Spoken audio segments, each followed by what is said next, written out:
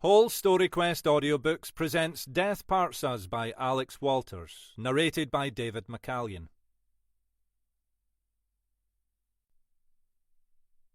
Chapter 1. She fumbled with the key, as she always seemed to these days. Her eyesight was fading, her fingers less steady. Eventually, she unlocked the front door and dropped her small bag of shopping onto the hallway carpet. As she straightened, she already had a sense that something was wrong. She couldn't have said what. A slight, unaccustomed chill in the air, an unfamiliar scent or sound.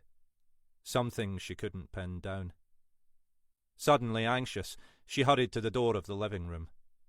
The television was burbling away, as always, some mid-morning talk show, the volume too low for her to make out the words. Jackie's chair was empty. She took another step into the room, peering past the armchair as if Jackie might somehow have concealed himself behind it.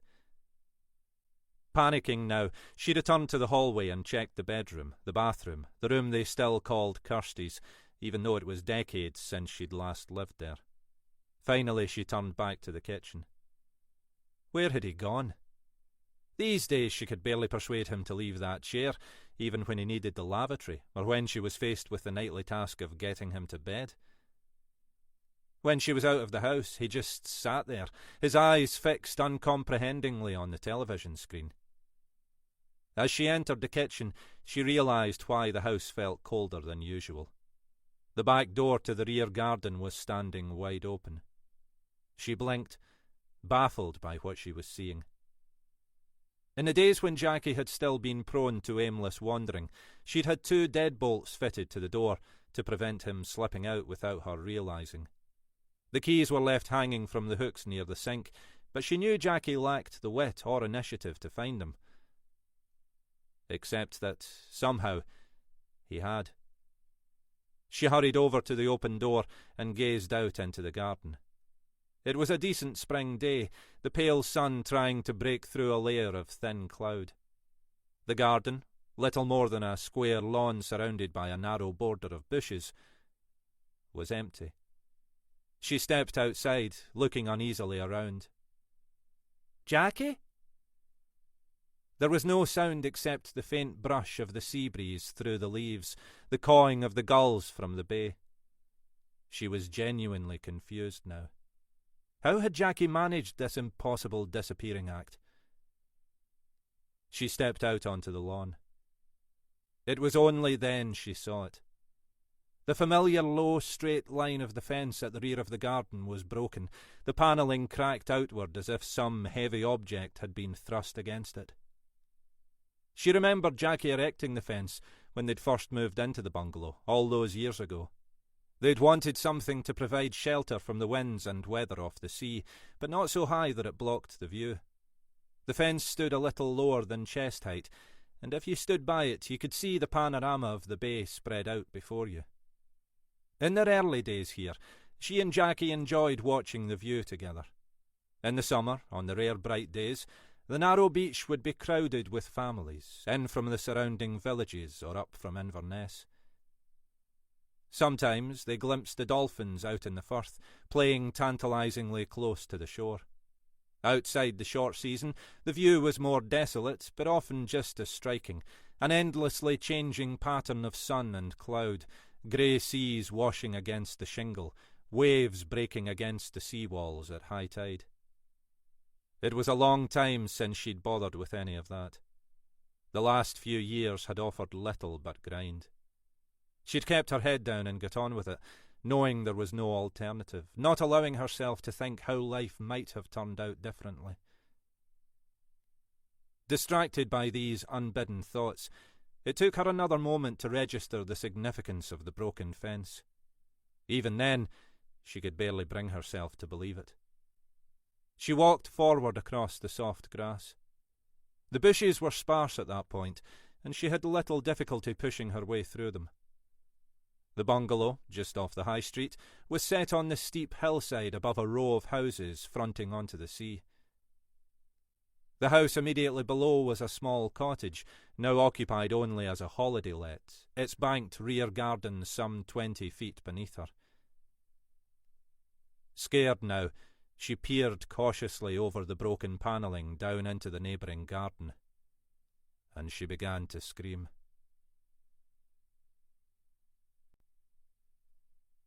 Chapter 2.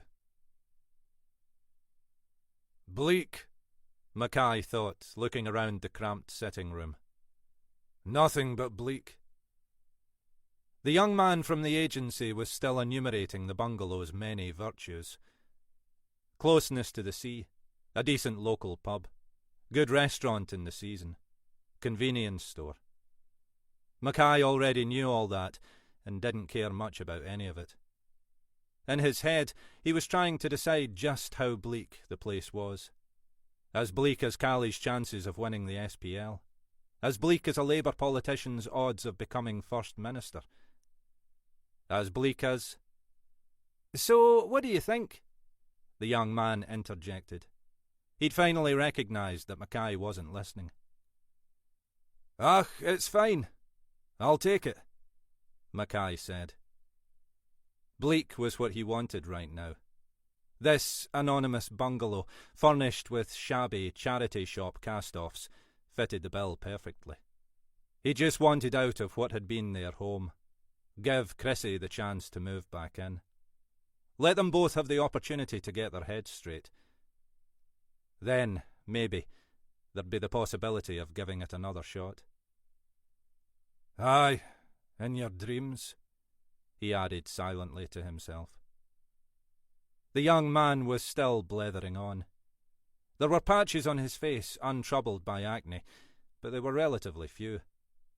Mackay wondered whether he'd ever been young like that, full of clumsy, well-meaning enthusiasm. No doubt he had, but it was a long time ago. These days, all he had left was the clumsiness. "I've said I'll take it," he said. "I'll come into the office this afternoon to sort out the details." "Right." The young man looked nonplussed, as if he'd been hoping for some different outcome. "Well, that's grand. I'll see you later then." "You do that, son. New to the job, are you?" For a moment the young man looked affronted. Then he shrugged. "Aye, just a few weeks. Is it that obvious?" "Only to a trained detective, son. You did great." The young man laughed. "That what you are, then? A trained detective?" Mackay remained blank-faced. "Detective inspector, son. 20-odd years on the force." Mackay paused, as if thinking. "Bloody odd years, most of them." The young man looked around, clearly wondering why the hell a presumably well-paid DI would want to live in a place like this. "Must be interesting." "Aye, son. I suppose it must. And now I ought to be getting back to it. I'll see you later, then."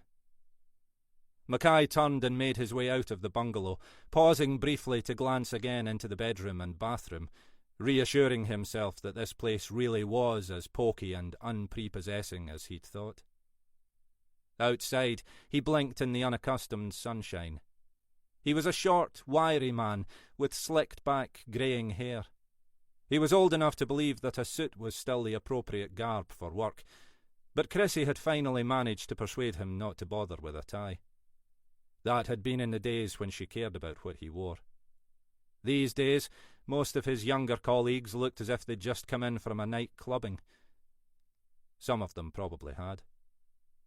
He'd left his car down by the seafront, so he stomped back towards the centre, enjoying the sight of the blue Firth spread out before him. The young man had reckoned the bungalow offered a sea view. Aye, maybe if you stood on your tippy-toes in the kitchen and peered between the rooftops. He was halfway down the hill when he spotted the pulse of blue lights. As he reached the beachside road, he saw that a marked patrol car and an ambulance were parked a few 100 metres along, effectively blocking the carriageway. There were a couple of uniformed officers and a small crowd of onlookers milling about.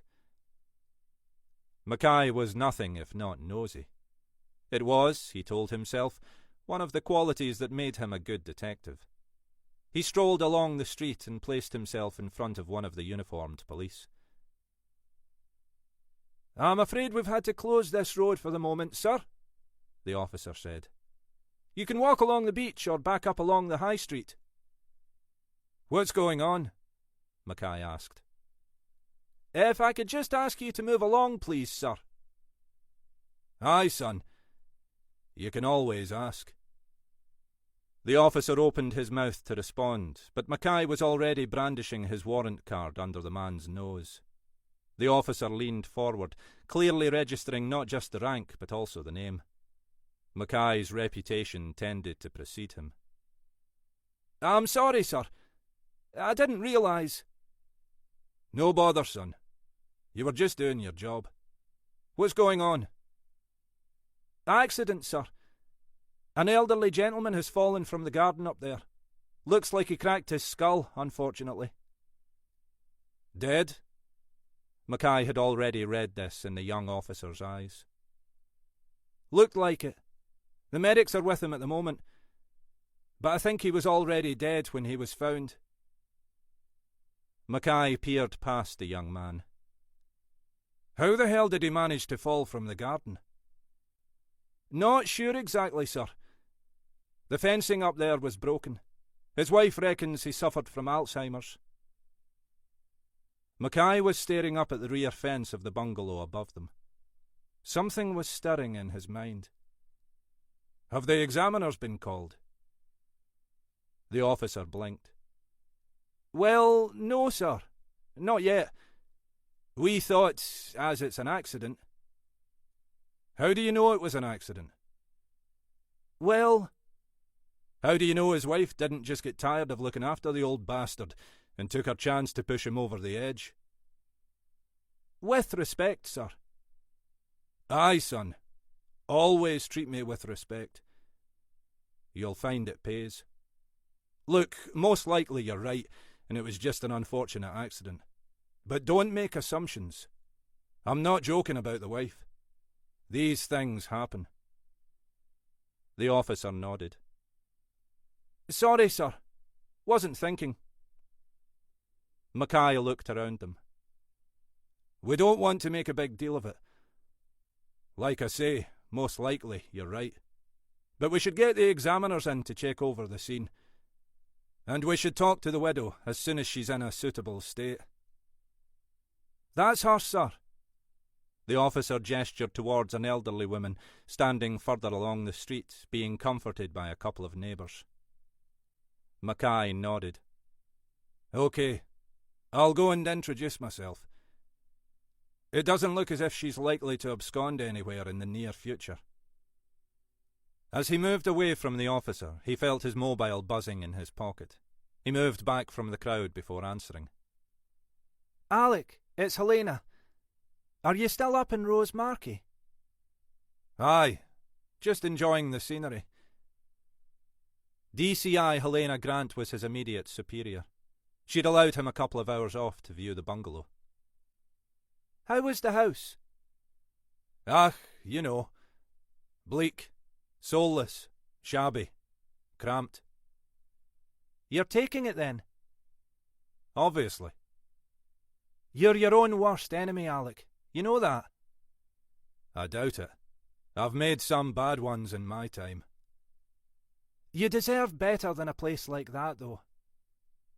"There's plenty would disagree with you on that," he said. "Anyway, what can I do for you?" "We've just had an incident called in up there." "Aye," Mackay said. "I think I'm standing next to it." "Some elderly gent falling out his garden?" "That's the one. Quite an achievement. To fall out of a garden, I mean." "Look, Alec, as you're already out there, can you take charge? Manage the scene, I mean. At least till the examiners get there, and we get a better idea what's going on." Mackay held the phone away from his ear for a moment and squinted at the screen, as if that might provide him with more information. Aye, well, I've already waded in with my size 9s.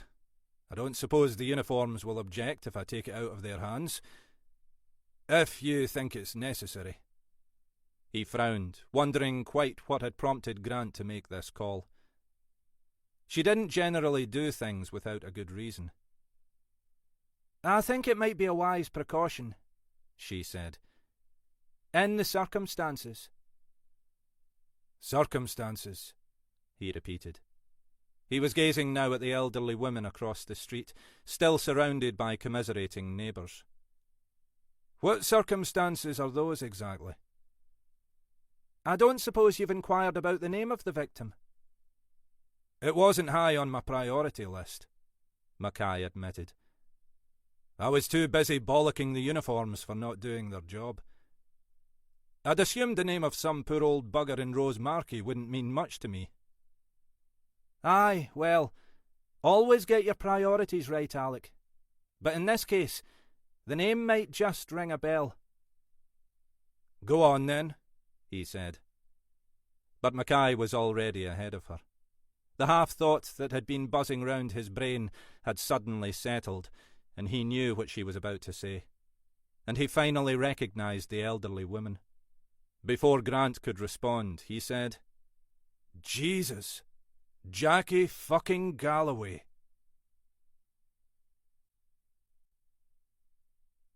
Chapter 3. Jackie fucking Galloway indeed, Helena Grant said. You developing telepathy in your old age, Alec? No, but Christ, I just recognised Bridie Galloway standing across the street. The grieving widow. He remembered the bungalow up on the high street now, too. He'd been there once, years before, to drop off some of the stuff that Jackie Galloway had left behind at HQ. He'd not exactly been welcomed with open arms that day, but then he hadn't really expected to be. Not, as Helena Grant would put it, in the circumstances. She's aged. While you've remained younger than springtime, Grant said. We've all aged, Alec. It was a long time ago, and, from what I hear, she's not had the easiest of times over the last few years.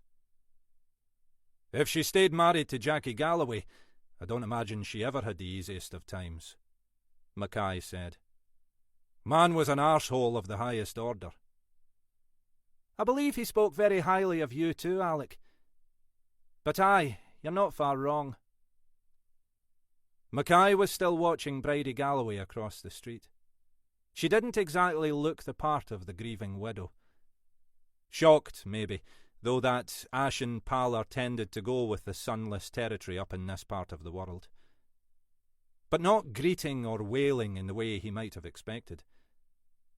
But then, in this case, it probably wasn't what he'd have expected. Jackie Galloway would have been a handful even at the best of times. If he'd been suffering from Alzheimer's, then Christ alone knew what he'd have been like to live with. Maybe Mackay's flippant remark to the young PC hadn't been so wide of the mark after all. OK, he said to Grant. I'll go and make my presence felt. Have the examiners been called, do you know? I believe Jock Henderson and his pals are winging their way to you even as we speak. My lucky day. Just hope Jock doesn't forget his spectacles this time. There was, for reasons neither could fully recall, a long-standing needle between Mackay and the senior crime scene examiner. They treated their regular spats as jocular, but they never entirely felt that way to Mackay. I'll leave you to it, Alec. Give my regards to Bridie. Aye, I'm sure that'll make her day. Mackay ended the call and stood for a moment in the weak sunshine, watching the scene in front of him. How long had it been since he'd seen Jackie Galloway? 20 years or more. Chief Inspector John Galloway in those days. Although not by the time Mackay had last seen him, in that same bungalow up on the high street. By then, Galloway's police career was already behind him, and his once unignorable presence was already being discreetly erased from the collective memory. When it came to creating non-persons, the force could give the Soviet Politburo a run for its money. Galloway had no one to blame but himself, of course. But that wasn't how he saw it. That had been the constant thread of Galloway's career. It was always some other bugger's fault. He'd got a long way on the basis of that mantra, and that had just made his eventual downfall even more spectacular. There'd been a moment on that rainy evening when Mackay had turned up on the doorstep with a tatty cardboard box full of Galloway's discarded junk, when Galloway had seemed almost like a tragic figure. It had been no more than a moment, lasting no longer than it took for Galloway to start spewing his usual invective at Mackay's rain-soaked figure. But Mackay had brought himself to feel some sympathy for the man. In the end, he dumped the box on the doorstep and told Galloway to go fuck himself. He crossed back over the street and drew aside the young PC, who was still unsuccessfully attempting to disperse the small crowd. "You'll be delighted to know, son, that I've been asked to take charge here. They're just the two of you." The young man nodded, clearly relieved to hand over responsibility to someone more senior. "Roddy's up at the bungalow, making sure no one tries to get in." Mackay nodded. "Good lad. The examiners are on their way, so we'll all be able to sleep easy in our beds. You keep this lot at bay as well as you can, and I'll go chat to the Merry Widow." He turned to the group of onlookers and held up his warrant card. "Ladies and gentlemen, D.I. Mackay, we fully appreciate your concern, but may I kindly request you return to your business? There's really nothing you can do here, and we need the space to carry out our work."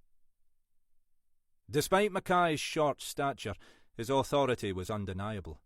The crowd, which had been blithely ignoring the pleas of the young constable, began almost immediately to move away, with only a few murmurings of discontent.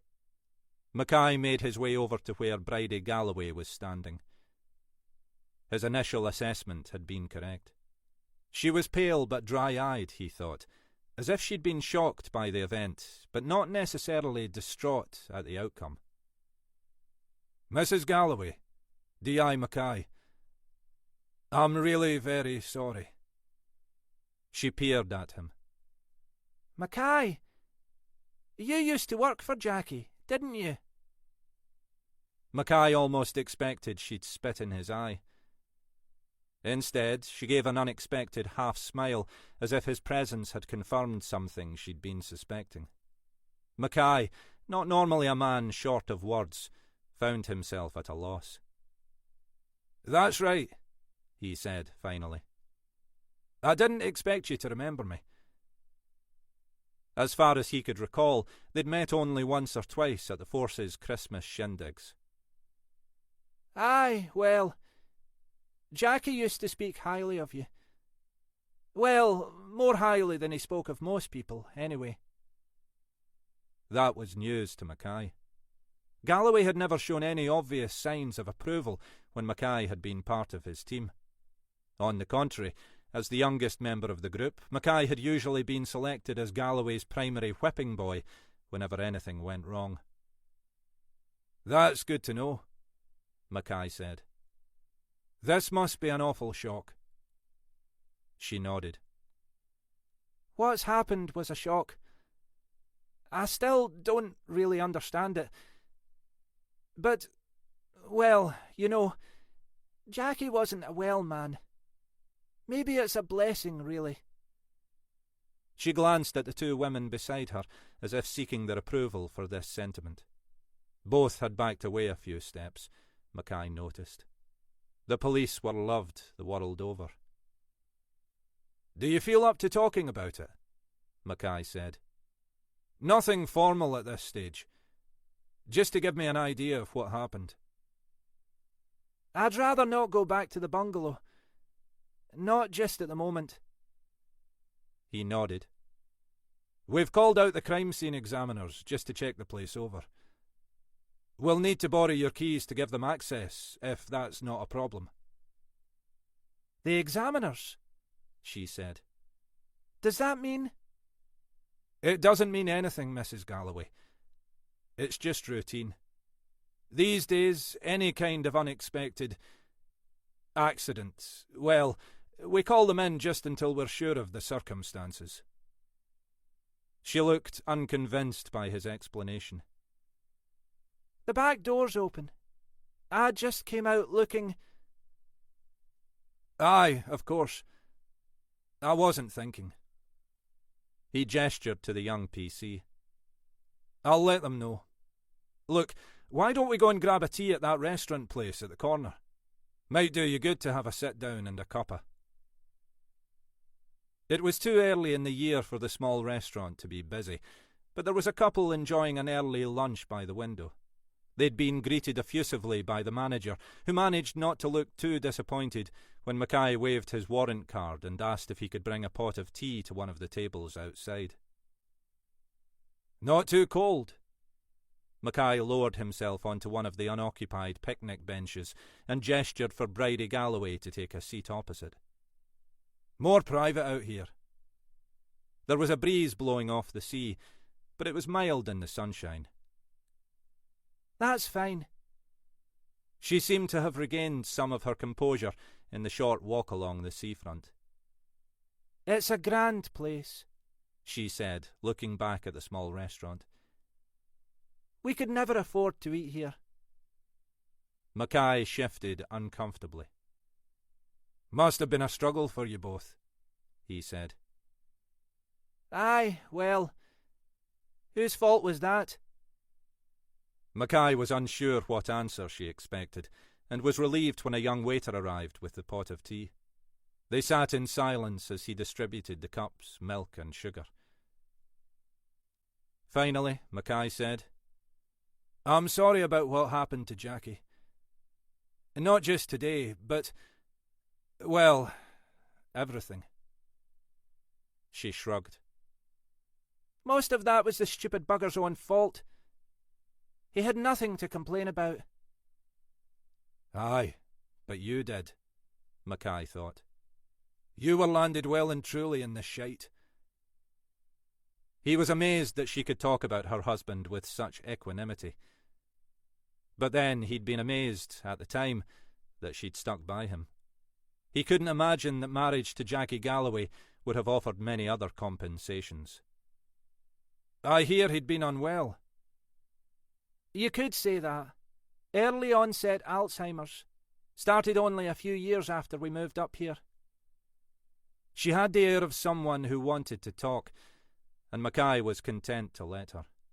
It was probably the first time in years she'd had an attentive audience. I didn't think much of it at first. It was the usual stuff. Being a bit forgetful. Standing in a room not knowing why you'd gone in there. You know. Only too well, Mackay agreed. But it got worse. He went downhill quickly. She stopped, and for the first time since Mackay had started speaking to her, she was showing some signs of emotion. I found him one morning searching for his uniform. Thought he was back on the beat. It just got worse after that. I mean, it came and went. There were good days. Sometimes days in a row. When he seemed fine, and you could fool yourself it was all miraculously going to be okay. What did the doctors say? Ah, they didn't pull any punches. It was a nightmare just getting him to hospital. He wasn't up to driving, and I'd never driven, so we ended up having to get the bus to the Regmore every time. And there were times when he didn't know where he was or what we were doing. He once tried to arrest some wee lad who was being a bit gobby on the bus. And you were his only carer? We got some help from social services in the end. Came in a couple of times a day to help me feed him and get him into bed. But it was hard work. He'd go wandering off at home. I tried to keep the doors locked so he couldn't get out, but I'd find him wandering round the house. He got out into the street once, and a few times he was out in the garden. Is that what happened today? She didn't respond for a moment. I don't know. I don't know what happened today. How do you mean? She took a mouthful of her tea. Mackay's was growing cold in front of him. I used to have to keep an eye on him all the time. But the last couple of years, it's been different. He became more and more passive. The doctors reckoned that's the way it is sometimes. As if his brain was slowly shutting down. Like, his batteries were running out. So, he stopped wandering about? It was gradual at first. He'd spend more time sitting in his chair in front of the TV. Then I had to persuade him to get up when it was time for bed, or, if he wanted the lavvy. In the end, he stopped doing anything. He'd just sit there, staring at the screen. He wasn't really watching it. It was just the movement. So, what happened today? I don't know. I can't really believe it. Talk me through it, Mackay said, if you're able to. She took a breath. I'd been shopping. Just over to the convenience store up the road. I get what I can there these days, and just have the odd trip over to the co-op at Fortrose. I was only out of the house for 15, 20 minutes or so. How was he when you left? Just the usual. I'd had the carer in earlier to help me get him dressed and give him breakfast. Then I'd left him in front of the TV. He was the same as ever, saying nothing, just watching the screen. What happened when you got back? Something felt wrong as soon as I got into the house. It felt empty, Mackay knew well enough. He'd felt it the night he'd returned home after all that business along the shore here, to find Chrissy gone. He'd known the house was empty as soon as he opened the door. And it felt cold, she went on. Cold? The back door was open. You hadn't left it open? He felt as if he were accusing her of negligence. No, of course not. It was always locked and bolted.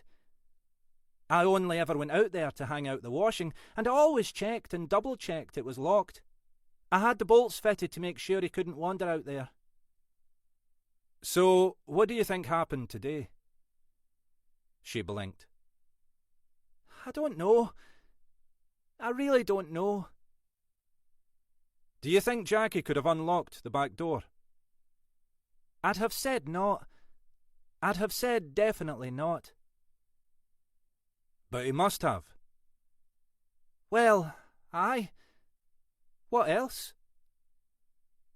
I don't know. He paused. There was no sign of any other disturbance? Disturbance? What, like a break-in? Mackay shrugged. Anything like that. I don't know. I'm just considering the possibilities. What about the carers? Do they have keys? Is it possible they could have come back while you were out? I suppose it's possible, she said doubtfully. We've got one of those key-safe things on the front door with a spare key so they can get in if I'm not around for any reason. But I don't know why they'd have opened the back door. Could the key safe have been left open? Maybe someone else got in. Kids or something. Mackay felt as if he'd unintentionally begun to turn the conversation into an interrogation. Aye, well done, son, he told himself. Just the way to treat a grieving widow. Even if she is grieving for Jackie fucking Galloway. Ach, I'm sorry, he said. I didn't mean to subject you to the third degree. I'm just trying to work out how it could have happened. She shook her head. No, I want to know too, she said. It was a shock finding him like that, even if... She stopped, as if she'd been about to say something else, but then went on. Even if it's a blessing in some ways. But Jackie wouldn't have opened that door by himself. He couldn't have. Mackay nodded. Well, let's not jump to conclusions. Stranger things have happened. Let's see what the examiners have to say. The thing is, Bridie Galloway went on, as if she hadn't heard him, I wasn't surprised. I wasn't really surprised that this happened. I should have known. Known what? Mackay realised she was avoiding his eyes, staring past his shoulder at the open sea, the white scudding clouds. That he really was in danger, she said. That the letters were serious.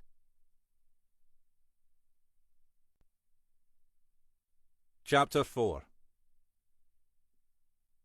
Jock Henderson was leaning against the doorframe, smoking a cigarette. As Mackay made his way up the path, Henderson blew out a cloud of smoke, not quite in Mackay's face.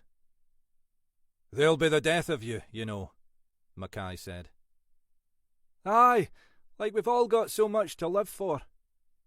Henderson dropped the cigarette onto the path, stubbed it out with his foot, then kicked it onto the garden. After a moment's thought, he jabbed the cigarette end with his toe to bury it in the earth. He was a tall, angular man, with an uncontrolled mop of greying curly hair, and it was like watching a stork performing a mating dance. No white suit? Mackay asked. I've got Pete suited up, checking out the rooms. I went straight down to do the body before the medics carted it away. And, yes, I wore protective clothing, even though the poor bugger had already been well and truly manhandled by those two jumped-up ambulance drivers. He shrugged. Then I was standing here enjoying the sun and a smoke. That all right with you, Alec? Mackay ostentatiously pulled a packet of gum from his pocket. Your lungs, Jock. Mackay had been a 40-a-day man until a few years earlier. He wasn't generally evangelical about his newfound abstinence, but he was happy for any opportunity to wind up Jock Henderson. Gum? Equally pointedly, Henderson drew another cigarette from the packet in his top shirt pocket and went through the ritual of lighting it. Wouldn't have thought this one merited someone of your exalted rank, he said. Too much time on your hands? Have you been told the name of the deceased? Henderson shook his head. Not yet. No ID on the body. Jackie Galloway. Jesus! I didn't even recognise him. Is this how he ended up? Even that old bastard didn't deserve this. Mackay nodded, wondering whether Henderson was referring to Galloway's death, the dementia, or maybe just the state and size of the bungalow. At least it was bigger than the place Mackay had just agreed to rent. Not been easy for them. Was just talking to Bridie Galloway. Jackie's been away with the fairies the last few years. Henderson shrugged. He fucked up, that's the long and short of it. Well and truly. She didn't, though, Mackay said. She just had to live with the consequences. In sickness and in health. Till death parts us. All that bollocks. Ah, she fucked up as well, Henderson pointed out. She chose to marry Jackie fucking Galloway. Probably thought she'd jumped on a gravy train. Mackay chewed pensively on his gum for a few moments. So, what are your professional conclusions then? He placed a possibly satirical emphasis on the word professional. Not much till Pete's finished with the rooms and the garden, Henderson said. There was nothing suspicious about the body. Injuries looked consistent with falling 20 feet head first onto a concrete patio. Doc'll confirm, but I couldn't see anything to suggest the cause of death was anything other than the head injuries resulting from that. I took DNA samples from the two medics, so we can check if there's any sign of other DNA on his clothing, but I'm not hopeful of finding anything significant. He shrugged. Doesn't mean he wasn't pushed, but there's not likely to be any evidence from the body. Any reason to suspect foul play? Other than the fact that at one time the world and his wife would have been queuing up to push Galloway to his death? Only the mystery of what persuades him to abandon the delights of daytime telly for the first time in months, and how he managed to get the back door open. People with dementia don't always behave consistently, Henderson pointed out. Even when it's well advanced, they're sometimes capable of more than you think, in their more lucid moments. You sound like you've some knowledge, Jock. Aye, well, my dad, you know. He was far gone by the end, but there were odd times when he was almost his old self. It's a cruel fucking business. It is that. What about Bridie? Henderson asked. He was looking mildly embarrassed, as if he'd unintentionally exposed more than he'd intended. You think she could be in the frame? Hell of a job looking after someone in that state. The thought had occurred, Mackay said. She was away from the house for no more than 15 or 20 minutes, so I don't suppose we'll be able to ascertain whether Jackie was dead before she got back. My instincts say no, but my instincts have been wrong before. My guess is, Henderson said, taking another draw on his cigarette, that even if she is the guilty party, no one's going to bust a gut to convict her.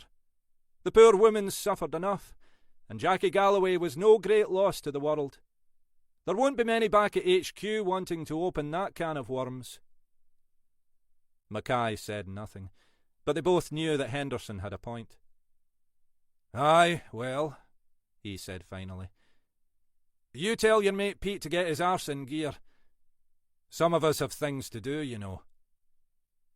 As if invoked by the mention of his name, a white-suited figure loomed into the doorway behind Henderson. Arse back in neutral, he said. Job done. This was Pete Carrick, a heavily built, slightly lumbering examiner, who somehow had been landed with the unenviable role of Jock Henderson's sidekick. Mackay wondered what sins the young man must have committed in a previous life. But he was an amiable and competent enough lad, all red hair and rosy cheeks. Anything interesting? Mackay asked. Difficult to say. Fair few different fingerprints in the sitting room and kitchen. We'll need to exclude Galloway and Bridie, Mackay said, and get matches from the care workers. Beyond that, I can't imagine they had many regular visitors. There's no sign of any struggle, Carrick said. But then, I don't imagine Galloway would have offered much resistance, Mackay said. Poor old bugger would probably have done anything you told him. What about the bolts on the back door? You check those for prints? Obviously, Carrick said, in a tone that he'd presumably learnt from Jock Henderson. There are a few partials. Look as if they're all the same. Mackay glanced at Henderson. We'll have to get those checked against Bridie. She's presumably the only one who'd go in and out of that door normally. He smiled at Carrick. Thanks for your efforts, son. Suspect it's been a waste of time. We'll be lucky to find anything useful. Time in this job's never wasted, Mackay said. Even by examiners. Am I okay to go in there now? Aye. Knock yourself out. Mackay left Carrick and Henderson to stow away their equipment and made his way through to the small sitting room. It was homelier than the place he'd agreed to rent, presumably because of Bridie's efforts, but probably no larger. There was an old-fashioned television, a couple of shabby-looking armchairs, a folded dining table that looked like it was never used, and a small sideboard. Nearly 30 years' service, and this was how Jackie Galloway had ended up. Mackay stepped over to the sideboard and pulled open the left-hand drawer. At the front of the drawer, as Bridie Galloway had said, there was a small stack of envelopes bound together with an elastic band. Mackay dug out the pack of disposable protective gloves he always carried. There was probably little chance they could obtain any forensic evidence from the letters, but better not to risk missing any trick. He eased off the elastic band and looked at the top envelope. It was postmarked Inverness, dated about 5 weeks earlier. The address looked to Mackay's inexpert eye as if it had been laser printed. He slid out the letter. It was a single sheet of A4, folded to fit the small envelope, containing nothing but the printed words, "Not forgotten, not forgiven." The other letters were identical, other than variations in the print and font. There was more than a dozen in total, dated roughly 6 months apart.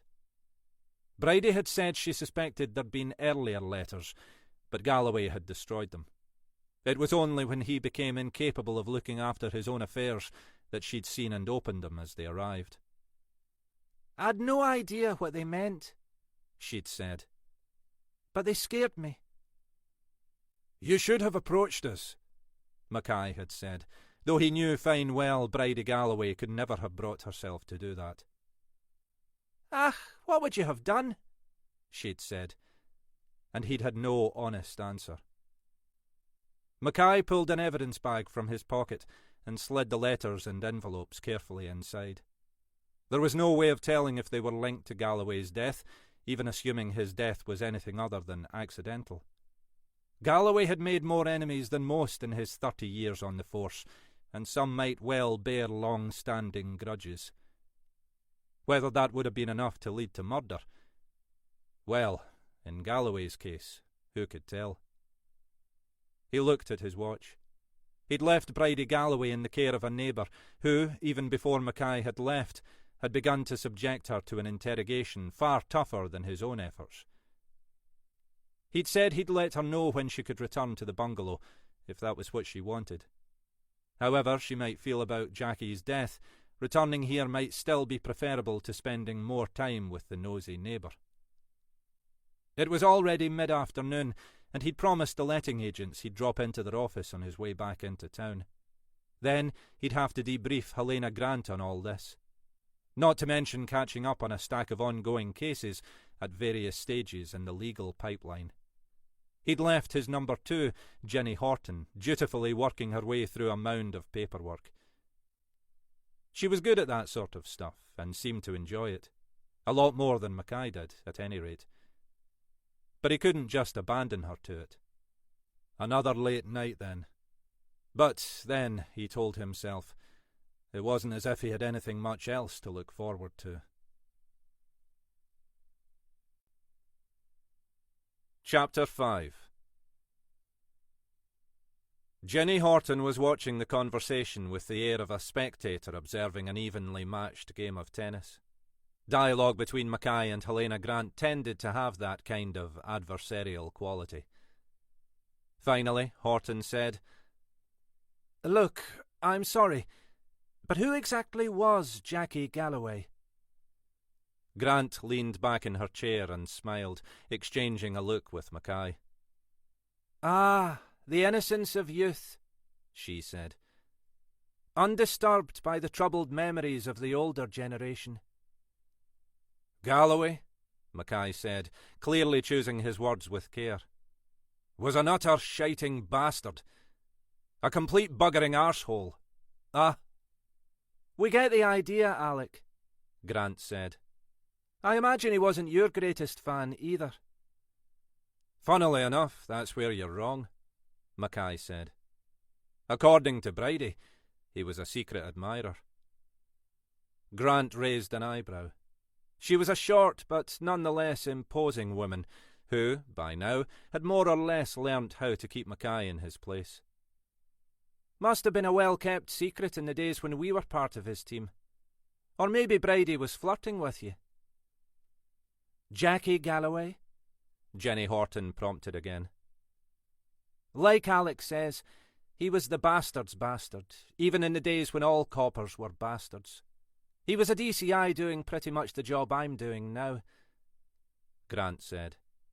"Serious crime. He'd been with the force a long time, not far off his 30 years.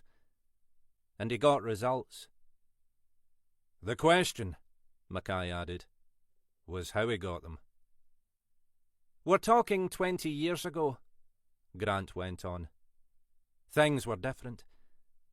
But even then, Galloway was old school. His interrogation techniques were, well, let's say crude but effective. On the physical side. That's one way of putting it. Mackay pulled out his customary strip of gum and began to chew. 10, 15 years before that, he'd have been getting away with it. But times were changing. There were complaints. An increasing number of complaints, Grant agreed. At first, he managed to ride it out, usually by shifting the blame onto someone else. Aye, Mackay said with feeling. Including me on one occasion. I was a young DC, had just joined the team. Galloway was interviewing some drunken clown who'd gotten into a knife fight in a pub on Union Street. In the course of the interview, said drunken clown somehow ends up with 2 broken ribs. Galloway denies all knowledge and tries to pin the blame on me. You know, young lad, got a bit carried away. I hadn't even been in the sodding room. Only escaped a disciplinary because no bugger believed him, but they still couldn't prove he was responsible. Quietly dropped. There were a few like that. Aye, but they were getting harder to ignore, Grant said. There were too many rumours. Some of us were sure he was on the take, Mackay said. That was how he got some of his results. Taking backhanders to protect 1 or 2 interested parties who then grassed up the competition. I can see how he might have made a few enemies, Horton commented. And very few friends by the end, Grant said. He was a sexist bastard as well. I wasn't with his team long, but he made my life a bloody misery. Happy days, Mackay said. And now look at you, doing the same to me and Ginny. Sod off, Alec. So, what happened to Galloway? Horton asked. It doesn't sound like he enjoyed a long and happy retirement. Proverbial finally hit the fan, Mackay said. And you and I were both there to witness it. Isn't that right, Helena Hen? More or less. Grant shifted uncomfortably in her seat, as if the memory was an unwelcome one. It was a drugs bust-up in the ferry somewhere, Mackay said, referring to the area known formally as South Keswick. Some dealer operating out a council house. We were expecting trouble, so a bunch of us went up there. Safety in numbers, you know? Grant nodded. Aye, looking back, I reckon it was one of those tip-offs Galloway had got from his dodgy mates. Drug supply was largely sewn up among a few suppliers in the city. This lot were interlopers. Kids, really, up from Edinburgh. It went smoothly enough to start with, Mackay said. We turned up with the uniforms. Got the front door in. They didn't know what had hit them. All the gear was out there. Most of them were shit scared and gave us no bother at all. We were downstairs getting them charged and out to the vans, Grant went on. Galloway and a couple of his cronies went upstairs. She stopped and looked at Mackay. Mackay said, What happened after that? Well, Galloway's version was that this wee Ned was resisting arrest and pulled a knife from somewhere. There was a struggle, and the Ned ended up with the knife in his stomach. Christ! Horton sat back in her chair. You said that was Galloway's version? Aye, well, obviously there was an inquiry. Galloway was suspended. And some of the stories didn't quite match up. I don't know the full details, but at least one of Galloway's supposed cronies got the jitters that they might be dragged down with him. There was doubt about where the knife had actually come from, and whether the poor bugger had really been resisting arrest in the way Galloway suggested. Nobody was actually prepared to point the finger, but by then, other things were coming out of the woodwork about Galloway. There was talk of a prosecution, Grant said. But it never happened. In the end, Galloway was sacked for gross misconduct. Not just that incident, as I understand it, but a litany of things that were emerging. Lost his pension, everything. But escaped prosecution? Horton said. Aye, well, I suspect they didn't want the dirty linen washed too publicly, Mackay said. Galloway blustered about unfair dismissal and the like, but he knew he'd gotten off lightly. Sounds a real charmer. I suppose he suffered for it in the end, Mackay said. Though not as much as poor Bridie, Grant pointed out. And none of it was her fault. Which, after the history lesson, brings us back to the $1,000,000 question, Mackay said. Did he jump, or was he pushed? To coin a phrase. You think Bridie could have done it? Grant asked. Ah, it's possible, obviously. She had the motive, the means, and the fucking opportunity. I had a look at that fence. It had been decent enough in its day, but it was rotting in various places, including the spot where Galloway fell through. It wouldn't have taken much. Maybe just his weight, maybe that bit of an additional push. He stopped. I shouldn't say it, but I'm with wee Jock Henderson on this one. If she did it, maybe good luck to her. No one but her's going to miss Jackie Galloway, and I don't see how we'd ever prove it, either way. I don't suppose forensics will be able to tell us anything, Grant said. What could they tell us? No doubt Bridie's DNA will be on Galloway's clothes. Maybe her fingerprints were the ones on the back door bolts. Unless they come up with evidence of some unknown third party in there, we're no further forward. What about the letters? Horton asked. What about them? Even if we get something from forensics on them. Doubtful if they've been sitting in Bridie's drawer all this time. All that tells us is that someone was sending Galloway vaguely threatening letters. Plenty of people had good reason to do that. Doesn't necessarily make them a killer. Mackay shrugged. And if they were, why wait till now? Galloway was probably not far from death's door in any case. Grant nodded. OK, so we play it by the book. Get a formal witness statement from Bridie Galloway and anyone else relevant. The care workers who were there that morning, maybe. Anyone else? No one seems to have seen him fall. It was Bridie who spotted the body. The garden belongs to a holiday let, which is currently unoccupied. Bridie went down there with a neighbour, and they called us in. We can interview the neighbour and the woman who runs the convenience store, just to confirm the time Bridie was in there. Maybe double-check with other neighbours whether anyone saw or heard anything. That seems to be about it. Get someone onto that, and then we'll wait to see if the forensics or the autopsy tell us anything we don't know. Not much else we can do. Mackay had been sitting still for long enough. Fair enough, boss. Ginny and I have plenty on our plates as it is. Can't see this pushing its way up the priority list, unless something new emerges. Thanks for the debrief, anyway. Grant waited until Mackay and Horton were both standing, and then added, Actually, Alec, can you spare me a minute on something else? Aye, Mackay growled. So long as it is just a minute. You seen how much crap's piled up on my desk? And you'll welcome any excuse not to go back to it.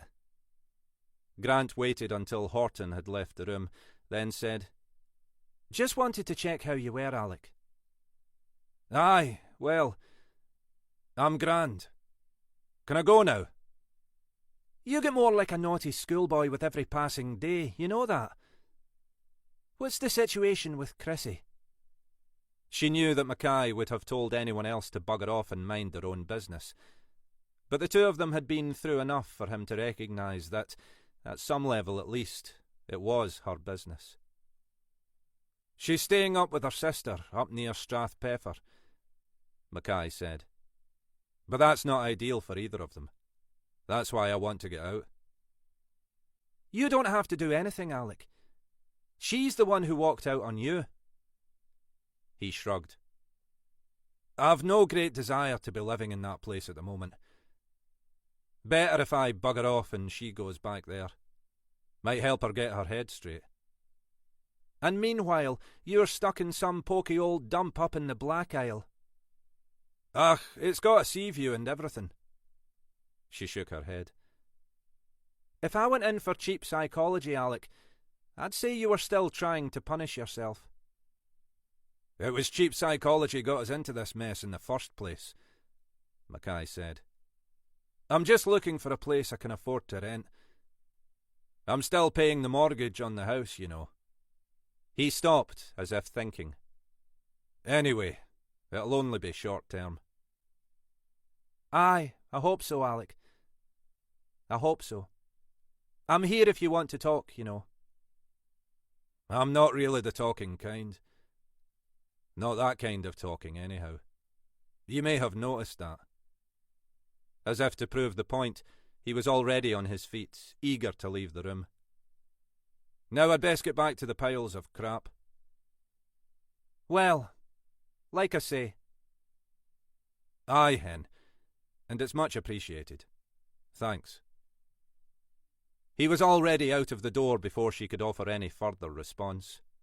She contemplated following him, but knew there was no point. He was just a typical middle-aged Scots male. If he felt like talking, he would, but the chances were it would never happen. He'd bottle it all up and throw himself back into the job, and he and Chrissy would never sort it all out and get themselves back together. As she sat there, staring ruefully at the closed door, Helena Grant wasn't entirely sure how she felt about that. Chapter 6. She looked up again at the clock on the mantelpiece. Not yet 10. There was no cause to worry at all. But she always did. And she always had, although in the old days she'd had a lot more cause. These days the biggest risk was that Billy would have a coronary or stumble under a bus after one pint too many. As the years went by, both of those seemed increasingly likely.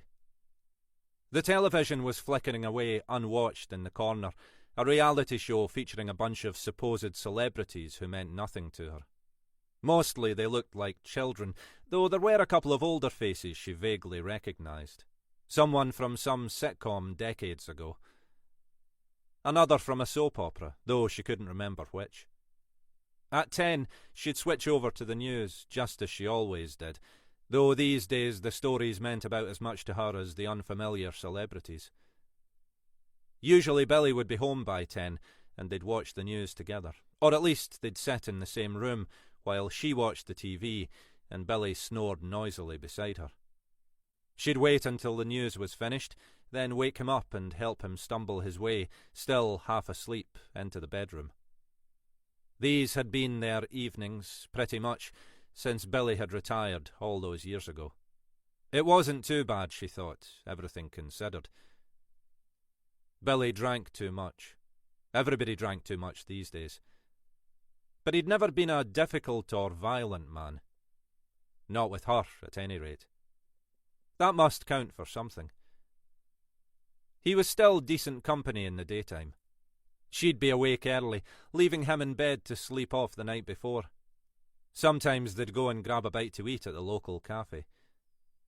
Sometimes they'd even have a trip out, over to Bewley or Strathpeffer, or into Dingwall or even Inverness. Billy wasn't so keen on driving these days, but they both enjoyed these occasional excursions.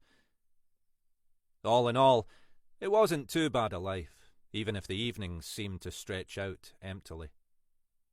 When the clock reached 10, she switched over to the news. A story about a bombing in the Middle East. Politicians pontificating about something or other. A football team beating some other football team. It washed over her, and she hardly knew why she bothered with the nightly ritual of watching. It was just another activity to fill the evening. 10:20. Billy was usually back by now, though it depended who was there in the pub. If there was a group of them, they could blether away all night about the football or whatever it was they talked about, and Billy would lose track of the time and how much he was drinking.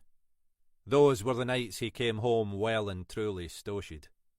Not her favourite nights, though it was usually just a question of steering him towards the bedroom and letting him fall asleep in his clothes. It seemed likely that was what she had in store tonight. When it reached 10:30, they cut to the news, wherever you are. Not much news where I am, she thought, as she always did. Except that Billy's even later than usual. The news across Scotland didn't seem much more interesting. Another bill she couldn't be bothered with passing through Holyrood. Complaints about roadworks on various Highland routes. Then she peered more closely at the screen and turned up the volume. It was a location she recognised. The next village along the Isle, in fact. But that wasn't what had attracted her attention. It was the fact that she knew not just the village, but the house that was in the shot. Police are not yet commenting on the cause of death, but neighbours have said that Mr. Galloway had suffered for a number of years from Alzheimer's disease. She clicked off the sound. Jackie Galloway. It was years since they'd been in contact. Billy had tried to build some bridges in the early days, had approached Jackie to explain to him. But Jackie had made it quite clear he didn't want to talk, didn't want to meet, didn't want to have any communication. He blamed Billy for what had happened. But then he blamed everyone for what had happened, everyone but himself. That had always been Jackie's way. She'd told Billy that. Told him again and again that none of it was his fault. But that hadn't stopped Billy feeling bad about it. Here they were, not exactly living in the lap of luxury, but comfortable enough. And there was Jackie Galloway, stuck in that poky little bungalow, living off his savings, struggling to make ends meet. She suspected that was one reason why Billy had gone back to the drinking. Not that he'd ever really stopped, but he cut it back for a long time. Then, slowly, he'd begun knocking it back again.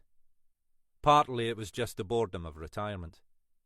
He'd tried to find another job back in the force or with some local security company, but times were tight and there was nothing available other than night security stuff.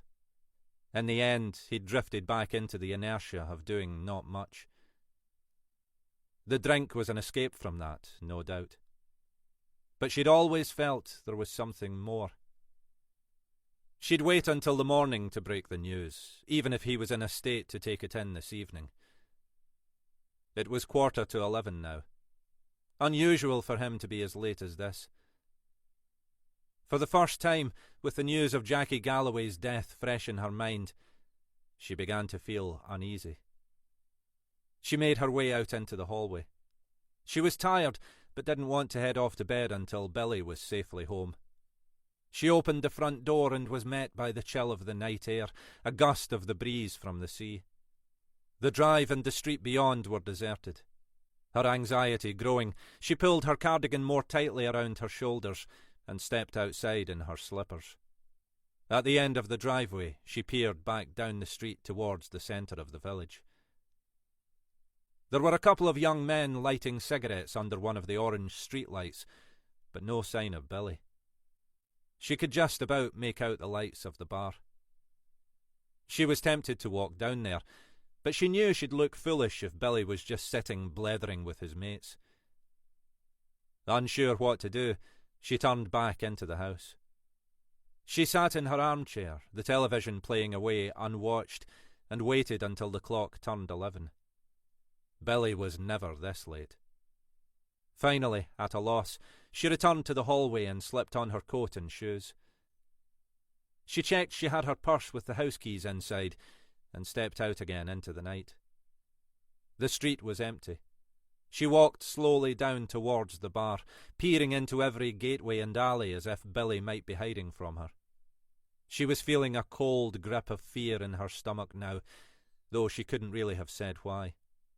Yes, Billy was normally home by now, but that didn't mean he hadn't got talking and stayed behind for another pint. After all, what else could have happened to him? When she reached the bar, she was relieved to see that the lights were still on. But when she pushed at the doors, they were locked. Then she heard the sound of movement and voices inside. Perhaps they'd decided to have a lock-in. She was surprised at that. The Cali bar had been closed for some months, following all the trouble the previous year, but had recently been taken over by an enthusiastic young couple up from the south. The place had always been a bit of a dive, but he had ambitions for it, sprucing up the decor, selling food, aiming more at the tourist market than just locals. He'd happily tolerated Billy and his aged mates continuing to drink there, but wasn't likely to risk his licence by cutting them too much slack. After a moment's hesitation, she pressed the bell.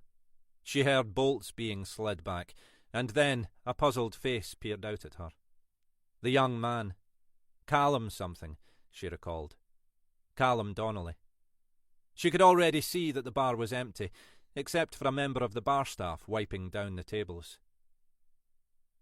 Donnelly blinked at her. "Can I help you?" He was nearly a foot taller than she was. She looked up at him. "I'm sorry to bother you at this time of the night, Mr. Donnelly. I'm Mrs. Crawford, Billy Crawford's wife." He stared at her, clearly trying to compute what she was saying. "Oh, right. Billy, is something wrong?" "I just wondered, was Billy in tonight?" She wasn't even sure why she was asking. Where else would he have been? "He was in earlier as usual, yes. I'm sorry. I don't really understand." "Do you know what time he left, Mr. Donnelly? Roughly, I mean." "About 9:30 or thereabouts, I think. That's what he usually does. I don't recall seeing him much after that." She felt as if she'd been struck a physical blow. Up until now, she'd been telling herself that Billy must be here, that he'd just stayed later than usual. "Are you all right, Mrs. Crawford?" Donnelly had stepped back and was gesturing for her to enter the bar. "Do you want to sit down?" She took a breath, telling herself to remain calm. "It's just that, well, Billy's not come home yet, and I'm getting worried. It's like you say, he normally leaves around 9:30. He never stays much longer than that." "Perhaps he went to one of the other pubs," Donnelly said. "The Union or the Anderson." "He only ever comes here," she said. "This is where his friends come." "Perhaps he's gone back with one of them for some reason," Donnelly said patiently. She could see he thought she was worrying unnecessarily. "Does he have a mobile?" She shook her head. "He won't be doing with them, and he doesn't normally go anywhere." "I'm not sure what to suggest, Mrs. Crawford. Perhaps you could call some of his friends." It was only a small village, and she had an idea who Billy's drinking companions were and roughly where most of them lived. She even knew one or two of their wives. But she couldn't envisage tracking down their names and numbers at this time of night. And she couldn't believe Billy would have done that. He never did. He just came here, had a few beers and the odd dram, and then came home. In any case, she was becoming increasingly certain that, even if she did call Billy's mates, they would only confirm what, in her heart, she already knew. That something had happened to Billy. Something bad. Chapter 7. Jenny Horton held up the bottle and stared into the green glass. "Enough left for a small one each," she said. "Unless you want me to open another." Isla Bennett shook her head. "Not for me. School day tomorrow. Just in the office, though. I'm getting sick of the London run." Isla worked as a commercial lawyer with a practice in Inverness, but because she was qualified in English as well as Scottish law, she found herself shuttling to England on a frequent basis. That usually involved an early flight from Inverness Airport and, to allow for check-in, a crack of dawn departure from home. "Makes me glad I've only got to commute into town," Horton agreed. "Not that that's not bad enough some mornings." She poured them a half glass each and then eyed her own thoughtfully. "I'm really tempted to open another one," she said. "But I know I'd only sit feeling sorry for myself. And I'd feel even sorrier for myself in the morning." "I shouldn't have told you," Isla said. "Sorry." "God, no. Of course you were right to tell me. I mean, I know you want to protect me and everything. But you can't do that by hiding stuff from me. Not stuff like this, anyway." "I know. It's just that... Well, from what you've told me, that bastard has no right to start pestering you again. For any reason." "That won't be how he sees it. As far as he's concerned, he's the centre of the universe. He'll think I want to know what he's up to. He'll think I care." Isla nodded. "And do you? At all, I mean?" Unexpectedly, Horton hesitated before replying. "No, of course not," she said finally. "But, well... blood thicker than water?" Isla took a small sip of her wine. "Well, it's not even blood, is it? But Christ knows. It's certainly not because I've got any interest in him as a human being. If I never see him again, it'll be too soon. But maybe you're right. I can't escape the fact that he's part of my past." She took another large mouthful of red wine. "You see what I mean about being sorry for myself?" "I do." Isla stretched herself out on the sofa. In Horton's eyes, both women looked distinctively English, especially up here. Horton herself looked almost a caricature of the English rose type. A rounded, pretty face, slightly flushed cheeks, and neatly bobbed dark hair. Isla, on the other hand, looked the horsey type. Tall, fine cheekbones, well-scrubbed skin, and long blonde hair. Both of these images contained a nugget of truth, but were equally misleading. Horton sometimes wondered what their Highland neighbours thought of them, imagining they were dismissed as Sassenach degenerates. In fact, the welcome they'd received up here had been uniformly warm. "Are you telling me you're not happy now?" Isla went on. Horton threw a cushion at her partner, taking care to avoid the glass of wine. "Stop fishing for compliments, Bennett. You know how happy I am. Just don't start taking any of it for granted." Isla laughed. The truth was that they were both more settled and content than they'd ever been. "Anyway, what's all this part of my past stuff? Even as a police officer, you're not exactly about to pick up your pension." "Oh, you know. Childhood. A bloody miserable time, most of it. But still part of me." She took a final mouthful of the wine and peered ruefully into the empty glass. "Bugger it. I'm going to have one more. Glass, I mean, not bottle." She pushed herself to her feet and went into the kitchen in search of the wine. It was a decent place they had here. Not large and not particularly luxurious, but comfortable and homely. When they got the wood stove going, as tonight, she didn't want to be anywhere else. "You're getting attuned to the drinking culture up here," Isla observed, as Horton returned with the opened bottle. "When I was at the airport the other morning, it looked like everyone but me was topping up with alcohol. It wasn't even 6 o'clock. All these families going off on half-term holidays, knocking back the beer and the whiskey." She sounded amused rather than shocked. I'm not quite at that stage yet, Horton said. Anyway, what exactly did David say? Despite her previous comments, Isla held out her glass for a refill. Well, he started by asking for you, but I reckon he knew what he was doing, phoning at that time. He knows you usually work late. I think he was expecting the voicemail. Was a bit taken aback when I answered.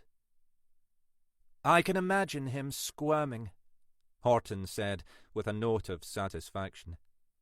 Isla had been working at home finishing a report that afternoon. Anyway, I asked if he wanted to leave a message. There was a long dramatic pause, and then he went into this spiel. Sounded to me like it was rehearsed, maybe even written down. That's another reason I think he was expecting the voicemail. Something to surprise you with when you got back. You're even more cynical than I am, Isla Bennett. Isla shrugged. I'm not saying it wasn't sincere, but it was calculating as well. I suppose that's sort of impressive in the circumstances. That's David, though. He said he was desperate to talk to you, that he had something urgent to tell you, something you needed to know. Nothing else? They'd already been through this several times since Horton had returned from work. She kept expecting some punchline, something that David wanted from her. Money, quite probably. No, that was it. He just wanted to talk to you. Face to face, he said. But he didn't leave a contact number? They'd already been through this as well. Isla looked quizzically at Horton. You're beginning to sound like you want to phone him back. No, not at all. And he'd know better than to ask me to. She stopped, thinking. But I know David. I know what he's like. He's always got some ulterior motive. He's always after something, even if it's not always easy to work out what. So I'm curious about why he phoned. What he really wants.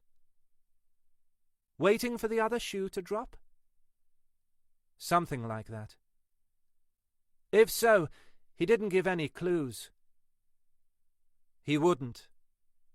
Horton was staring at the wood stove, watching the play of the flames inside. She shivered. Partly, she thought, because the central heating had switched off for the night. The stove was dying down, and the weather outside was still chilly. Partly. That's the disturbing thing. He's up to something. I don't know what. But it's as if he's intruded here. Almost as if he's physically walked in the door. He hasn't, Isla pointed out. All he's done is make a phone call. And maybe he's not up to anything. Maybe he really does just want to talk. Maybe. Horton sounded unconvinced. She swallowed the last of her wine and placed the glass on the coffee table with a clunk. Okay, that's enough for tonight. I'm off to bed. Are you coming yet? Isla smiled. If you make it worth my while. Horton laughed and nodded. Oh, yes. I'll make it worth your while.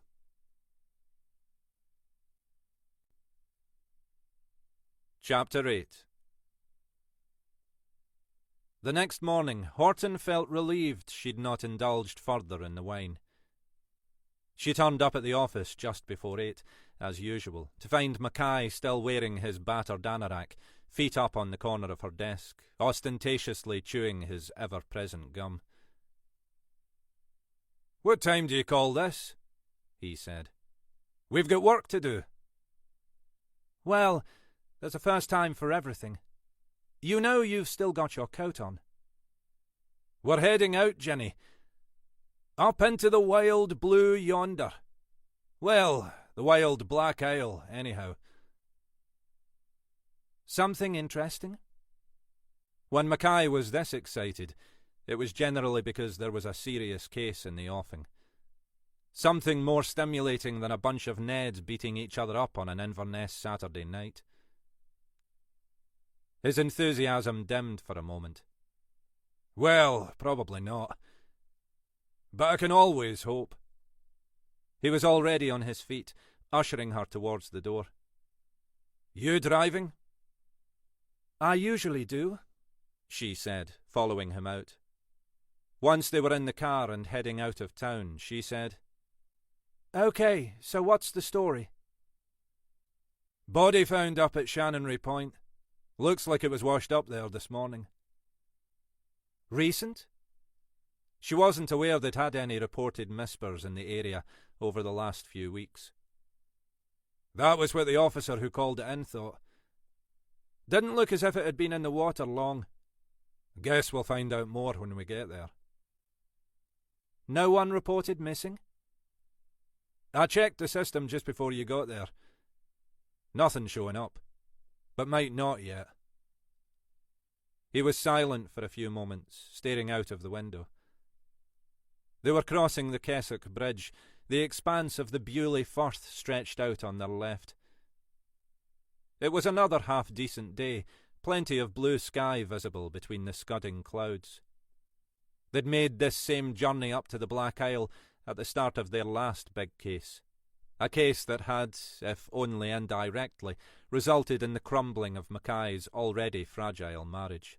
A case that was still dragging its way through the judicial process, leaving Mackay seeming increasingly anxious, for reasons Horton didn't entirely understand.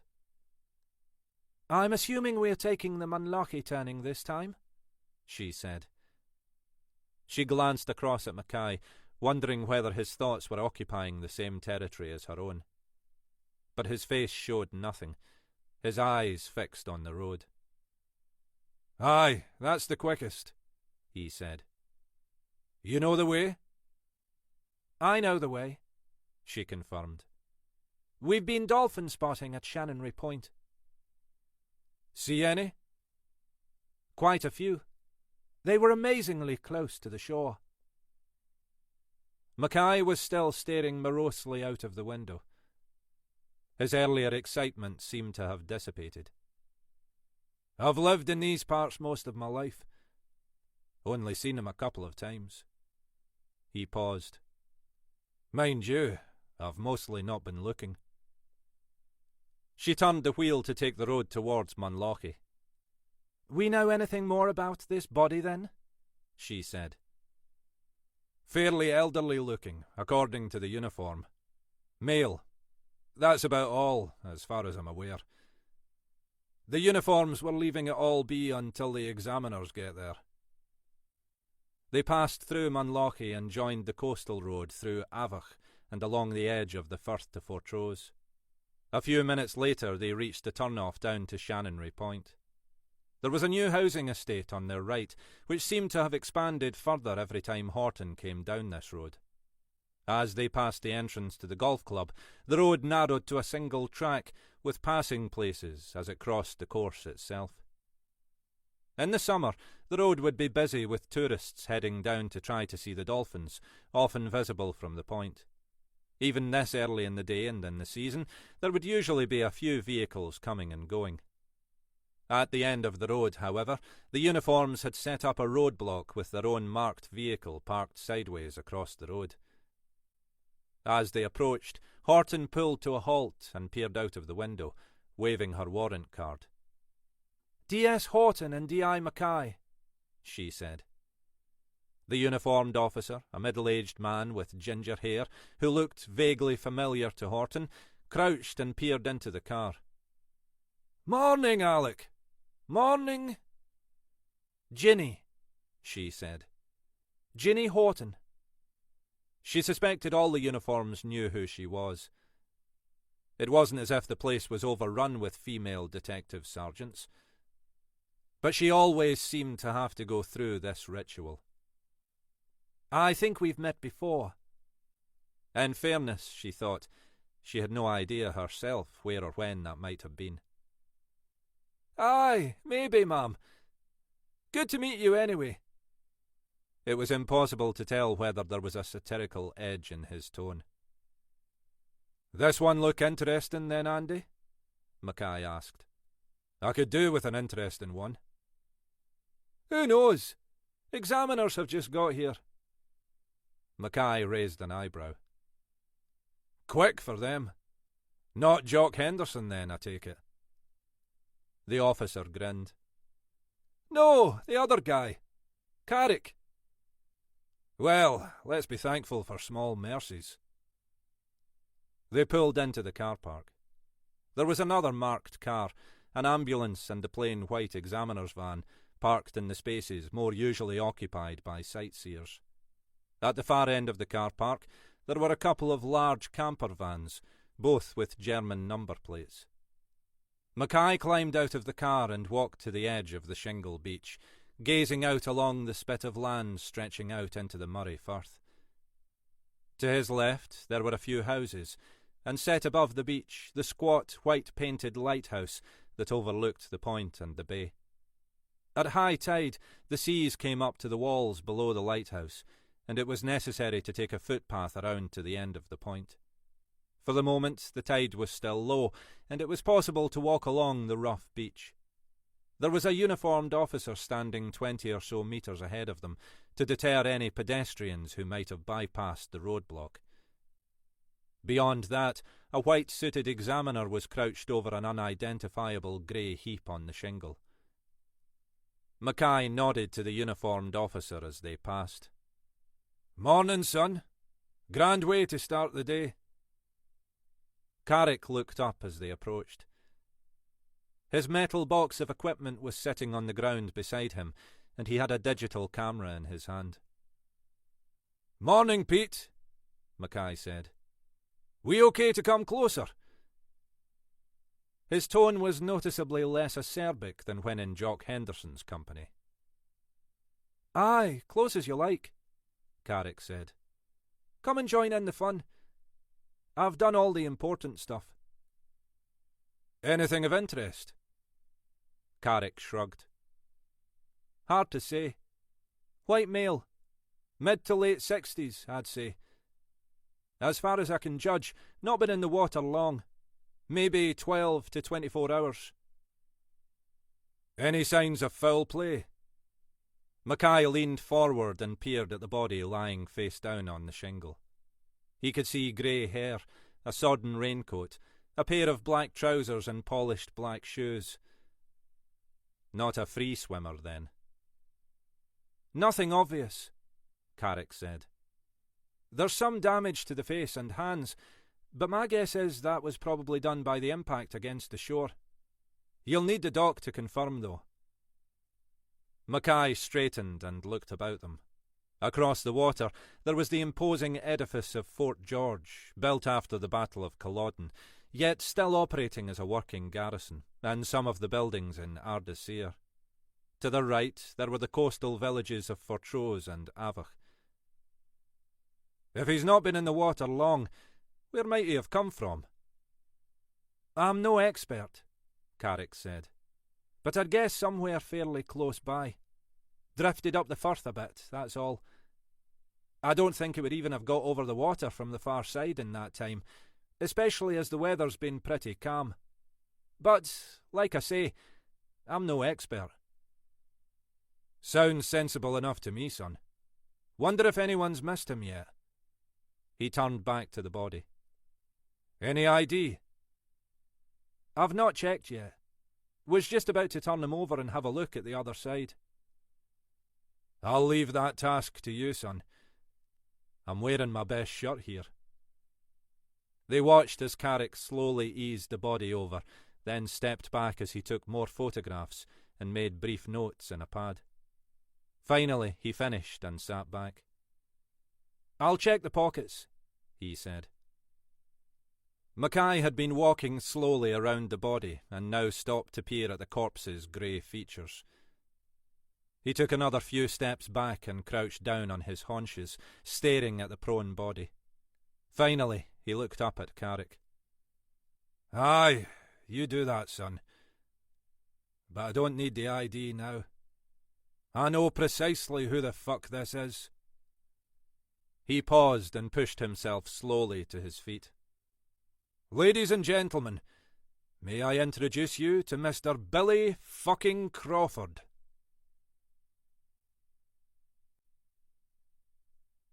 Chapter 9. Okay, Horton said finally. I'll bite. Who's Billy Crawford?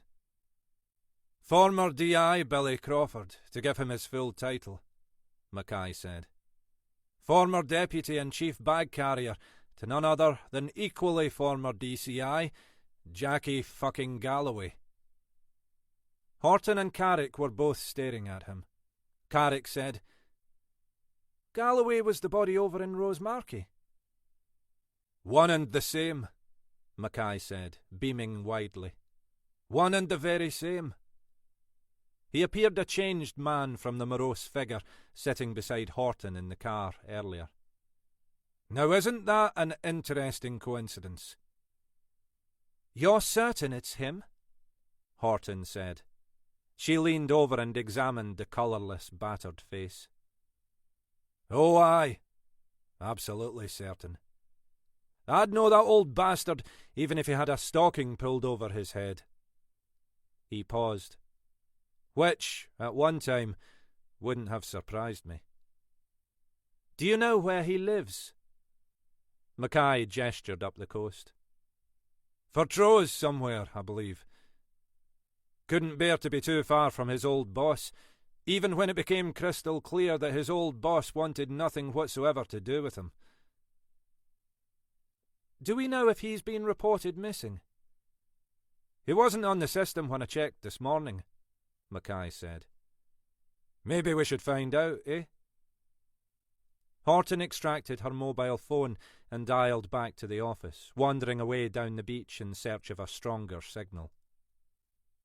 If you're right, Carrick said, that's a bloody odd coincidence. I'm right, sonny. Don't you worry about that. But, yes, bloody odd. Did this guy have, well, medical problems like the other one? Alzheimer's, you mean? Not that I'm aware of. Word on this one was that he had a bit of a thirst, if you get my drift. Carrick nodded. Well, that might explain how he came to be in the water. Wouldn't be the first drunk we've had to fish out. True enough. Still, like you say, coincidence. Mackay looked up as Horton approached. She nodded. Reported late last night. Had apparently been to the pub. The Cali bar in Fortrose, would you believe? Didn't return home at the usual time. By 11, wife got worried and went to look for him. He'd left the pub around 9:30. She tried phoning round various drinking buddies, but no sign of him. Eventually, around midnight, she called us, but no one got around to dealing with it properly till this morning.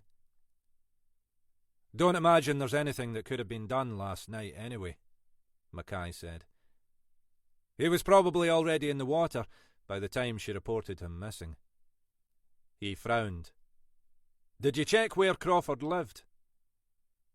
Horton pulled out a notebook into which she had scrawled some details and read out the address she'd been given. Interesting, Mackay said. If Crawford had just been weaving his way back home, however pissed he might be, what would have taken him down to the sea? People do stupid things when they're drunk, Horton said.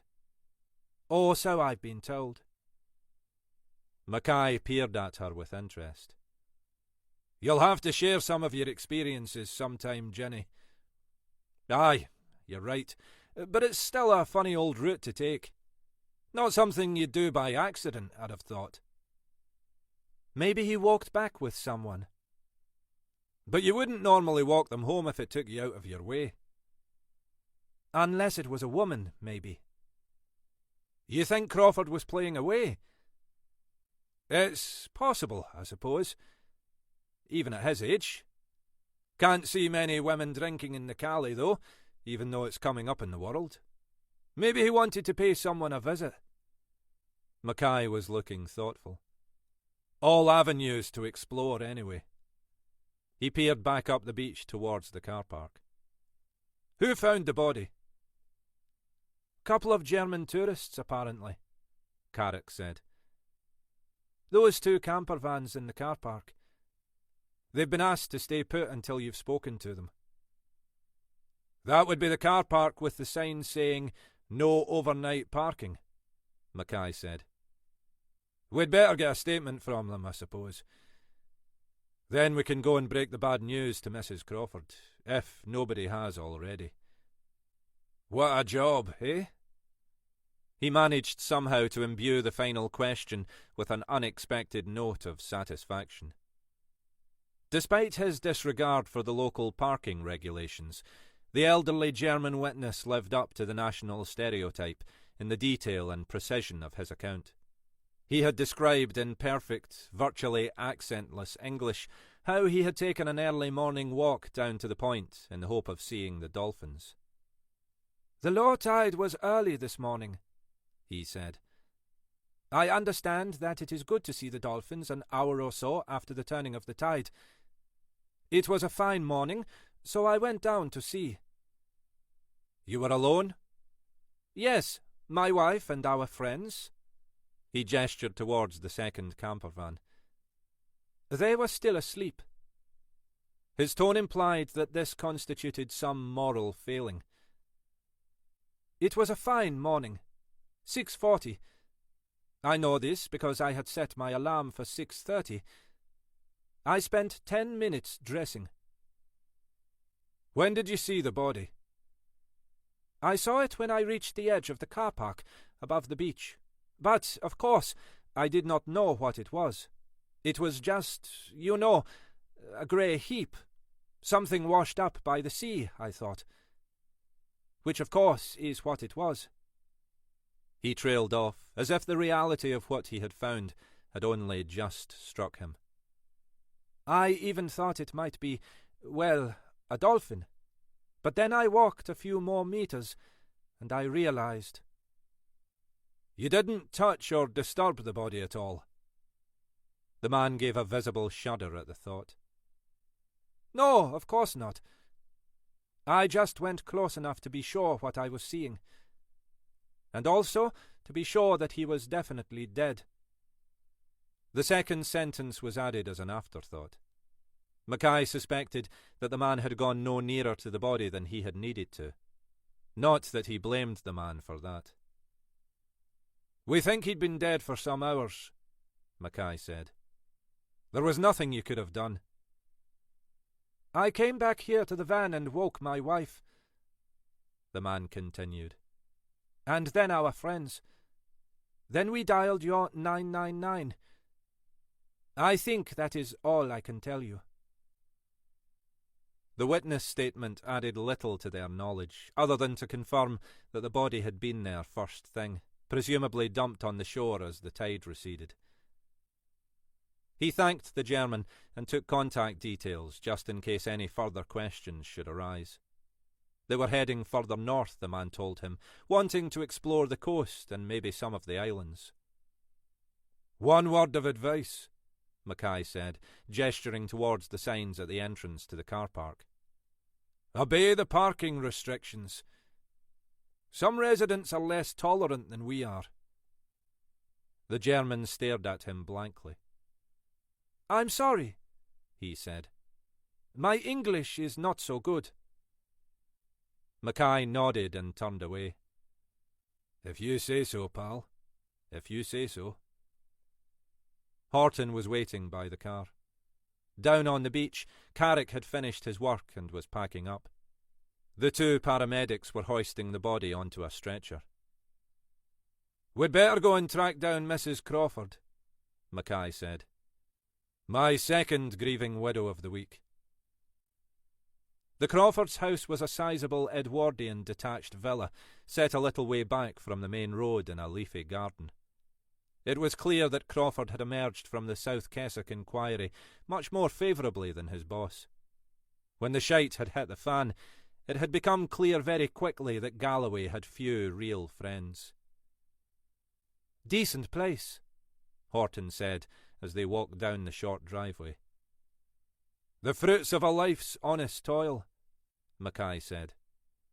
"So they tell me." The door was answered almost immediately. Mrs. Crawford was a slight, grey-haired woman who blinked up nervously at Mackay. She took in Horton's presence behind Mackay, and her face dropped. "You've come about Billy?" It wasn't a question. "D.I. Mackay and D.S. Horton. May we come in, Mrs. Crawford?" She led them through to a tidy living room. There was a general tartan theme to the carpets and decor. To Mackay's eye, the place carried the ambience of an upmarket Highland steakhouse. Mackay gestured her to take a seat on the well-stuffed leather sofa, then sat himself down on an armchair opposite. "I'm afraid it's bad news, Mrs. Crawford." Mrs. Crawford looked around at Horton as if seeking a second opinion. "What's happened to him?" "I'm sorry." When it came to it, there was never really any way to soften the blow. You couldn't afford to be ambiguous. Mackay knew only too well that, given half a chance, people would cling on to any last shred of hope. "I'm afraid he's dead, Mrs. Crawford. He was found this morning." She was staring at Mackay as if she hadn't understood what he'd said. There were no immediate tears, simply bewilderment. "But how?" "We don't know exactly yet, Mrs. Crawford. His body was found washed up this morning at Shannonry Point." He didn't know whether she was ready for this detail yet, but he could see no way to keep it from her. "Washed up?" "We don't know how or why he entered the sea," Mackay said. "It may be that he was taken ill, or—" "But why would he be anywhere near the sea?" Mackay glanced at Horton. "We were hoping you might be able to give us some ideas about that, Mrs. Crawford. We'll need to ascertain the cause of death and try to find out exactly what happened. But that can wait. I'm very sorry, Mrs. Crawford. I appreciate this must be an awful shock for you." "Jackie Galloway," she said unexpectedly. "I'm sorry?" She looked up at him. Her eyes were glazed, as if she were staring at some point in the distance. "I saw on the news. Jackie Galloway. He's dead too. That's right, isn't it?" "Mr. Galloway's body was found yesterday, yes. At his house in Rosemarkie." He paused, unsure how to proceed. "I believe your husband worked with Mr. Galloway." She seemed about to answer, then she stopped and peered more closely at Mackay. "I know you, don't I? You used to work with Billy too." "I did, Mrs. Crawford. You're right. I should have said, but it was many years ago. I was a very junior officer. He was very well respected." "But why is this happening?" she said. "Why now?" "I understand your concerns, but this is most likely just a sad coincidence.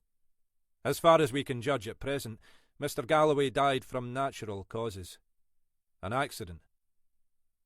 She was gazing fixedly at Mackay, as if trying to imprint him in her memory. "An accident like Billy's, you mean? Falling into the sea? But why was he anywhere near the sea? He'd just gone to the bar. It's a 10-minute walk back straight along the high street." "I'm sure there's a simple explanation," Mackay said. "We'll be investigating the circumstances." She was still staring at him, and it took Mackay a moment to realise that the expression in her eyes was one of fear. "We've no reason to suspect foul play." He hesitated. "Unless you know of some reason why your husband might have been in danger. He was a police officer. Like you. There are always people who want to hurt you. In his own case, Mackay reflected, those people were probably mostly his own colleagues. But, of course, she was right. You made enemies in the job. The scroats who decided to take their convictions personally, as if it was your fault they'd mugged some defenceless pensioner or committed an armed robbery.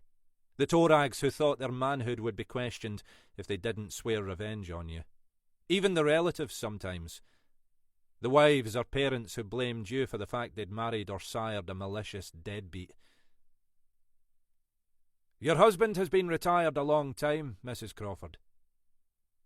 I know, she said, her eyes still bright with fear. And that's why I'm asking you. Why, Billy? Why now?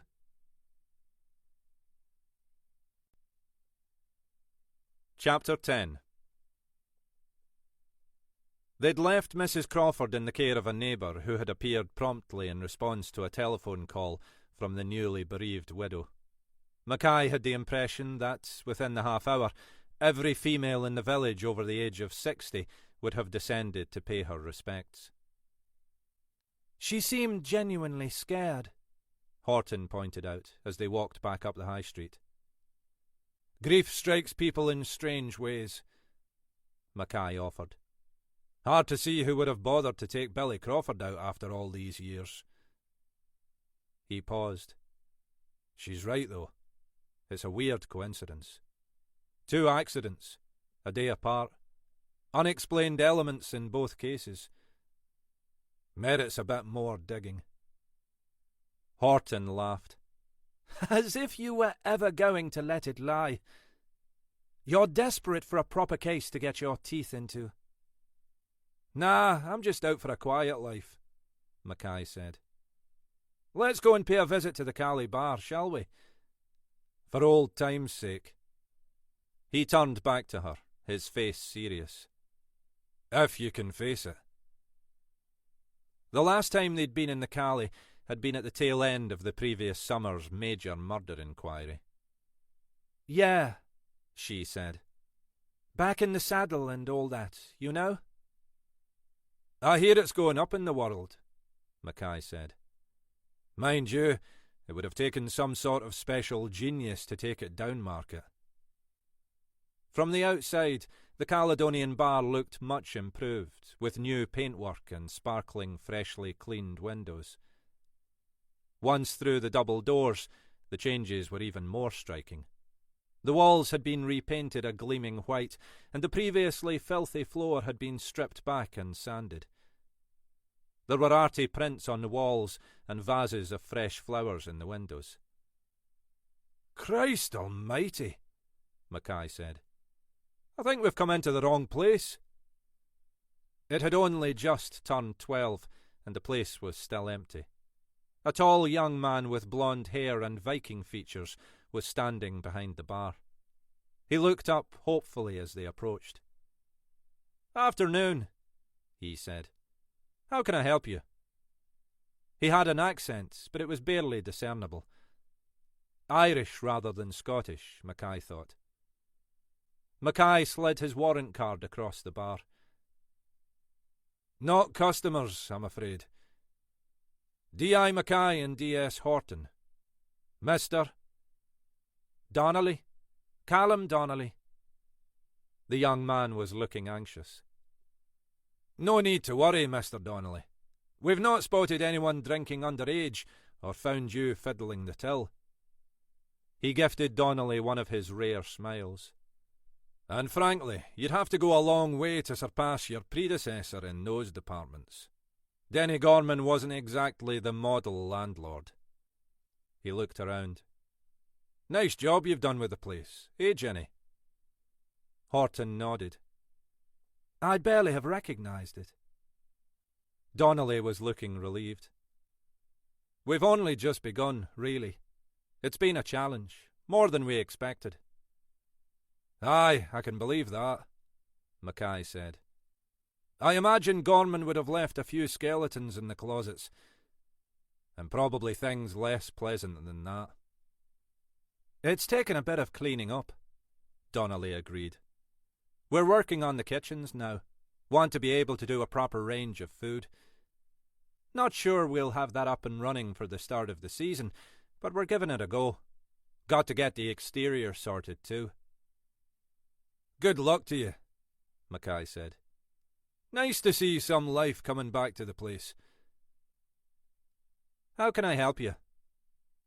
Billy Crawford, Mackay said. Was he in here last night? He was, Donnelly confirmed. He usually is. Then his wife came round later looking for him. He stopped, staring at them. Oh my God! Do you mean? I'm afraid so. His body was found this morning. That poor woman. I'm afraid I didn't take her all that seriously. I thought he must have just gone on for a chat somewhere with his mates, and that she was being hysterical. I never imagined. There were no signs of anything wrong with him earlier in the evening? Not that I remember. Was he taken ill? It's too early for us to be sure about the cause of death, Mackay said. His body was found washed up this morning at Shannonray Point. My God, that's dreadful. How could that have happened? That's what we're trying to find out, Mackay said patiently. You didn't see any evidence he was unwell? I don't think so. He was pretty drunk by the end, though. He paused, clearly wondering whether this raised any questions about his own responsibilities as the licensee. I mean, not incapable or anything. But he'd had a few. 4 or 5 pints, and a couple of chasers, I think. Is that usual? Horton asked. For Crawford, I mean. If I'm honest, pretty much so. He usually came in about 6:30. Didn't usually stay more than a couple of hours. Usually away about 8 or 8:30. But he often managed to knock back a fair amount in that time. The crowd he mixed with were all a bit like that, but some more than others. Not the clientele you're aspiring to, I imagine. Donnelly shrugged. They're not so bad. It's hard to turn away business, especially outside the season. They're not troublemakers. They just sit there in the corner, gossiping away and getting quietly bladdered. The tourists are more likely to come in at lunchtime or early evening. We'll need you to give us the names of Crawford's drinking companions, if you're able to. I imagine you may know them better than his wife. I can do that, Donnelly said. They're all regulars. So what time did Crawford leave last night? Mackay asked. About 9, I think. I didn't notice exactly because we were fairly busy. But that's when he usually left, and I remember noticing he was gone a little while after that. Do you know if he left alone? I couldn't say, to be honest. Most of them tend to peel off around that time, if not earlier, though there are a few who stay for the duration.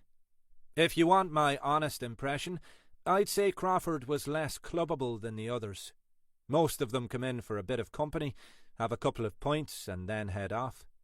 I think Crawford came in for the booze, mainly, and possibly to get himself out of the house. He always seemed a bit detached from the others. He usually headed off on his own. I don't know whether last night was any different. And this group? Horton added. I assume they're all men. Donnelly laughed.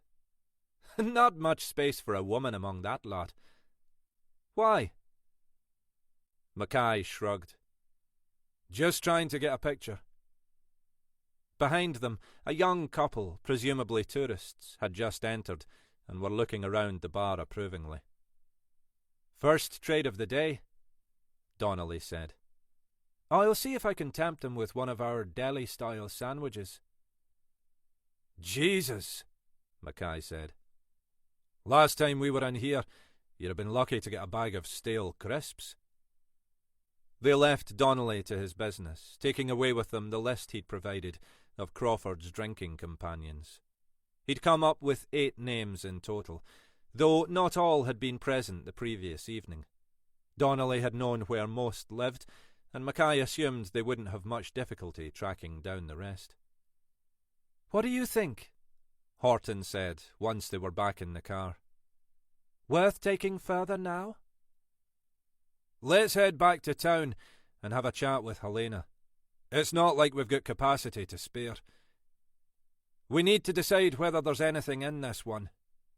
He paused, a small smile playing around his lips. "Mind you, if the local media were to make anything of the unexplained deaths of 2 ex-coppers within a mile or so of each other, it might rise up the priority list a bit." "You're not thinking of tipping them off?" "Ach, no, Jenny. What do you take me for?" He paused, still smiling. "But, well, I might mention the possibility to Helena. Just in passing, you understand."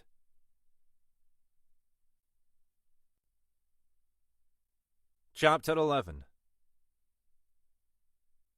Jenny Horton spent the rest of the day working through paperwork, trying to get on top of the numerous cases she had on the go. It felt like a fruitless task. No sooner had she completed one form or dispatched another document than half a dozen more seemed to bounce into her inbox to take their place. But it was just as important, if not more so, than the other aspects of investigatory work. She'd been happy to leave Mackay in conference with Helena Grant. Despite his acerbic manner, Mackay had the ability to wrap most people round his little finger, if he put his mind to it, and even Grant was no exception. If he wanted time and resources to devote to the 2 recent deaths, Horton was fairly sure he'd get it. Sure enough, half an hour later, Mackay reappeared, looking buoyant. "Permission to carry on," he confirmed. "At least for the moment." "Helena thinks there's something worth investigating, then?" "She agrees there's enough to warrant some further digging. And it's close to home. You know, police family stuff. Even if, in this case, we're talking about a couple of disgraced old uncles." "Crawford wasn't disgraced, was he?" "Only just avoided it, the way I understand it. The word was that he was the one who shopped Galloway. I don't think he actually grassed him up as such. Reckoned he hadn't really seen what had happened in any detail. But, the way I heard it, his version of events cast enough doubt to pull the rug from under Galloway. Some said he'd done a deal to save his own skin. I don't know. He was disciplined, but he walked away on early retirement, kept his pension and all that." "Must have left Galloway well and truly pissed off." "No doubt about that. They were thick as particularly thick thieves, but haven't exchanged a word since, I heard. Not even an expletive." "Yet they were living within a mile or so of each other?" "Aye, weird, isn't it? I assume it was accidental, but maybe the old attraction was too strong." Mackay returned to his desk, rebooted his PC, and grimaced at the stack of new emails now filling his inbox. "You get that list of Crawford's drinking pals?" Horton pulled out her notebook. "Here. Why?" "I'll set someone on tracking them down. See if they can cast any light on Crawford's movements last night. Josh Carlyle got much on at the moment?" "As much as everyone else, I'm guessing. But he's bogged down in the admin, like all of us. He'd probably welcome a trip out." DC Carlyle was a young, enthusiastic member of the team, generally only too happy to do anything that would keep him in Mackay's good books. "His lucky day, then." Mackay was already back on his feet. "Don't worry, I won't let him anywhere near your notebook. I'll photocopy the page." "You lose my notebook, Alec Mackay, and I won't be responsible for my actions." The rest of the afternoon passed uneventfully. Sick of pounding at her keyboard, Horton left earlier than usual, heading out of the office just after 5. The traffic onto the A9 was already heavy, tailing back into the city, and she was pleased when she finally reached the Aberdeen road, heading for home. Isla was unlikely to be home for another hour or so. Horton's plan was to stick on something for supper. Probably one of the casseroles they made in batches to keep in the freezer. And then head out for an early evening run. She was a serious runner, but she was conscious that, at least by her own standards, she'd allowed the frequency of her runs to slip over the winter months. It was always harder to drag yourself out into a cold, frost-ridden morning, or to force yourself back out into the darkness after work. But now the mornings and evenings were growing lighter, she was keen to get back into her former routine. She parked in front of their neat little cottage, climbed out into the chill evening, and dug out her front door keys. It cheered her just to return to this place every day. It was only a small house on the edge of the village, but they'd spent time and money turning it into the home they wanted.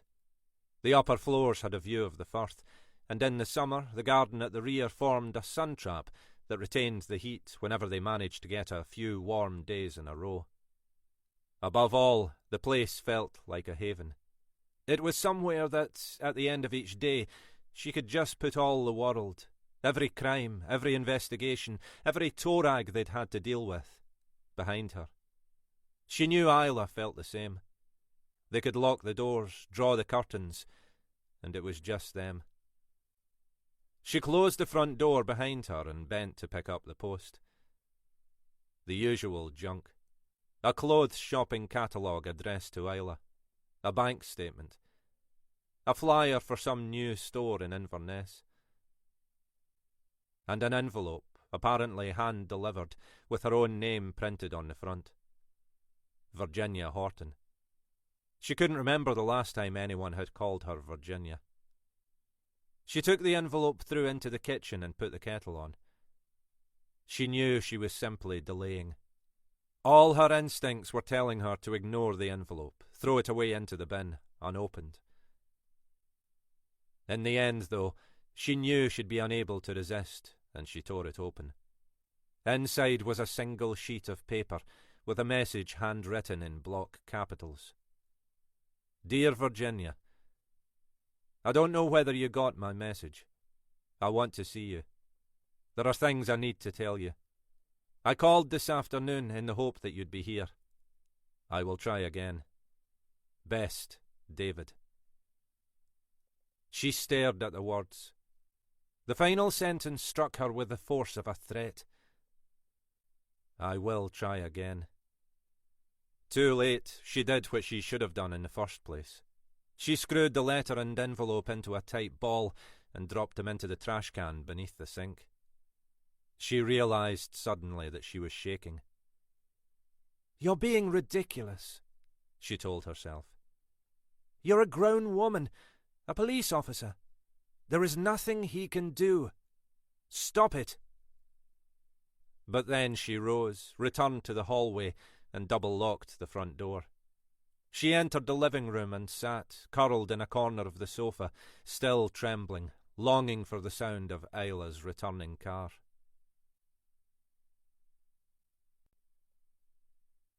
Chapter 12. In the end, he took almost nothing. A few books, the portable CD player he knew Chrissy never used, a stack of his old CDs to play on it, a few other personal items, a framed photograph of his parents, a souvenir old-style Bobby's helmet presented to him when he'd spoken at a conference years ago, a couple of ornaments that had belonged to his mother. He was able to get his clothes into a couple of suitcases. He hesitated, looking at the framed photograph of his and Chrissy's wedding day on top of the television. The two of them looking delighted and absurdly young, full of hope. He picked it up for a moment and then replaced it. There was no point in taking more. The bungalow was a furnished let, basic but with enough to meet Mackay's limited needs. If there was anything else, he could pick it up from the supermarket in Inverness. He wanted to leave all this behind for Chrissy, as undisturbed as possible. At least pretend nothing had changed. He'd sorted the details out with the agent the previous day, paying a month's deposit and a month's rent in advance. The young man still seemed slightly stunned that he'd managed to complete the deal so easily, and Mackay hadn't even bothered to haggle about the rent. He just wanted it sorted. The place was vacant, and they'd been more than happy to hand over the keys immediately. It took him only an hour or so to get packed, and it was still early evening by the time he reached the Keswick Bridge. The days were lengthening, but the first lights were coming on around the firth, and there was a low mist hanging over the water. Mackay wasn't sure if this felt like the end of something or the beginning. Time, he guessed, would tell. Once he'd made the turn off the A9 into the Black Isle, he dialed the number on the hands-free. It rang briefly, then a voice said, "Ellie McBride?" "Hi, Ellie. It's Alec. I don't suppose Chrissy's around." He'd always got on well enough with Chrissy's younger sister. There was a moment's hesitation. "I think she's having a wee lie down just at the moment, Alec. I wouldn't want to disturb her." "Aye, no, quite right." It was clear that Chrissy didn't want to speak to him. It was what he'd expected. "Look, Ellie, I just wanted to let her know I've moved out now, like I said I would. Left everything as it was, so she can go back when she wants. Until we get this sorted out, you know?" "Aye, Alec, I know." She sounded kindly enough, though Mackay guessed she'd mostly be relieved she wouldn't have to squeeze Chrissy into a house already barely large enough for herself, her husband, and their 3 kids. "What are you doing, though? Where are you staying, I mean?" "I'm renting a place up over in the Black Isle. Rose Markie. It'll do for the moment." He paused. "I've left details of the address and such like back at the house." "Look after yourself, won't you, Alec?" "I'll do my best," he said. "Alec." She stopped suddenly, as if she'd bitten back the words she'd been about to speak. "I'll pass the message on," she said finally. "Thanks, Ellie. And give my love to Chrissy." He ended the call before she could respond. Night was falling as he passed Munlochy Bay, and he could see a scattering of lights across the water. He still didn't know what had brought him up here, rather than just finding himself somewhere in Inverness. Partly he wanted time to himself. Somewhere quiet where he could think. Partly he wanted a complete change. A place where he wouldn't constantly be reminded of what he'd left behind. There was something else as well, though, he thought. Something else he was seeking. Something to do with his daughter, Lizzie, who had somehow been lost to him even before her death. Something to do with the lost and the rootless. Wanting, perhaps, to engage with that. He turned down into the small housing estate where the bungalow was located. It was at the end of a cul-de-sac, and there were no immediate neighbours. Another reason he'd been attracted to the place. He pulled into the small parking space and turned off the engine. In the pale orange glow of the streetlights, the bungalow looked as bleak and unwelcoming as ever. Most of the houses back along the street would be occupied by couples and families, enjoying the warmth of an evening at home. It wouldn't take much to make this place homely, though it had sat unoccupied for some months. The owner was English, the agent had told Mackay, and had inherited the property on the back of his grandmother, the previous occupant. He was waiting for the market to pick up before trying to sell it, and had hoped to let it to holidaymakers, but the facilities were too old-fashioned, and the owner hadn't been prepared to invest in updating them. The agent had told Mackay all this, with amusing candour, although only after he'd ensured that Mackay's signature was firmly on the contract. Mackay hadn't cared much about all that anyway. All it meant was that the property was being let at a price he could afford. He sat for a few seconds longer, wondering how it had come to this.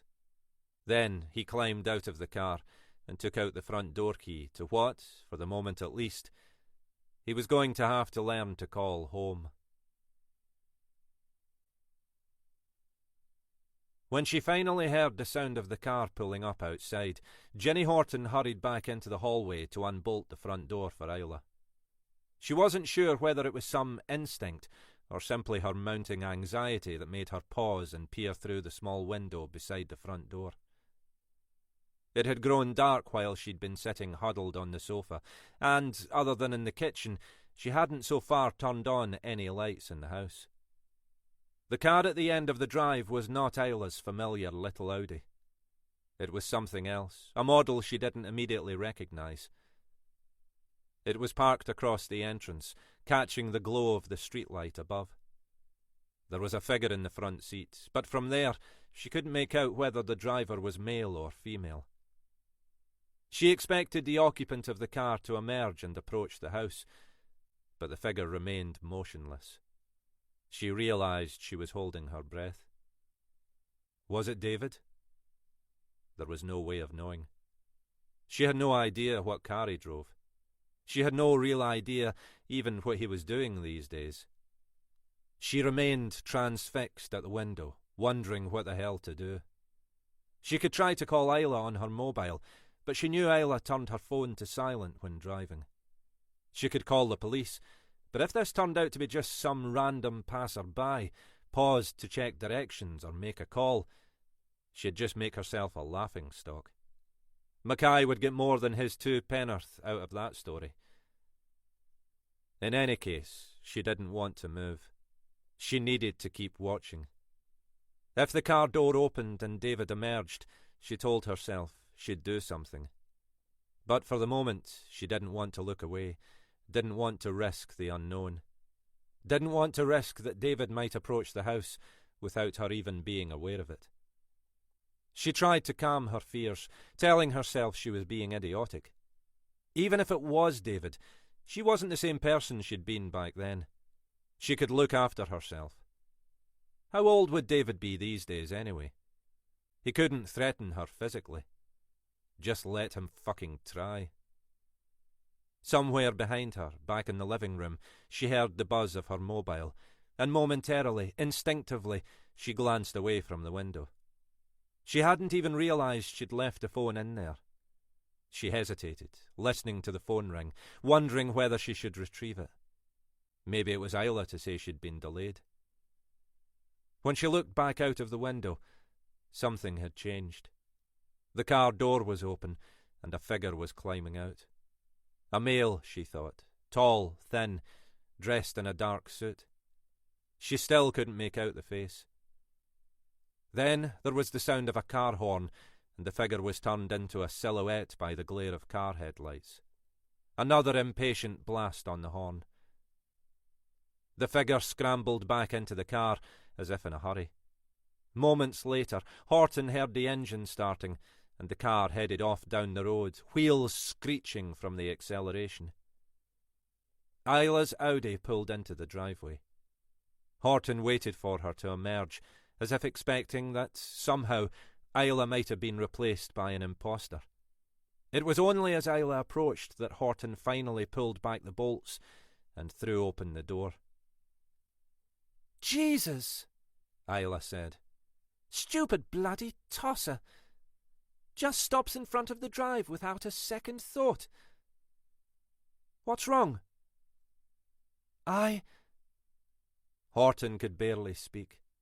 She led Isla into the kitchen and rummaged in the bin for the letter. Smoothing the crumpled paper on the table, she finally said, "This."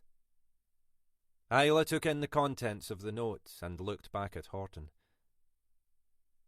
"When did it arrive?" "Today. It was there when I got back. Hand delivered." "You mean he's here? I mean, up here somewhere?" She glanced towards the front door. Jesus, you think... I don't know. It might have been. If it was him, he scarpered PDQ when I arrived. Did you see his face? Isla shook her head. He was just a shape in the headlights. Then he ducked back in the car and buggered off. You didn't see the car, Reg? I didn't take it in. I think it was a new one. This year, I mean. Maybe a hire car.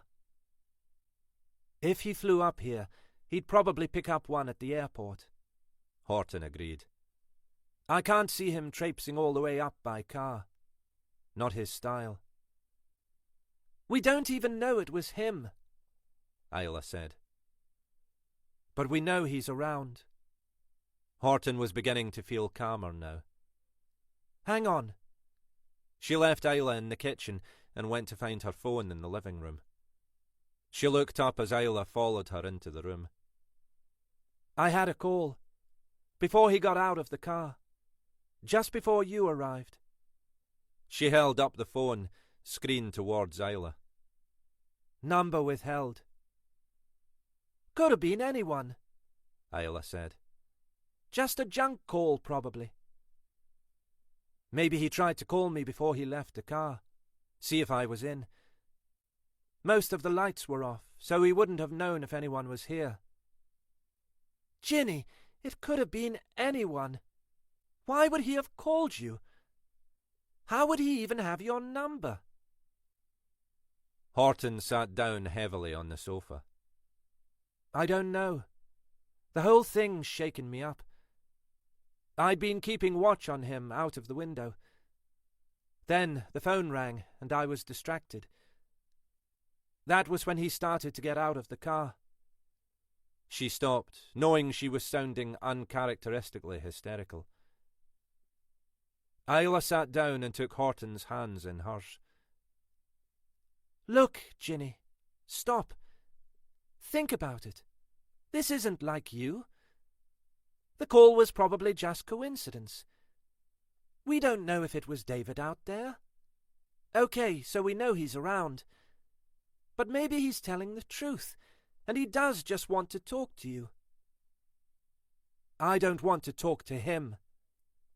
Horton was conscious of sounding like a petulant child. I know that. We can make that clear to him if we have to. But we don't know that he's got an agenda other than that. So why is he approaching me like this? It all seems designed to unnerve me. Isla shrugged.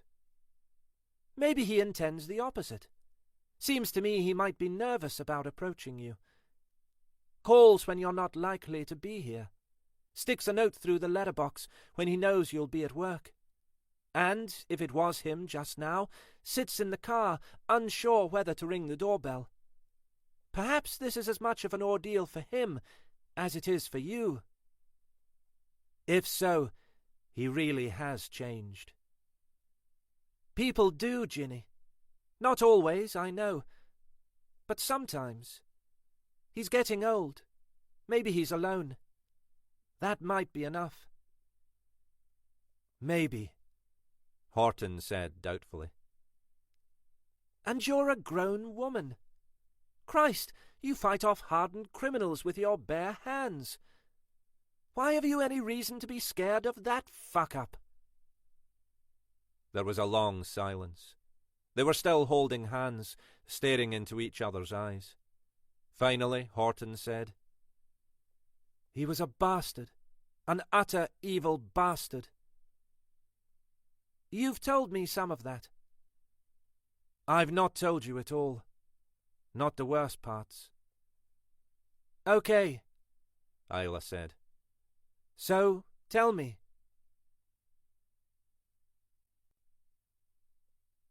Chapter 13. It took Mackay even less time to unpack than it had to pack.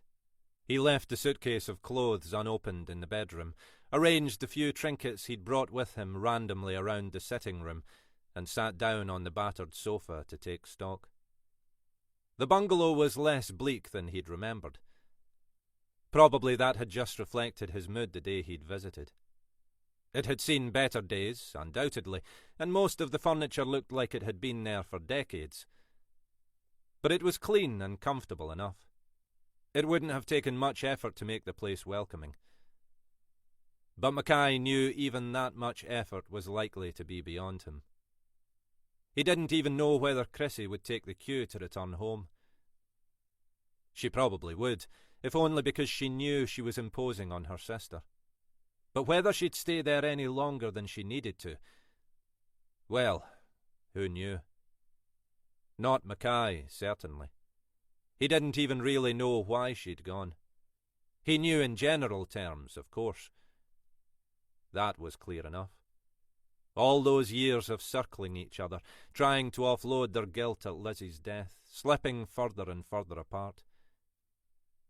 And he supposed that last big case had acted as a catalyst, driven Chrissy to take the step she'd never quite managed before.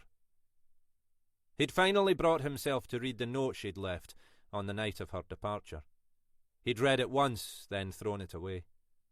It told him nothing he didn't already know. Nothing that helped him understand. Other than a few monosyllabic exchanges on practical issues, they'd barely spoken since. He had no reason to suppose things were likely to change now. All he could do was wait. He'd known he'd be in no mood to prepare food tonight. He'd never been completely useless in the kitchen, but Chrissy had always insisted that was her role, and he'd not been inclined to argue. Maybe that was another part of the problem. On his way from the office, he'd stopped off to grab a supermarket sandwich, a bag of crisps and a six-pack of beer, along with a pint of milk and a jar of instant coffee. They were sitting in the middle of the table, looking as enticing as everything else about this house. It had only just gone 7. As far as he could recall, the pub in the village did food until 8. Maybe it was time to head out and get to know the locals. Find out what this place might have in store for him. So much for being alone, he thought. So much for giving himself time to think. He should have known by now that that was the last thing he ever wanted. The small front bar of the pub was deserted, though he could hear some chatter from the back. There was no one behind the bar, but after a moment a figure came trotting along the corridor. "You okay there?" A young man, probably early 20s, eager to please. "You still doing food?" "Sure, till 8. He reached behind the bar and slid a leather-bound menu across to Mackay. "Just yourself?" "Just myself," Mackay confirmed. He skimmed quickly down the menu. Standard pub fare. He ordered a scampi and chips and a pint of the local Cromarty brewery beer. "You want to eat in here or go through the back?" "Is it busy back there?" The young man shrugged. "Not so you'd notice. Too early in the year for the tourists, and too early in the week for the locals. Just a few of the older lads, you know?" Mackay nodded. "I'll go through there then." He followed the young man through to the back of the building. The rear bar was laid out restaurant style, and 3 middle-aged men were clustered round the bar. They fell momentarily silent as Mackay entered. He took a seat at the far end of the room and nodded to them. "Evening." One of the men nodded back. "Evening." They lost interest in him and resumed their chat. Mackay sipped at his beer, watching them without curiosity. He'd spent too many years doing surveillance work to feel awkward eating alone, and the same experience had taught him how to make himself inconspicuous. The food came quickly and was fine. Mackay finished it off and knocked back his pint. Then he made his way to the bar to get a refill. While he was waiting for the beer to be poured, one of the men turned and regarded him curiously. "You one of them newspaper types, then?" Mackay blinked, trying to translate this. "Sorry?" "You know, journalists, or off the telly. You look familiar. I think you've got the wrong man, pal. Nearest I ever get to the telly is falling asleep in front of it. Oh. The man sounded disappointed. You do look familiar, though. I thought you were maybe one of those, what do they call them? Investigative reporters. There was something about the way he said investigative, with an undertone of irony, that made Mackay examine the man's face more carefully. It took him a moment.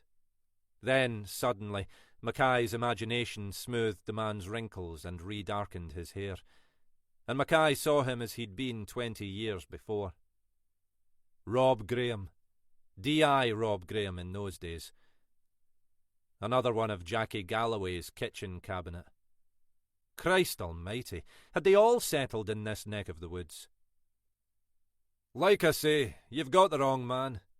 Can barely read a newspaper, let alone write for one. Mackay was already turning away. The last thing he wanted was to be recognised by Rob Graham. The one saving grace was that Graham had been the sort of senior officer who scarcely gave the time of day to his underlings. He probably wouldn't recognise Mackay if he spat in his face. Graham was looking unconvinced. Thing is, I thought you might be up here on account of these killings. Mackay's hand tightened on the glass the barman had just handed him. Honest, pal, I don't know what you're talking about. He took a large swallow of the beer. His only objective now was to get out of there as soon as he decently could. Police killings, Graham said. He was clearly 2 or 3 pints to the worse. Not drunk, but far enough gone not to care what he was saying. There was something else in his tone too, Mackay thought. A note of anxiety, as if he wanted to talk about this to anyone he could. We were just discussing it, Graham went on. He looked back at Mackay. Bet the press would pay a pretty penny to anyone who could give them the inside track. It was clear that, having somehow given himself the idea Mackay was a journalist, he wasn't going to let it go easily. You've lost me, Mackay said. I just came in for a quiet pint and a bite to eat. Leave him be, Rob, one of the other men said. Poor wee bastard doesn't know what the hell you're on about. What's he doing in here on his own then? Graham said, his drunkenness taking on an aggressive edge. Earwigging.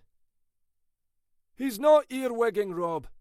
Poor bugger's just trying to drink his pint. Suddenly, Mackay decided he'd had enough. It had been a crap day at the start of another crap week, in what was rapidly turning into a crap year. He'd had to put up with this puffed-up bullying from Graham and his cronies 20 years before. He was buggered if he was going to put up with it now. He turned to face Graham and put his pint down on the bar. Like your mate says, I'm just trying to drink my pint. If you reckon you've got information about criminal activity, you should be talking to the police, not trying to sell the story to imaginary fucking journalists. Graham laughed and looked around at his mates to share the joke. Police? You know who I am, sonny. Do you know who I fucking am? Mackay allowed himself a smile. Aye, I know exactly who you are. Former Detective Inspector Robert fucking Graham.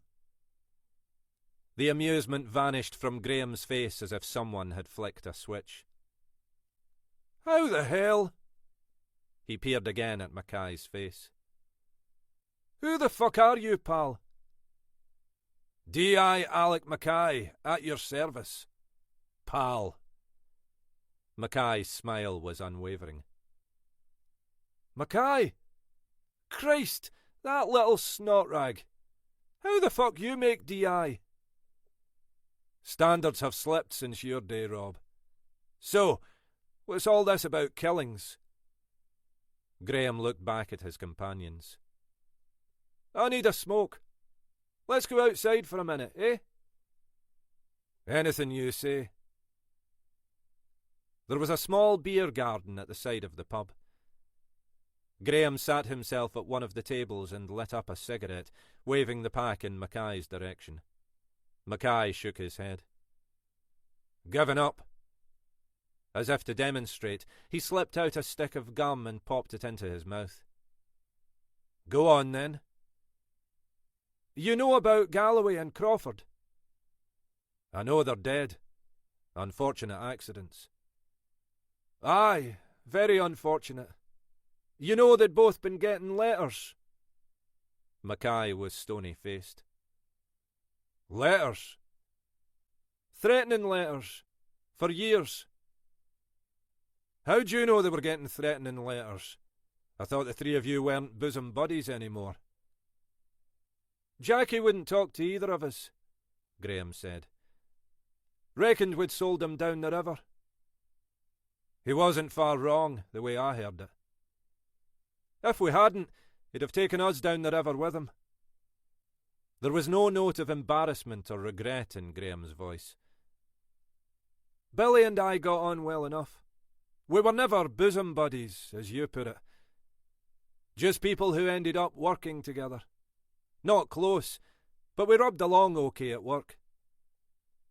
There was me thinking you were one tight little band of brothers. Aye, well, Jackie had his own ways of promoting loyalty. But outside of work, not so much. That why you were prepared to shaft him to save your own skins? For a moment, Graham looked angry. Then he shrugged and smiled. Let's say neither of us shed too many tears. The letters? I received them. Every 6 months or so. I checked with Billy, and he'd been getting them too. What did these letters say? Just not forgotten, not forgiven. Nothing else. Did you keep the letters? I threw most of them away. Thought it was just some gobshite with a grudge wanting to scare us. Wouldn't have been the first. When they kept coming, I held on to a few, just in case. You didn't think to report this? Not got many friends in the force. Wasn't going to make myself a laughingstock by reporting something like that. Not without good reason. What about Galloway? How'd you know he was getting them? I used to run into Bridie Galloway from time to time. Around the village. At first, we avoided each other. Then, well, after Jackie became ill, we'd stop and chat a little bit.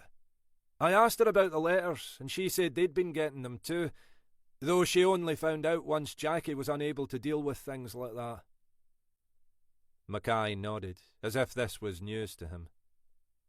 So, all three of you? Aye, same letters.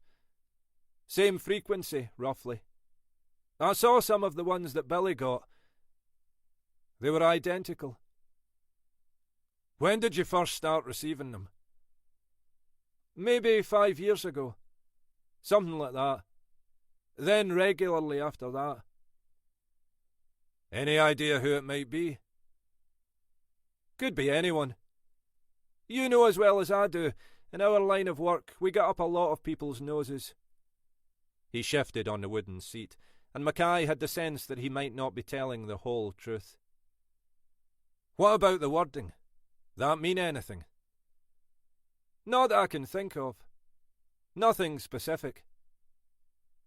Mackay decided there was no point in pushing it. But you think that the deaths of Galloway and Crawford might not be accidental? Well, it's a bloody odd coincidence, isn't it? Let's put it this way. I'm watching my back. And trying to sell the story to any passing hack? Ah, that was the drink talking. But I'd feel better if someone was taking this seriously.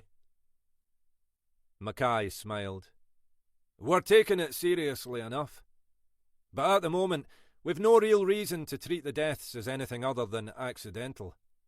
Coincidences happen. And the letters? Aye, well, that's a consideration, right enough. Mackay sat in silence for a few moments, reluctant to offer anything further. How come the three of you were all living up here? More shifting on the seat. How do you mean? Just wondered. Doesn't sound like any of you were bosom buddies. But you all ended up retiring up here. Graham looked away, making a play of lighting up another cigarette in the chill breeze. I was already up here, he said. Lived here for years. As for the others, you'd have to ask them. Well, they're widows. You prepared to come in and give us a proper statement, Rob? Let us have a look at the letters. Mind you, we wouldn't pay you as much as the Record or the Sun. Fuck off, Mackay. Christ, I remember when you were the resident tea-boy.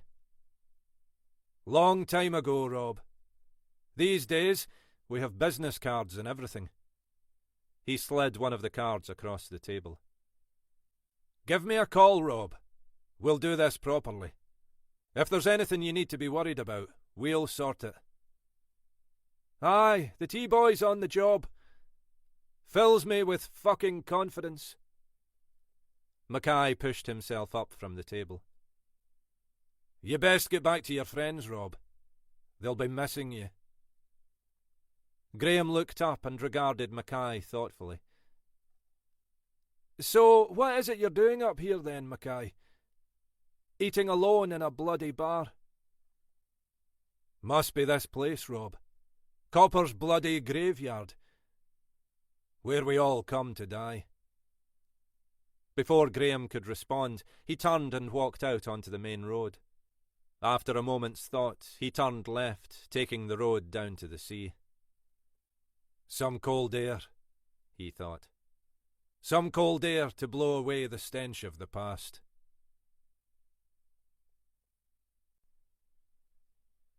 Chapter 14. So, tell me.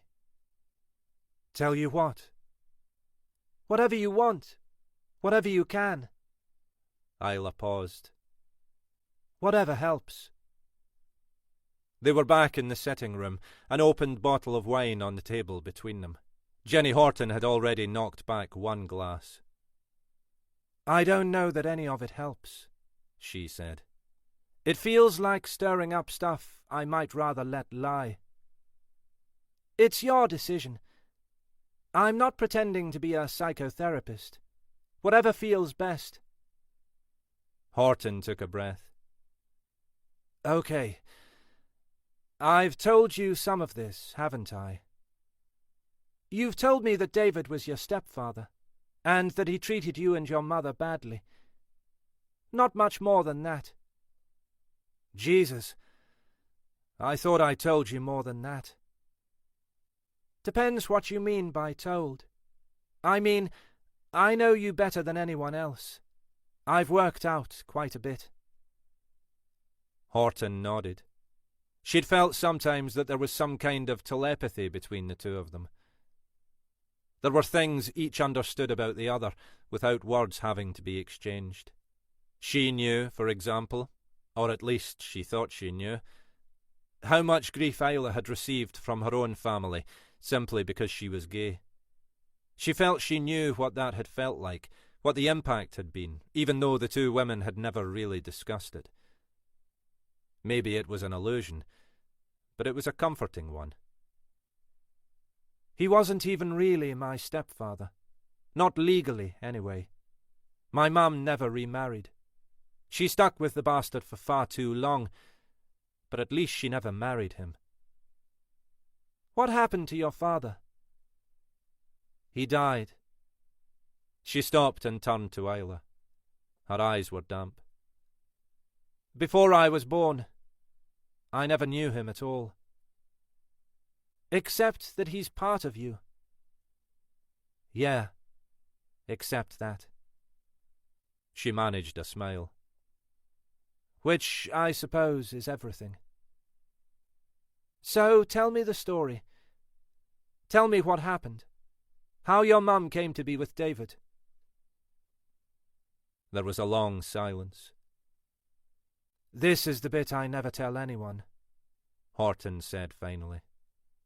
The bit I don't even want to tell you, because it's so bloody corny. She took another swallow of the wine. My dad, my real dad, was a police officer, up in this neck of the woods. You mean that's why you're doing what you're doing? Why you dragged me all the way up to this godforsaken part of the world? Horton managed a laugh. As I recall it, you were the one who was desperate to get as far away from the home counties as possible. Well, that's true enough. This suits me down to the ground. It's just I hadn't realized I had Dr. Freud to thank for being here. It was never conscious. I mean, I knew what my dad had been, what had happened to him. But that was just some vaguely interesting tidbit from the past. Then, when I graduated, I didn't know what to do with my life. Spent a few years doing jobs I didn't enjoy. You were a crap legal secretary, Isla said. That was how they'd met. Isla had been a newly qualified lawyer on some graduate scheme. Horton had been temping in secretarial roles. So that was why you encouraged me to apply for that police scheme, Horton said. I always wondered. That, and so I could have my wicked way with you without worrying about the office gossip, Isla said. I'm very strategic. I can see that. Anyway, I joined the police just because the opportunity was there. Never connected it with my dad. Didn't really think about it till we came up here, to be honest. But that was why we came up here? Not directly. When we started talking about getting out of London, getting somewhere that was right away, I thought about how my mum had always talked about the Highlands. That was what made me suggest it.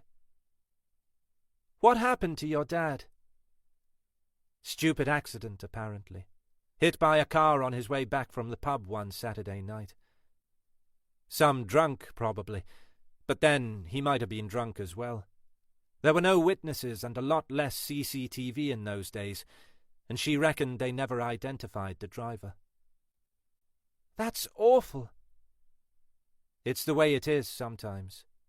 Today, he'd be caught on camera somewhere. And David? David was a copper too. CID, apparently. I think he homed in on my mum as soon as she was, well, available. She was a decent looker in those days. There was I thinking you were as English as they come, and you've got all this hidden Scottish ancestry. Don't tell Alec, will you? It would blow his mind. He's got me well and truly pigeonholed. So how come you ended up down south? I don't know the full story myself, Horton said. Not long after he and my mum got together, David decided to leave the force, and they headed for London. He'd got himself some junior management job with this private security firm. That's all I know, really. I was just a baby when we moved. You ever tried to find out more about your dad? Force records and such like? Horton shook her head. I've never wanted to. I suspect Mum idealized him. You know, the golden days before everything went wrong. For all I know, he might have been as big a bastard as David. I don't want to know. Isla topped up their wine glasses. So, what about David? Tell me about him. He was a bastard. That just about sums him up. He was controlling, manipulative, violent. Apart from that, he was a real charmer. He was violent with you? Sometimes. But most of it was directed at Mum. It was the usual story. Enough to keep her cowed, in her place. Not so much that the bruises would show. Mostly, anyway. And this is the bastard who wants to get back in contact with you? I knew he treated you and your mum badly, but I hadn't realized. It was the psychological stuff that was the worst, Horton said. Looking back, I mean. At the time, I was terrified of his anger. He'd just go off on one, usually out of the blue and with no real cause. That was when he'd hit Mum. But between that, he usually tried every trick in the book to put her down, make her feel stupid and small. He'd laugh at her with his mates. Would never let her get a job, but constantly criticized her because he was having to be the breadwinner. You know? I know, Isla agreed. What about you? Did he do the same to you? Pretty much. The same kind of belittling. I think if I'd been older, it would have been worse. As it was, I was young enough that, after we finally got away from him, I was able to put it behind me and move on. As much as it's possible to do that, anyway. How did you get away in the end? We walked out. I had no idea at the time just how brave and smart Mum must have been. She'd got some savings from before my dad's death that she'd never allowed David to get near. She just upped and left. She'd had nowhere to go, but she had a couple of friends who let us stay while she sorted somewhere to live. It was a tough few years. Not that I realized it at the time. But eventually she got on an even keel, found herself a job. And it was okay. What about David? We basically hid from him for a year. He did everything he could to find out where we were living, but Mum's friends were loyal. They all hated the bastard as much as we did. She lived in day-to-day fear that he'd find her. He did, eventually, but by then she was a different woman. He tried hard to frighten her, threatened to get violent, but she just picked up the phone and called the police. I can't even remember if anyone even came out, but he buggered off sharpish. Just your usual bully, then? I guess so. She paused, thinking. I mean, you're right. You call his bluff, he backs down. Probably. But he's good at wrong-footing you, making you feel small, making you feel it's your fault. Like I say, psychological bullying. That's why you're still afraid of him? That's what it comes down to. I've not had many dealings with him since then. He turned up at Mum's funeral, even though no one had invited him and nobody wanted him there. He took the opportunity to pin me in a corner and harangue me about how badly he'd been treated. Someone had to virtually drag him away in the end. Then he challenged her will. She'd left what she had to me, but he tried to claim the will wasn't valid. Presumably didn't have a legal leg to stand on. Not for a minute. But I don't think that was what it was about. It was about trying to put me in my place. Make me feel that even the inheritance was, I don't know, unclean somehow. Isla took another sip of her wine. Did that work? More than it should have done. I mean, it didn't make me want to hand it back exactly. But it tainted things, which is what he wanted. And since then? He turned up a few times. Always scared me more than it should have done. I keep telling myself I'm a grown woman, a fucking police officer, and he's the one who should be scared of me. But still, he turns me straight back into a child again. A 5-year-old afraid he's going to hit me. Do you think he would? I really don't know. I think the answer's no. but I don't know what he's capable of. He sounds to me like a small man who gets his kicks from scaring people he thinks are weaker than he is. Isla laughed. Does he know you're a police officer? It's a good point, Horton said. I'm not sure he does. I don't know how long it has been since I last saw him.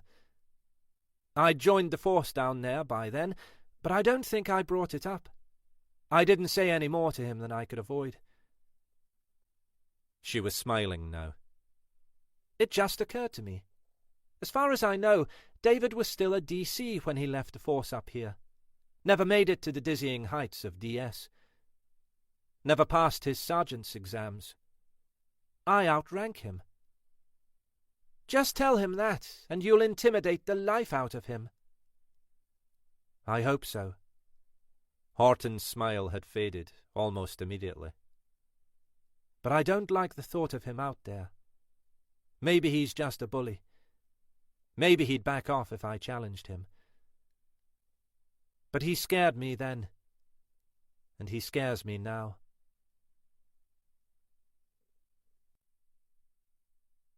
Chapter 15. It was a fine, clear night, the sky full of stars, a low 3/4 moon scattering silver across the waters of the Firth. The sort of night that didn't come around too often in these parts. Mackay hadn't been sure what had taken him down to the sea, rather than along the more direct route to the bungalow. He didn't even know why the encounter with Rob Graham had left him so disturbed. He'd never much liked Graham, but he'd never liked any of Galloway's acolytes. Bastards who'd stitch you up in a moment if it helped boost their conviction rate. Who'd beat a confession out of you if they couldn't get it any other way. Who'd happily leave you for dead if you got on the wrong side of them. It was ironic to see Graham crapping himself about what might have happened to Galloway and Crawford, but Mackay couldn't bring himself to feel amused. For a start, there was the possibility, however remote, that Graham's fears might be justified, that the two ex-coppers really had been murdered. That might mean that others, some of them less deserving than that bastard crew, might also be in danger. Then again, Mackay thought, if you were looking for justice, maybe Galloway and Crawford had faced that long ago. Galloway had ended his days a lost shadow of his former self, able to do nothing but gaze senselessly at a flickering TV screen. Crawford had been stuck in that far circle of hell where all you can do is deaden your days with alcohol in the company of blethering idiots. If anything, their deaths had released them from all that. And where did that leave Mackay? That, he supposed, was the real question that had brought him down here. What was there left for him but solitary, friendless suppers in near-empty pubs, listening to the likes of Rob Graham spouting endless bollocks? Then back home to a bleak, companionless shell of a house. "Ah, pull yourself together, man," he told himself. "This is temporary. Things will sort themselves out. You just have to get on with getting on. That's the way life works." The tide was high, the waters lapping at the top of the beach. To his left, he could see the spot where he and Jenny Horton had struggled with the young woman the previous summer. That was nagging at him too. The case was still awaiting legal closure, but he knew that, whatever the formal outcome, his own doubts would remain unresolved. A police officer ought to be able to finish the case, close the file, and move on. But that had never been Mackay's way. It maybe made him a better detective, but a worse human being. It was nearly 10. Time to be getting back, even if there was nothing much to get back for. He'd get an early start, throw himself back into work. Just get on with it. It was the only thing to do. As he moved away from the railings, he heard a sound somewhere behind him, back up the narrow road towards the pub. Some sort of cry. He paused for a moment to peer up the street, but could see nothing aside from the empty roadway past the car park and the pub. Kids, probably, or some animal up by the burn. He turned to walk back along the shore, trudging slowly towards the rising moon. He had fallen asleep more quickly and easily than he'd expected. The bed was comfortable, and the night was quieter than anything he'd known in Inverness. If he listened hard enough, he could hear the steady working of the sea against the shoreline. The soft rhythm had been enough to lull him gently out of consciousness. He was woken by the buzzing of his mobile phone. It felt as if he'd been asleep for no more than minutes, but the lightening sky through the thin curtains told him the sun was already rising. He fumbled for the phone, glancing at the screen before answering. Helena Grant. "This my early morning call?" "Apparently," Grant said. "I like to make sure my team start the day right." "You driving round with the full Scottish, then? I'll have my eggs poached." "Your eggs are well and truly scrambled, Alec," she said. "With another body." He sat up in bed, more awake. "Even better than the full Scottish." "Ach, Alec. That's why I called you. I couldn't think of anyone else who'd be cheered at this time of day by the prospect of another corpse." "It's all I live for. What's the story?" "That was the other reason I thought of you, Alec. It's another one up there for you, on your new doorstep." "Oh, for Christ's sake. I came here for the quiet life." "Like hell you did, Alec. You wouldn't have a clue what to do with a quiet life." "OK, what's the story then?" "Body found this morning. Up in Fairy Glen." "It'll be the fucking fairies then. A contract job." Mackay peered at his watch. "How'd the hell anyone stumble across a body before 6:30 in the morning?" "One of those young, fit types out for an early morning run before work. You'll have heard about people like that." "Aye, mainly from young Ginny." "Body was in the woods, just off the car park.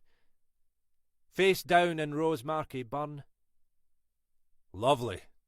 Accident?" "Who knows? Call came into control about half an hour ago. They got a couple of uniforms up there to protect the scene. Then the call came through to me.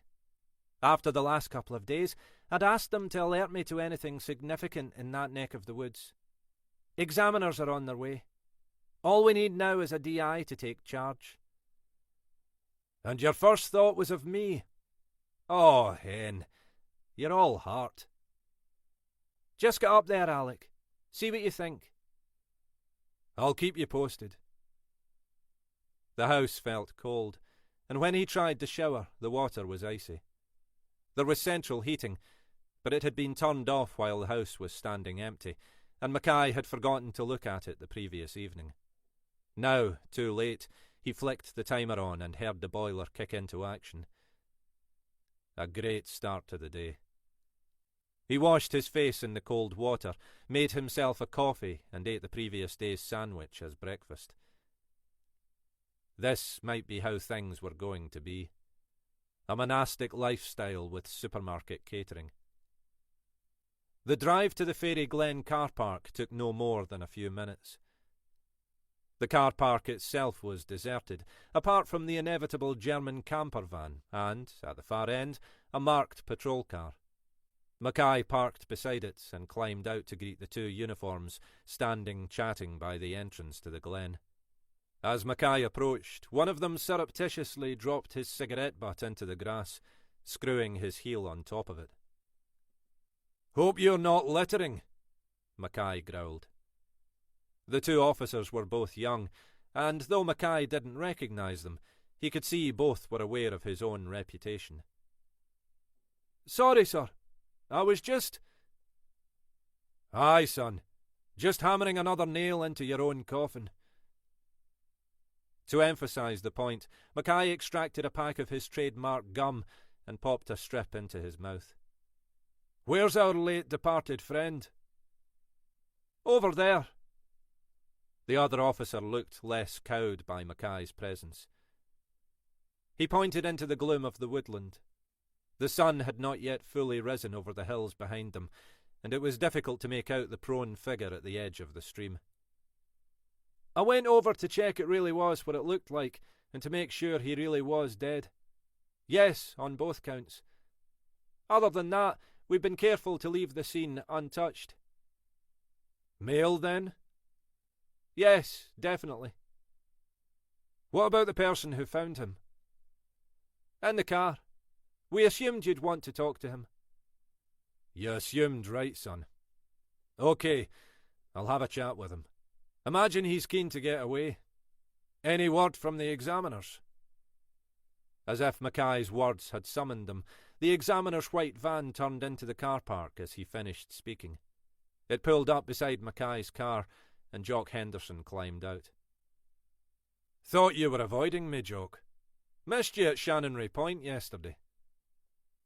Henderson, his angular body looking as always as if it might topple over at any moment, peered at Mackay as if not recognising him. Ah, Alec. They've not pensioned you off yet, then? I'll live in hope. I know where too many bodies are buried. Speaking of which, Mackay gestured into the woodland. Looks like you'll be getting your white suit all dirty. I'll leave some crap for you, Alec. Don't you worry. Story of my life, Jock. While Henderson donned his protective clothing, Mackay opened the rear door of the police car and slid onto the back seat alongside a young, ginger-haired man in a tracksuit. Morning, son. Dare say this has interrupted your routine. The young man blinked. It was a wee shock, right enough. Aye, right enough. You okay now? The young man nodded. I'll survive. Aye, well, that puts you one up on that bugger over there anyhow, Mackay said bluntly. We'll try not to keep you any longer than we need to. You're expected somewhere. I'm due at work, in Inverness. I've left a message saying what's happened, and that'll be a bit late. The young man was talking too quickly, his brain and body still pumped with adrenaline. Mackay took out his notebook, unhurried, allowing the young man time to calm himself. You'll have given them something to talk about anyhow. What's your line of work, son? Graphic design. It's a small marketing agency. We do design, branding, all that stuff. Very interesting, Mackay said in a tone that indicated his own interest in the matter was non-existent. And your name and address, son? Redmond, the young man said. Jamie Redmond. He gave an address at the far end of the village, not far from where Mackay was now living. Take your time and talk me through what happened. You were out for a run. I go out 2 or 3 days a week before work, if I can, this time of year. It's harder in winter because it doesn't get light in time. But now, it's just starting to be possible. Rather you than me, Mackay said. Where do you usually run? It varies. If the tide's out, I might run along the beach. Other than that, mostly on the roads at this time of year. But this morning you came up here. I quite often run up here in the summer. It's harder if it's not fully light because the paths are rough, and I don't want to risk falling or twisting an ankle. But it was a beautiful morning, and already quite light when I set off, so I thought I'd give it a shot. First of the year. You spotted the body as you ran into the woodland? No, on my way back. My original plan had been to run through Fairy Glen up to the main road, so I could come back that way. But when I got a little way in, I realised it was still too dark in the woods to run safely, so I decided to come back and try a different route. It was when I was running back towards the car park that I spotted the body. He shook his head, as if trying to dislodge the memory. My eyes had adjusted to the dark in the woods. I just saw it out of the corner of my eye. It looked wrong. What did you do? I just stopped at first and tried to work out if it was what I thought it was. I didn't really believe it, you know? I know, Mackay said. Did you go closer? In the end, close enough to see. Then close enough to check that he was really... I get the picture, Mackay said. You could tell it was a man. Redmond blinked as if he'd been caught out. Well, I thought so, but I don't know. No, that's fine, son. I just want to be sure what you saw. Better to do it now while it's fresh in your mind. Memory can play tricks. He paused. You didn't see anyone else around? On your run, I mean. Not a soul. You occasionally run into dog walkers and the like, but not today. Okay. Anything else you think you can tell us? That was it, really. I had my mobile with me, so I dialed 999 and waited till your colleagues arrived, like they asked me to. Mackay nodded. My examiner colleague over there will want to take a DNA sample and your footprints, just for elimination purposes. But then you'll be free to go. If we need anything else, we'll be in touch. Mackay climbed out of the car and made his way back across the car park to the woodland where Henderson, now in his protective clothing, was still crouched over the body. An ambulance had arrived to remove the body once Henderson was finished. As Mackay approached, Henderson looked up from his work. Alec, he said. Something you need to know. Oh, aye. Mackay took a step or two forward, careful not to risk disrupting the scene. What would that be? Couple of things. First is that this looks to me like an unlawful killing. Subject to whatever the doc might say, obviously. Obviously. It could have been an accident, especially if he was pissed. Might have tripped, banged his head, unconscious underwater. Blah blah. But it's difficult to see how that scenario would have panned out in practice. Looks to me like his head was held under the water. Deliberately drowned. Doc should be able to confirm that one way or the other, Mackay said. Something was beginning to make him feel uneasy. Something in Henderson's tone and something in the back of his own head. And the second thing? The second thing is that I know who our late friend here is. Henderson paused. And so do you. The suspicion that had been growing in Mackay's mind was beginning to take shape. Go on. Another ex-colleague, Henderson said. Took me a moment to place him, but then I realised. Another blast from the past. Rob Graham, Mackay interrupted. Rob fucking Graham. Henderson was staring at him, eyes wide inside his protective hood. How the hell did you... Because, Mackay said. Apart from whichever bastard did this to him, I was probably the last person to see him alive.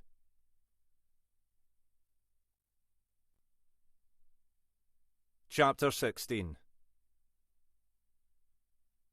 You know I've got to, Alec. I've no choice. Aye, I know, but... But nothing, Alec. Your position would be untenable. I might agree with you if I knew what that meant. Grant shook her head. You always were the original smart Alec. But you know I'm right. Mackay was slumped back in his chair, looking as if all the life had been knocked out of him. That bastard Graham. Why get himself killed just then and just there? I don't imagine he did it to inconvenience you, Alec. Mackay pulled out a strip of gum and began to chew on it with a ferocity that made his feelings on the matter more than clear. Bastard, anyway. Always fucking was. Are you looking to put yourself seriously in the frame for his death? Oh, for Christ's sake. Look, Alec, Ginny's already spoken to the landlord, who's reported that in the course of his session in the pub last night, Graham got into a not particularly amicable-sounding conversation with some gentleman who was in there for a meal.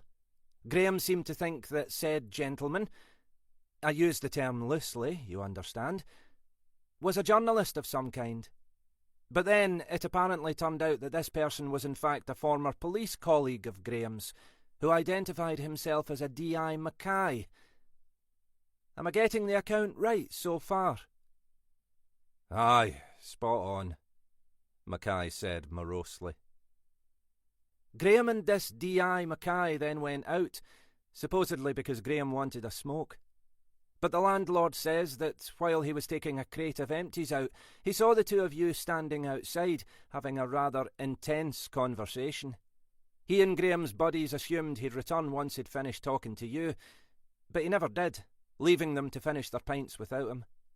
Graham left half his pint unfinished, which apparently was most uncharacteristic. Mackay shrugged. That all ties in with the statement I gave you, as well, you know. I assumed he'd go back into the pub once we'd finished as well. Don't know why he didn't. He was still outside the pub when you left. I got fed up with him. He just reminded me of everything that Galloway's regime had stood for. I left him and took a walk home along the seafront. Like I say, I just assumed he'd head back inside. But you can see that, for the moment, if it turns out that Graham really was murdered, we've got to treat you as a potential suspect. That's ridiculous. I left him my sodding business card, for Christ's sake. Anyway, why the hell would I want to kill Rob Graham? You've just told me how much you disliked him. Aye, but not enough to kill him. If I killed all the people I dislike, we'd have the population of the fucking country. He allowed himself a smile. I could kick off with a few members of fucking Holyrood. Jesus, Alec, you really are incorrigible. I've heard you use that one before. You don't fool me. You know fewer long words than you make out. He stopped, his smile fading instantly. You don't seriously think I'm a fucking suspect? No, Alec, I don't. But if you were anyone else, I'd at least be considering the possibility. You knew Graham. There was some needle between you. And you were the last person to see him alive. Apart from the killer. Apart from the killer. That's assuming he was actually killed, rather than just dipping his own head in Rosemarkie Burn. But we have to treat you as a possible suspect, at least until we've discounted you. And how do you propose to do that? Mackay asked. You can't prove a negative. Like you say, I'd got at least the means and the opportunity, if not the motive. And you reckon I might have that? And there lies our problem, Grant said. That's why I've got to keep you at arm's length from any investigation, and, if it comes to it, maybe even suspend you. Suspend me? For your own good, Alec. If there's any suggestion we've not done things by the book. Aye, and everyone will assume that there's no smoke without fire, and what little career I have left will finally be flushed well and truly down the pan. It won't be like that. It's always like that. She sighed, knowing that, as always, he was at least partly right. OK, Alec. You've got leave owing, right? It was a stupid question. Mackay always had leave owing. Probably another reason why he was living by himself in the back of Beyond. Aye, couple of weeks or so. Which probably meant at least 3. Take it then. You need a break anyway. Give yourself a chance to get your head straight. Maybe sort things out with Chrissy. Is that any of your business, Hen? With all due respect. With all due respect, Alec, it is. She leaned over the desk towards him. Normally by this point, he'd be prowling around her office, dipping his fingers into all manner of things that shouldn't concern him. It was a mark of his low spirits, she thought, that he couldn't even rouse himself from the chair. Look, we don't even know whether we've anything to investigate yet. We're still waiting on the Procurator's instructions on Galloway and Crawford's deaths. Until we get the post-mortem report on Graham, we don't know whether we've got an unlawful killing on our hands. Even the Procurator's office can't write this off as a series of unfortunate accidents, surely. If it had just been Galloway and Crawford, my bet is that they'd have decided exactly that. But if Graham was murdered, well, it puts a different complexion on things. Aye, I'd say so. 3 ex-coppers dead in a matter of days. All recipients of a long-running series of apparently threatening letters. Even the pen pushers would have a struggle writing that off as Jungian fucking synchronicity. But, as yet, we have no investigation. So take yourself off home, Alec. Get yourself well away from here. If it turns out that Graham toppled into the burn while under the influence of an excess of beer and single malts, there's no harm done. If our suspicions are well founded, we have more of a problem. But we do it by the book, okay? Ah, I suppose so. Can't pretend I'm happy, though. No point in breaking the habit of a lifetime, Alec. She paused and looked at him, her expression serious. This is about protecting your arse as much as anything else, Alec. You know that. Aye, I know that. Doesn't make it any easier. I'll be climbing the walls at home. He shook his head. If I can call it home. Take the opportunity to sort things with Chrissy. You know you want to. Maybe. But I don't know if I know how. Or if she wants to. He allowed himself a smile. Christ, women, eh? Aye, I know, pet. They're nearly as bad as men. She tapped her pen on the desk in front of her. What do you reckon's going on here, Alec? With these deaths, I mean. Christ knows. Back in the day, there'd have been plenty of people only too pleased to top those 3. But now, why would anyone still give a shit? Someone gave enough of a shit to send them all periodic threatening letters, Grant said. Assuming that's what they were. Even so, why act now? It wouldn't have been long before Jackie Galloway popped his clogs anyway.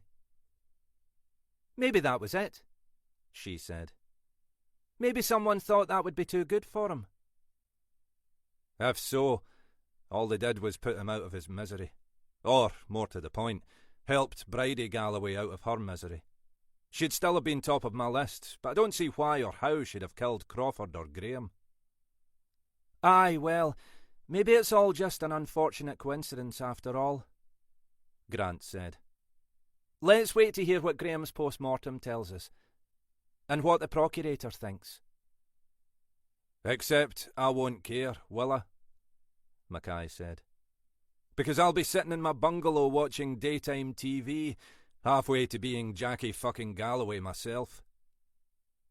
Alec, if you think I'm going to allow myself to be a staff member down for any longer than I can help, you've another thing coming. We'll get you back before you get addicted to Jeremy Kyle. She smiled. Now bugger off home, and let us get on with it, okay?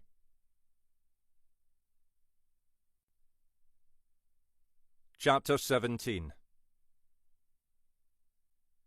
As she drove down the hill into Rosemarkie, Jenny Horton was almost tempted to turn off and pay Mackay a surprise visit. But it was too soon, she told herself, and she had no idea how he'd react. He might be pleased to see her, but Mackay could be a cantankerous old git, and he'd have taken his enforced exile badly, however temporary it might prove to be. She was still feeling disturbed by her earlier conversation with Helena Grant.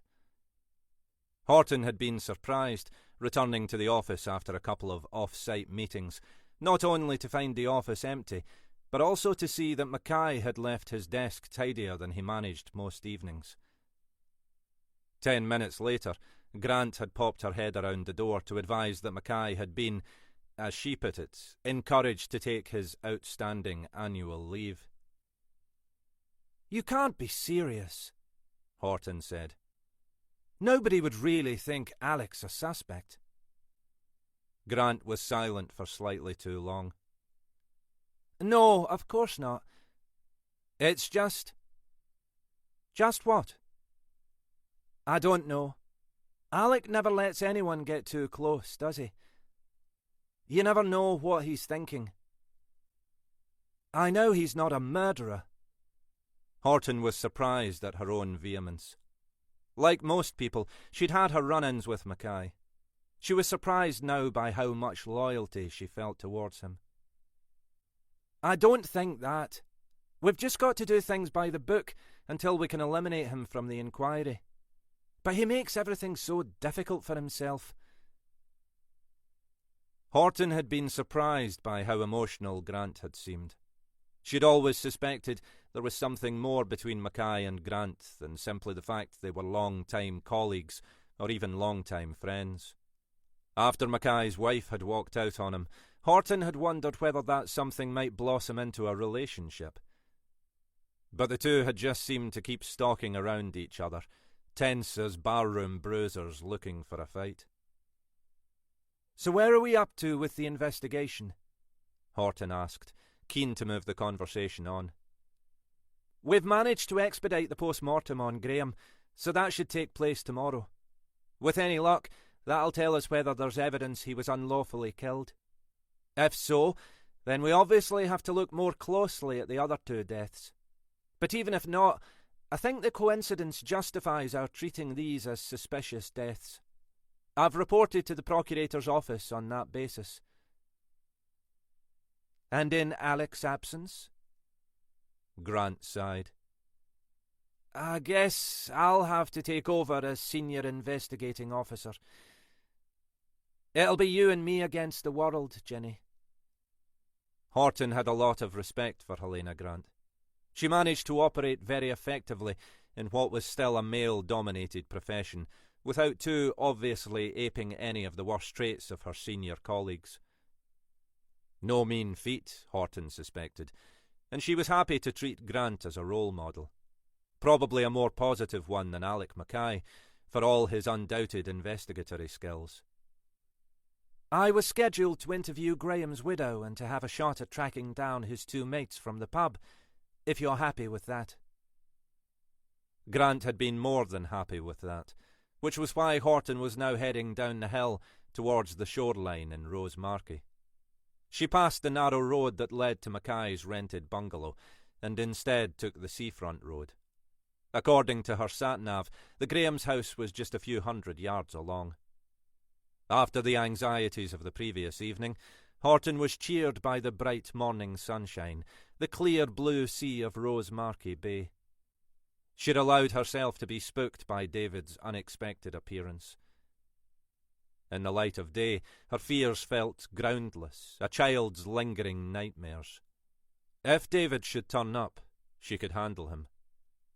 She pulled up on the seafront and peered out of the car window to identify the Graham's house. It was a far cry from the cramped bungalow where Jackie Galloway had eked out his final days. A solid-looking detached villa, elevated above the road, with views out over the bay. No doubt worth a bob or two. The front door was opened almost as soon as Horton had pressed the bell. She had the impression that Shona Graham had been observing her progress up the steep drive. "Mrs. Graham?" Horton showed her warrant card. "I was wondering if you were up to talking to me for a few minutes." Graham's widow was a handsome-looking woman, much younger than her husband had been. Horton guessed she was probably late 40s, but doing her best to look even younger. Her hair was immaculately blonde, her face skillfully made up. She clearly hadn't allowed the news of her husband's death to distract her from her usual routine. "I'd assumed you'd want to. I know enough about how this sort of thing goes. Your two colleagues were here this morning." Horton nodded. The news had been broken to the widow by 2 trained uniformed officers. They'd offered her support, but reported that she'd seemed content to look after herself. Looking at her now, Horton could see no obvious signs of distress. Shona Graham led her through into an impressively decorated sitting room. None of the decor was to Horton's taste. Too much fine china and chintz. But she could see real money had been spent on it. Graham had done well for a DI. "Can I get you a tea or a coffee?" Horton shook her head. "Thank you, but I won't keep you any longer than I need to. I'm sure you've a lot on your plate."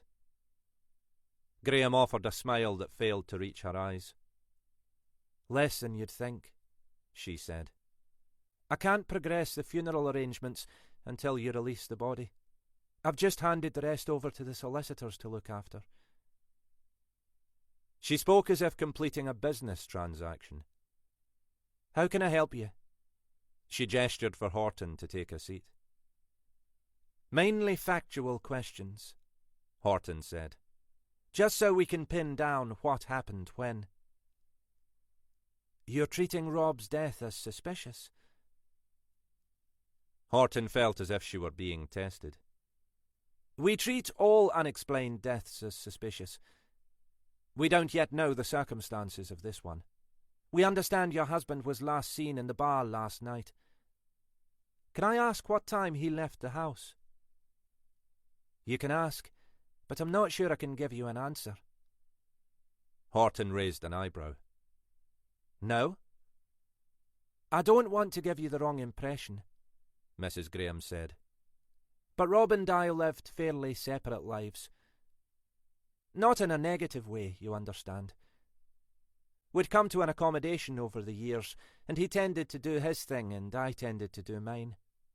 Last night, mine was a fairly boozy night out with the girls in Inverness." "So you don't know what time your husband left the house?" "I left around 7. He was still here then, watching TV." "Did he have any kind of routine? For going out, I mean." "Not really. We're retired, but we're not that stuck in the mud just yet. My guess is that, with me out of the way, Rob would have strolled down to the bar around 9, just to see who was in. There's a group of them collect there. Chances are there's usually someone in to have a blether with." "Do you know who these people are?" "Some of them. But you'd best ask the landlord. They're all regulars." Horton had already done just that, and had obtained the names of the 2 men who'd been drinking with Graham the previous evening. "What time did you get back last night?" Nobody had yet broached the question of why Shona Graham had failed to raise any alarm about her husband's absence. Perhaps, Horton thought, this was another part of the couple's accommodation. "I didn't," Graham said.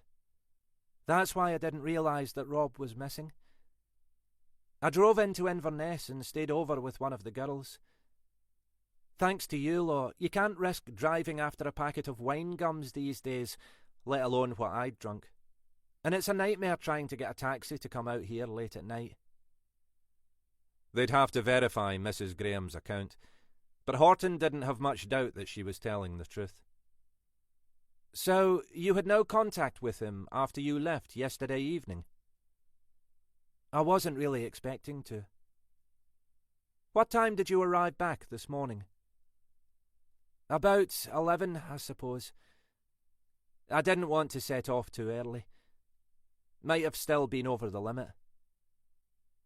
That fitted with the notes Horton had seen. It had taken the 2 uniformed officers a little time to track down Rob Graham's address. There had been nothing in his pockets, other than a wallet containing some cash and a couple of bank cards. They'd initially visited the house just after 10, but had found it and the neighbouring houses empty. They'd returned a couple of hours later to break the news. "You weren't surprised he wasn't here?" She shrugged. "Like I say, we didn't live in one another's pockets. I assumed he was out somewhere. He'd left the place tidy. But then he was fairly domesticated. She made her late husband sound like a pet dog. I didn't think anything of it until your people arrived. I'm sorry to ask this, Horton said, but is there anyone who might have wished harm to your husband? You really do think he might have been murdered? Mrs. Graham's face gave nothing away. We can't discount any possibility at present, Horton said carefully. Well, he was a police officer. She gave Horton another humourless smile. You make enemies, don't you? But that was all a long time ago. I can't think why anyone would want to harm him now. You'd received no threats? Threatening letters? Anything like that? Horton knew from Mackay that Graham had received the same mysterious letters as his two former colleagues, but she had no idea whether he'd shared this with his wife. No. We received the odd poison pen when Rob was still working, but nothing recently. Not that I'm aware of. Your husband would have told you if he'd received anything? Maybe. Maybe not. If he had received anything, I doubt whether it would have troubled him. You're barking up the wrong tree. I can't envisage anybody bothering to murder Rob. Is there anyone else locally we should be talking to? Close friends? Other people locally who might have more idea about his movements last night? The word mistress was hovering on Horton's lips, but she had no grounds even for raising the possibility. Even so, she detected a momentary hesitation in Mrs. Graham's response. I don't think so. Other than his drinking mates. And the landlord will know those better than I do. I won't disturb you any longer for the moment then, Mrs. Graham. Horton eased herself up from the plush sofa. We may need to talk to you again, if that's all right. As much as you want to, Mrs. Graham said. Though I don't know how much I'll be able to say in return. And you'll be okay here? On your own, I mean. The question sounded absurd, even to Horton. I think so, dear. Shona Graham smiled. Don't you?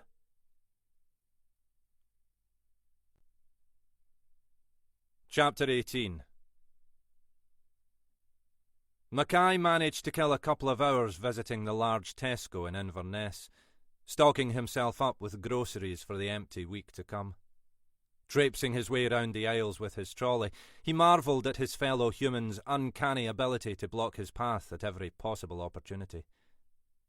It was as if, he thought, they had no sodding conception that other people even existed, let alone that they might want to complete their shopping sometime this fucking year.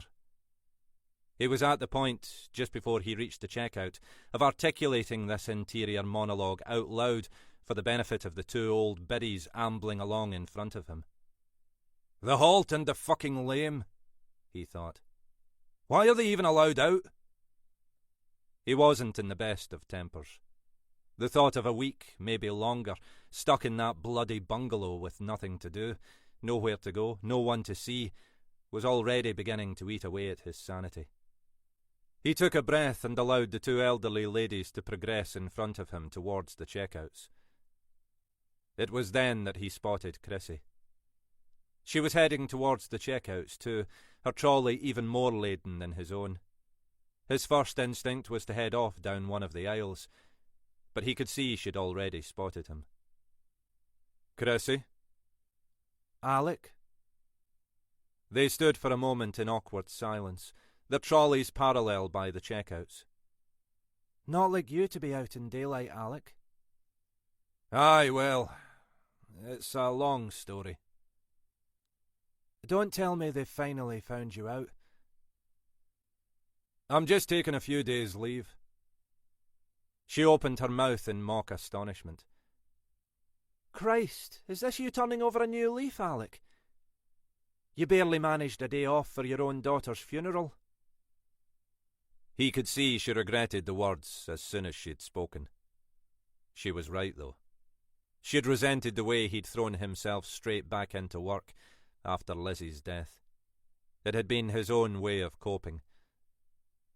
But he'd never really thought before about how it must have been for Chrissy, stuck all day in an empty house with only the memories in Lizzie's unaltered bedroom for company.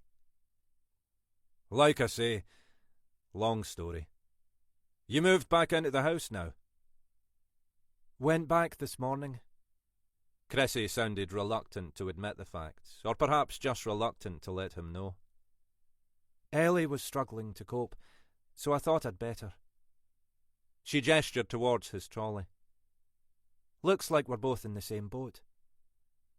Mine's got a few more instant dinners, Mackay said. You're up in the Black Isle, she said. Always thought of you as a city boy. Just fancied a change. Breath of sea air rather than petrol fumes. If you say so. She looked back at the checkouts. I'd best be getting on. Chrissy. Alec? She turned back, her face expressionless. We need to talk, Chrissy. Sometime. When you're ready. There was the faintest hint of a smile. Christ, Alec. You really have turned over a new leaf, haven't you? When you're ready. Okay, sometime. When I'm ready. He gazed at her for a moment, hoping to see something more in her eyes. I'll let you get on then. Aye, Alec, she said. You do that. Jenny Horton spent the afternoon tracking down Rob Graham's two drinking buddies from the previous evening. As Shona Graham had suggested, the landlord had been able to supply her with names and approximate addresses. A couple of calls back to the office had given her the final details she needed. Both lived in the village. The first, Rory Craig, was a retired farmer who'd sold up and was living in a well-appointed villa above the village, with a view out across the bay. The other, Kenny Wallace, was a younger man who worked as an accountant in Inverness and lived in one of the seafront houses a few doors from Shona Graham. Horton wondered whether there might be any significance in that fact. Craig was able to add little to what she already knew. She found him in his front garden, mowing his lawn.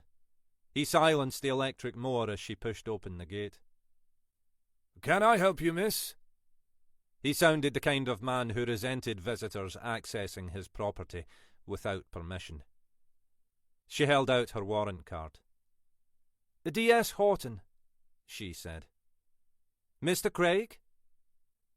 He frowned, a worried expression flitting across his face. He was a squat man with florid, clean-shaven cheeks and a reddening nose that suggested a regular alcohol intake. "What can I do for you?" To her slight surprise, the accent was English, noticeably upmarket. You know a Mr. Robert Graham? "Rob? Yes, why?" I'm afraid I've some bad news. Mr. Graham was found dead this morning. "Rob?" he said again. "I only saw him last night. What's happened to him?" That's what we're trying to ascertain, sir. Would it be possible to go inside? "Yes, of course." He led them through the half-open front door. "Can I get you some tea? My wife's out at the moment, but—" That's fine, sir. Thank you. I won't keep you long, I hope. We're just trying to speak with those who saw Mr. Graham yesterday evening. She paused as Craig led them through to the living room. It was a blaze of tartans, the pattern on the sofa clashing violently with that in the carpet. A stag's head, apparently real, stared blankly down at her from over the fireplace. Mr. Graham's body was found this morning just inside the entrance to Fairy Glen, We're trying to understand the circumstances of his death. Craig blinked, clearly struggling to absorb this information. Was he taken ill? We don't know yet, sir. There'll be a post-mortem to help us determine the cause of death. Did he seem well when you last saw him? As far as I'm aware, just his usual self. Though he'd perhaps had one or two too many. Why do you say that? Well, he accosted this poor chap having a meal. Seemed to think he was a journalist. But it turned out they knew each other. Well, sort of. Both in your line of work. He frowned, and Horton could tell he was already thinking through the possible implications of what he'd just said. So we understand, sir. Seemed a bit of needle between them. Not aggressive, but a little tense. Rob went out for a smoke, and this chap went with him for a chat. Did Mr. Graham return to the bar? No. We were a bit surprised. Seemed a bit rude, really. And you saw no more of him? Nothing. We left shortly afterwards, but there was no sign of him. We assumed he'd just headed off home.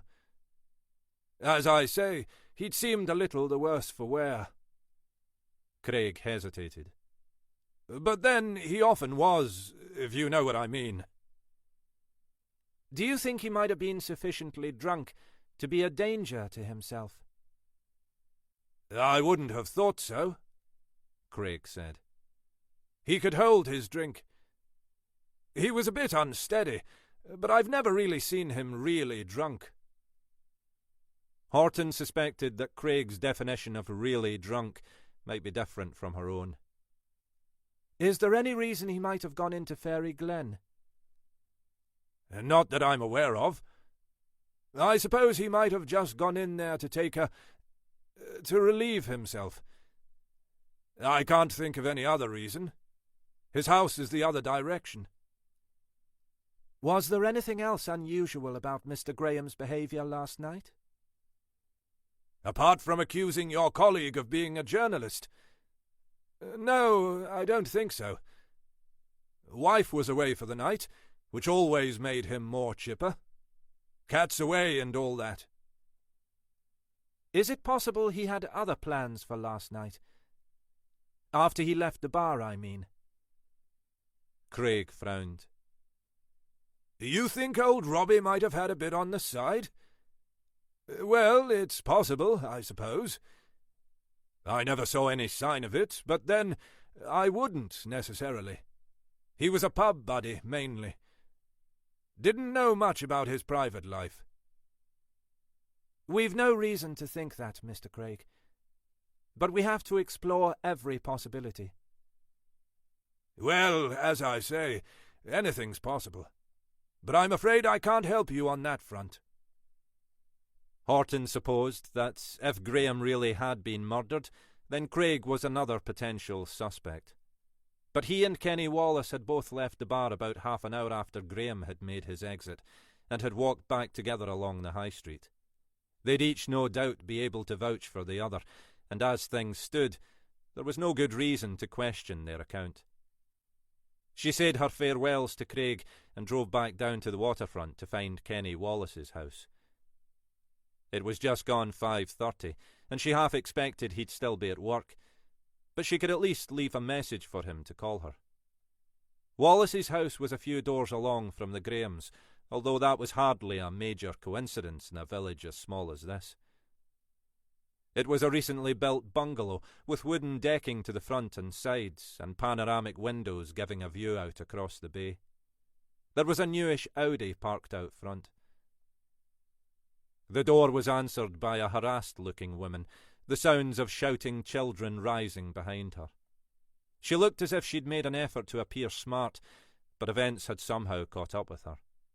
She blinked at Horton through a slightly overlong blonde fringe, a disappointed expression on her face. "Oh, Christ," she said. "I was hoping you were a mother." For a moment, Horton was bemused by this apparent comment on her maternal status. Then the woman jerked a thumb behind her and added, "One of their mothers, I mean. I was hoping you'd come early." "Mrs. Wallace?" Horton held out her warrant card. "Jesus, what now?" "It's really your husband I needed to speak to." The screams of children were growing louder inside the house. "Is he available?" "He's hiding somewhere, the bastard. I don't blame him, but he might at least have let me hide in there with him. You'd better come in while I track him down." As Horton followed Mrs. Wallace into the house, the source of the noise became apparent. A host of small children were racing up and down the hallway, some carrying balloons and toys. Through the kitchen door at the far end, Horton could see a table laden with the remains of a birthday party tea. Bowls of crisps, half-empty plates of sandwiches, and as yet untouched birthday cake. The party was reaching that manic point where the young guests were experiencing a sugar rush, with at least another half an hour to go before their parents arrived to collect them. No wonder Mrs. Wallace had looked disappointed. Mrs. Wallace disappeared up the stairs and reappeared followed by a tall man who looked down bewilderedly at her. "Can I help you?" "Mr. Wallace?" He was probably mid-40s but looked younger, his light brown hair swept neatly back from a clean-shaven face. He was dressed in a dark blue business suit that looked out of place among the domestic chaos. "That's me." He reached the bottom of the stairs. "Is there a problem?" "Is there somewhere quiet we can speak?" The noise of the children was reaching the point where she found herself having to shout. "You'd better come upstairs." She followed him back up the staircase, leaving Mrs. Wallace to cope with the pandemonium by herself. Wallace led her into a room kitted out as an office. Silence fell as he closed the door behind them. "Sorry about the bairns. Ellie's birthday. My daughter." "Many happy returns to her," Horton said. "How old?" 7. Wallace said, with a slight air of regret, as though the years were already slipping away from him. "I'm sorry to trouble you, Mr. Wallace. I believe you knew a Mr. Robert Graham." "Rob? Yes, they're neighbours. Well, a few houses along." "You saw him last night?" "In the pub, yes. For a while. What's the trouble?" "He was found dead this morning. I'm sorry." "Well, no. I mean, I didn't know him all that well. Just someone to chat to, you know. But that's a shock. He seemed fine last night. Do you know how?" "We don't, for sure," Horton said. "That's why I'm making inquiries. His body was found just inside the entrance to Fairy Glen, by the burn." "Fairy Glen? What was he doing there?" "That's what we're trying to find out. When did you last see him?" Wallace ran through the same narrative she'd already heard from Craig. "I don't think there's much more I can add," he said. "Except—" He stopped, as if considering what he was about to say. "Except?" "Well, it's probably nothing. But not long after Rob went outside with this police officer, I went to, well, you know, spend a penny. The side door of the pub was open. That was where Rob and the other guy had gone out. I didn't see any sign of them out there. I was still expecting that Rob would be coming back, so I assumed they'd probably just gone round to the garden for their chat. Anyway, as I was coming back, I heard this noise from outside." "What sort of noise?" Wallace frowned. "Like a shout or a scream, I suppose. I thought it came from the woods up towards the glen. Assumed it was probably kids or maybe something like a fox squeaking. They can make a racket, you know." What time was this? Don't know for sure. Maybe 15 minutes after they'd gone out. Anything else you remember? I don't think so. Rory Craig and I left together. The night was as quiet as the grave then. He realised what he'd said and added, Not the best choice of words. She handed him one of her business cards, as she had to Craig. If anything else occurs to you, give me a call. We may need to speak to you again, but I'll let you get back to the party now. Wallace showed no sign of moving. Bit of a shock, this, to be honest. How's Shona taking it? Horton wasn't sure whether to be surprised that he knew Shona Graham's name. They were near neighbours, after all. But something in his tone made her wonder whether there might be more than that. Maybe another avenue to be explored. She seemed to be okay, Horton responded. But, like you say, it must be a shock. Aye, right enough. After a long moment, he pushed himself to his feet and moved to the open door. I'll show you out. I think we're supposed to be doing the birthday candles. He smiled. Then, I'm hoping we'll get rid of the little buggers. The words were spoken as a joke, but it wasn't clear how much humour was in them. Downstairs, the chaos seemed to be mounting as Mrs. Wallace did her best to corral the youngsters back into the kitchen. Horton was only too happy to say her goodbyes and step out into the chill evening air. It was still a decent evening. The setting sun behind her was casting long shadows out across the bay. Across the darkening blue waters she could see the battlements of Fort George, the first lights beginning to come on. Her own house lay behind that, invisible from this angle. A stiff breeze was blowing in from the water, and she shivered. Isla had been meeting a client in Stirling, and was unlikely to be back much before 9, the best part of 3 hours away. Horton realised that, after the previous evening's events, she felt uncomfortable at the prospect of returning home alone. She'd managed, in the course of the day, to keep from thinking about David or what he might be up to. But now, as the evening shadows thickened around her, she could almost feel his presence. Almost as surely as if he was out there, staring back at her across the water. Bugger him, she thought as she unlocked the car. I'm not a child anymore. I've dealt with bigger bastards than him. There's no reason to be afraid. But she knew that she was, and she suspected that, deep in that part of her mind where she was still a small child, she always would be.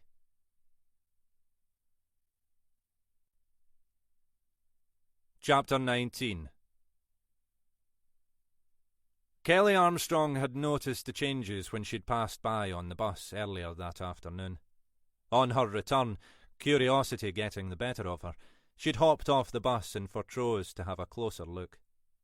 It was only her second day back, and the first time she'd come through the village in daylight, so she hadn't noticed before. Now, she stood and looked in slight wonder at the transformation that had been effected. It wasn't what she'd expected. She'd imagined that, after everything that had happened, the place would just be shut down and left abandoned. Maybe eventually turned into residential housing, like so many of the shop units out here. But instead, it looked as if somebody had bought the place and was trying to make a go of it. Well, good luck to them.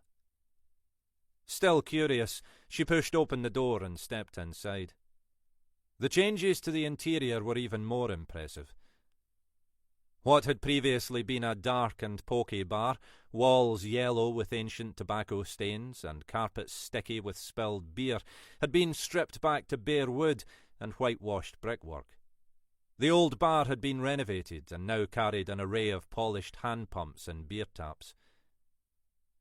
The place wasn't busy at this time in the late afternoon, but a couple were sitting at the far end with beers and ornate-looking sandwiches, and a small group of middle-aged dog walkers were propping up the bar. You okay there? The man behind the bar had swept back blonde hair and angular features, and an easy-going manner which Kelly immediately found attractive. He was wearing a white T-shirt carrying the logo of a local craft brewery. Kelly remembered her own time working here and the grime and dust in the old cellar, and wondered how the man managed to look so smart. But probably the cellar, too, was a different place now.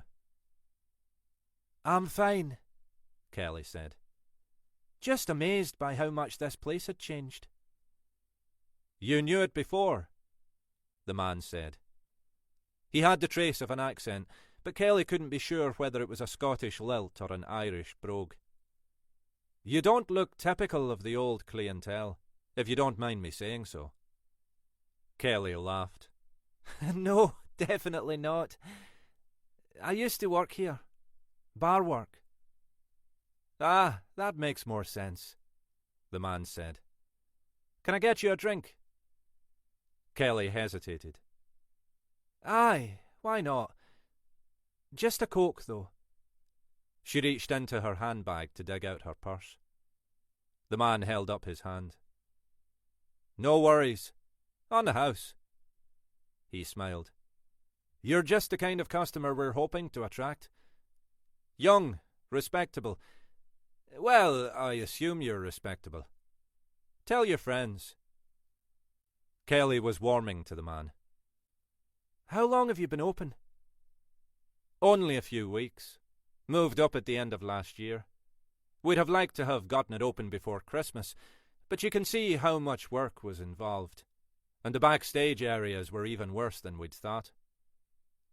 Kelly recalled her own visits to the dusty, spider-ridden cellar. "You're from England?" "Well, we lived down there for a long time. I'm Callum, by the way. Callum Donnelly." "Kelly Armstrong." "You live locally?" "My parents stay in Cromarty," Kelly said. "I'm away at uni at the moment in Stirling. Just back for the Easter vac." "Don't suppose you'd fancy coming back and doing a bit of bar work while you're here? We've got a couple of people working the odd evening, but we're looking for another person to help out in the afternoons and give some cover. Hoping that trade will start to pick up over the holidays." Kelly lowered herself onto one of the tall bar stools. "I'm not sure," she said after a moment. "I mean, thank you. But I had a slightly traumatic time here before." Callum Donnelly nodded. "I've made a point of not inquiring too deeply into the background," he said. "But I know what happened to Denny Gorman. Were you involved in that? Not that it's any of my business." Kelly shivered involuntarily, even at the mention of the previous landlord's name. "Not directly. But I had a run-in with Gorman before that. He didn't deserve what happened to him, but he was a creep." "I can see you might not want to be reminded. Sorry for asking." "But actually, why not?" Kelly said. There was already too much stuff she was trying to avoid. Her now ex-boyfriend, Greg, for example. She managed successfully to avoid him during those last few weeks at uni, but she'd been constantly expecting to run into him back up here. She didn't even know whether he'd actually come home for the vacation, but she still expected he'd be there around the next corner. It was going to take her a while to get over their split, but maybe one way was just to throw herself into new activities. "What are you looking for exactly?" They agreed on a couple of hours in the afternoons to start with, enabling the Donnellys to focus on preparing the expanding food menu for the evenings. "You'll find it a very different place, I promise," Callum Donnelly said. "Do you want to come and say hello to Maggie? She's out back." He led Kelly behind the bar into the rear part of the pub, a previously bleak-looking room, which, as far as Kelly could recall, Gorman had used only for additional storage of his junk, had been transformed into a commercial kitchen. It was obviously still a work in progress, but a world away from anything that had been here previously. Maggie Donnelly, dressed in a chef's apron, was standing at one of the worktops, chopping carrots. She was an attractive woman, Kelly thought, with long dark hair which contrasted with the slightly startling crimson of her top. "Maggie, you know we were looking for additional help over Easter." "You've found someone?" Her eyes swept over Kelly, and then back to Callum Donnelly. There was something in her expression Kelly couldn't interpret. Her hands continued chopping with practiced inattention. "Kelly Armstrong. She did bar work here before." "Under the old regime. Bit of a change from those days." "Just a bit," Kelly agreed. "Kelly's back from uni. Happy to cover for us for a couple of hours in the afternoons and when we need her." Maggie Donnelly nodded. Her expression had softened, but still seemed less than welcoming. "Well, that's good," she said finally. "It'll be a great help," Callum Donnelly said. He gestured towards the vegetables arrayed on the work surface. "We want to start doing proper meals in the evening. Can't afford more trained kitchen staff yet, so Maggie and I will have to do the prepping. When can you start?" "Soon as you like," Kelly said. "Tomorrow?" "If you can, that would be perfect." Callum Donnelly was beaming at them both as if they'd solved all his life's problems. His wife remained expressionless. Kelly looked at her watch. "I'd better be getting back," she said. "There's a bus due shortly." "See you tomorrow, then." Kelly followed Callum Donnelly back out to the bar area. As they passed the open doorway leading down into the cellar, Kelly glanced involuntarily into the darkness. "You probably know the layout of this place better than we do," Donnelly said. "The cellar's the one bit that hasn't changed too much. We've tidied it up, obviously, but we still need to tackle it properly." Kelly recalled the gloomy space beneath them, the shadows in the corners, the way that, even while he was alive, Denny Gorman had haunted the place like some malevolent spectre. She shivered slightly, wondering if she was doing right in coming back here. "I think you should do that," she said, trying to turn her words into a joke. "Tackle it properly. Get rid of any trace of how it was." Donnelly laughed. "You make it sound like the place is haunted." Kelly managed to smile back. "Only for me," she said. "And only by memories."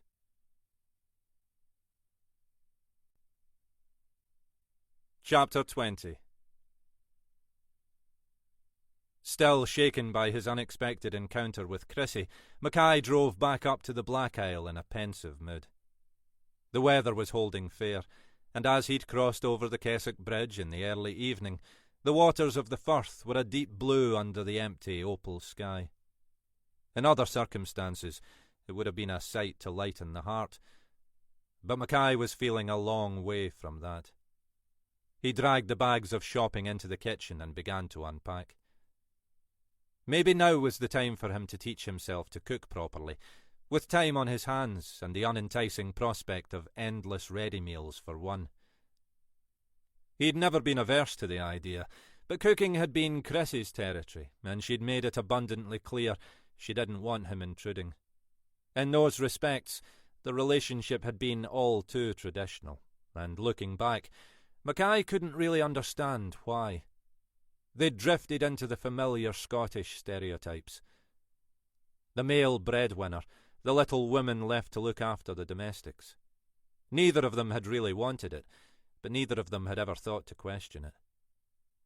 He was contemplating these questions when the doorbell rang. His first instinct was to ignore it. Hardly anyone knew he was living here, so it was unlikely to be a welcome visitor.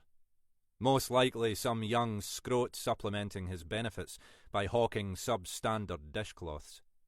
A quick flash of his warrant card was usually enough to send that type on their way. But what if it was Chrissy at the door? She had his address. Maybe she'd thought over what he'd said and decided now was the time for a conversation after all. Stranger things had happened. When the doorbell rang a second time, he hurried back through the hall and pulled open the front door. Alec? Sorry, you look like you were expecting someone else. Is this a bad time? No. Christ, no. Who'd want to come and see me up here? Well, you, presumably. He shook his head, conscious he was rambling. Ach, ignore my blethering. It's good to see you, Jenny. Come in. He led Horton through to the kitchen. Coffee? I'd offer you something stronger, but I assume you're driving. She nodded. I'll wait for that till I get home. I was up interviewing Rob Graham's drinking buddies, and it seemed rude not to call and say hello. You're treating Graham's death as foul play, then? Mackay had his back to her, busying himself filling the kettle. Until we've a reason not to. She paused. I shouldn't be discussing the case with you, really, Alec. Not in the circumstances. Don't tell me you've got me pegged as a killer, too. I must be scarier than I thought. Don't be daft, Alec. You know full well that Helena's done this for your own protection. We just need to do everything by the book. He finished spooning coffee into the mugs and turned to face her. Aye, I know. It's just a bit hard to take. Don't think any of us are going to let you skive off for any longer than we can help, Alec Mackay. You'll be back on board before you know it. I hope so. I don't want to spend any longer than I have to in this place. She looked around her at the tiny, functional kitchen. It's very compact. You hate it, don't you? Well, it wouldn't suit me. But maybe it suits you, Alec. Christ knows. You're too good for this, you know, Alec. You don't have to punish yourself. You reckon that's what I'm doing? Looks suspiciously like it from where I'm sitting. He finished making the coffee and pushed one of the mugs across the small kitchen table towards her. Aye, well. Have you been in contact with Chrissy? Maybe it's time to give it another go. We've been in contact. She tells me she needs more time. It's none of my business. But why did she walk out? He was tempted to agree that, no, it was none of her business. But he knew she meant well. She blames me for Lizzie's death. Just like I blame her for it. You know that's bollocks, don't you, Alec? You don't really even know how or why Lizzie died. Whether it was just an accident or, well, something else. Either way, you can't hold yourselves responsible. She was an adult. She made her own decisions. We brought her up, Mackay said. We created that adult. Horton shook her head. If she was depressed, that wasn't anything you created. You did your best. You did a decent job. Doesn't stop either of us feeling guilty, or trying to transfer that guilt to each other. Jesus, Alec. Saying nothing, he rose and walked across to the kitchen window. Look, he said. You can see the sea. It's not all bad. You're changing the subject. Of course I'm changing the fucking subject. What do you expect me to do? She picked up her coffee mug and rose to stand beside him, peering out through the glass. Okay. Where's the sea? There. He pointed between the row of houses. You might have to stand on tiptoe. This was a joke. Horton was as tall as he was, if not slightly taller. Yes, I see it, she said. This case of yours, he said. Graham and Crawford and Galloway. You're not allowed to discuss it with me. Well, nobody's actually said, but it seems sensible not to. Aye, I can see that. Sensible. My middle name. But if I just talk at you, that's not a discussion, is it? Alec. That's just me shooting my mouth off. Feel free to ignore it, like you usually do. She took a long sip of her coffee and made no response. First thing, I'm sure Helena's on top of this, but still.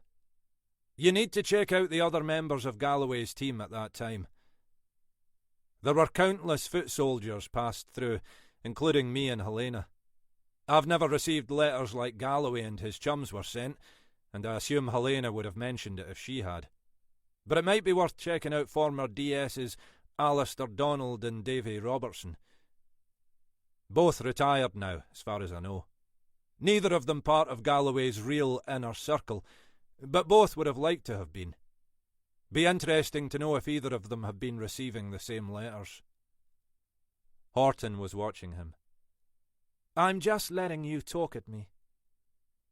Then there are the people that Galloway's team put away. Particularly the ones where he might have used his distinctive methods to get a result. Difficult to remember names after all these years, but I've had a shot at jotting down the ones I can recall. He pulled a folded sheet of paper out of his pocket and tossed it on the table in front of her. That's a start. You really are bored, aren't you, Alec? You need to get out more. That's exactly what I want to do. Preferably back into the office. Anything I can do to push along the investigation. Of course, Horton said. If anyone really did think you were guilty, this might seem like an attempt to deflect attention. It's not a helpful look, Alec. What else am I supposed to do, Jenny? I didn't kill Graham. Why the hell would I have done? OK, I didn't much like the man, but if I killed everyone I don't like, I'd be the world's most prolific serial fucking killer. I know, Alec. But Helena will be on top of all of this. She paused. And think about it this way, Alec. If there's any challenge to Helena's integrity, however unjustified, she'll get taken off the case and replaced with someone more independent. And that wouldn't help your position at all. I imagine there are a few people out there who wouldn't mind seeing you drag down a peg or two. Mackay nodded. Aye, you're right enough, Jenny. As always. Anyone ever told you no one loves a smart arse? Frequently. You, mainly. But be patient. Let us get on with it. We'll do it by the book, but we'll do it.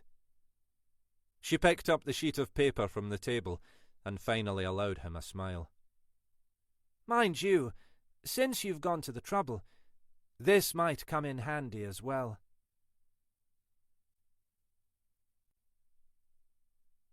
Chapter 21.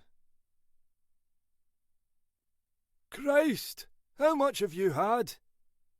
He picked up the 3/4 empty bottle and held it in front of her.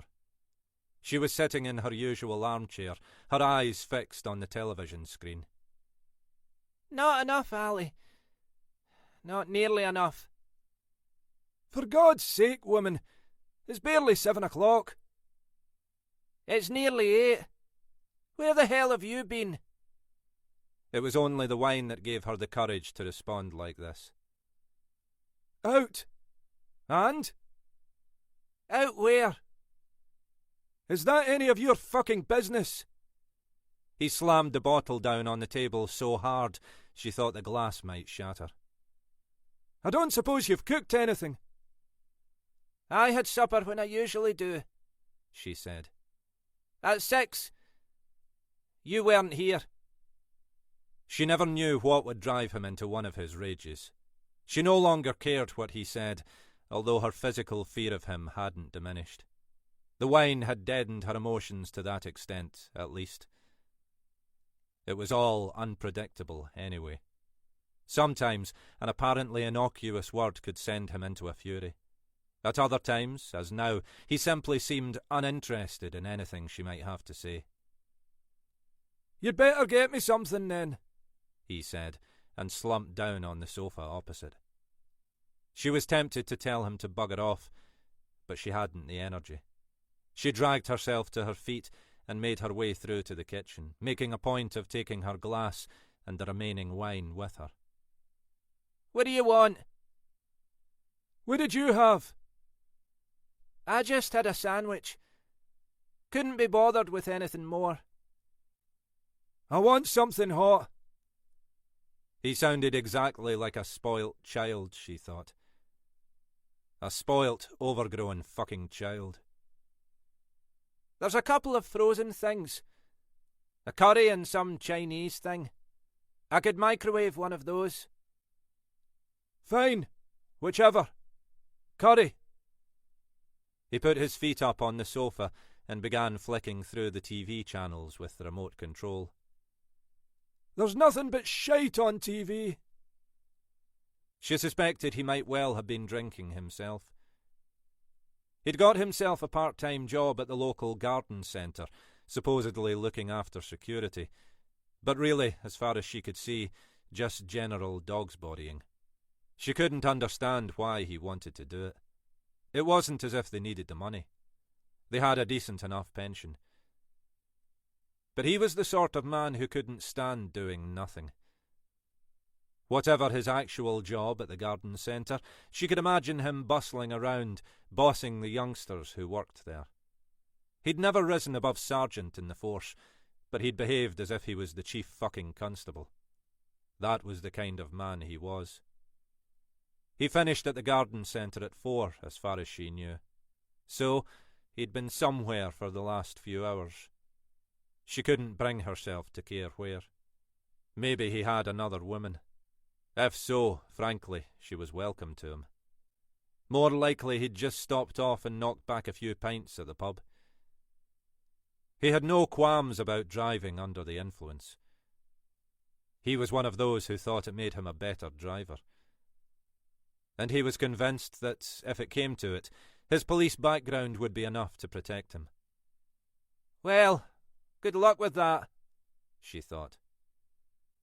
She stuck the ready-meal curry in the microwave and set the timer. Then she sat down at the kitchen table and poured herself the remainder of the wine. He was right, of course, at least about that. She was drinking too much. She was starting earlier in the day and not wanting to stop. But it wasn't as if she had much else to live for. As if to prove the point, she heard Ali shouting from the sitting room, "That curry ready yet? I'm fucking starving." That was far from literally true, she thought, judging from the way his fat stomach strained against his shirt. 2 minutes, she called. "I'll have it in here." "Like you've done with every meal for the last 10 years, she added silently to herself. She waited until the microwave beeped, and then, following the instructions to the letter as she always did, gave the food a stir and stuck it back in for another couple of minutes. "How long does it take to microwave a fucking curry, for Christ's sake?" 2 minutes, then lift lid and stir, she said to herself. Then another 2 minutes, then allow to stand for 1 minute. Out loud, she said, "It's coming!" Finally, the microwave beeped again, and she took out the hot tray of food.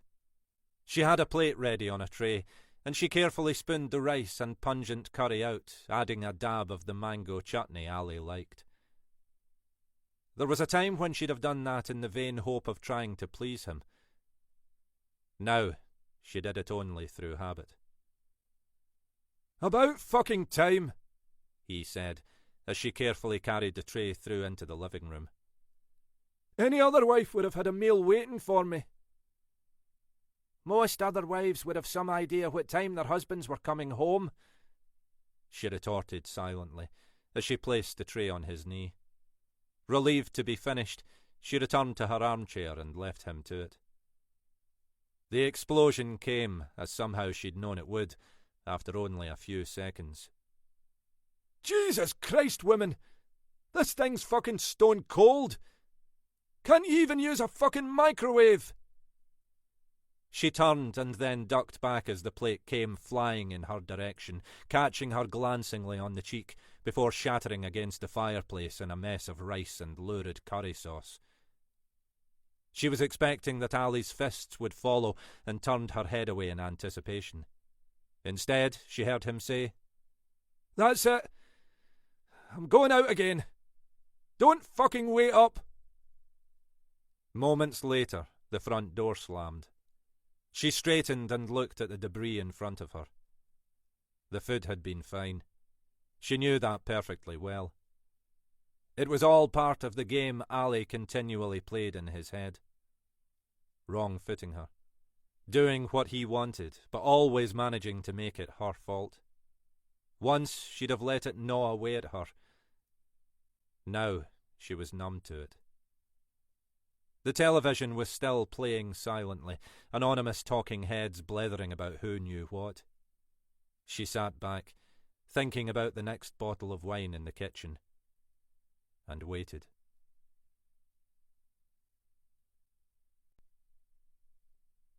Chapter 22. Jenny Horton had stayed chatting with Mackay for as long as she could. Mackay himself seemed ambivalent towards her presence. On the one hand, he was clearly enjoying the opportunity to chew the fat. They'd always got on well, and once past the sensitivities of Mackay's enforced absence from work, they'd moved on to the usual inconsequentialities of office gossip and Scottish politics. But she sensed there was a part of him that wanted to be alone.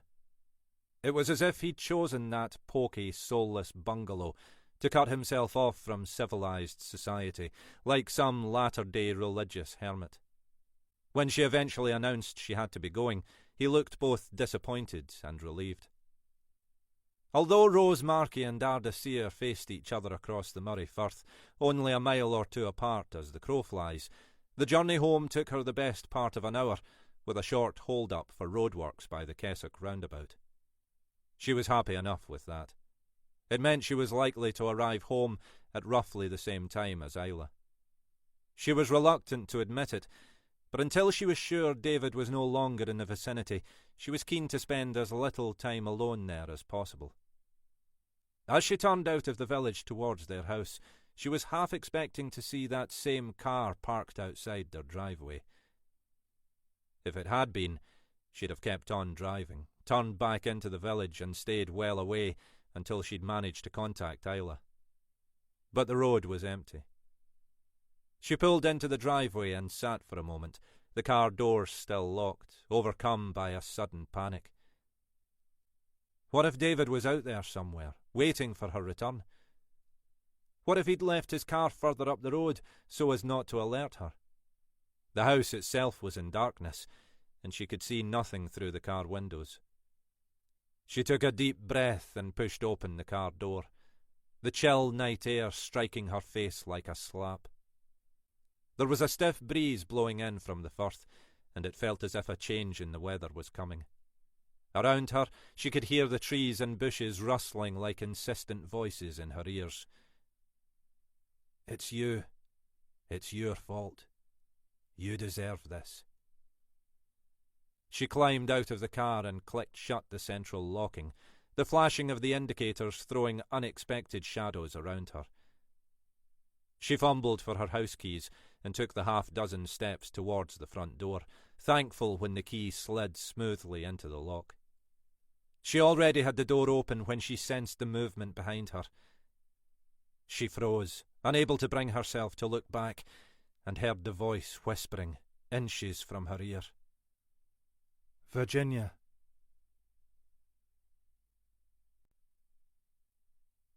Chapter 23. Ali Donald stumbled in the darkness, telling himself it was the gloom rather than the drink that had caused him to lose his footing. He'd only had... what? A couple of pints and chasers early on, then a few more pints and whiskies just now, after that bitch had driven him out of the house. Nothing he couldn't handle after all these years. It was still quite early, only just gone 9. He was only out here because that bastard behind the bar had implied that maybe he'd had one too many already. Ali had thought of making an issue of it. Well, he had created a bit of a stooshy until his mates had calmed him down. But it wasn't worth the hassle. It would be bloody embarrassing if the landlord called the police. Former detective sergeant in pub fracas. Even in his current state, he could see that wouldn't be smart. So, in the end, he'd called it a night. After all, it wasn't as if he had to go home, necessarily. Not back to that bitch. Kirsty wouldn't mind if he called to see her. She'd just be watching TV, and she was always waiting for him whenever he called round. He'd sometimes wondered if it might be easier just to ditch the bitch and move in with Kirsty full time. But it wasn't that simple. The bitch had money, or at least the prospect of money, once her dad finally fell off the perch. And if he moved in with Kirsty, it would just be frying pan to fire. It worked because he could see her when he wanted to, and then leave it all behind. It was a convenient arrangement for both of them, and neither wanted anything more. He felt uneasy these days walking through Cromarty late in the evening. They'd lived here for 10 years now, and though he'd never brought himself to admit it, there'd always been moments when the place gave him the creeps. It was full of little alleyways and vennels, deep in shadows. Any bugger might be hiding there, waiting to jump out. Ali had never thought of himself as a nervous man. On the contrary, he'd usually been the first to go looking for a fight. But he wasn't getting any younger, and the last few years had knocked some of the stuffing out of him. Then, Rob Graham had called to let him know what had happened to Galloway and Crawford. Suddenly, all the years of those fucking letters hadn't seemed so funny after all. They'd none of them really taken it seriously. Not until now. They'd had their worries, of course. They made plenty of enemies back in the day, on both sides of the law, and none of them had entirely trusted the others. Ali suspected that was one reason why they'd all found themselves living up in this neck of the woods, as if they were all surreptitiously keeping tabs on each other. But any anxieties on that score had faded as the years went by. Jackie Galloway, whom none of them trusted, had quietly gone gaga, and the rest of them had given themselves up to drink and boredom. Then Galloway and Crawford had died. Maybe accidents, maybe not. It was clear that Rob Graham thought not. When he'd called Ali, he'd sounded shit scared, as if he'd known something Ali didn't. Ali stopped, thinking he'd heard some sound behind him. The street was deserted, nothing moving in the pools of light below each street lamp. The wind from the sea was stronger, channelled up the alleyways from the shore. There was damp in the air, and he thought it would rain before morning. He hurried on, peering into the shadows of each side road, but seeing nothing but the occasional skittering of litter in the breeze. He was feeling more and more as if there was someone nearby, someone watching him, someone following. Cursing his own paranoia, he reached the corner of Kirsty's tiny cottage. To his relief, there were lights on inside. He realised now he'd actually been scared she might be out, though she rarely left the house in the evenings. His anxiety draining away, he reached out to press the doorbell. It was only then he felt the presence behind him, the warm breath on the back of his neck, the hand tightening slowly around his throat.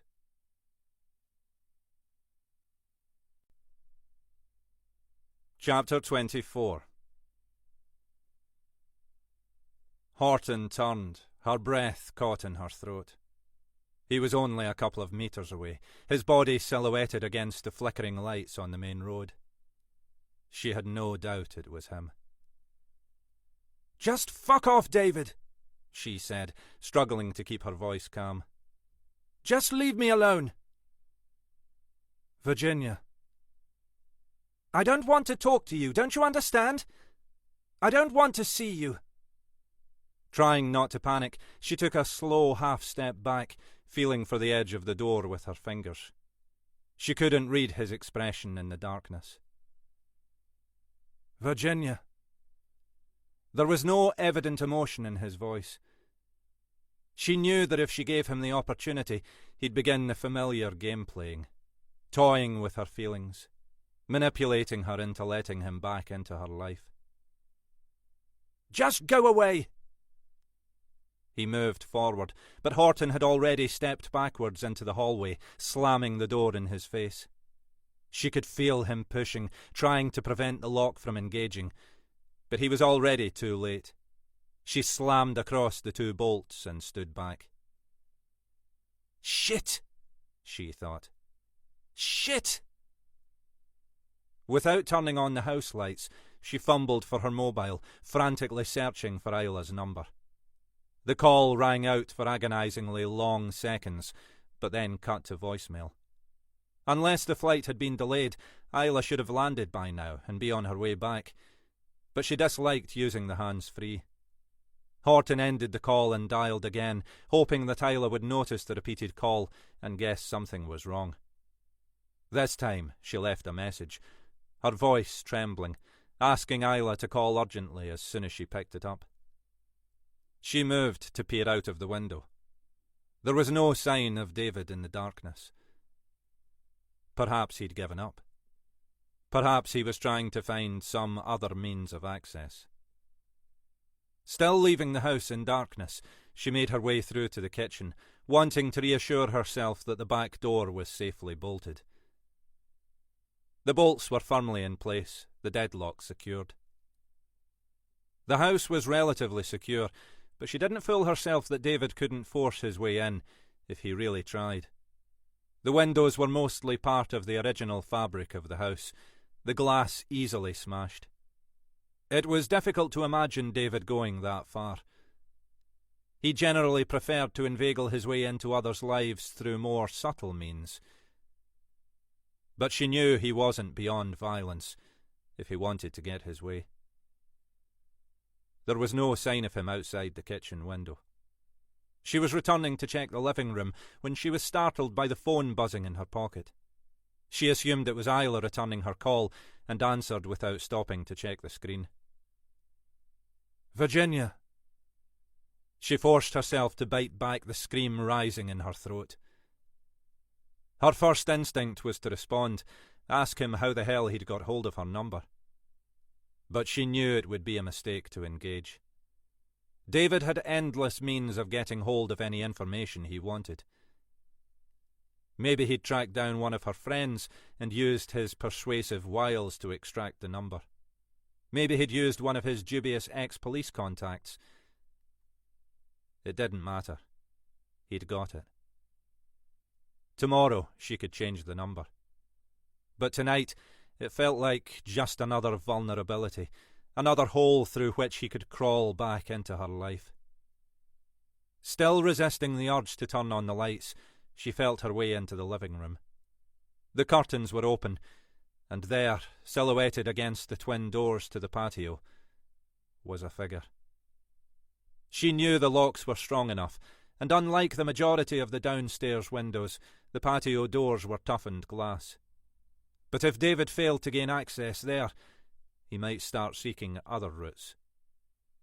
She jumped as the phone buzzed again. She pulled it out and stared at the screen. "Isla!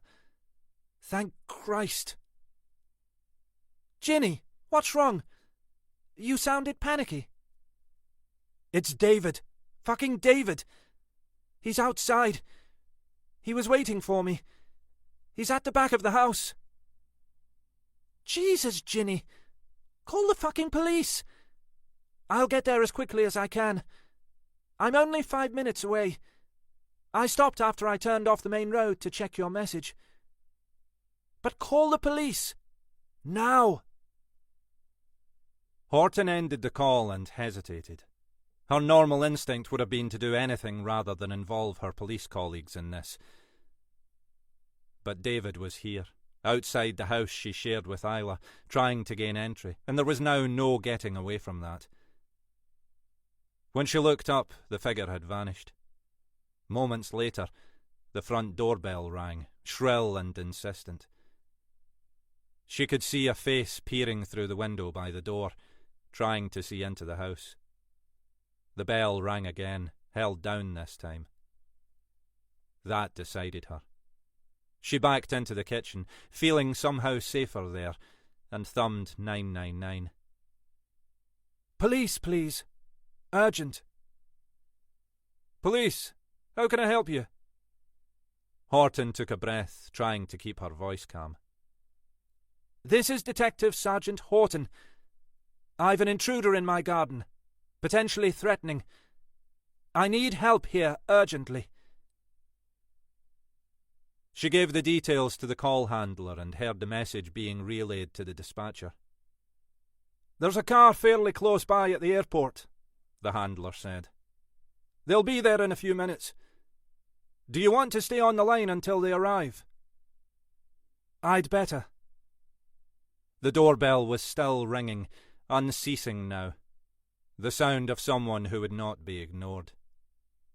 You can hear that? She asked the handler.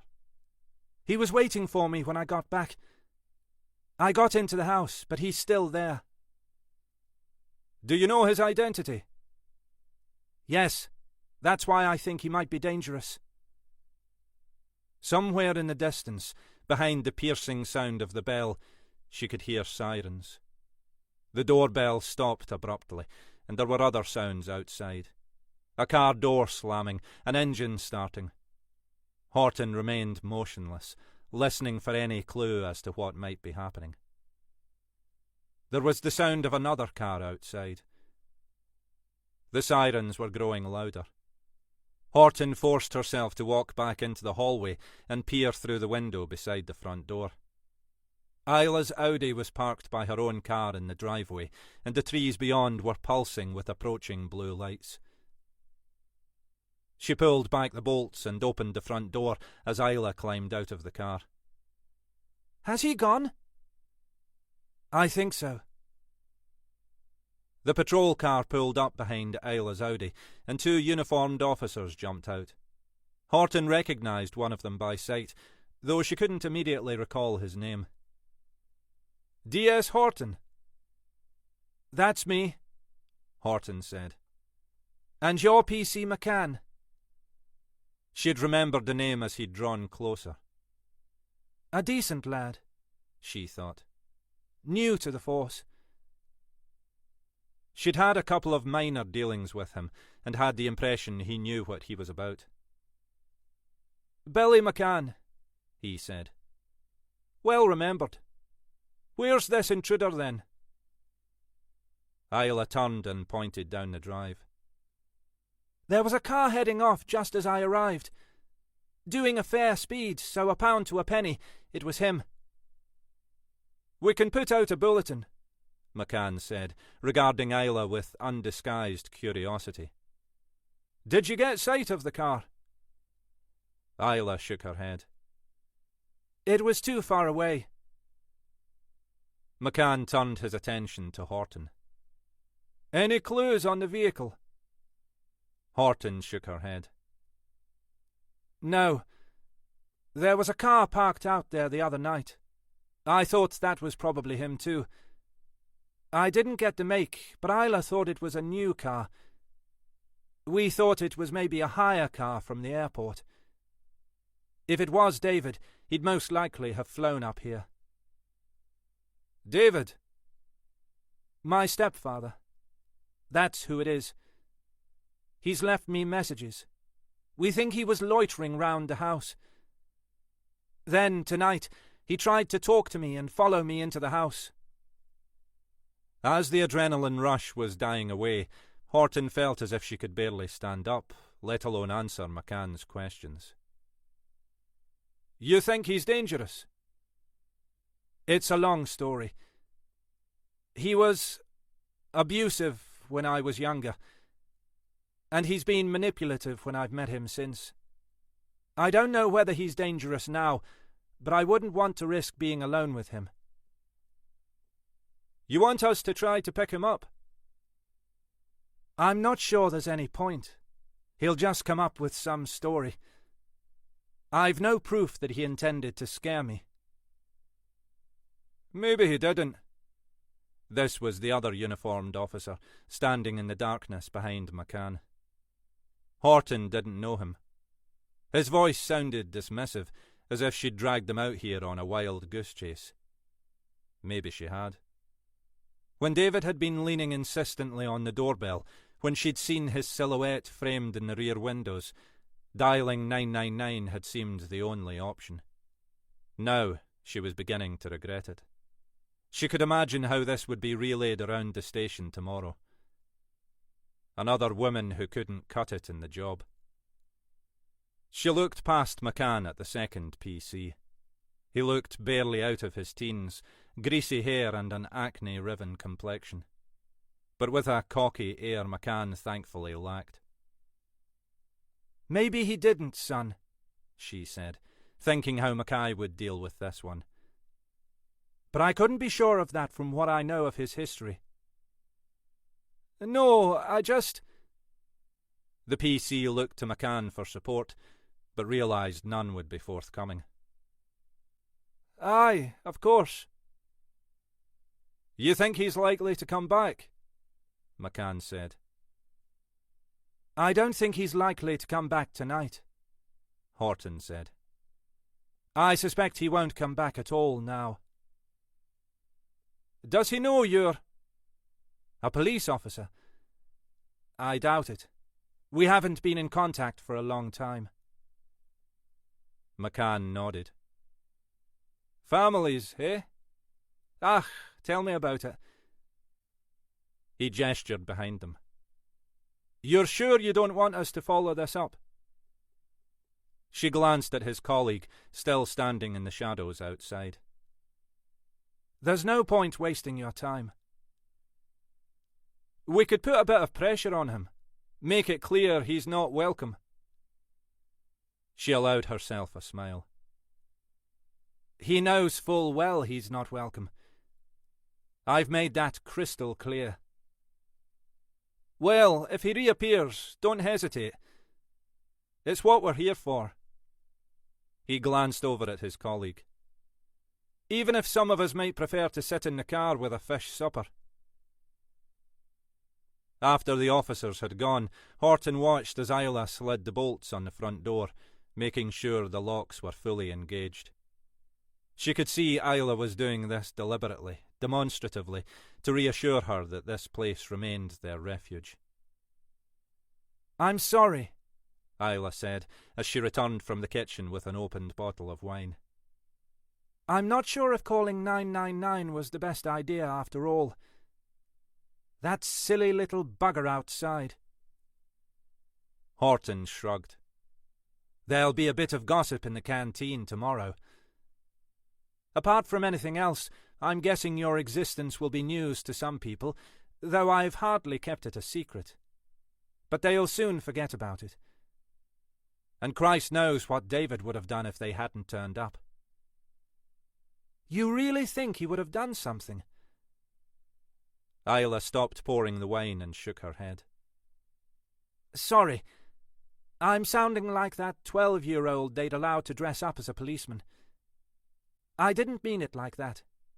I mean, do you think he'd have been physically violent?" "Who knows? He's been violent enough in the past. But whatever he intended tonight, he scared the hell out of me." She took a mouthful of wine and sat back on the sofa. "The weird thing is that I almost feel better that it happened." "Better?" "I don't know. It felt like it brought things to a head. It was worse when he was lurking out there somewhere, and I had no way of responding. Tonight he showed his hand, and I made it bloody clear what my answer was." Isla nodded, her expression suggesting she wasn't entirely convinced by this assessment. Let's hope he takes no for an answer. He will, Horton said confidently. He's an asshole, but he's not stupid. He won't risk another run-in with the police. Her voice sounded calm, but her eyes were fixed on the still uncurtained patio windows. She rose, and with a finality that suggested she wanted to bring the conversation to an end, she pulled the curtains closed. Let's go and sort some food, she said. I'm starving.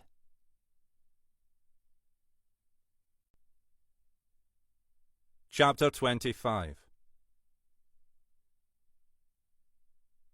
Mackay stared balefully at the remains of his ready-meal lasagna.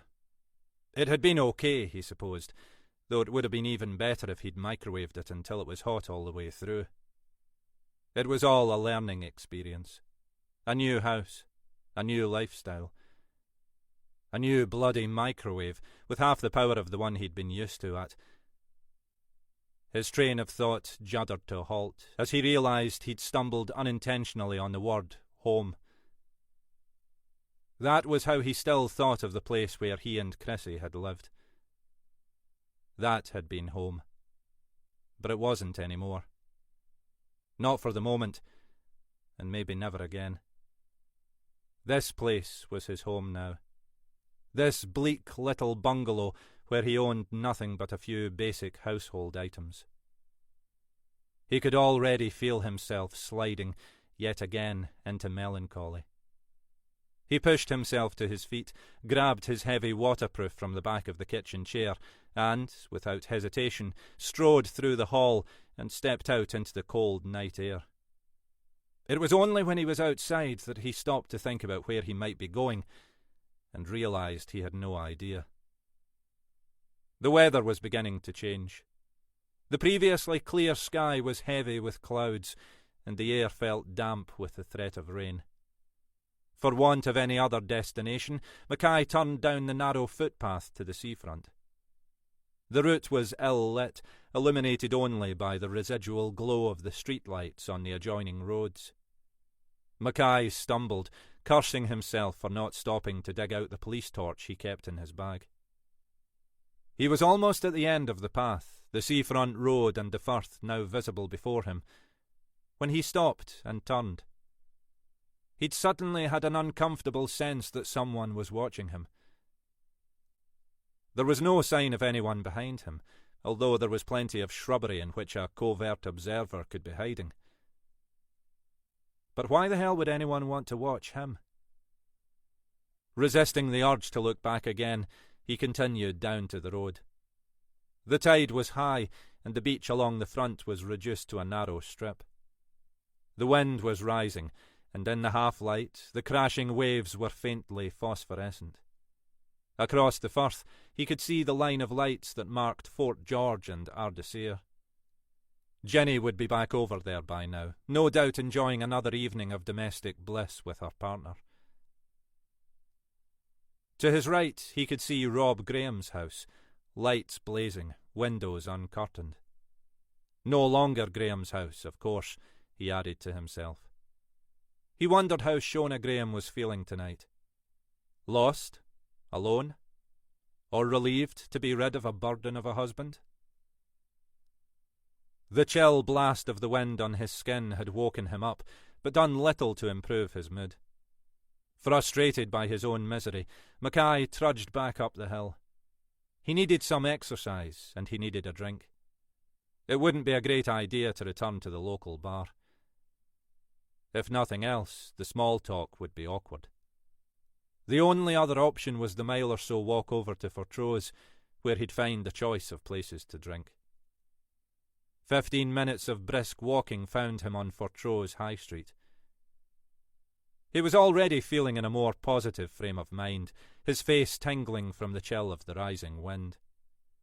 The rain had held off so far, though he could feel it was coming. The smart move, he knew, would be to duck into the Anderson or the Union bar, pubs where he could get himself a decent drink without risking any compromise of his own position. But, as he'd known from the moment he'd set off, he was already striding past those and heading towards the Caledonian bar. In his head, he was rehearsing the conversation he'd have with Helena Grant if she ever found out. By the time he reached the door of the bar, he'd worked through a range of permutations, but hadn't yet come up with one that didn't end with her giving him the mother of all bollockings. He was less surprised by the new interior glamour of the bar this time, but was still disconcerted by the changes. It was like seeing a full-colour, high-definition photograph superimposed on a sepia Victorian print. Mid-evening, the bar was busy. There were a couple of families with children eating meals, a few younger couples, and over in the far corner, a group of more elderly men playing cards. Only the last group would have frequented the place in Denny Gorman's day, Mackay thought. He propped himself at the bar and surveyed the impressive array of beer pumps. 3 cask ales, a couple of exotic-looking lagers, an upmarket cider. Not to mention an impressive display of bottled stuff in the chill cabinets at the back of the bar. As he was mulling over his choice of drink, the young barmaid turned from some task she'd been completing by the register. "I know you," she said, without any preamble. "You're the policeman." So much for remaining incognito. "Aye, that's me. The policeman. D.I. Alec Mackay, at your service." He peered at the young face in front of him. "Young Carey, isn't it?" "Kelly," she corrected. "Kelly Armstrong. But yes, I didn't know you stayed round these parts." "Long story," Mackay said, in a tone which confirmed he had no intention of sharing it. "Mind you, I'm even more surprised to find you in here." She shrugged. "Changed, hasn't it? And Denny Gorman's long gone." "No trace of him below stairs, even." "The lingering ghost of Denny Gorman? Geez, I hope not." She gave a mock shudder.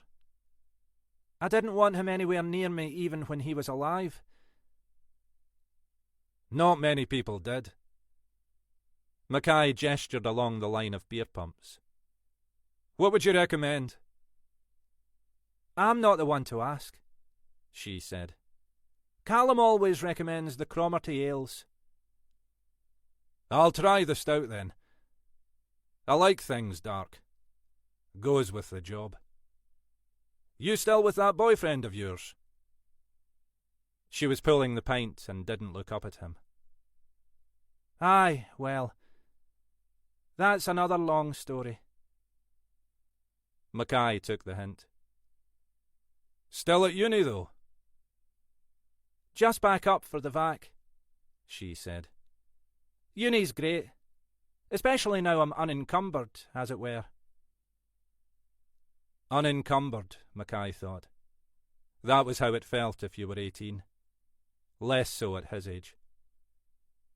"That's grand, anyway." She placed the pint in front of him and took his £5 note. "You're not here on business?" Mackay knew from his previous dealings with her that she was more astute than her young appearance might suggest. "Purely social," he said. "Only, Callum said the police had been in asking about that poor man. The one who died." Mackay nodded. "Aye, that's right. But just routine, you know? Has to be done with any unexplained death." "Callum said the man's poor wife was in here looking for him the night he went missing," Kelly went on. "Do they know what happened to him yet?" "It's not my case," Mackay said. "Imagine they've an idea by now." Kelly gestured towards the cluster of elderly men in the corner. "Those are his mates, apparently. You know, drinking buddies." Was chatting to one of them earlier. Nice old man. Remembered me being here in Denny Gorman's day. He was saying that your man...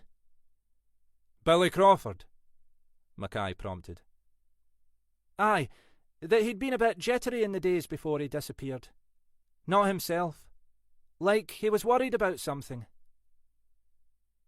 That right? Mackay kept his voice neutral.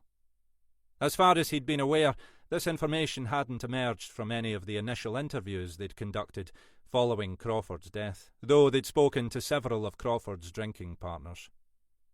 But that proved little. People were often cagey in what they revealed to the police. And, equally, people often exaggerated their recollections when chatting to their friends and acquaintances.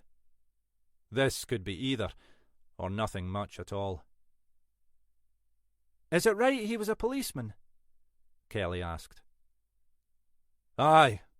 Retired. Mackay gestured towards the group of elderly men. I should maybe go and pay my respects. I worked with him years ago. Kelly nodded. At the far end of the bar, the father of one of the young families was waving his credit card, wanting to settle up. Mackay left her to it and, cradling his pint, moved over to where Crawford's drinking buddies were sitting. As he approached, the group, who'd been blethering away 19 to the dozen, unexpectedly fell silent. Mackay felt like the stranger who walks into the saloon in a low-budget western. I understand Billy Crawford was a mate of yours, he asked, directing the question at no one in particular. Who's asking? One of the men said. Mackay regarded the man who'd spoken, an overweight, florid-faced man in a beige cardigan. Aye, one of Billy Crawford's drinking buddies, right enough. I'm an old friend, myself. That's so? Well, colleague, Mackay added. He brandished his warrant card to the assembled group. The silence, as he'd expected, grew even more profound. I worked with him when I first joined the force. Was sorry to hear the news.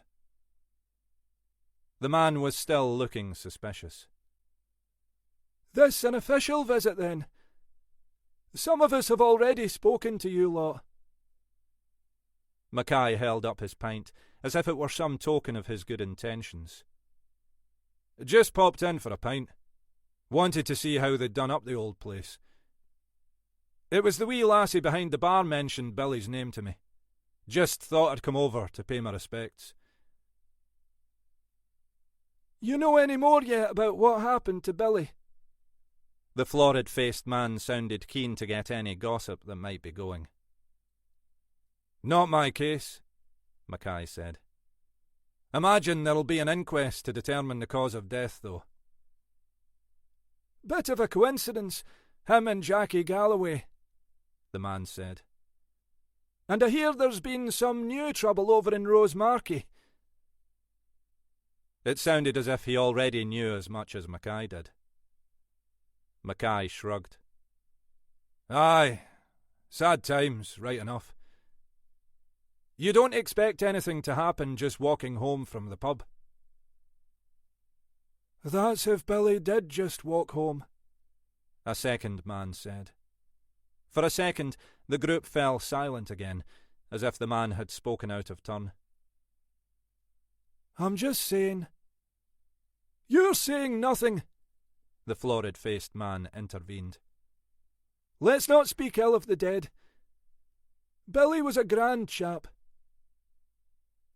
I'm not. The other man finally recognised he was being silenced. Aye, he was that. Mackay knew there was no point in pushing it. I'll leave you to it, he said, raising his pint to them.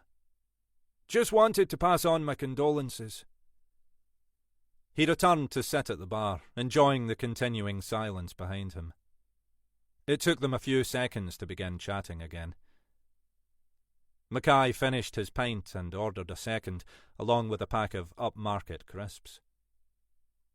Nice bunch, he said to Kelly. Aye, part of the old crowd. Not sure Callum really wants that kind of clientele, but they're harmless enough. Mackay nodded, his eye still half on the group. The man who'd apparently said too much about Billy Crawford had had a packet of cigarettes on the table in front of him. Mackay assumed that at some point he'd head for a quick drag outside the front doors. The only question was whether he'd go alone. Mackay assumed there'd be more than one smoker among that group. Sure enough, after a few minutes, the man picked up his cigarettes, said something to the group, and made his way towards the doors. To Mackay's relief, none of the others accompanied him. Maybe he was being cold-shouldered for shooting his mouth off. Trying not to hurry, Mackay finished his pint and the last few crisps, nodded to Kelly, picked up his coat, and headed towards the door himself.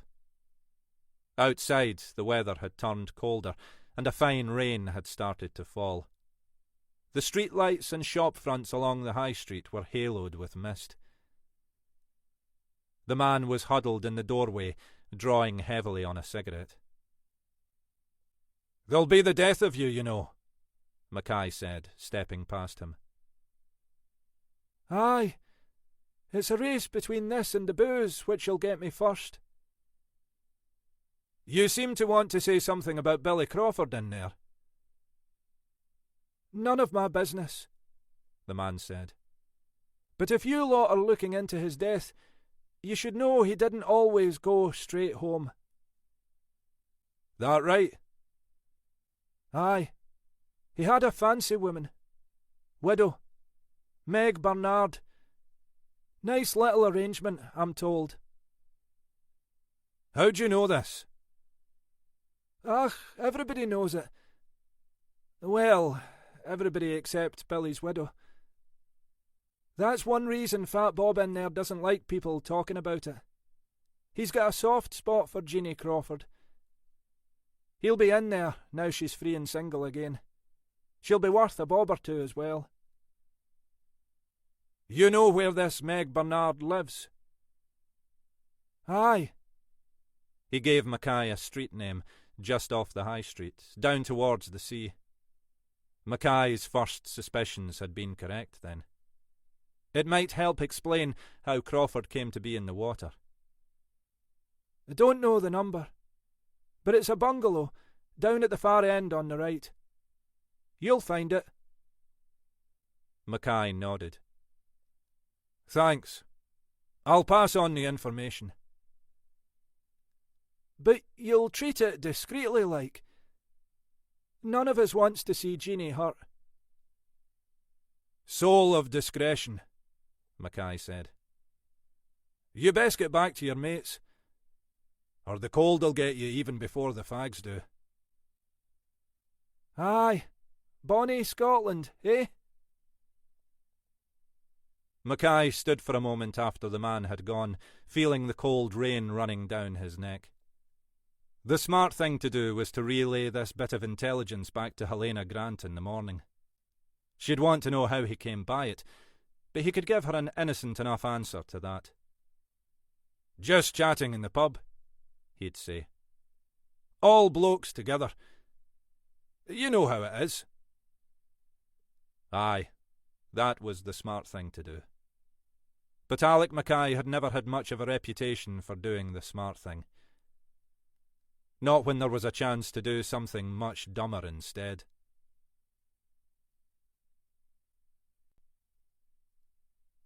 Chapter 26. Mackay looked at his watch. Still not 8:30. Not too late to be paying a social call. He pressed the bell. There were lights showing behind a couple of the curtained windows, but no other sign of movement or life. Maybe there was still time for him to salvage what might be left of his career, he thought. Then he pressed the bell again. The rain was still falling, a fine mist that chilled Mackay's skin. After a moment, he heard sounds from beyond the door. It opened a few inches, held in place by a hefty-looking chain. Yes? And for a penny, Mackay thought. He held out his warrant card. D.I. Mackay. I'm looking for a Meg Bernard. There was silence. Then the door closed and reopened, fully this time. The woman inside was short, blonde, and buxom. Mackay found it difficult to estimate her age. Younger than Jeanie Crawford, certainly, but probably not by much. This about Billy? I wondered how long it would take you. Might have been better if you'd made contact with us yourself, Mrs. Bernard. He paused. It is, Mrs. Aye, she said.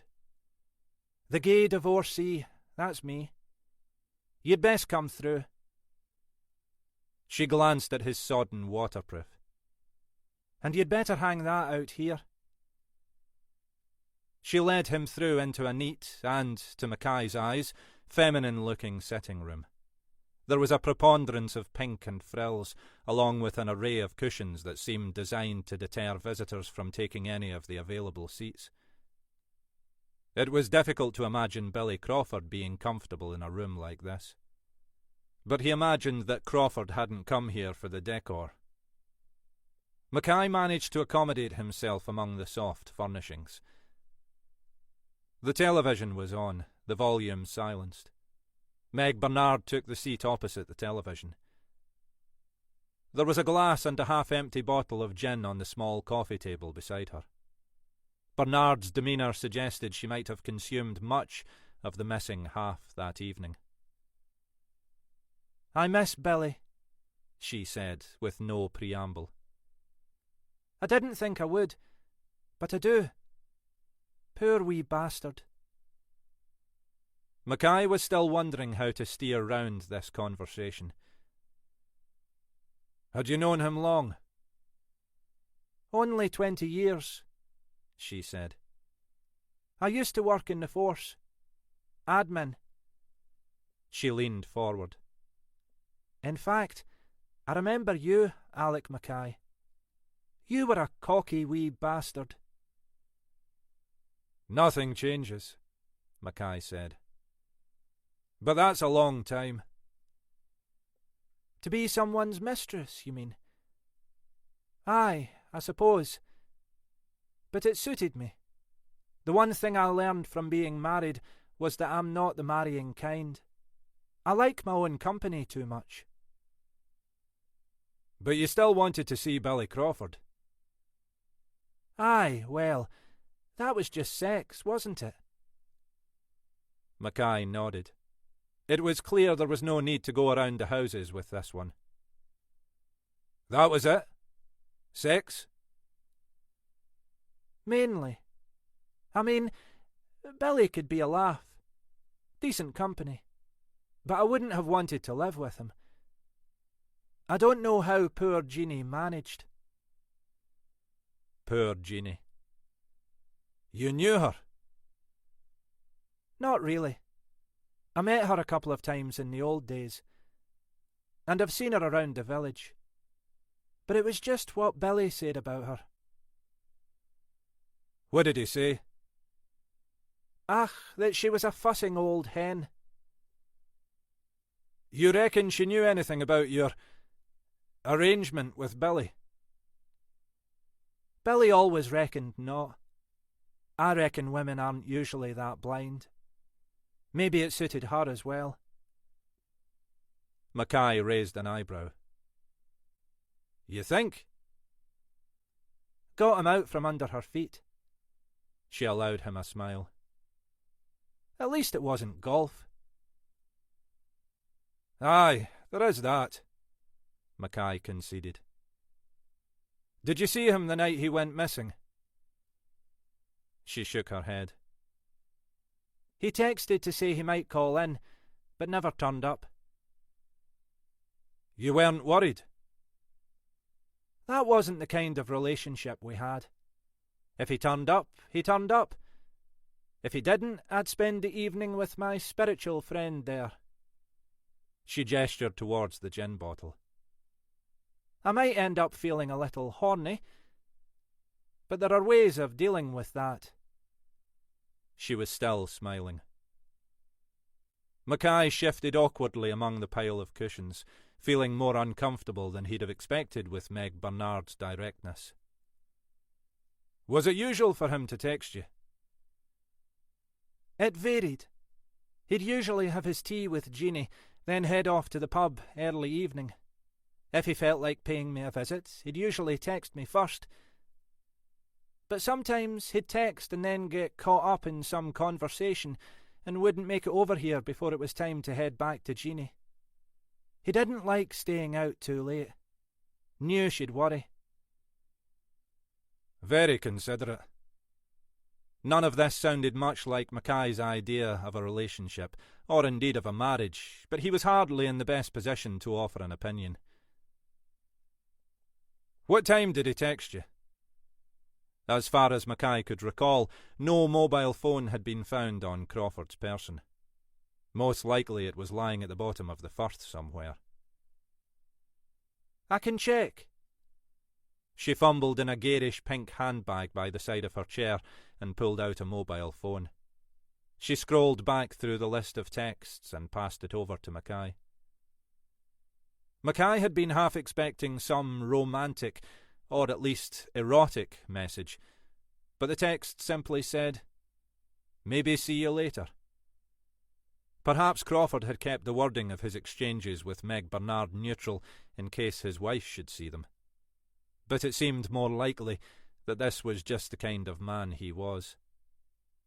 Bernard had texted back, "Aye, I'm around."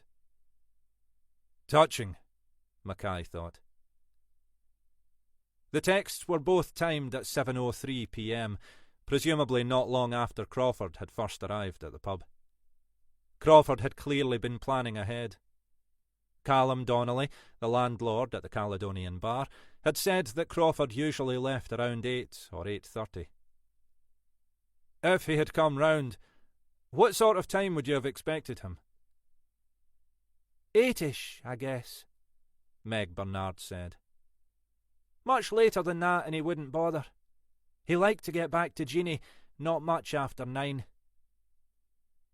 He didn't text you again? That wasn't Billy's style. If he turned up, he turned up.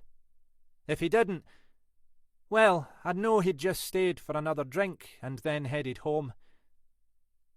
His loss, to be honest. Mackay was silent for a moment. You reckon anyone else knew about your relationship with Billy? She laughed. I reckon the whole village knew, but were too polite to say anything. Ah, you know how people are. Keep ourselves to ourselves.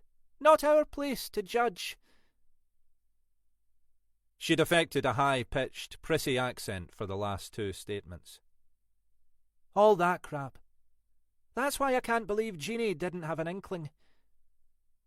She stopped, her voice suddenly serious. You really think someone might have wanted to kill Billy?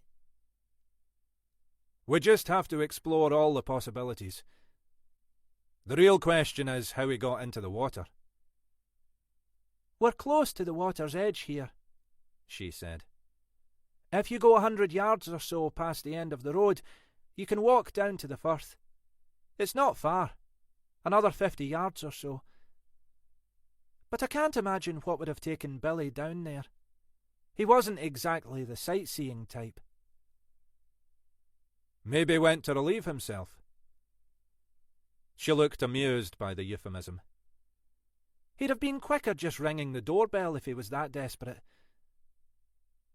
She was watching him closely, as if trying to weigh up what else she ought to tell him.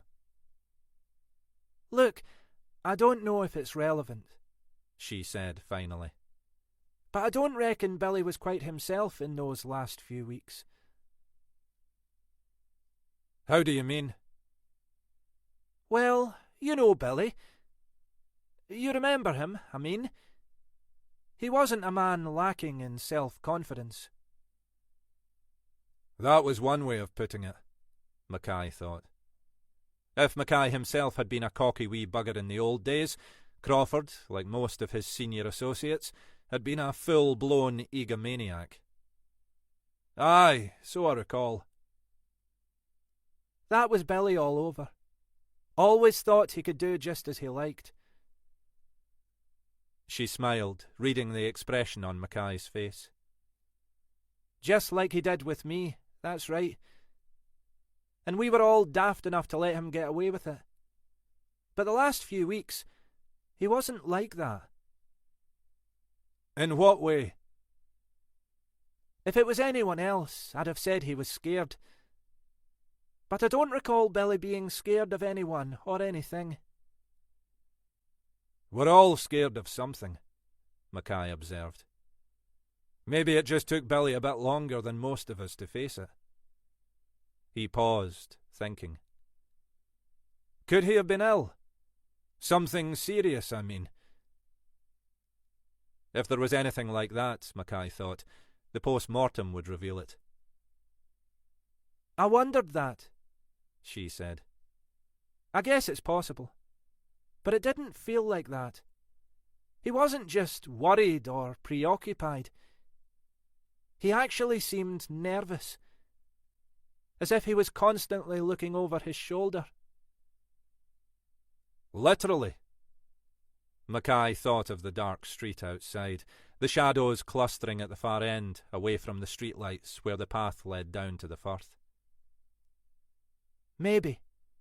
He seemed rattled by noises, even when we were in the middle of, well, you know. He'd stop as if he'd heard something downstairs. I could feel him tense. She seemed to have abandoned any tendency to innuendo now, as if this was what she'd been wanting to say all along.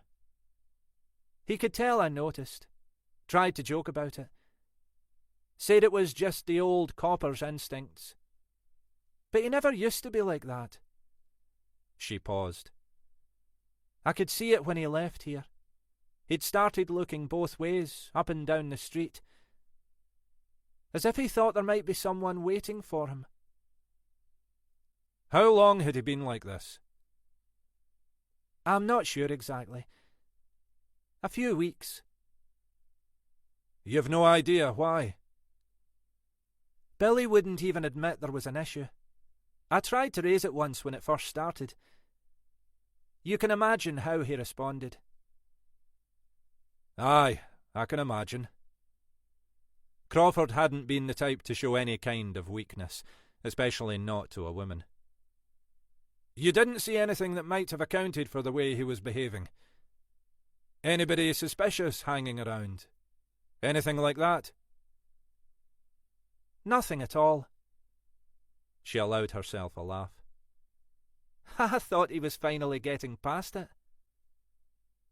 He pushed himself to his feet. I'll leave you to it, Mrs. Bernard. Thanks for your time.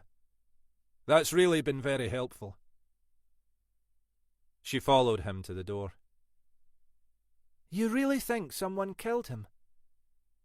It was the second time she'd asked the question. However blasé she might pretend to be, it was clear she was rattled. We've really no reason to think so, Mrs. Bernard, he said, as he pulled on the heavy waterproof. It was true, as far as it went, at least until the post-mortem had been completed. But, like I say, we have to consider every possibility. He paused as she opened the front door.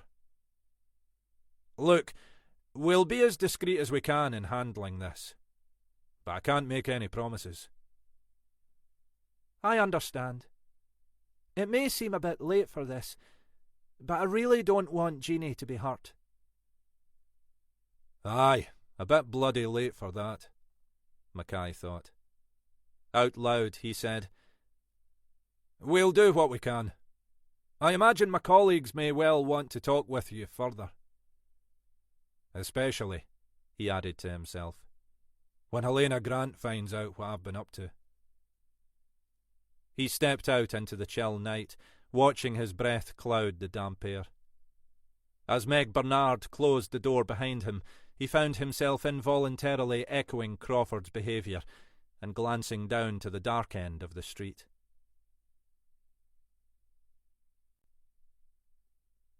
Chapter 27. The rain had stopped for the moment, and Mackay's first instinct was to head back to the bungalow. He'd done himself more than enough damage for one night. Then he took another look down towards the far end of the street. Bugger, he thought. That was his problem. He could never leave things be. Still muttering to himself, he trudged slowly down the final 100 metres to where the road ended. There was a fenced-off patch of ground to the left that looked as if it had been bought by a developer with the intention of building more housing. Now it was overgrown and abandoned. Maybe the money had run out, Mackay thought, or the market hadn't been there. Ahead, beyond the end of the adopted road, the land fell away, grassland dotted with trees descending towards the firth. Mackay took another few steps forward, feeling the wet undergrowth give beneath his feet. He moved to the right, peering into the dark until he found a clear line of sight to the sea. He could only just make it out, the water faintly translucent in the blackness, but it was no distance away, 30 or 40 metres at the most. He made his way further down the hillside, wondering how Crawford could have accidentally fallen into the water. Even if he really had been desperate for a piss, there was no reason to detour far from the road. It was possible that Crawford had entered the water elsewhere. There were other points in the village that gave access to the firth. But it was even harder to imagine what might have taken Crawford to any of those. Mackay was turning to head back up to the street when he heard the movement behind him. He froze, suddenly struck by an irrational sense that someone had been watching him all the time he'd been here. He'd been half-crouched, peering down at the water, but now he straightened and stared back into the blackness. He could make out nothing but the slow sway of the trees against the buffeting sea wind. Then, suddenly, he felt a weight against his back and the tight grip of gloved hands on his throat. He stumbled forward, flailing wildly against whoever was behind him, but could gain no purchase. The fingers on his throat tightened, the sharp edges of leather gloves biting into his flesh, forcing him down onto his knees. His instincts working more quickly than his conscious mind, Mackay rolled to his left, trying to pull his assailant onto the ground beside him, hoping that the impact would loosen the grip around his neck. He reached behind, straining for his attacker's face, his fingers searching for a point of vulnerability. The grip slackened only momentarily as their two bodies struck the ground, but it was sufficient for Mackay. Lying sideways on the wet earth, his feet found a grip, and he thrust himself backwards, driving his attacker's body hard against the trunk of an adjacent tree. He heard a brief gasp of surprise, and the hands on his throat loosened enough for Mackay to pull free. He rolled forwards, twisting to see who was behind him. He'd expected his assailant would be too winded to make an immediate move, but even before Mackay could fully turn, the figure was up and running down towards the water. Mackay lay, breathless, contemplating whether to give chase. But the figure was already out of sight, presumably heading back up towards the village, and Mackay was in no state for running. He dragged himself to his feet, looking down ruefully at his damp, mud-stained trousers. Jesus! What the hell was going on? Had someone been watching him all the time he was down here? Had they seen him visiting Meg Bernard's house? And why the fuck were they even interested in him? Galloway, Crawford, and Graham. A poisonous fucking trio back in the day. Watching each other's backs, but all too ready to stick a knife in them too. Lining their own pockets whenever they got half a chance, and not caring who they screwed over to do it. Once upon a time, he could have named a dozen individuals who'd have been glad to see the back of all three of them. But that was a long time ago. Half those people would be dead, and the rest would be in their dotage. Why the hell would all this start up now? He began the slow walk back into the centre of the village. The rain had started falling again, chilling the air and misting the orange streetlights. Mackay's body was bruised and aching, his clothes stained and damp. At that moment, even the bleak bungalow in Rosemarkie, the only place he could think of calling home, felt 1,000,000 miles away. And, of course, Helena Grant was going to be pissed as hell with him. Well done, Alec, he thought. Another great evening to write up in the fucking diary. Another fucking fine mess.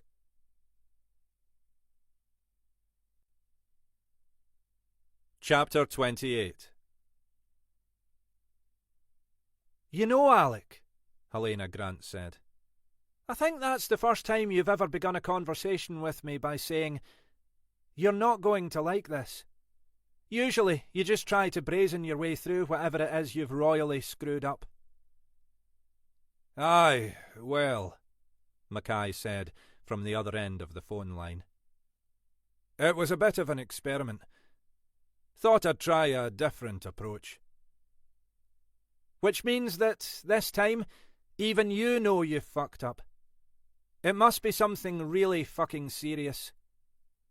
She held the phone away from her and squinted at it, as if that might provide her some additional insight into Mackay's unfathomable mind.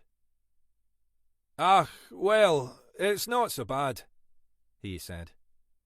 I just found myself getting a bit more involved than I intended. Go on, Alec. Tell me all about it, she said wearily. The truth was, however much she might want Mackay back in the fold, this conversation was the last thing she needed. She'd spent the first hour of the morning having an earnest heart-to-heart with poor Jenny Horton. Horton had been waiting outside Grant's office, looking more uncomfortable than Grant had ever seen her. Jenny? I thought I'd better come and talk to you before anyone else did. Horton's confession, as it turned out, had been largely innocuous. Essentially that she'd called out the uniforms the previous night for what sounded to Grant like entirely legitimate reasons. You did the right thing, Jenny. Obviously. You're not denied access to the emergency services just because you're a police officer yourself. Horton had nodded. Yes, I know. It's just embarrassing. Especially as David had already buggered off by the time they arrived. I don't even know that he really meant me any harm. It sounds as if, at the very least, he wanted to scare the hell out of you. He succeeded pretty well on that front. She'd listened patiently while Horton had recounted her history with her stepfather. She'd encountered too many men like that. Arrogant, manipulative, abusive. Plenty of them, truth be told, in the force. For a certain kind of copper, at least in the past, it had pretty much gone with the territory. She could only give thanks that the particular copper she'd chosen to marry had been a very different breed. But, of course, he'd been snatched from her far too early. You still think he might be a threat, though? I honestly don't know, Horton had said. Maybe there are things he really does want to tell me. He could always write you a letter. He doesn't have to try to force his way through your front door. Her guess was that, whatever he might want to share with Horton, the stepfather was playing the same games he'd always played, making others dance to his tune. Men like that never really changed. Anyway, don't worry about it. No doubt there'll be a bit of gossip below stairs, but they'll always find something to gossip about. Give them 24 hours and they'll have moved on. Now, an hour or so later, Grant found herself having yet another heart-to-heart. this time with Alec Mackay. Except, of course, that being Alec, it was far less straightforward. She listened to his account of his visit to the Caledonian bar in silence, already seeing where this was going. Please don't tell me you went round to see this Meg Bernard, Alec. There was a pause. Aye, well, I can see, with hindsight, it maybe wasn't the smartest of moves. You can see that, can you, Alec?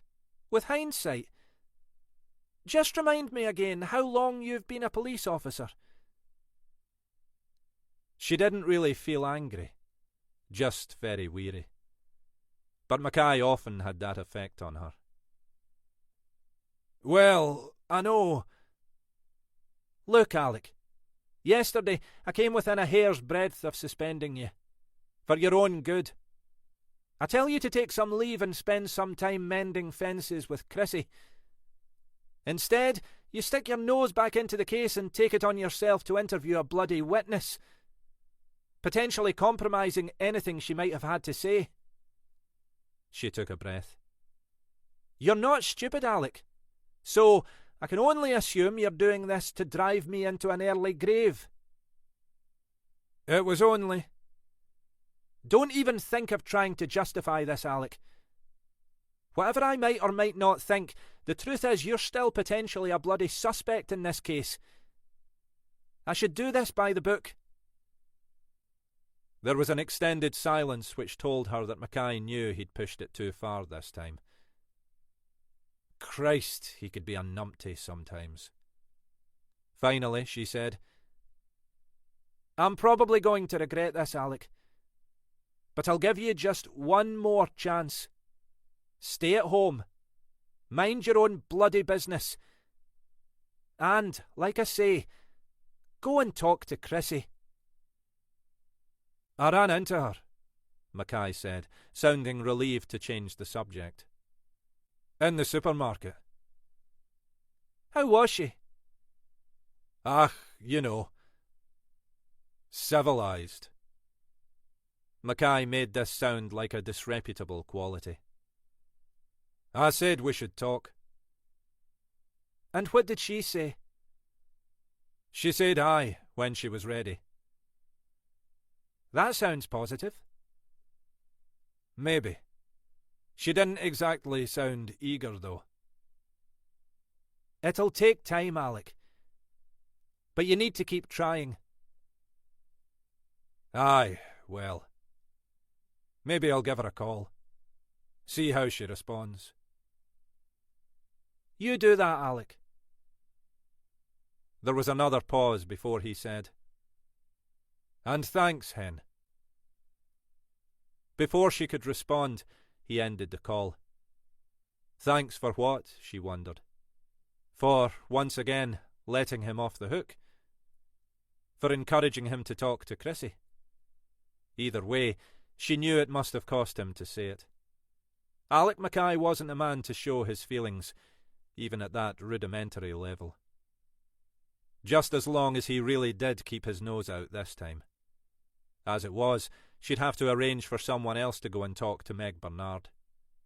It didn't sound as if Bernard was likely to be a material witness, but she looked to be another piece in an increasingly complex jigsaw. They'd had the expedited post-mortem and forensic results back for Jackie Galloway, but those had told them little. The cause of Galloway's death had been the trauma caused by the fall. There was no other evidence of foul play, but there'd been no reason to expect any. If Galloway had been pushed, it wouldn't have taken much force.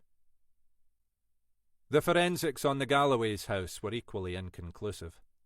There was a jumble of fingerprints and DNA traces, but Galloway had received care visits 3 times a day. According to Bridie Galloway, there'd been a handful of regular carers, but a large rotating cast of stand-ins, with unfamiliar faces popping up several times in a week.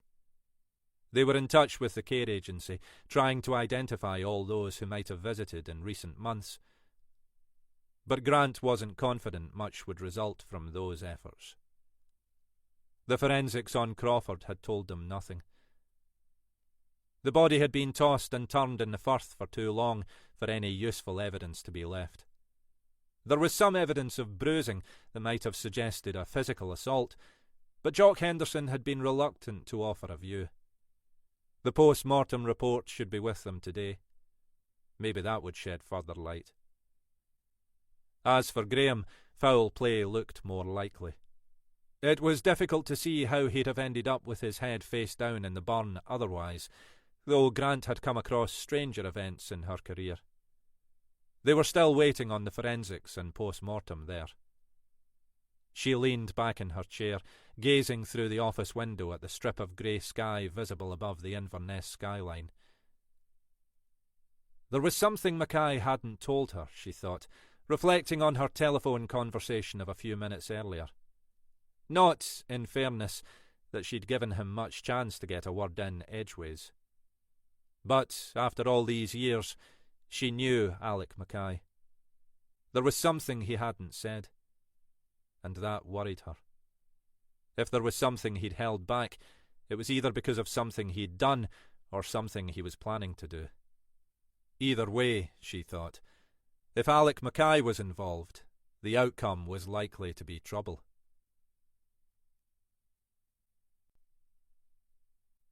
Chapter 29.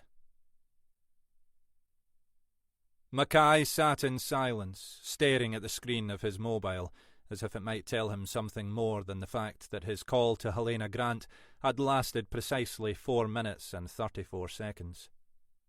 That was the trouble with the modern world.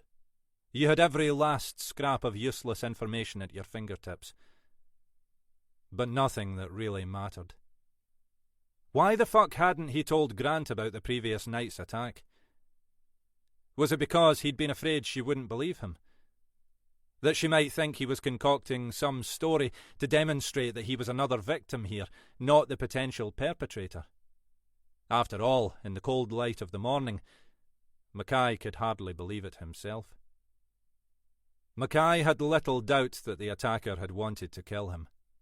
After the incident, he realised now, he'd been partly in shock. It was as if his emotions had shut down, preventing him from appreciating the impact of the assault. It was only as he lay down to sleep in that narrow, rented bed that he registered how lucky he'd been. If his instincts had been less acute, if he'd been a second slower in responding, those gloved hands would have tightened remorselessly around his throat.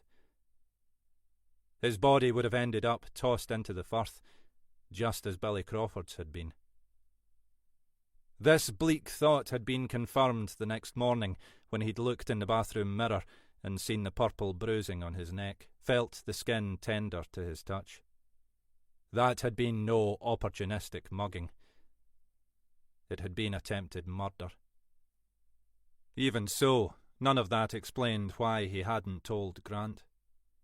If his life really was in danger, he ought to be shouting it from the bloody rooftops, not sitting here moping over a cup of coffee in this god-forsaken bungalow, puzzling his own brain about why anyone might want him dead. But it had never been his way to seek anyone's help. He was a proud, bloody Dundonian male, too sodding stubborn to do anything just for his own good. Chrissy had always told him that was his trouble, or at least one of his troubles, and he hadn't honestly been able to deny she was right. It was why he'd never wanted to seek help in dealing with his daughter Lizzie's death, or in holding his marriage together. Whatever the consequences, he'd rather struggle on, doing his own thing. Now, someone out there, for whatever reason, wanted him dead, and he still couldn't bring himself to seek help. Without further antagonising Helena Grant, there was little he could do even to help himself. All he could do was sit here and wait and watch, and try to work out who the hell that someone might be. That afternoon, they finally began to make some progress. Helena Grant had been trying to grab a spare 5 minutes in the company of one of the canteen's tuna sandwiches when her phone rang. Helena? Jackie Green. Grant sat up straight in her chair. Dr. Jackie Green was the senior forensic pathologist the local force mostly used for its post-mortems. Hi, Jackie. What can I do for you? More a question of what I've done for you, Green said. Not that you'll necessarily want to thank me. Go on. I carried out the PM on Crawford this morning. Something interesting? You might say that. Not easy, to be sure. The body had taken quite a battering in the water, but there were signs of bruising on the neck that suggest to me his death wasn't from natural causes. My view is that he was unconscious before he entered the water. Grant was silent for a moment. You're saying he was... what? Strangled? That's exactly what I'm saying. The position of the bruising suggests he was grabbed from behind. Hands around the throat, I'd say. That would be possible. To render him unconscious, I mean. If you're strong and determined enough, definitely. You're sure about this? Green laughed. Are you questioning my professional judgment, pal? Green was a tall, intense-looking woman with close-cropped dark hair. Most people, particularly her male colleagues, found her intimidating, but Grant had long ago discovered that she and Green were two of a kind. They got on well outside the workplace, especially when their conversation was lubricated with a decent bottle of Shiraz or two. I wouldn't dare. Very wise. I mean, there's always some element of doubt.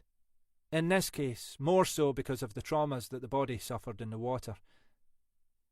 But I'm pretty sure, yes. And not only that. Grant had already guessed that there was something else. Rob Graham? Yep. In the circumstances, I thought I should get straight on to Graham. Exactly the same. And not much doubt there. Strangled. Unconscious.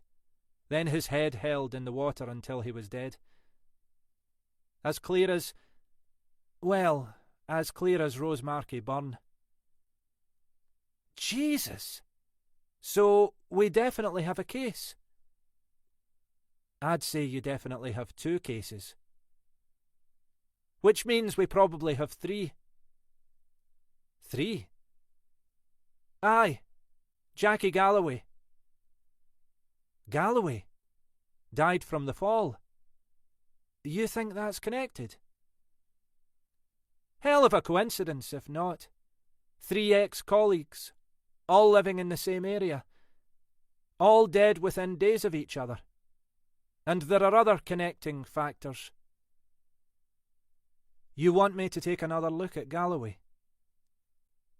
If you've time. But I imagine your original conclusions were right. If someone wanted to kill him, it wouldn't have taken more than a gentle push. Easy enough to make it look like an accident. The killer might have managed that with Crawford too, if the body had stayed in the water longer, Green said. But it doesn't look as if any effort was made to make Graham's death look accidental. So, either the killer's getting more careless, or they're not bothered about concealing their intentions. My guess would be the latter, Helena Grant said. If you wanted to be discreet, you wouldn't commit 3 murders in as many days. This is someone who wants us to know what they're doing. Fair point. So, the question is, have I made things better or worse? It was Grant's turn to laugh. Well, you've made them a lot clearer. At least we can confirm to the Procurator that we've got something worth investigating, which means I can probably scrape up some half-decent resources to throw at it. She paused, serious again. And this is police family business. I'd heard that, Green said. I'll get the reports to you by close of play, but I've told you the salient stuff. Grant ended the call and sat for a moment, thinking about what she'd just been saying. Police family business. That was true enough, whatever people might have thought about Galloway and his gang. This would be high profile.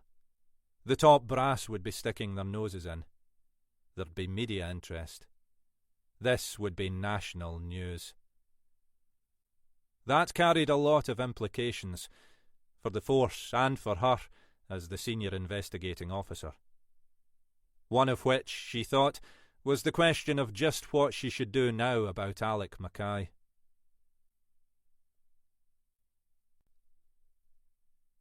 Chapter 30. Jenny Horton had been trying to lose herself in work. She didn't want to think about what had happened the previous evening. She didn't want to think about what her uniformed colleagues might be saying about her. Above all, she didn't want to think about David, where he might be or what he might be up to. Luckily, throwing herself back into work wasn't difficult. With Mackay absent, her workload was even heavier than usual. She had half a dozen or more cases on the go, some continuing investigations, others completed but with administration still to do. And then there were the cases still to come to court, like last year's multiple murder.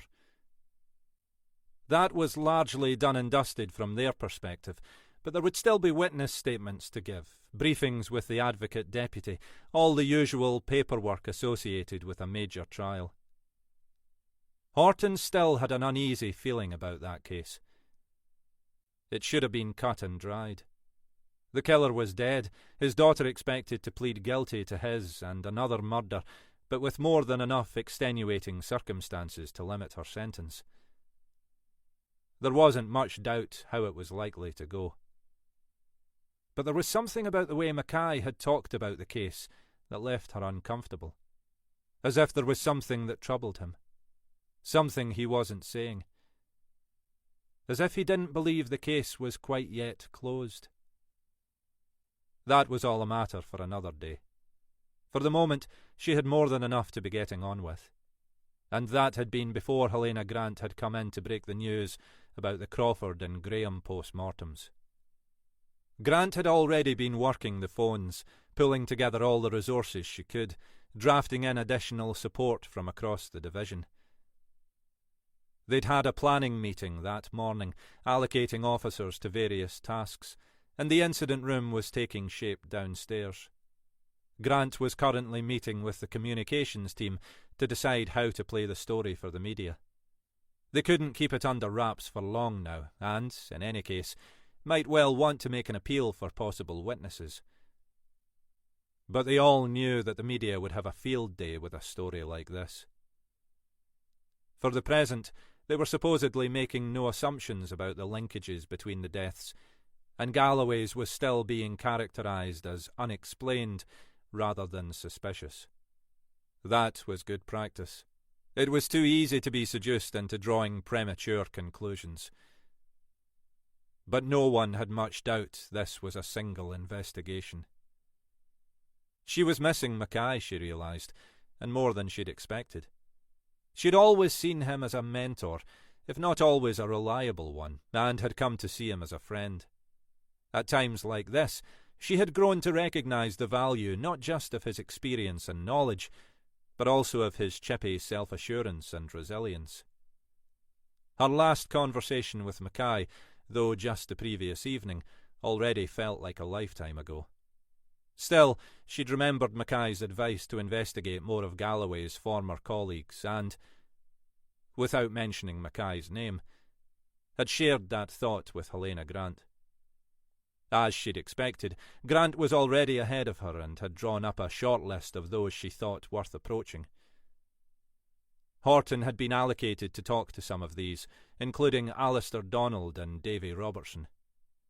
She was on her way out of the office when she felt her mobile buzzing in her pocket.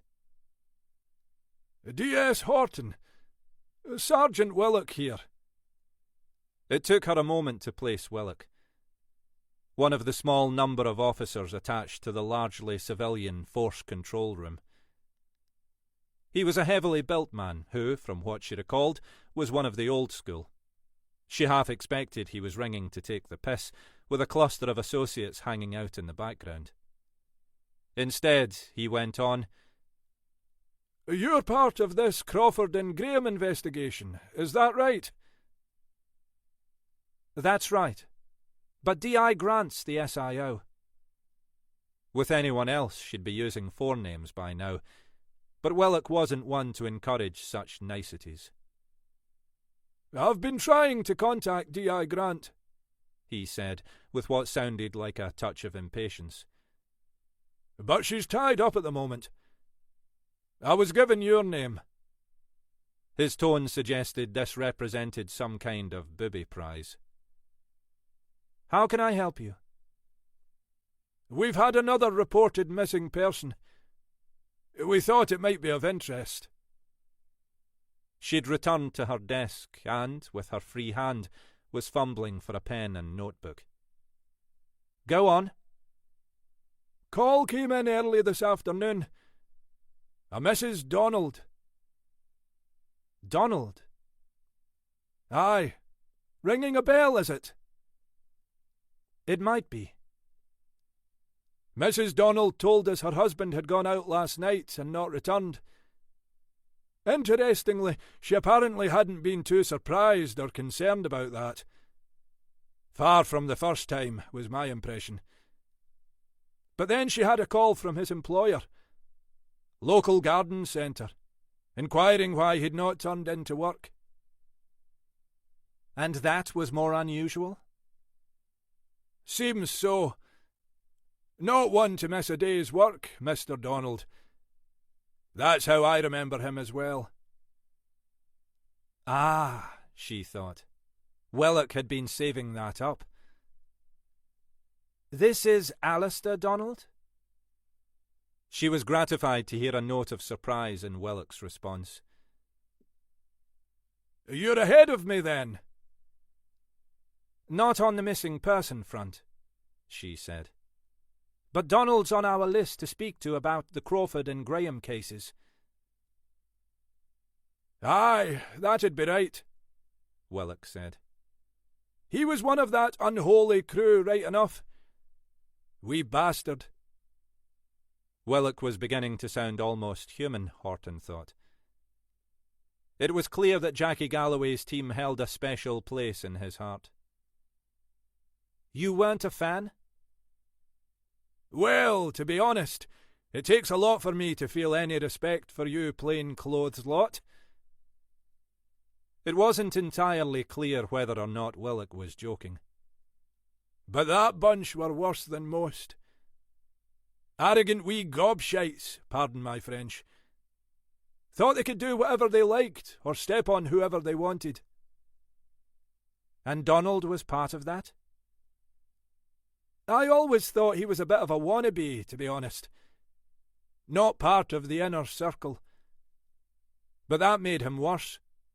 Always trying to prove himself. You know the type."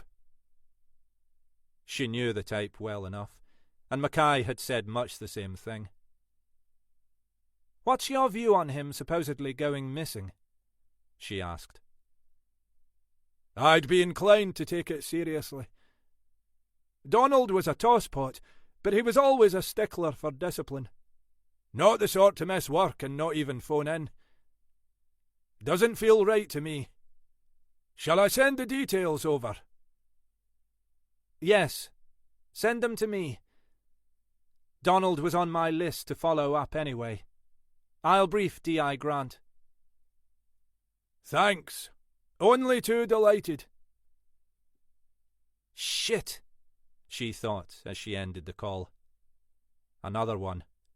Another retired officer.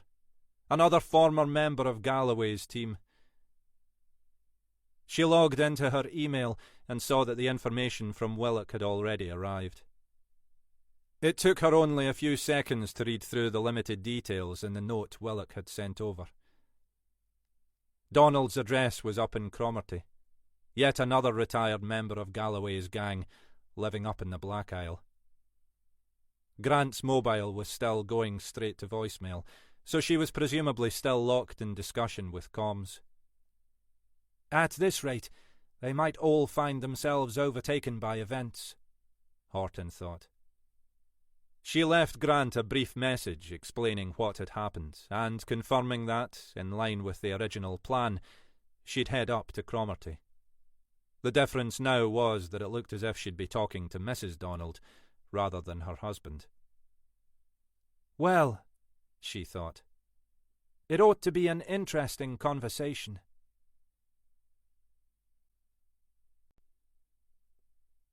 Chapter 31. Mackay spent the afternoon pacing up and down the narrow spaces of the bungalow with the air of a cage-bound animal seeking an escape route. He could already feel himself growing stir-crazy. He cooked himself beans on toast for lunch, spent 15 minutes watching the daytime news, and then started pacing again, pausing only occasionally to stare out of the kitchen window at the distant line of the sea. After an hour or so of this, he threw on his coat and stepped out into the damp afternoon air. The weather had improved from the previous evening, but the sky was still heavy with clouds.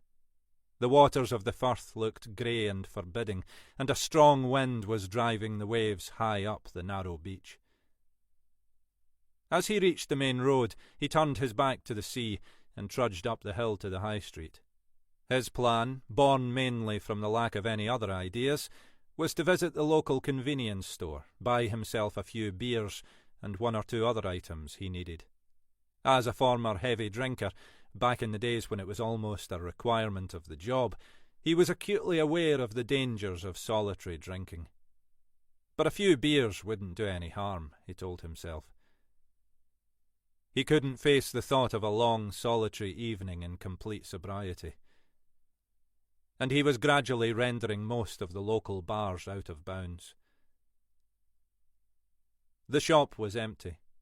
Mackay imagined it did most of its business during the tourist season.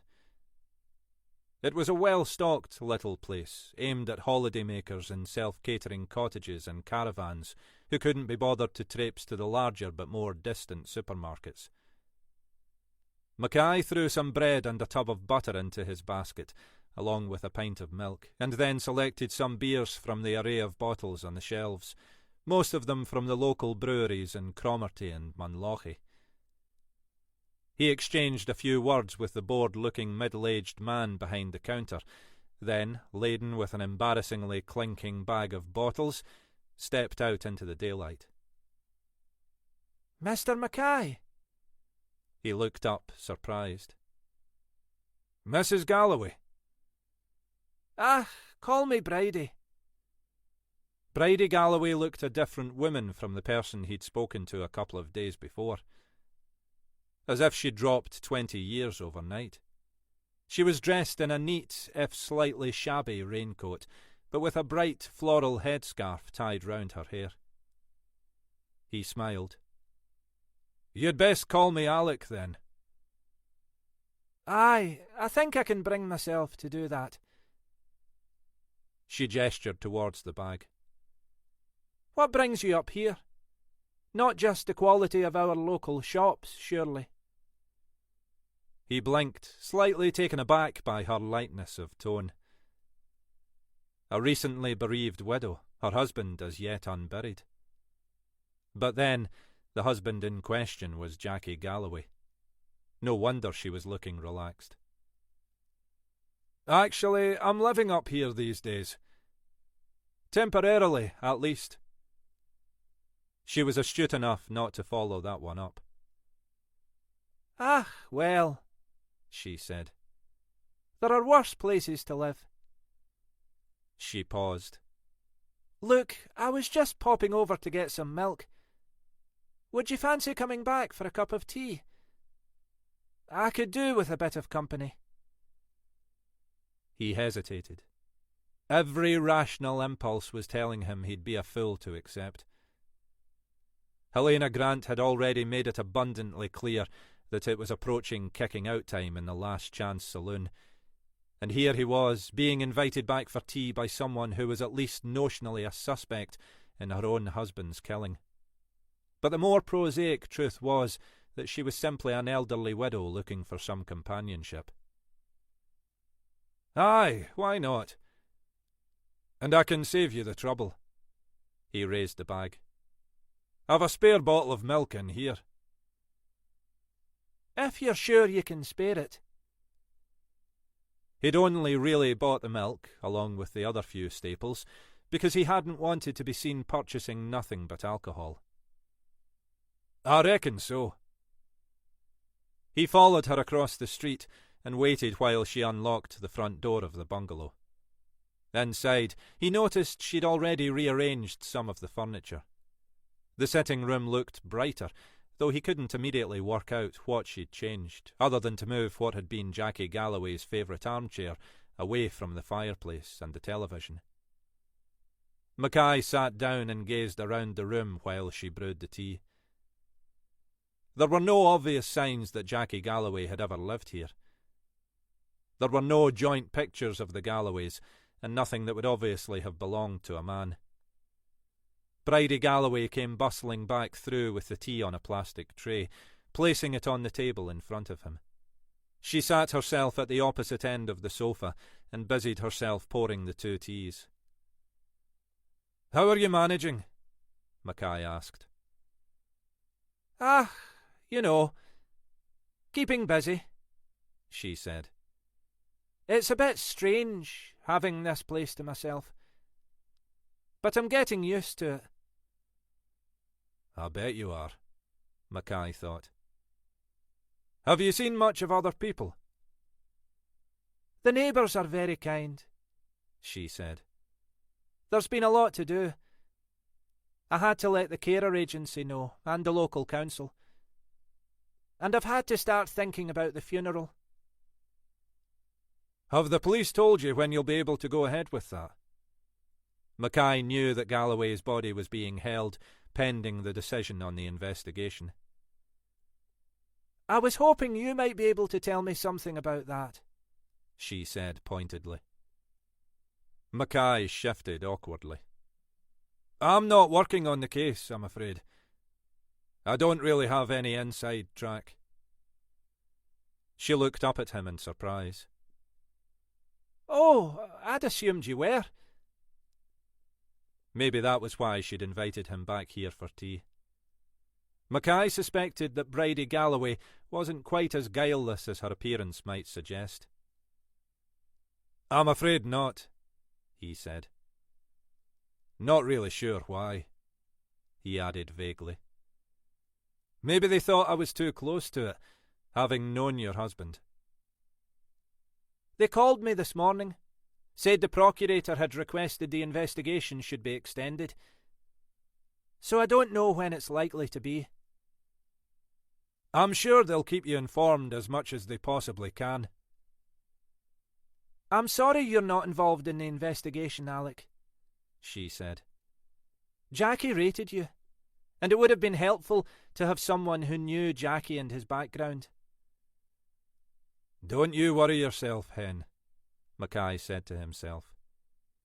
"Plenty of people knew about Jackie Galloway and his background." Out loud, he said, "They'll have good people taking care of it, don't you worry." "Aye, I'm sure. There's 3 deaths now, aren't there? 3 of Jackie's old team. That can't be coincidence." "It looks strange, right enough," Mackay said non-committally.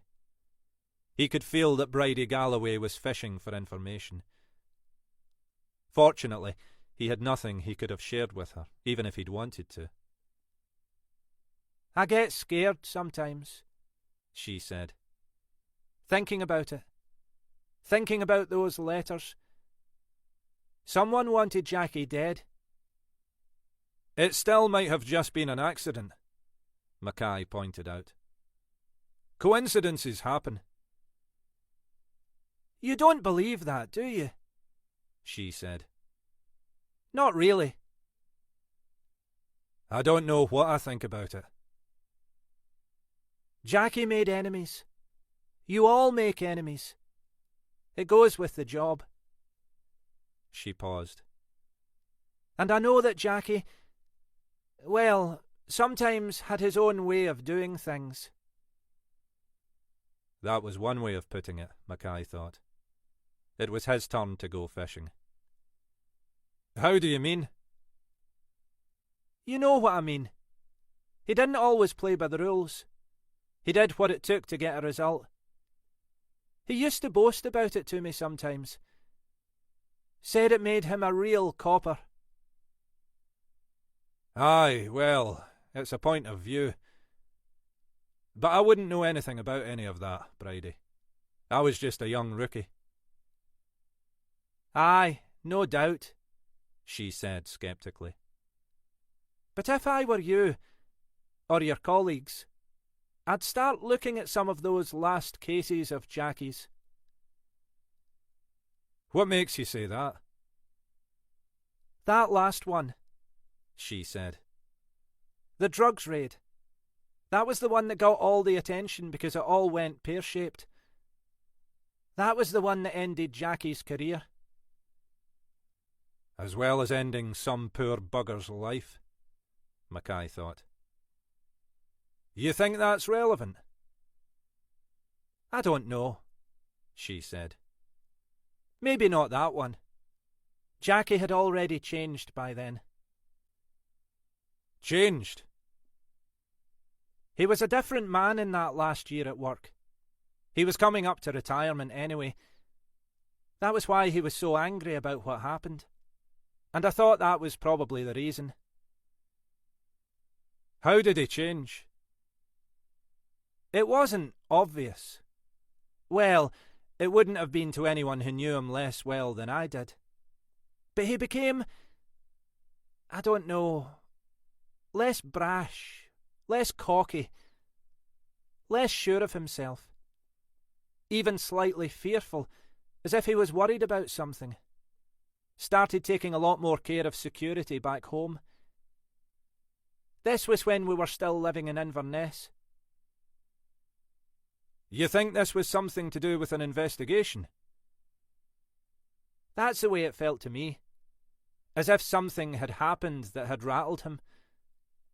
He wasn't someone who'd let that kind of thing show. But it was there, right enough. But you don't have any idea what it might have been? He never brought his work home. Not in that sense. He never talked about any of the investigations. Maybe occasionally, once they were concluded, he'd give me the gist. But not while they were going on. It was nothing he said. Just the way he behaved. Mackay was inclined to take this seriously. Bridie Galloway struck him as an astute woman, and for all her sins, she'd known her husband better than anyone else had. And you think this was something to do with one of those last cases? That was my impression. Whatever else he was, Jackie was no coward. He wasn't a nervous man, you know? Aye, I know, Mackay agreed. That would have been the last word he'd have used to describe Jackie Galloway. The first one would probably have been an expletive. He sat drinking his tea, thinking. Have you told the police any of this, Bridie? Not yet. It's only now that the dust's settled I've started thinking about it again. And it seems so insubstantial. Do you think it's worth mentioning? If Jackie's death was more than accidental, and I'm guessing that's still not entirely clear, they'll need all the leads they can get. Anything might help. They? Aye, astute enough, Mackay thought. He was already talking as if he was no longer part of all this. Maybe that was how he was feeling. As if, without realising, he'd already begun to put his career behind him. Like I say, Bridie, I'm not involved in the investigation. I can pass on what you've said, but it might have more impact coming from you. They'll be wanting to speak to you again, I'm sure. Aye, they said that. Said they'd be in touch. So talk through it with them. Tell them what you felt. It may be nothing, but it may give them something to follow up. Do you think I should be worried? Worried? If something happened to Jackie, and those others, Billy and Rob, someone out there's got a grudge. Should I be worried about my safety? In truth, Mackay had no idea. None of this made much sense to him. But he could see little point in scaring an elderly widow. I can't see it, Bridie. The only victims so far, and that's if they even are victims, were retired police officers. If this is about revenge, they're the targets. She looked unconvinced. I've been locking up carefully, she said. Stopped leaving the key in the key safe. I might see if I can afford to get the locks changed. Mackay gazed back at her, this frail elderly woman. The only thing she'd had to celebrate in the last couple of decades had been, maybe, the unexpected death of her husband, and even that had just left her with a different set of anxieties. Aye, Bridie, he said. Better to be safe than sorry. And, while I'm up here, I'll do my best to keep an eye out for you. Ah, you're a decent man, Alec Mackay. It had been a long time, Mackay thought, since anyone had said that about him.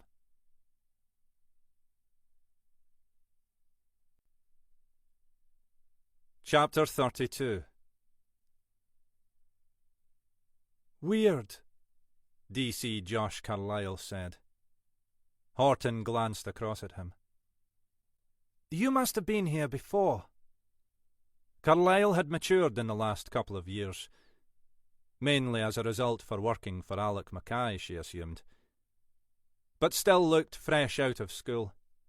He had swept back ginger hair, already threatening to recede, and the kind of rosy pink cheeks normally provided only by a healthy hike through the hills or an unhealthy excess of alcohol. Neither, as far as Horton was aware, was high on Carlyle's list of vices. I suppose, Carlyle said.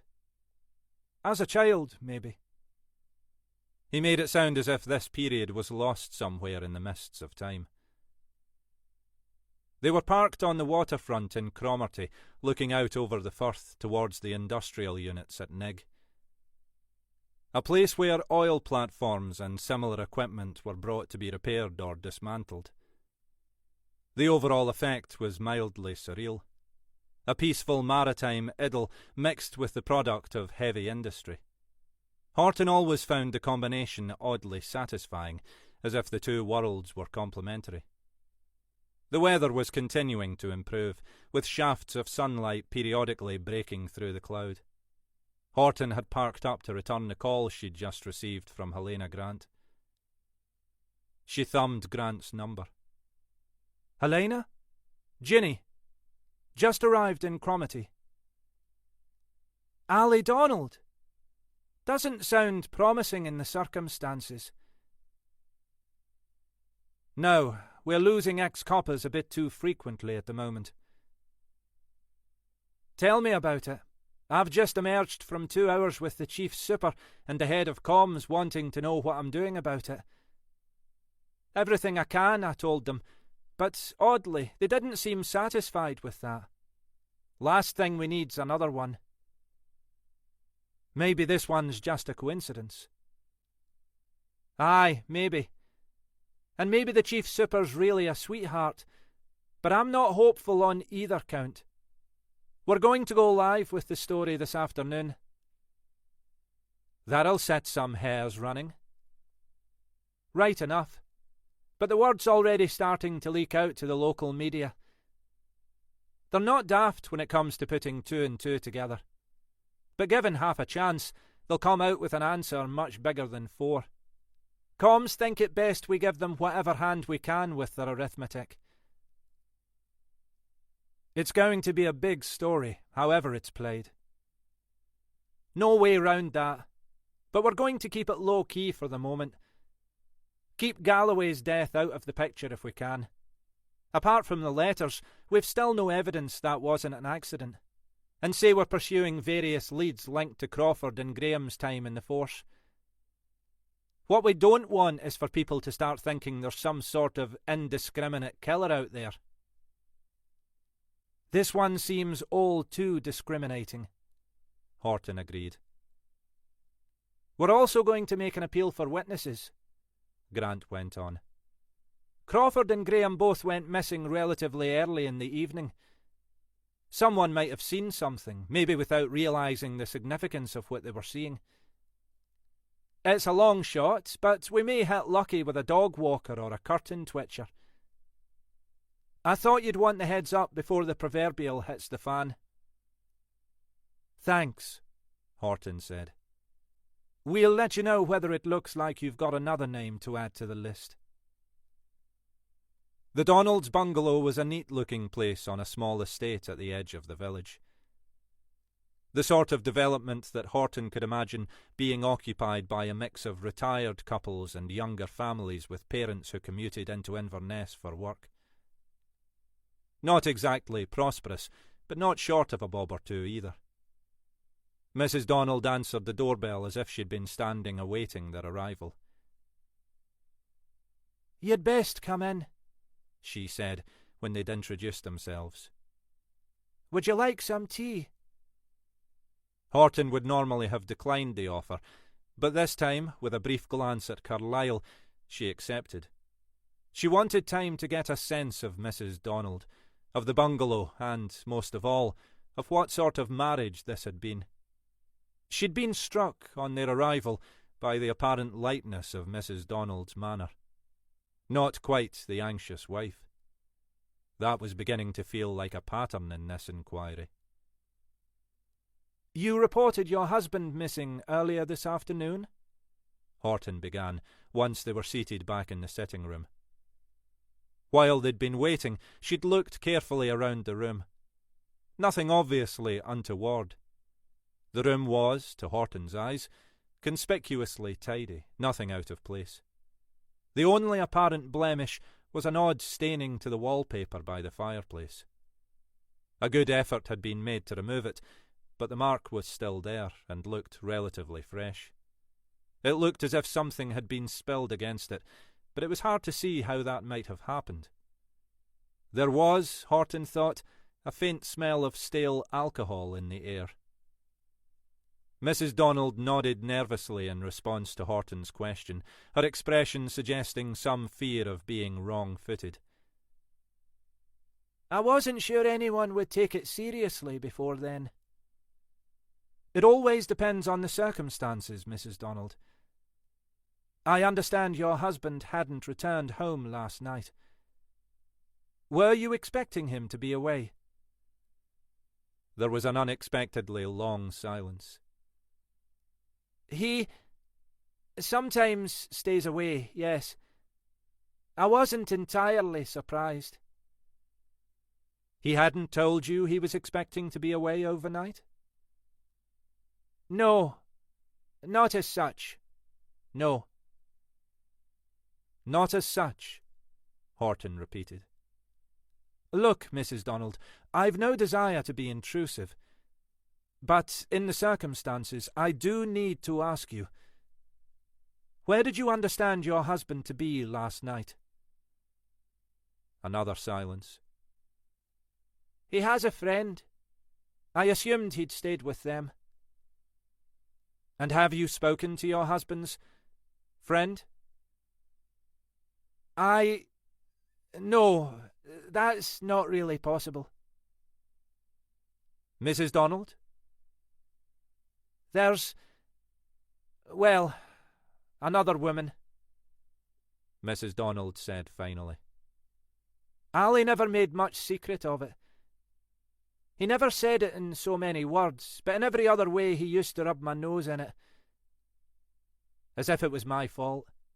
As if I'd driven him to... She stopped and took a mouthful of her tea. Her eyes, Horton noticed, were dry. There was plenty of emotion there, but little that looked like sorrow. You think that's where he spent last night? That's what I thought.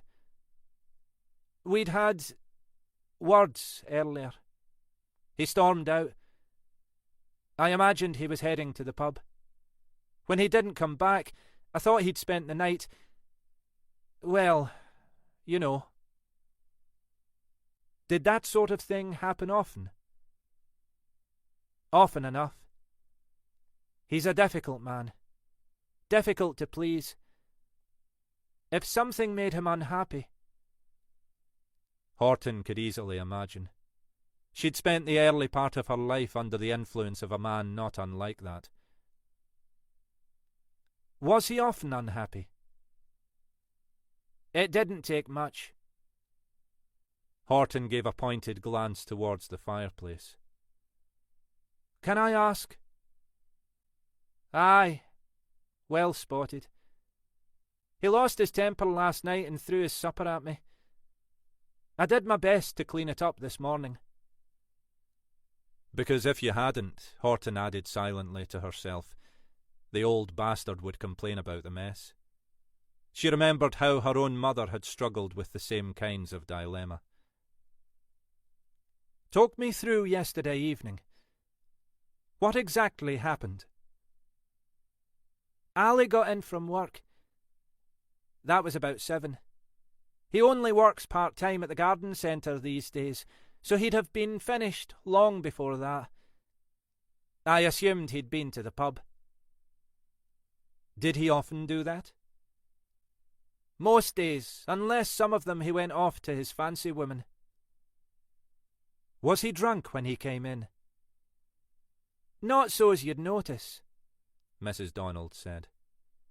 He knew how to hold his booze. Took a lot before you saw Ali drunk. He just became more and more aggressive. He was aggressive last night? No more than usual. He was complaining I hadn't got supper on the table, even though, as always, he'd given me no idea when to expect him. He complained I'd been drinking. Had you? A few glasses of wine. Not that it was any of his business. Or yours, was the unspoken implication. Then what happened? I got him some supper. One of those ready meal things. A curry. Cooked it for him and served it to him in here. He complained it was cold. Ended up throwing the plate at me. Horton had lived through many of the same kind of scenes. The man who could never be satisfied. Who always found fault with whatever was done for him. The man who could manipulate the women around him so they were always in the wrong. Did he hurt you? Not this time. The plate missed me. He said he'd had enough and stormed out. I assumed he'd headed for the pub. That was his usual destination. Where did he drink? Mrs. Donald gave them the name of a pub down by the harbour. Horton knew it slightly. A respectable place where she and Isla had once or twice enjoyed a decent pub lunch. Not a place that would tolerate a punter too long if he started causing trouble. But no doubt Ali Donald had been a different person with his mates. You've not spoken to the pub? I didn't bother. I thought that was where he'd gone, but I didn't much care. My only worry was that he might return 3 sheets to the wind and take it out on me. Has that happened before? Once or twice. He's been violent with you? Aye, you might say that. You should have reported it, Mrs. Donald. We'd have taken action. Horton knew she was whistling into the wind, but it had to be said. Aye, well, you might, Mrs. Donald said pointedly. I'm not sure about some of your colleagues. Ali was one of the lads, you know. Don't tell me you lot wouldn't have covered for him. Horton knew better than to argue the point. Things might have improved in the force, but there were still plenty of unreconstructed bastards in there. But he didn't come back, and you heard nothing from him. Can't say I was sorry. I waited up as long as I could. He liked me to be there waiting for him. In the end, it was obvious he wasn't coming, so I went to bed. Did you expect him to come back this morning? Maybe. That was his usual pattern. Turn up bold as brass. Shower. Change of clothes. Even get me to make him some breakfast. But when he didn't, I assumed he'd gone straight to work. The garden centre? Aye. Reckons he's the head of security, but it sounds to me like he's just a dog's body. He likes being the centre of attention. Horton had already called the garden centre. The manager there said that Donald hadn't turned up for work that morning and hadn't called in sick. He'd been surprised because Donald was normally what he called a very reliable employee who hadn't previously taken any unauthorised time off. You've heard nothing more since? Not a word. I've tried his mobile, but it goes straight to voicemail. Has anything like this ever happened before? Not like this. I mean, Ali liked to keep me in the dark about what he was up to. Thought he was being clever, pulling the wool over my eyes. Most of the time I knew, but just didn't care. The work thing's different, though. Ali was a stickler for discipline. He complained all the time about the youngsters at the centre. How they'd throw sickies or suffer from Mondayitis. How they couldn't even be bothered to phone in if they were off. Ali wouldn't take a day off without very good reason. You did right to call us, Mrs. Donald.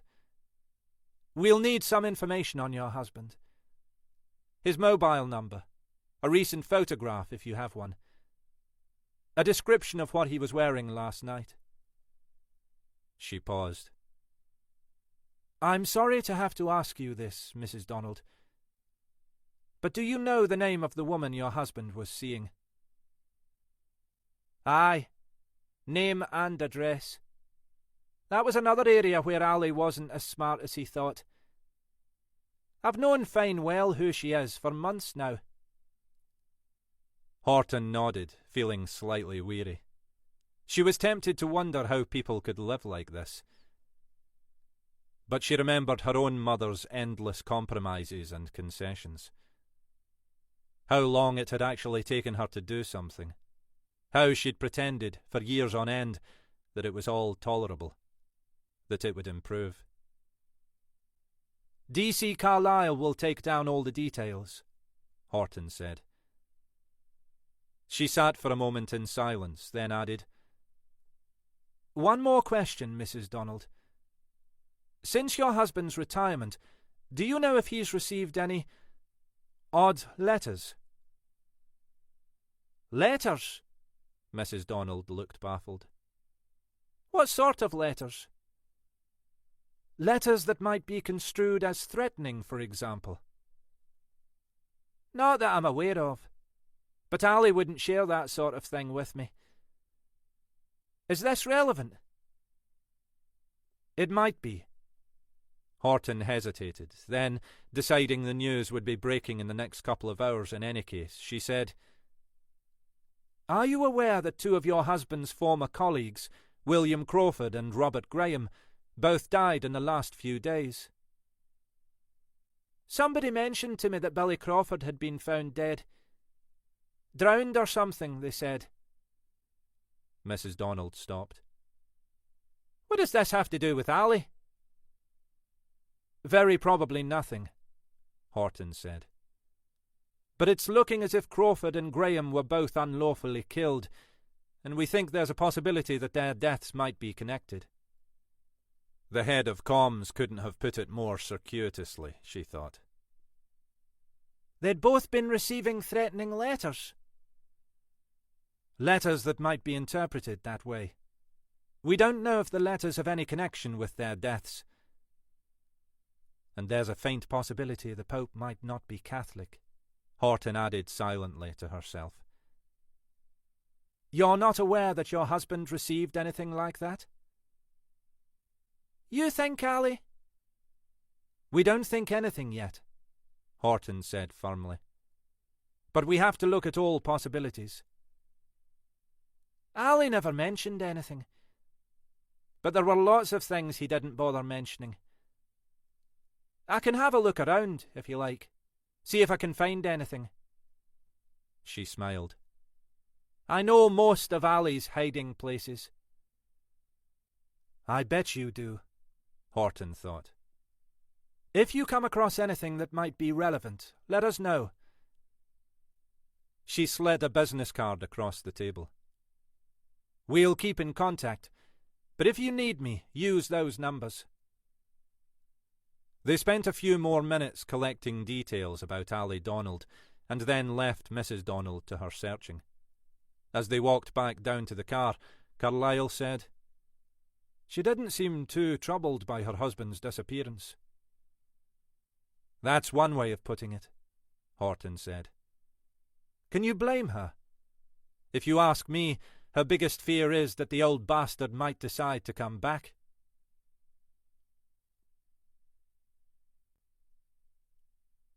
Chapter 33. They called in at the pub on their way back through the village. It was late afternoon, and the bar was deserted.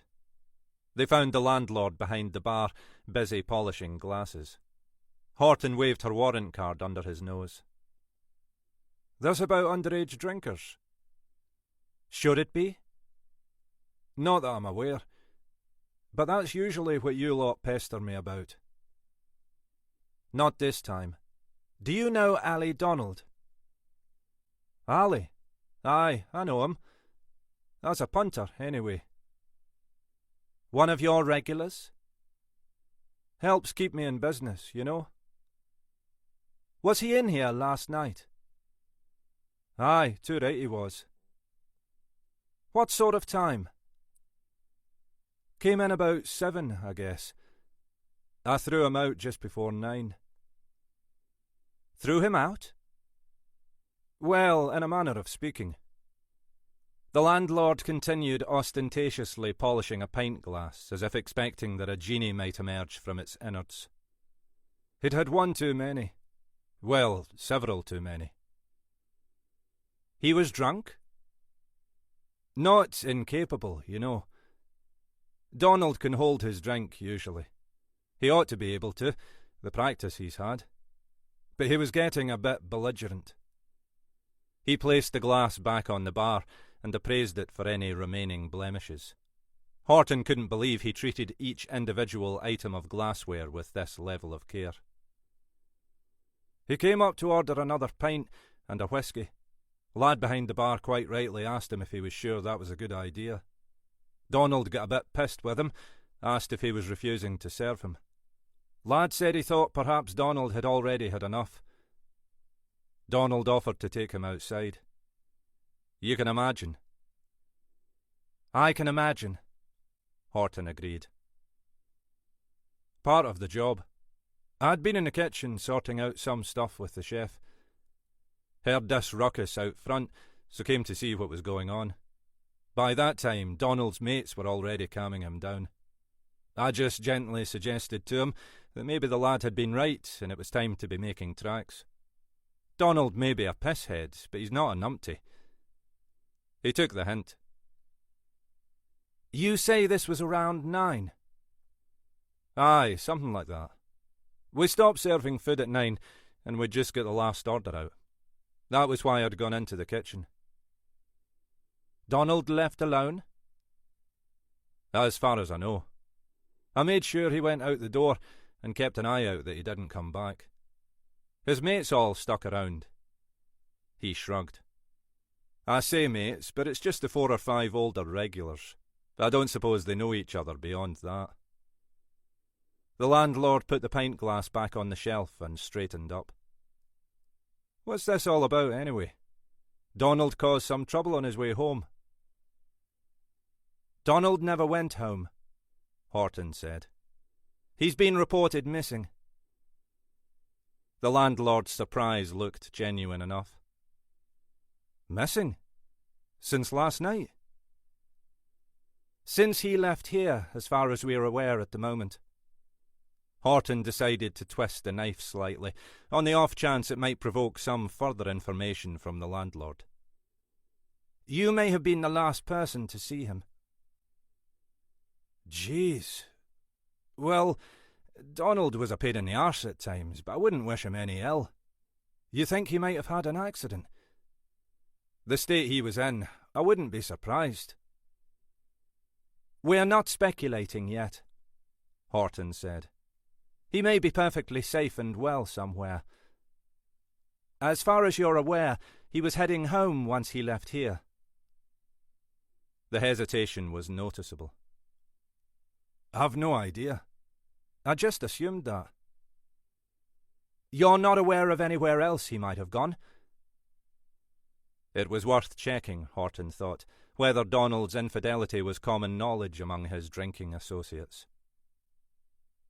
Look, it's none of my business.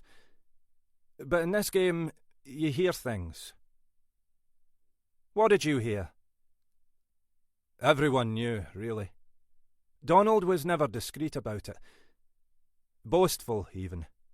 He was having a thing with the woman who runs the gallery down by the waterfront. Lucky bugger, I'd say. She's no spring chicken, but she's still a looker. He read the expression on Horton's face and stopped. He might have gone there. That answered one question, Horton thought. Donald's relationship, whatever its nature, was an open secret. We'll look into that.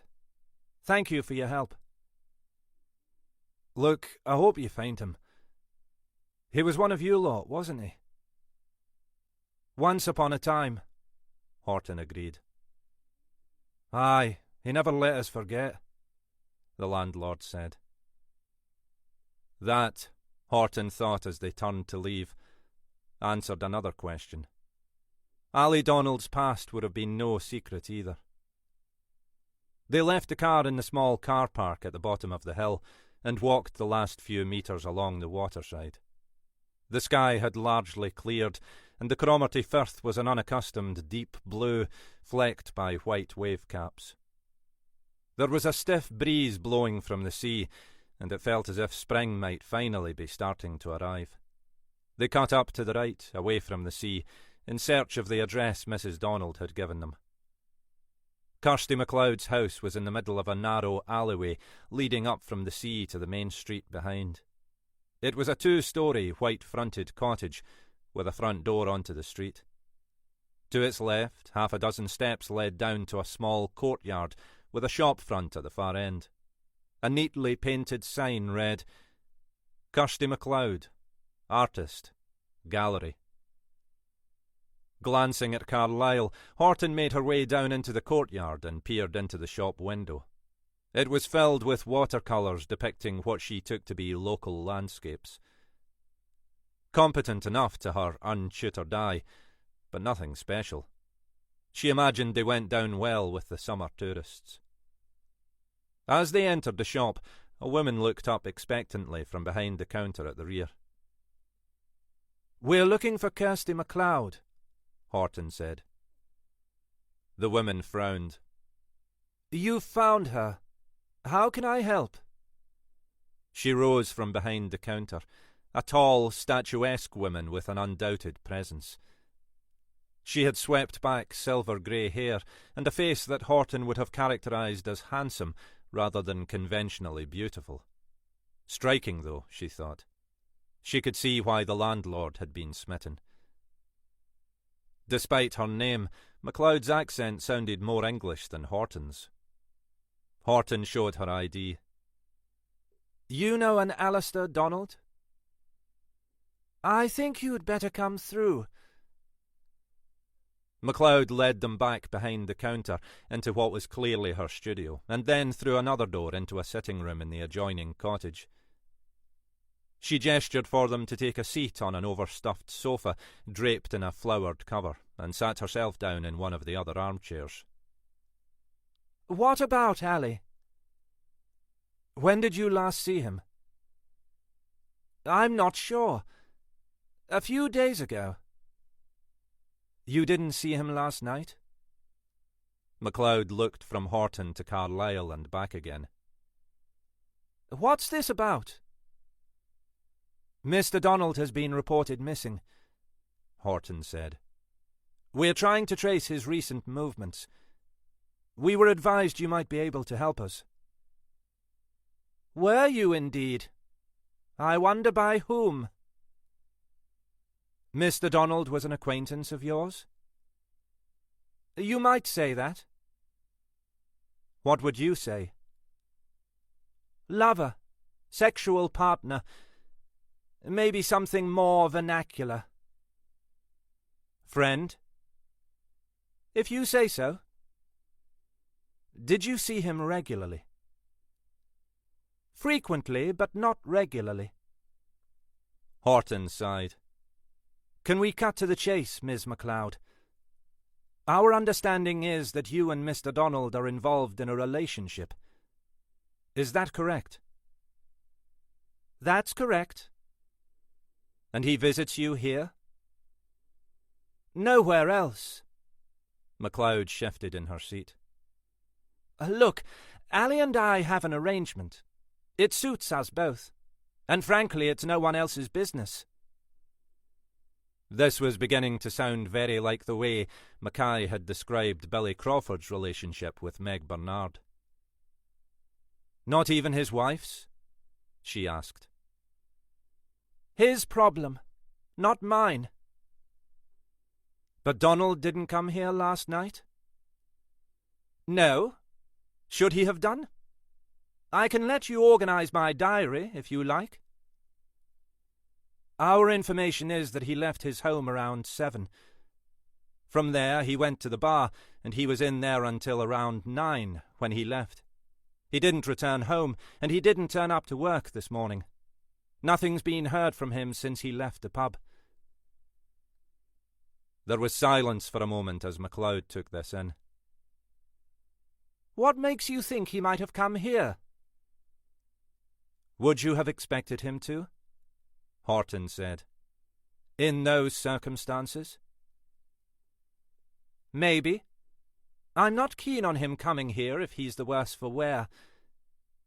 If he's had a few drinks, Ali can be difficult." "Violent?" "Nothing I can't handle," MacLeod said. "I've thrown him out physically before now. But I can do without that kind of grief." "So you wouldn't necessarily have expected him to come here after a visit to the pub, even if he'd had an altercation with his wife?" "Is that what happened last night?" "Well, that's not unusual. Sometimes he'd come straight here when that's happened. If he chose the comfort of alcohol instead, well, Ali might have more sense than to treat me as second in line." "You've heard nothing from him in the last 24 hours? "I wouldn't expect to. We don't chat on the phone. If he turns up, he turns up. If I'm in, I'm in. If I'm not, he has to go without." "You said you last saw him a few days ago." MacLeod thought for a moment. "Thursday last week. He turned up late afternoon. I'd just shut up shop. He was on his way back from work. Stayed a couple of hours. Then I assume he went home. Unless he went to the pub." "And you're sure you can't help us with Mr. Donald's movements last night?" "I had a quiet night in last night. The only thing that disturbed me was some fracas on the street out there." "Fracas?" "Kids, I'm guessing. That would have been about 9-ish, as it happens. Something bumping against the front door. Sounded like someone fighting. I'm not a nervous woman, but I kept out of it. Last thing you want is some young Ned with a knife. Do you get much of that sort of thing? What do you think? This is Cromarty, not Sucky Hall Street. But we get the odd rumble after the pubs close. Usually drunks pissing in the alleyways. I waited until it quietened off, then took a look outside.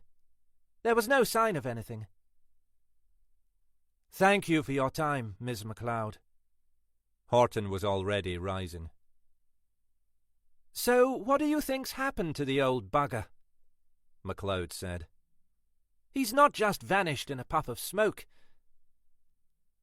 She didn't sound unduly troubled by the prospect. We are not jumping to any conclusions, Horton said. It may well be that Mr. Donald is safe and sound somewhere. MacLeod shrugged.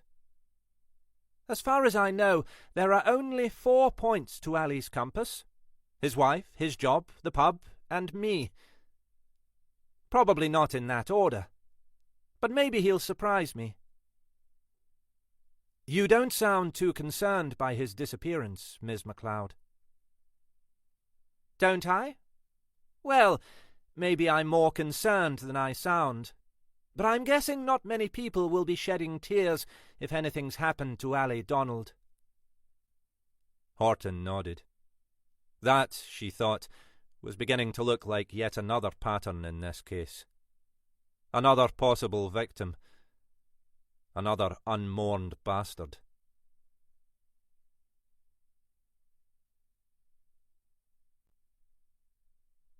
Chapter 34.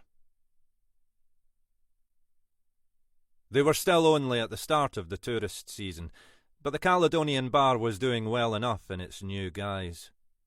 Most evenings now, alongside the usual regulars, there were clusters of couples and families here to try out the food. The kitchen was fully up to speed, with a decent menu of hot specials alongside the sandwiches and salads.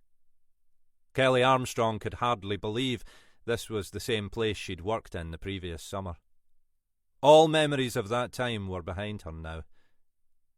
Sadly, some of the good ones too. But she was well into a new year, a new start, and was generally feeling positive. She was working most evenings now, as well as the afternoons, allowing Maggie and Callum to focus on getting the food out. It suited her well, keeping her busy and focused, but allowing her plenty of time to get on with her uni work in the mornings. The place was busy enough to keep her occupied, but not so much that she was rushed off her feet. She was mostly on her own behind the bar, but Maggie or Callum would help out if there was a rush. She was serving one of their new range of cask ales when she realised the barrel needed changing. It was around 7, the busiest part of the evening, and for the moment Maggie was working on the bar beside her. She glanced over. Give me a sec. I'll go down to change it. So far, Maggie and Callum had insisted on doing the dirty work in the cellar, even though Kelly had learnt how to do it in her previous stint here. For her part, Kelly was happy to let them. The last thing she wanted was to be reminded of her previous experiences down there. Thanks, Maggie, she said. Then she stopped. The front door of the bar had opened, and 3 laughing young men had come in. One of them, she realised immediately, was her former boyfriend, Greg. It shouldn't have been a surprise. The only surprise was that he hadn't been in here before. She knew that his favoured bar was the Anderson just up the road, which served an even more imposing array of beers. But he was bound to try this place out, if only for a change of scene. She couldn't face talking to him, not yet. She was the one who'd initiated their split. Even now, she couldn't quite have articulated why, but it had felt like the right decision. Something to do with growing up, becoming her own person. In retrospect, she thought they'd made the wrong decision in choosing the same university. They'd assumed it would enable their relationship to survive and flourish, but once there, she'd felt almost the opposite. She wanted to do new things, be a new person, but felt Greg was an anchor from her past, dragging her back into the same person she'd always been. She'd split up with him after Christmas. They'd been due to go to a party at one of his mates for Hogmanay, but she hadn't been able to face it. Instead, she'd spent the evening by herself, her parents out at some local shindig, listening to gloomy music through her headphones. Happy New Year. In fairness, she knew that Greg would have had a worse one. Whatever her reasons, she treated him badly. As far as he was concerned, the news had come from nowhere and knocked him flat. He'd assumed she must have someone else, but that hadn't been the case. Whether that would have made him feel better or worse, she had no idea. They hadn't spoken since. They'd managed to avoid each other back at uni. They were doing different subjects, and there was no particular reason for their paths to cross. Back here, she'd half expected to run into him at some point, but so far it hadn't happened. Now it had. But he still hadn't noticed her, and she turned to Maggie. You look busy. I can go and sort out the barrel. I know how to. Well, if you're sure. It's still a bit of a mess down there. It must be better than it used to be. I'll be as quick as I can. She could see Greg and his mates moving towards the bar. Before he could spot her, she turned and disappeared through the door at the rear of the bar, heading for the cellar steps. The cellar could hardly have been described as pristine, but, like the rest of the pub, it was changed from the old days. The previous 40-watt light bulbs had been replaced by bright halogen spots to ensure the business end of the room was fully illuminated. Denny Gorman's old junk had been cleared out, and the place had been repainted. The new range of cask and keg ales had necessitated a reordering of the barrels and pipes. Whereas before the room had felt narrow and cramped, now it seemed relatively spacious. Farewell, ghost of Denny Gorman, she thought.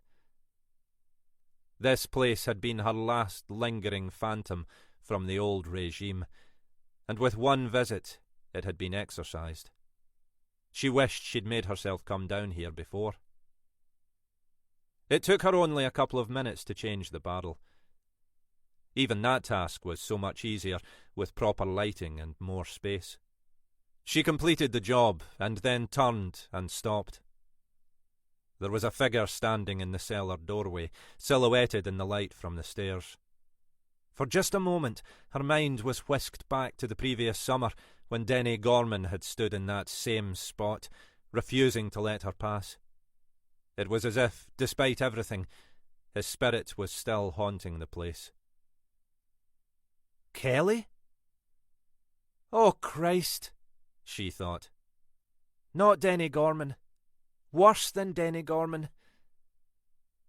Does Callum know you're down here, Greg? Who the fuck's Callum? Your new boyfriend? He sounded like a spoilt child, she thought. Callum's the owner, she explained patiently. My employer. Get back upstairs before you land us both in the shite. I'm already there. He sounded angry, she thought. Angrier than she'd expected after all these weeks. Why don't I drag you in with me? She walked back across the room. Already the echoes of her last encounter with Denny Gorman felt too strong. Grow up, Greg. I thought I had done. I thought we'd grown up together. She was only a couple of metres away from him now. We did, but now we're finished. I'm sorry, Greg. I didn't mean to hurt you. Well, you did a fucking brilliant job. I'd hate to see what you're capable of, if you really try. Greg. Why did you do it, Kelly? You humiliated me. You didn't care what I felt. You didn't care about anything. Look, let me past, Greg. I've a job to do. I don't care about your fucking job. She moved to push past him. As she did so, he grabbed her by the shoulders and thrust her back against the wall, just as Denny Gorman had done. But even Gorman, she thought, had seemed desperate rather than furious. "Greg, stop it!" "You okay, Kelly?" The voice came from the stairs behind Greg. Then, "Hey, son, what the hell are you doing down here?" Immediately, Greg released his grip. He turned to face Callum, who was standing glowering at the bottom of the steps. "I was just—" "I don't care what you were doing," Callum said. "This place is off limits, except to staff. Get the hell out of here." Greg didn't need to be asked twice. Head down, he scuttled back up the stairs as Callum called after him. "And if you and your mates are still there when I get back up, I'm calling the police." He turned to face Kelly. "What was all that about?" "I don't know. He just—" "Do you know him?" It felt like the final betrayal, but she didn't know what else to say. "Not really. We were at school together. He just appeared." "You sure you're okay? Do you want me to call the police?" She took a breath. No. I don't suppose he meant any harm, really." Callum gave her a smile. "I'm not so sure about that. I knew we shouldn't have let you go and change the barrel." "Changing the barrel wasn't the problem," she said. "No, I suppose not. Bloody wee toe rag." He was already making his way back up the stairs, muttering to himself. She followed, a step or two behind. At the top of the stairs, she glanced back down into the stairwell, half expecting the ghost of Denny Gorman to be staring back up at her.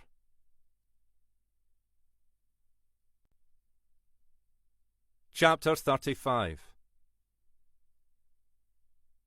Horton was almost home when the mobile buzzed on the car seat beside her. It was her personal phone rather than the office one, and she hadn't bothered to connect to the car's hands-free arrangement. She rarely received urgent calls on that phone, and Isla knew to call the work number if she wanted to speak while Horton was driving. Keeping her eyes on the road, she fumbled for the phone and glanced at the screen. A number she didn't recognise. If it was anything important, they'd leave a message. It was nearly 7:30. She'd stayed late at the office, partly because there was plenty to get done, and partly so she wouldn't have to be home on her own. Isla had had a late meeting, but expected to be home by 7. In a day or two, Horton knew she'd feel comfortable in the house again.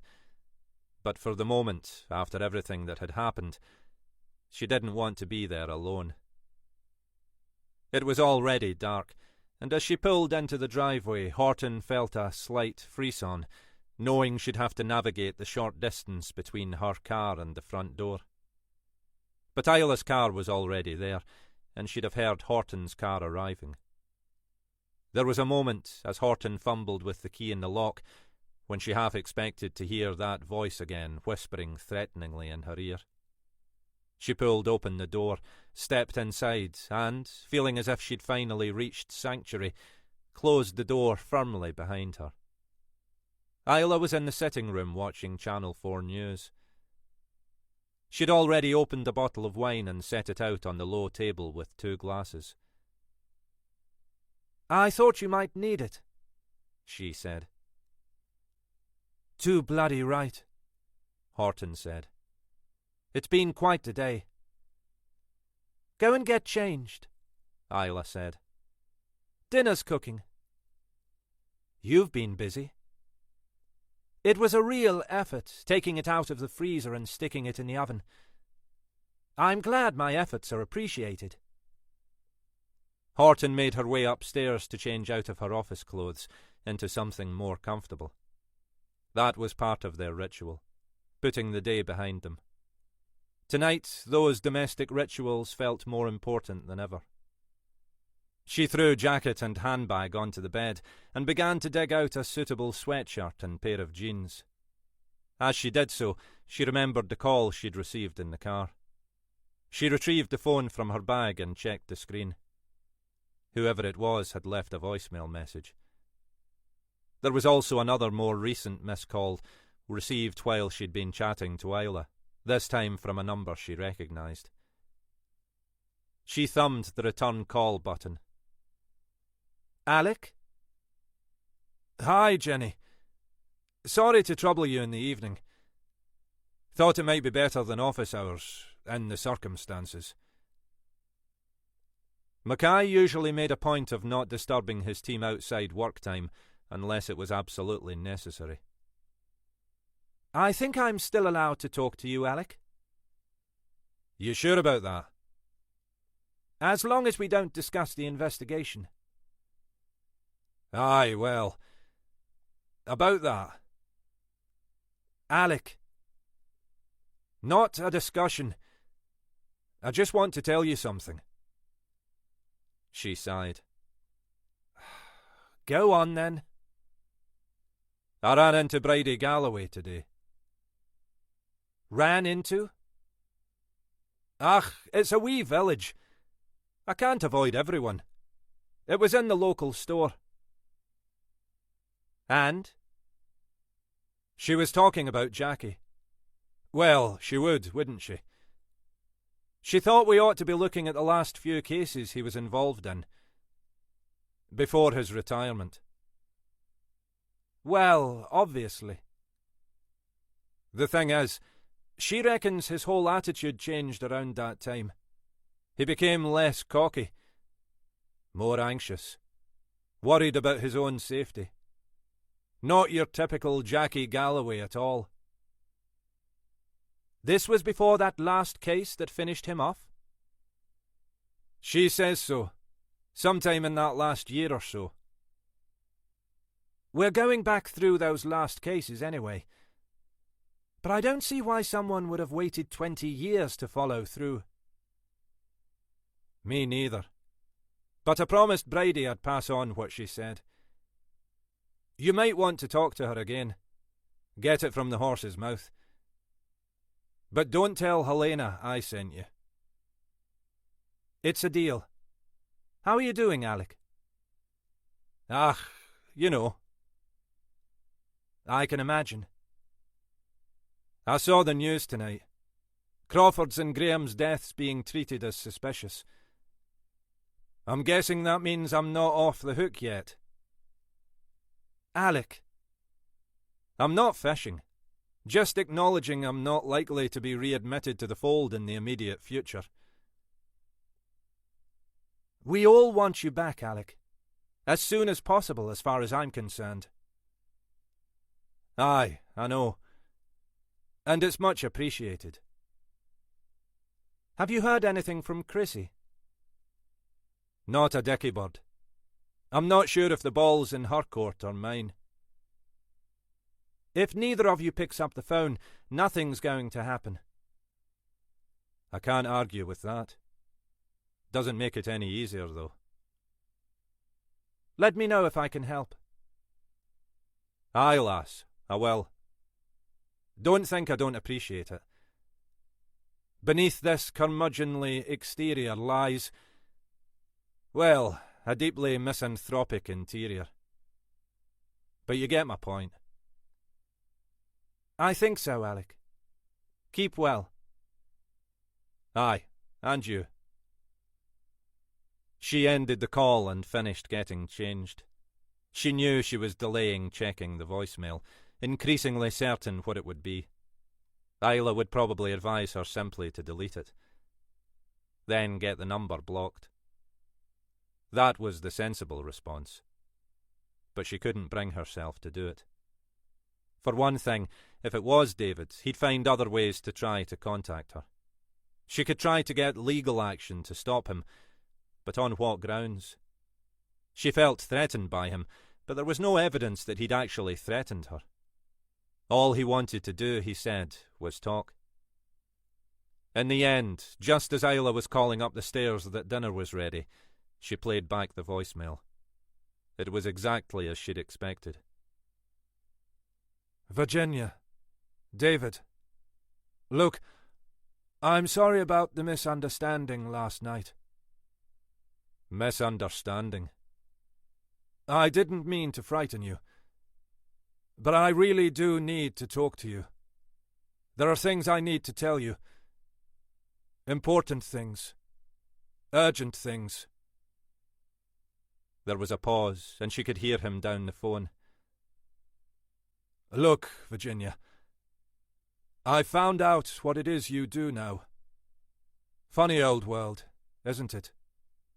And I don't want to make more trouble for either of us. But I do need to talk to you. Whenever you like, wherever you like. If you're worried, we can meet somewhere public. Bring someone with you, if you want. Maybe a friend of yours. Think about it. Call me back on this number. I'm staying up here as long as it takes. The message ended. As long as it takes. Another sign-off that felt like a threat, however David had intended it. Ginny? She looked up. Isla was standing in the bedroom doorway. Something wrong? Horton held up the phone. David. A message. Shit! Can't that bastard just leave you alone? You should have deleted it. I need to bring this to a close. I can't let it keep running on. So, get a restraining order. He wants to speak, he says. He has things to tell me. He's playing with you. I know. She shook her head. He says he'll meet me anywhere I want. Somewhere public. He says I can bring you too. If you did that, do you really think that would be an end of it? Horton shrugged. For the moment, probably. It wouldn't guarantee he'd leave me alone forever. Well, it has to be your decision, Isla said. If you want me along, I'm there. Come and eat, and then we can think about it.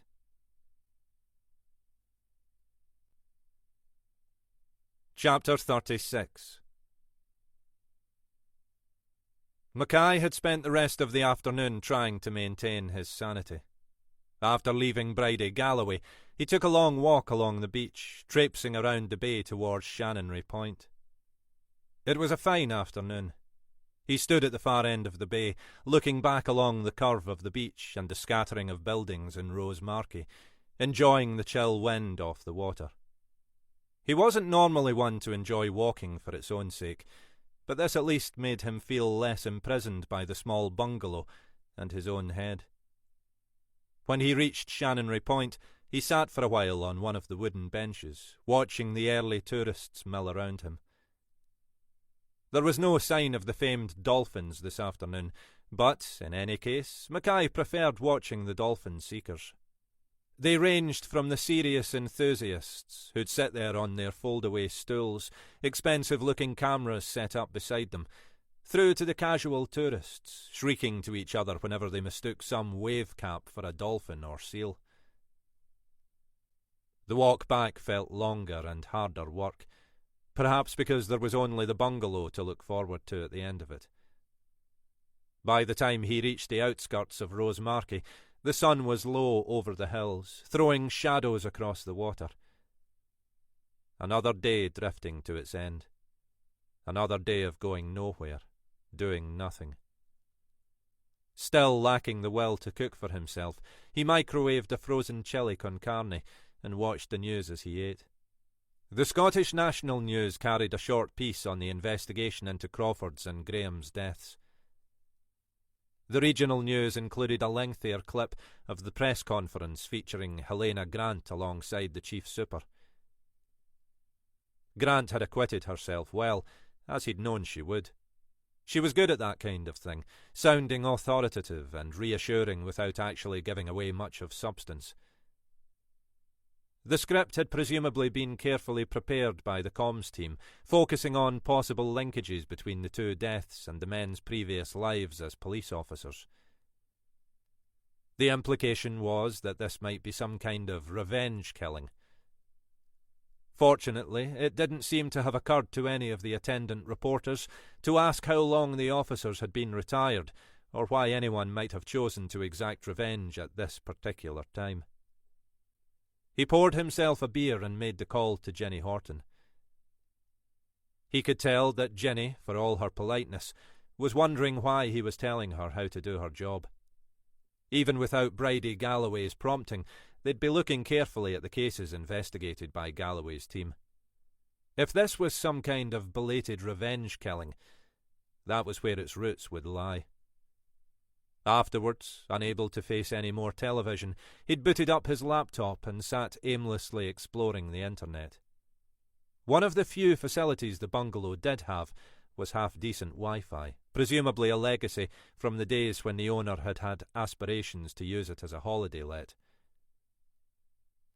Grant had forbidden him from getting involved in the investigation, but she couldn't stop him searching the web. He found the website for one of the local papers and began to search for any reference to Galloway or members of his team. The search was frustrating. The public archive of material went back only for the last decade, long after Galloway had retired. He could find nothing other than a couple of mentions of Rob Graham being on the winning side in some seniors amateur football competition a couple of years before. He tried other local journals, but found no more. It seemed easier to obtain copies of local newspapers from the 19th century than from the 1990s. Running out of ideas, he explored some social media sites to see whether any of the men had any presence there.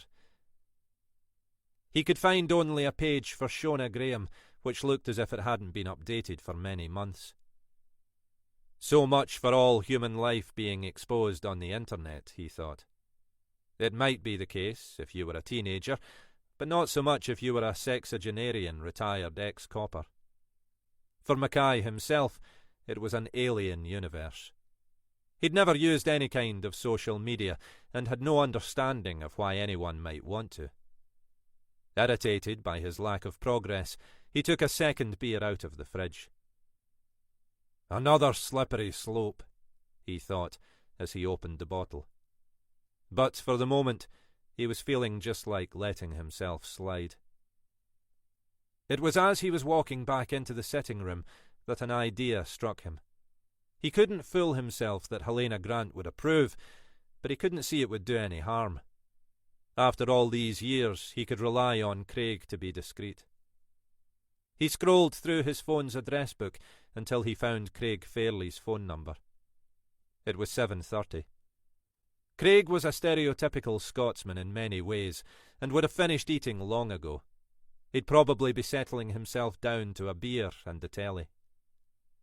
He dialed the number, and after a moment the call was answered. At first, all Mackay could hear was an incomprehensible roar. He held the phone away from his ear, assuming there was some technical problem with the line. Then he heard a voice say, "Alec? That you?" "Craig, where the hell are you?" "Where do you think I am? At the Cali." "They are playing tonight." "You know nothing. Celtic tonight. Just about to kick off." Fairley was shouting to make himself heard above the crowd.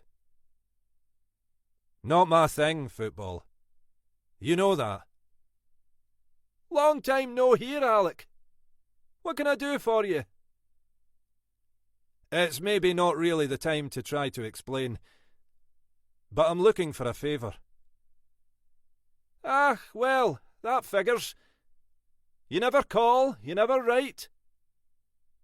Mackay and Fairley went back to university days. They'd been good mates at the time. They didn't see much of each other now, but both had ended up living in Inverness, and they got on well enough when they met.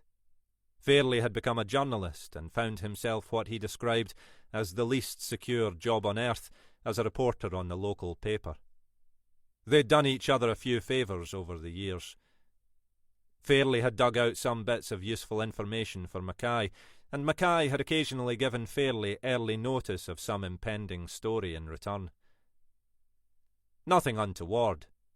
Mackay was always scrupulous about that, but enough to keep Fairley on side. How far back do your archives go? Don't know exactly. Far enough. What are you looking for?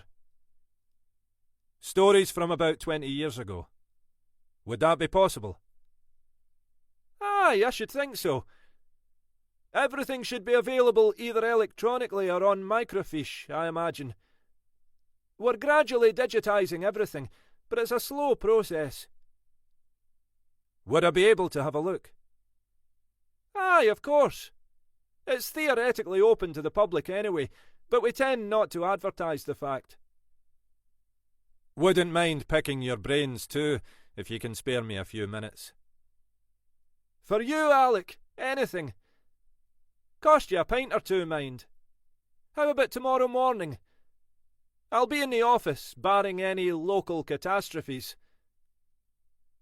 He paused, the crowd still loud behind him. Alec? Aye?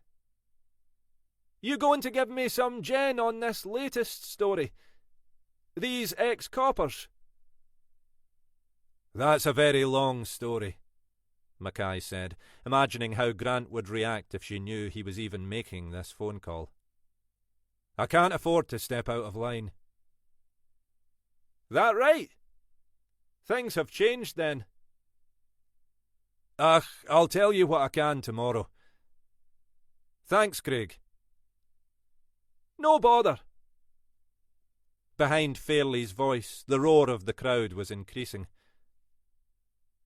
I'd better go. They're kicking off. I'll leave you to your pain then. Don't you start taking the piss, pal. There was a pause, and then more crowd noise. Shit! What is it? We've only sodding conceded already. That's what.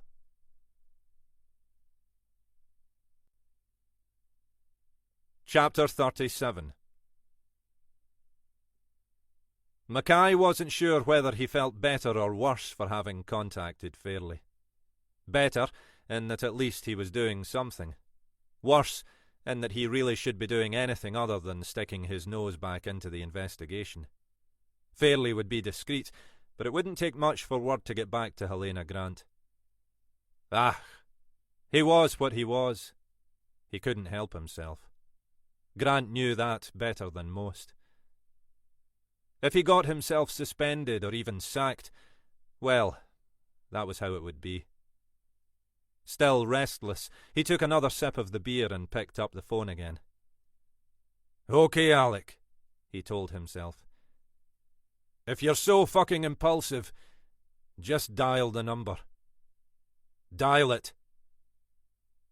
He hesitated a moment longer, then flicked through the phone's address book until he found the entry still labelled, poignantly enough, home.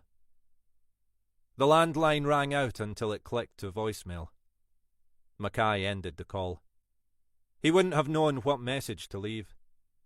She was out then. Maybe back at her sister's. Maybe doing something more enjoyable. Perhaps, after all these years, Chrissy had decided the single life was for her and was making the most of it. Or, worse still, maybe she was already looking to bring her temporary single status to an end. Mackay was on his way into the kitchen to fetch another beer when he heard the mobile buzzing on the table behind him. He picked it up and looked at the screen. Home. Chrissy? That you, Alec? Aye, who else? He could feel himself slipping back into their old sparring ways. I just tried to call you. Aye, I know, you numpty. That's why I'm calling you back. I thought you were out. Where would I be going out to? She said. I've just got a bit nervous about answering the phone at night. Mackay felt a chill finger run down his spine. Nervous? Why nervous? Since I've been back here, I've had a few odd calls, she said. In what way? Threatening? No, not as such. Just silent. That's those autodial things. Cold calling. You know, just dial loads of numbers, but they don't always connect. This isn't like that, Alec. There's someone there. I can tell. How often have you had these calls? I don't know. A few times. It's always the evening. That's why when you phoned... No, of course. There's not been one tonight, then? Not so far. Do you want me to report it? See if we can get the call traced? The chances of tracking down the caller were minimal, he knew. Assume it's one of those number withheld calls. Seems to be, she said. I feel as if I'm making a fuss about nothing. It probably is nothing, he said, doing his best to sound reassuring. But it's making you nervous. We should do something about it. He was thinking about Chrissy rattling around in that empty house. If someone did want to harm him, it wouldn't be that difficult to get hold of his address, even though he dutifully followed all the usual security protocols associated with being a police officer. That someone, whoever it might be, maybe didn't even realise he wasn't still living there. Or, he added silently to himself, might know fine well he wasn't there. I'll get someone to look into it, he said. He had a decent security set up back at the house. Again, the need for it went with the territory. But like any domestic security, it had its vulnerabilities.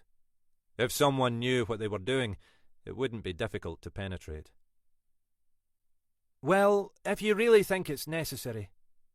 She sounded irritated rather than reassured. They'd only been on the phone for 5 minutes, and already he'd started to play his familiar white knight role, bounding in to save the poor wee vulnerable woman. All he'd really done was give her more cause for concern. Anyway, what can I do for you, Alec?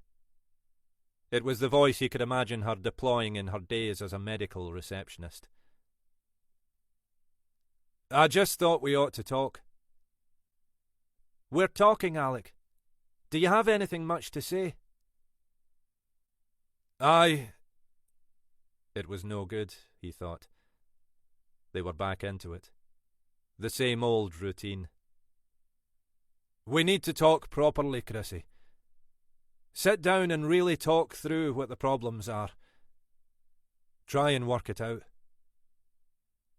Do you think there's any point, Alec? I don't know. We need to give it a shot. I don't think I'm ready for it, Alec.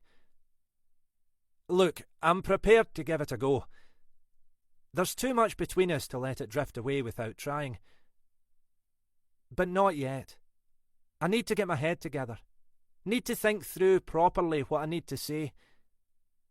Otherwise, we'll fall back into the same rut. Maybe we need someone else to help. Some third party. Aye, and that worked out so well last time, didn't it? That wasn't... I know. Rather unusual circumstances. And, yes, you might be right. But I think we maybe need to try to talk to each other first. Whenever you want. Give me a few days, Alec. Maybe not even that. Just time to think about it. I'll call you, okay? There was nothing else he could say. Okay. She ended the call without saying goodbye. So where did that leave them? It felt like a step forward, or maybe 2 steps forward and 1 back. Some sort of progress, anyway. He ought to feel pleased. But, more than anything, he was feeling anxious. Thinking of her there in that otherwise empty house. Thinking of who might be on the end of those silent phone calls, and what it might be they wanted. Thinking of the relentless grip that had tightened around his own neck just 24 hours before. You're sure about it? Not remotely. But I don't know what else to do. I've told you. Ignore him. If he carries on pestering you, get a restraining order. They'd finished eating and were back in the living room, the wine bottle half empty. I can't carry on like this, Horton said. I need to find a way to bring it to an end. He'll be back. You know that, don't you? You'll have given him what he wants. So he'll just know he can still manipulate you. He might leave you alone for a while, but he'll be back. Even so. They'd been round this loop 6 times over the meal. Horton wanted to make contact with David in the way he'd suggested. Isla thought that, given that Jenny Horton was an intelligent woman, this was the world's stupidest idea. I'm not going to stop you, though, am I? Isla said finally. You're going to go ahead and do it, whatever I say. Look, tomorrow's Friday. What if we offer to meet him after work in one of the bars in the city centre? The place will be busy. There'll be no way he can do anything inappropriate. If he starts playing up, we get him thrown out. How does that sound?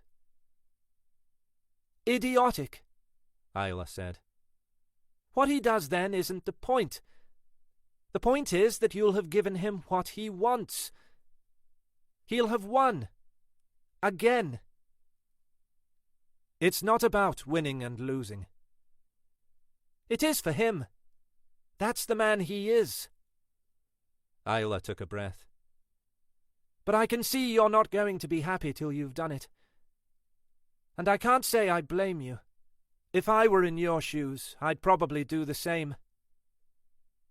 Tomorrow, then? About 6? Okay, I can be away by then. You come to the office and we'll head over there together. I don't want any risk you'll have to deal with him on your own, even for a few minutes. Fine by me. I've no desire to spend any time alone with him. Horton couldn't bring herself to call David back. Instead, she sent a text to the number saying she was prepared to meet him in the Black Isle Brewery Bar in Inverness. She'd be there at 6 p.m. with Isla.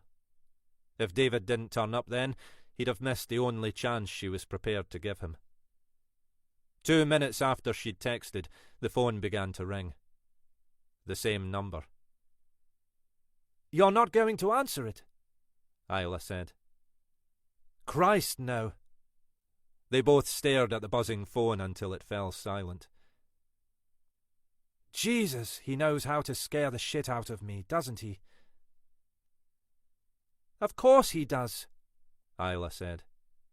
That's the point. A moment later, the phone buzzed again. The sound of an incoming text. Horton picked up the phone, holding it between them so they could both read the screen. See you there, it said.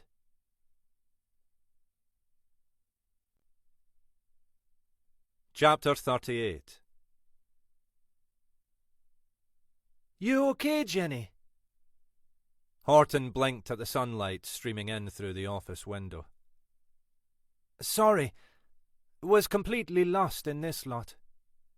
She waved her hand at the mass of files accumulated on her desk. Helena Grant lowered herself onto the seat opposite Horton's desk, looking with slight trepidation at the unsteady tower of box files. You do realise you might literally get buried under paperwork. It's a dangerous job, but someone's got to do it. Horton had volunteered to work through Galloway and his team's final cases at that morning's planning session, without mentioning her conversation with Alec Mackay.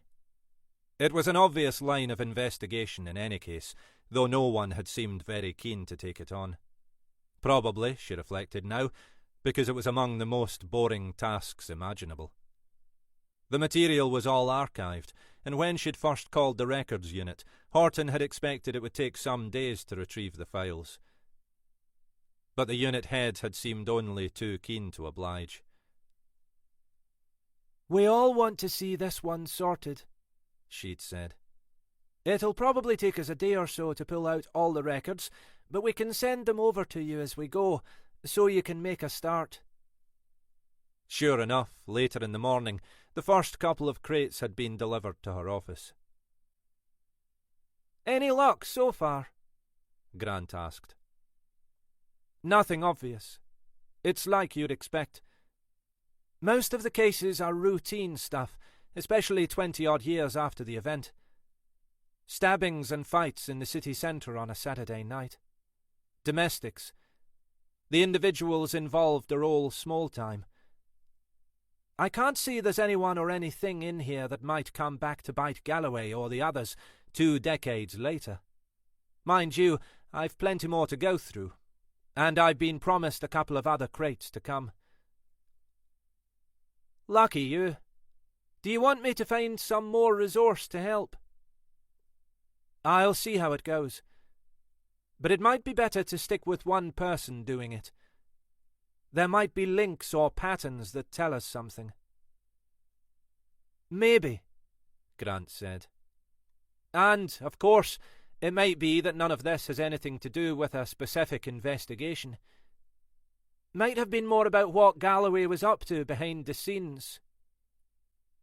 But you'd expect some sign of it somewhere. If it was anything dodgy, I mean. Galloway was always good at covering his tracks. And we don't know that it was necessarily dodgy.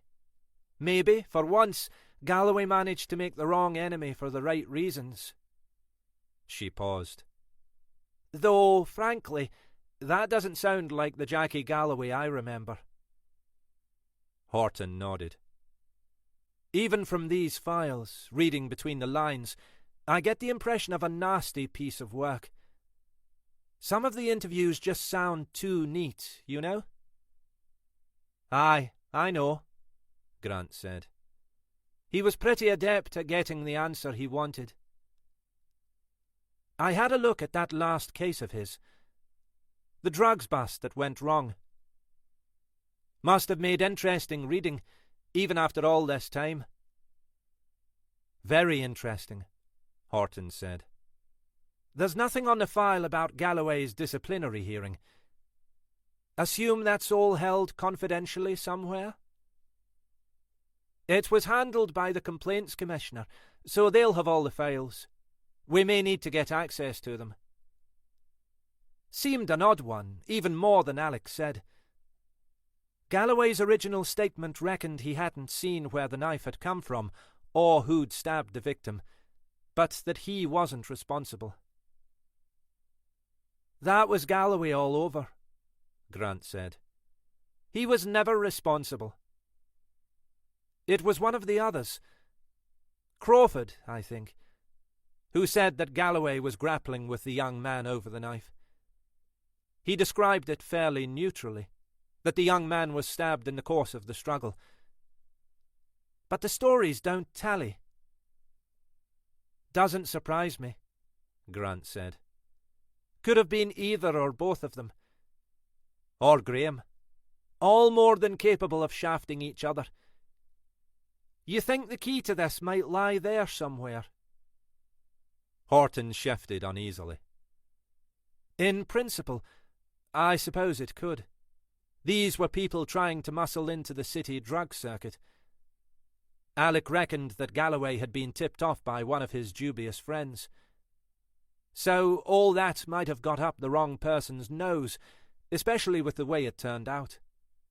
But my impression from the file is that these guys were low-life chancers, not big players. Or maybe, Grant said thoughtfully, somebody used this as an opportunity to bring down Galloway. If so, it worked. There's one other thing, Horton said after a pause.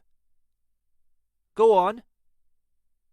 I had a call from Alec last night. She'd been considering not telling Grant this, but was feeling increasingly uncomfortable holding back the information, however trivial it might prove to be. She could almost see Grant stiffen in her seat at the mention of Mackay's name. Oh, aye, Grant said. And what did Alec want? He ran into Bridie Galloway yesterday. Ran into? Grant's voice was icy. Just that, from what he said. It's a small village. He met her in the corner shop. Very cosy, Grant said. Was she complaining about the price of Tunnock's wafers? She was just encouraging us to look at these last cases. Well, thanks for the tip, Bridie. Remind me to invite you in as a consultant. Grant shook her head. Sorry, shouldn't take it out on you. Just finding Alec increasingly hard work on this. I'm putting my backside on the line for him as it is. He knows that, Horton said. But this is Alec's life. Grant sighed. Aye, I know. He must feel he's lost everything. First his daughter, then Chrissy and his home. Now it must feel like even his job's slipping away. But that's why he's got to behave himself. Anyway, what about Bridie Galloway? Was that all she said? No, that's the point. She said that Jackie Galloway had changed even before that last case. That he seemed anxious about something. Frightened even. Galloway never struck me as the type to be easily frightened. That's the impression I've gained. Maybe he'd got on the wrong side of someone. It's needle in a haystack territory, though, isn't it? But I suppose those case files are as good a place to start as anywhere. I guess so, Horton said dispiritedly. We seem to be running out of other leads. I don't suppose there's any word on Ali Donald. Nothing so far. We've circulated his picture, and we've got door-to-doors going on in Cromarty, but we're running out of resources, so it's slow going, unless I can get some more bodies drafted in. What about the other guy Alec mentioned? Another retired DS? Davy Robertson. Just got word back on him this morning, funnily enough. One of the tidbits I'd come to share with you. Seems like he shuffled off this mortal coil just a few weeks back. Can't have been that old, presumably. Early 60s. Accidental death. Accidental? Aye. I'm trying to get more info on it. Another Black Isle resident, apparently. That place is beginning to live up to its name. What happened to him? Fall, apparently. He was a keen walker. Used to do the real hard stuff, Munros and the like, but this was just a leisurely stroll from Rose Marquee. You can walk up to the cliff top at Hillock Head. Main path goes inland, but there's another route along the cliffs. For some reason, he took that route and managed to slip and fall. At least, that's the assumption. His body was found washed up on the beach towards Rose Marquee. Not treated as suspicious? It was recorded as an accidental death. Reading between the lines, it looks like they suspected suicide. Robertson lived alone, but a couple of his neighbours reckoned he'd not been himself in the weeks before. Depressed. Anxious. Any reason? No one close enough to him to say. Suspect that's why the suicide angle wasn't pursued. But it might not have been accidental. Who knows? I've asked for the report on his death, just in case. But the last thing we need is to open up another front in this case, unless it's going to tell us something new. Point taken, Horton said. She realised that Grant was watching her. What is it? When I asked if you were okay, Grant said, I didn't just mean the case. I meant with, well, the other stuff you told me about. David, you mean? She pulled another file off the stack in front of her, wanting to move the discussion on. Yes, I think so. He's not made any reappearance? Horton hesitated. She trusted Grant well enough to share her problems, as she had the previous day. But she also didn't want to bring any more of this into work than she had to. Not so far, she said finally. I'm hoping that's the end of it. Let's hope so, Grant said. But if there's anything I can do, just ask. Thanks. I'll be fine now. Honestly. Grant nodded, not looking entirely convinced. That's good, Jenny. I don't want to lose any more officers.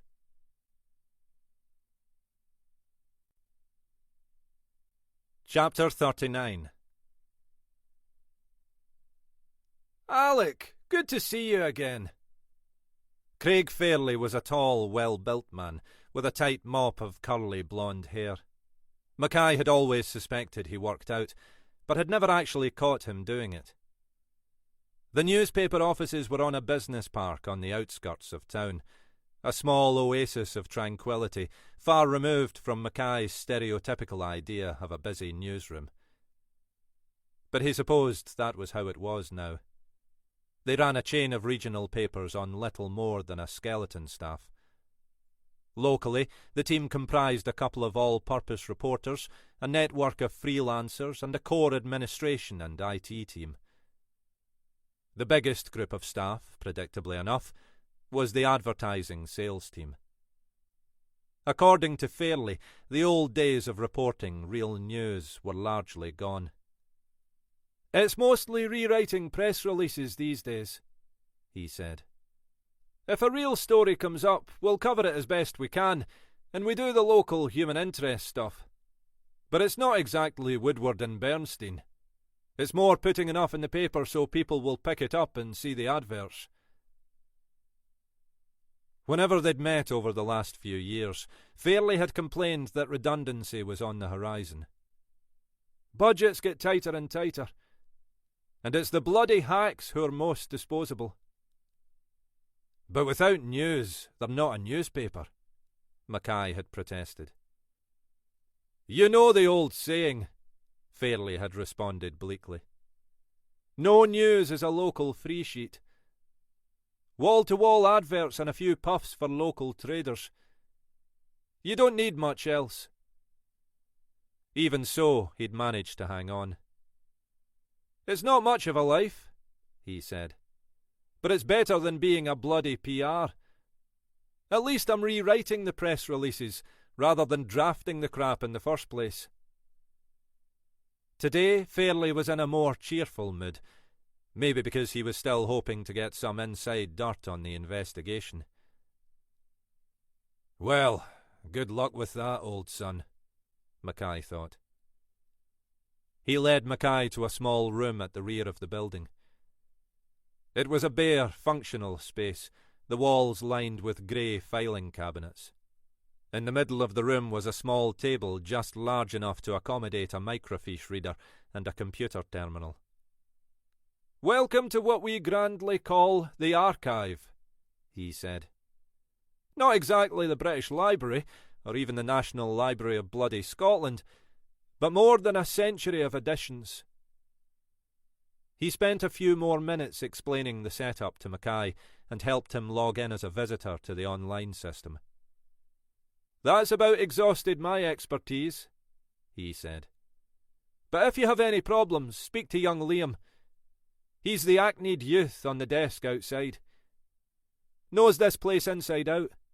He reckons the stuff you're looking for should be available digitally, so you won't need to go fighting the microfiche. This was long before the current production system, so the editions are just digitised facsimiles of the original hard copies." "Can't wait," Mackay said morosely.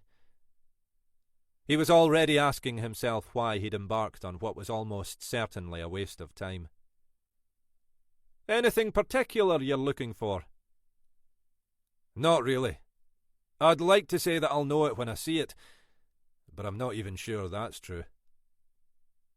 "Is this to do with those ex-coppers?" "I'll let you think that, Craig.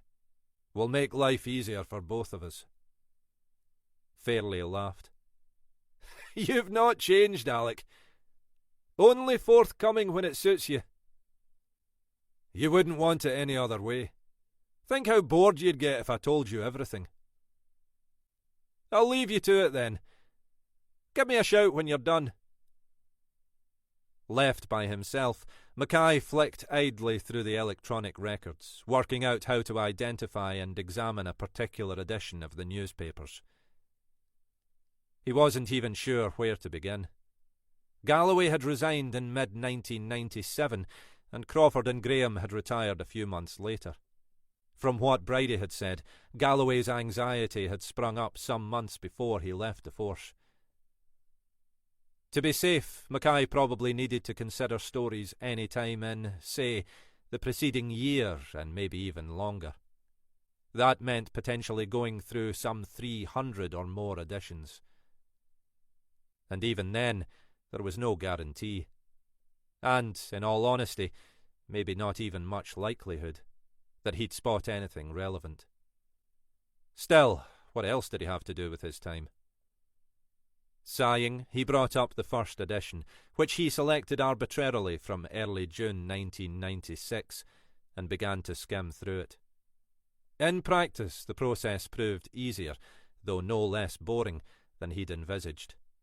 He soon realised there was little point in looking beyond the first few pages of each edition.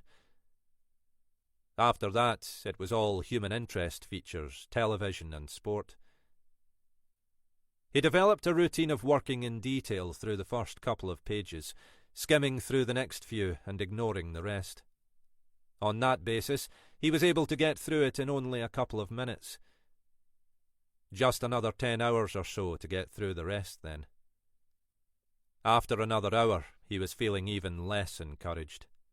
He'd found few stories that seemed even remotely relevant, and most of those were banal reports of the kinds of cases Galloway's team would have investigated.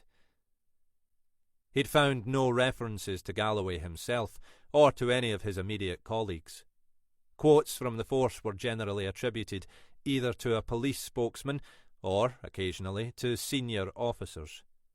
This was increasingly feeling like the wildest of wild goose chases. "How's it going?"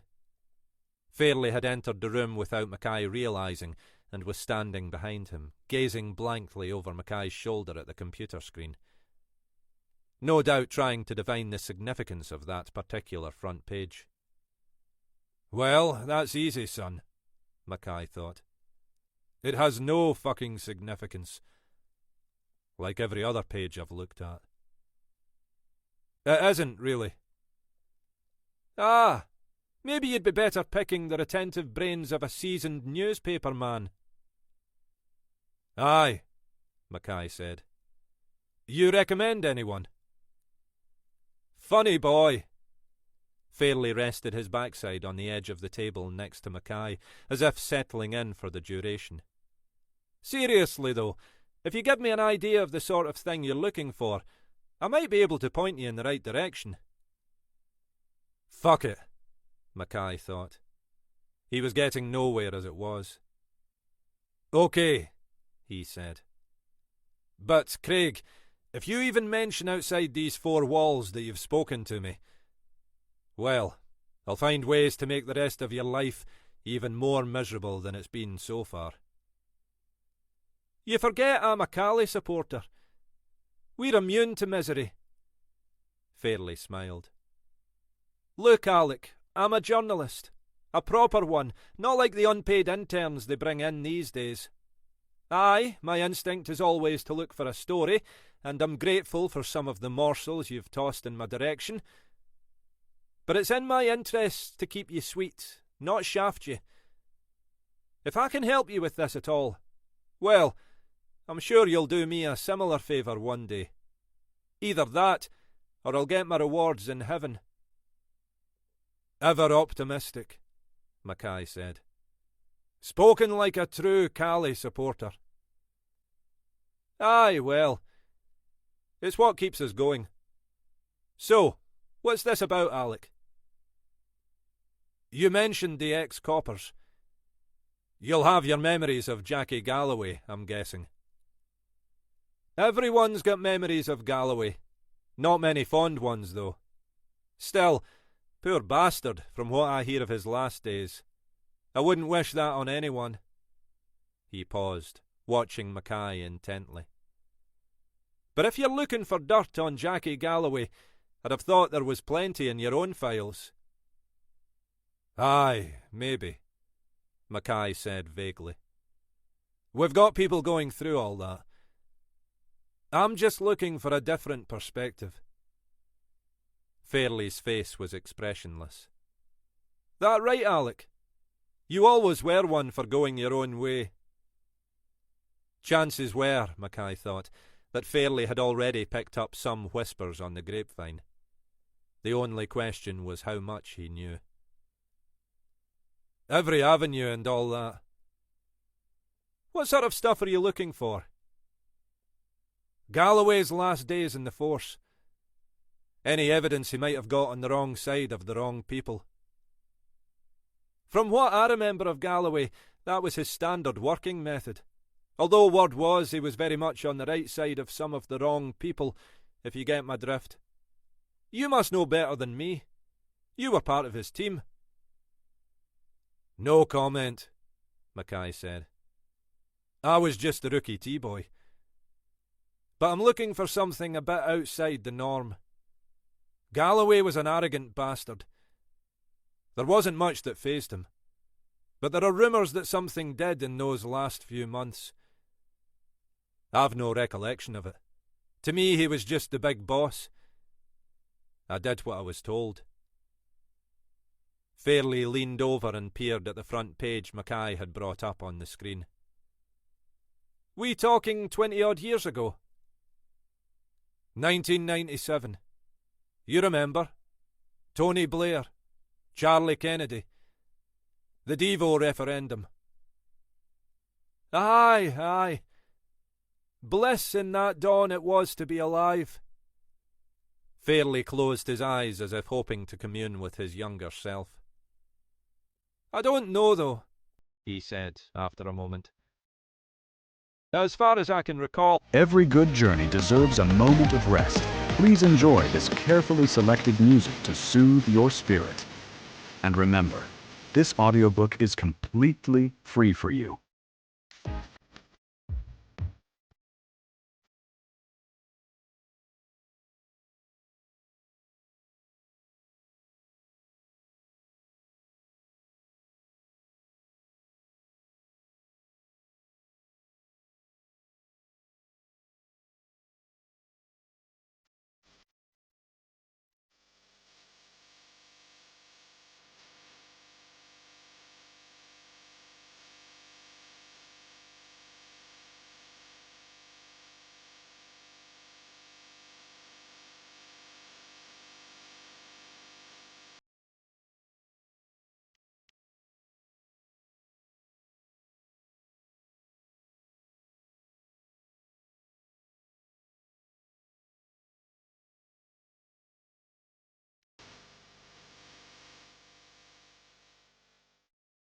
Galloway was pretty much his usual self in those last months. Even when the shit hit the fan, we all assumed he'd emerge unsullied. He shrugged. But it was always an act, wasn't it? If there were vulnerabilities, he wasn't going to reveal them to the likes of us. Did you see much of him around that time? I wasn't exactly close to him. He used to leak a few tidbits to me when it suited him, and he tried to squeeze whatever intel he could out of me. We'd meet periodically for a pint, or several pints in his case. He paused, thinking. Like I say, he was an arrogant wee prick. Knew it all and more. Not a man unduly troubled by self-doubt. But I could imagine he might have thought his grip was slipping towards the end. In what way? Things were changing. He wasn't getting any younger. A lot of his old underworld contacts were dying off, or retiring on their ill-gotten gains to the Costa del Sol. There were new players coming onto the scene. Maybe he felt things were slipping away from him. He closed his eyes again. There's something else nagging at me, though. Hang on a wee second. He paused, his eyes still closed. Mackay watched him with some fascination. He'd seen this before. Fairley didn't exactly have a photographic memory, but it was as if he was rummaging through some interior filing cabinet, flicking through the memories until he found the one he was seeking. It was one of the qualities that made Fairley an effective, and from the authorities' point of view, occasionally an irksome, reporter. He not only knew where the bodies were buried, he sometimes recalled their locations years after everyone else had forgotten. There was a particular thing he kept badgering me about. Didn't make much sense at the time, and it still doesn't. Some guy killed in a hit and run. Here. He leaned over Mackay and tapped some words into the search field. Then he scrolled down through the resulting file names until he highlighted one. That looks like it. The story was on the front page of an edition from late in 1997. It was a short piece about the death of a young man, Patrick O'Riordan, in a traffic accident the previous Saturday night in the centre of Inverness. O'Riordan had been crossing one of the back streets late in the evening when he'd been struck by a passing vehicle. He'd been found some time later by a passer-by and rushed into Rakemore, but was dead on arrival. The story reported only that O'Riordan was an electrical fitter who'd moved to the area from Belfast some months before and had left a partner and small daughter. Police were still trying to trace the driver of the vehicle involved. What was Galloway's interest? Mackay said. You tell me. He kept asking me if I knew anything about this O'Riordan guy. And did you? Why would I? He was an electrical fitter. So why would Galloway be asking you about him? That's the question, isn't it? My sense was that he thought O'Riordan was connected. Connected? Underworld connections, I mean. That O'Riordan was associated with one of the big players. And was he? Mackay was racking his own brains, but the name meant nothing to him. Not that I'm aware, and not that I could discover at the time. As far as I could see, O'Riordan was just what that story said. A poor wee bastard unlucky enough to be crossing the wrong street at the wrong time. You think Galloway might have been the one driving the car? Ah, that's always possible. Jackie Galloway didn't have too many scruples about driving after a pint or two. Or 5. But if it had been an accident, he'd only have been worrying about covering his own arse. He wouldn't have had any interest in who the victim was. Not unless he had a reason to, Mackay agreed. But you're sure that's what he was asking about? It was 20 years ago. Fairly tapped his temple. Surprisingly resilient old beast, despite all the whiskey it's had to deal with over the years. He shrugged. Have to be reminded where I'm supposed to be tomorrow, but remember stuff from 20 years ago as if it was yesterday. It stuck with me because it was so unexpected, I suppose. We were chewing the fat about other stuff in the pub when he came out with it. I said I'd do a bit of digging, but I assumed it was just some passing whim rather than anything he was really concerned about. But then he phoned me back about it, wanted to know what I'd found. Called me 3 or 4 times in the end. That was definitely out of character. But you'd found nothing? Nothing at all. Made inquiries among all the usual suspects. Nobody knew anything about Patrick O'Riordan. Or if they did, they weren't saying. You think they might have been concealing something? Anything's possible. But if there's something there, you usually get an inkling. Often from the way they talk, or from what they don't say as much as what they do. But in this case, I thought that O'Riordan was just what he appeared to be. Mackay nodded. Well, it's something to follow up, I suppose. Not much, I know, but it's all I've got to offer. Had a few other dealings with him around the same time, but nothing out of the ordinary. Mackay gestured towards the computer monitor. You reckon it's worth my while spending more time on this? It's your time, old son. But I wouldn't. Anything interesting about Jackie Galloway and I'd have remembered it. You should have asked me in the first place.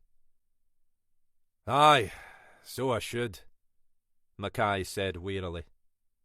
But, like I say, not a word about any of this. Fairley held up his hand in mock outrage. Silent as the grave, pal. You know me. Aye, only too well, Craig. Only too well. He pushed himself to his feet, allowing Fairley a faint smile. I'll leave you to it then. And thanks for the info. Much appreciated. It's not much, and it probably doesn't help you. But, aye, you owe me a pint sometime. Fairley paused. Or, one of these days, maybe even an exclusive.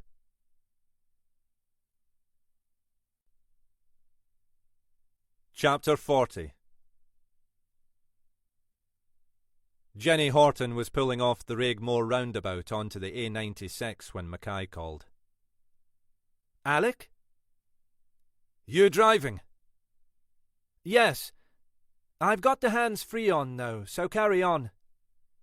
She slowed for the second roundabout at the retail park, watching the stream of Friday night traffic heading into Tesco.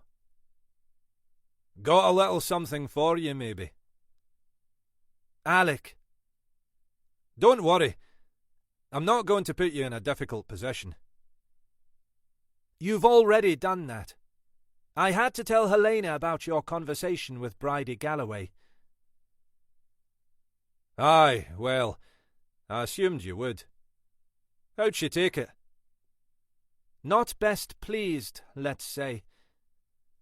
But she was interested by what Bridie Galloway had to say. We've sent someone to have another chat with her, see if we can find out any more. I've been going through the case files from that time. Haven't spotted anything so far, though. That's why I'm calling. I've just been talking to an old journo pal of mine. Turned gregarious in your old age, Alec? You know me. Life and soul of the bloody party. So, what did this pal have to say? He knew Galloway in the old days.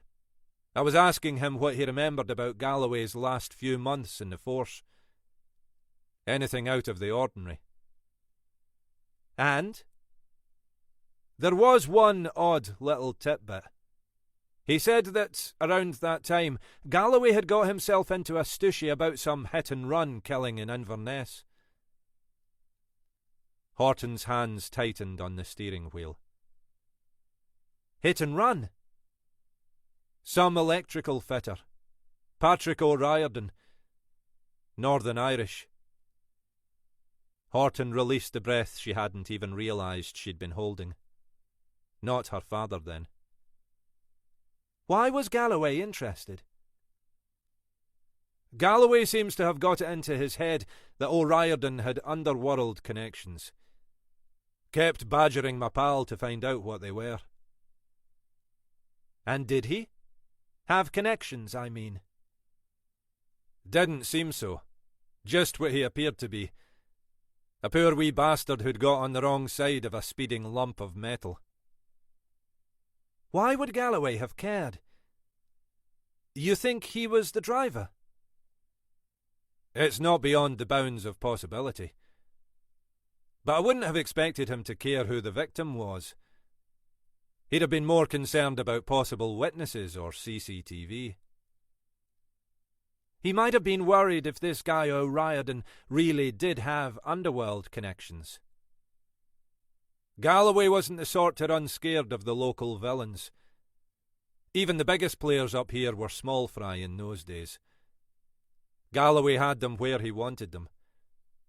I can't see him getting jittery unless there was something bigger at stake.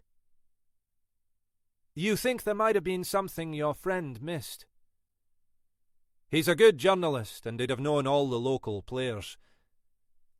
But if this guy had wider connections, the local crowd might not even have known. You said O'Riordan was Northern Irish, Horton said. That would open up a few possible avenues. Aye, right enough. That would have been enough to give even old Jackie something to think about. It's one thing to get on the wrong side of some two-bit local dealer. It would have been another to get on the wrong side of the Provos or the Loyalists back in the day. Wouldn't this have been around the time of the Good Friday Agreement? Just before, Mackay said. This was around the time the IRA committed to a ceasefire. But there were still trigger-happy nutters around.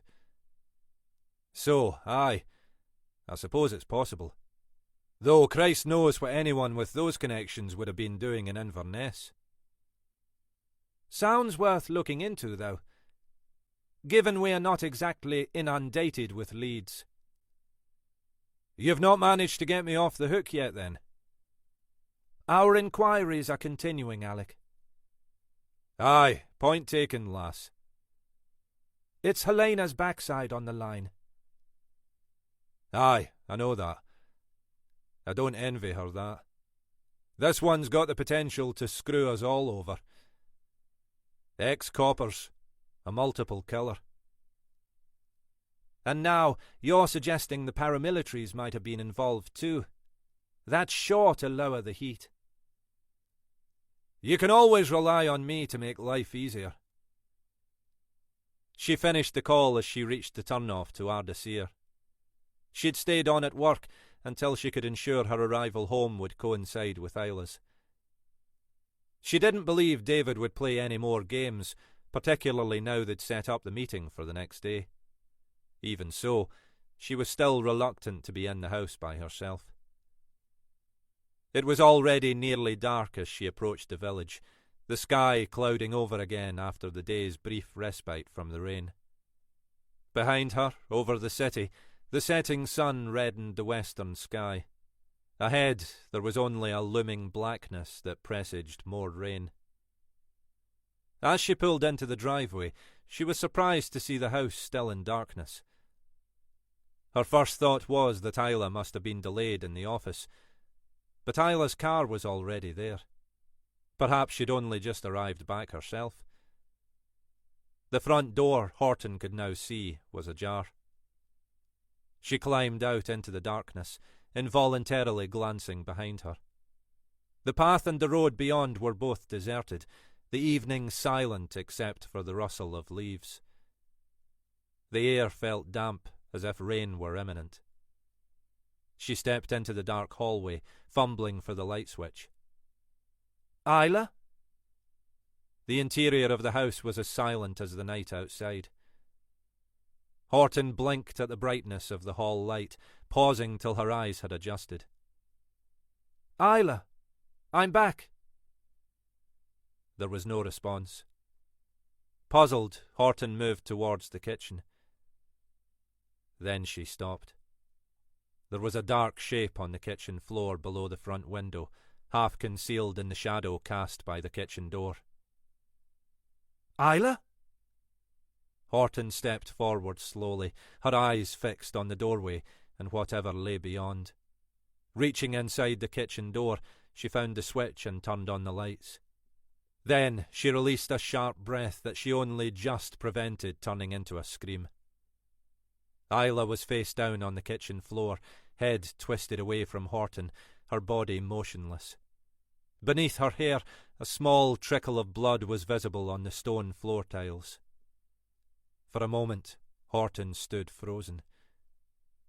Then, barely thinking coherently, she crouched beside the prone body, desperately feeling Isla's neck for a pulse.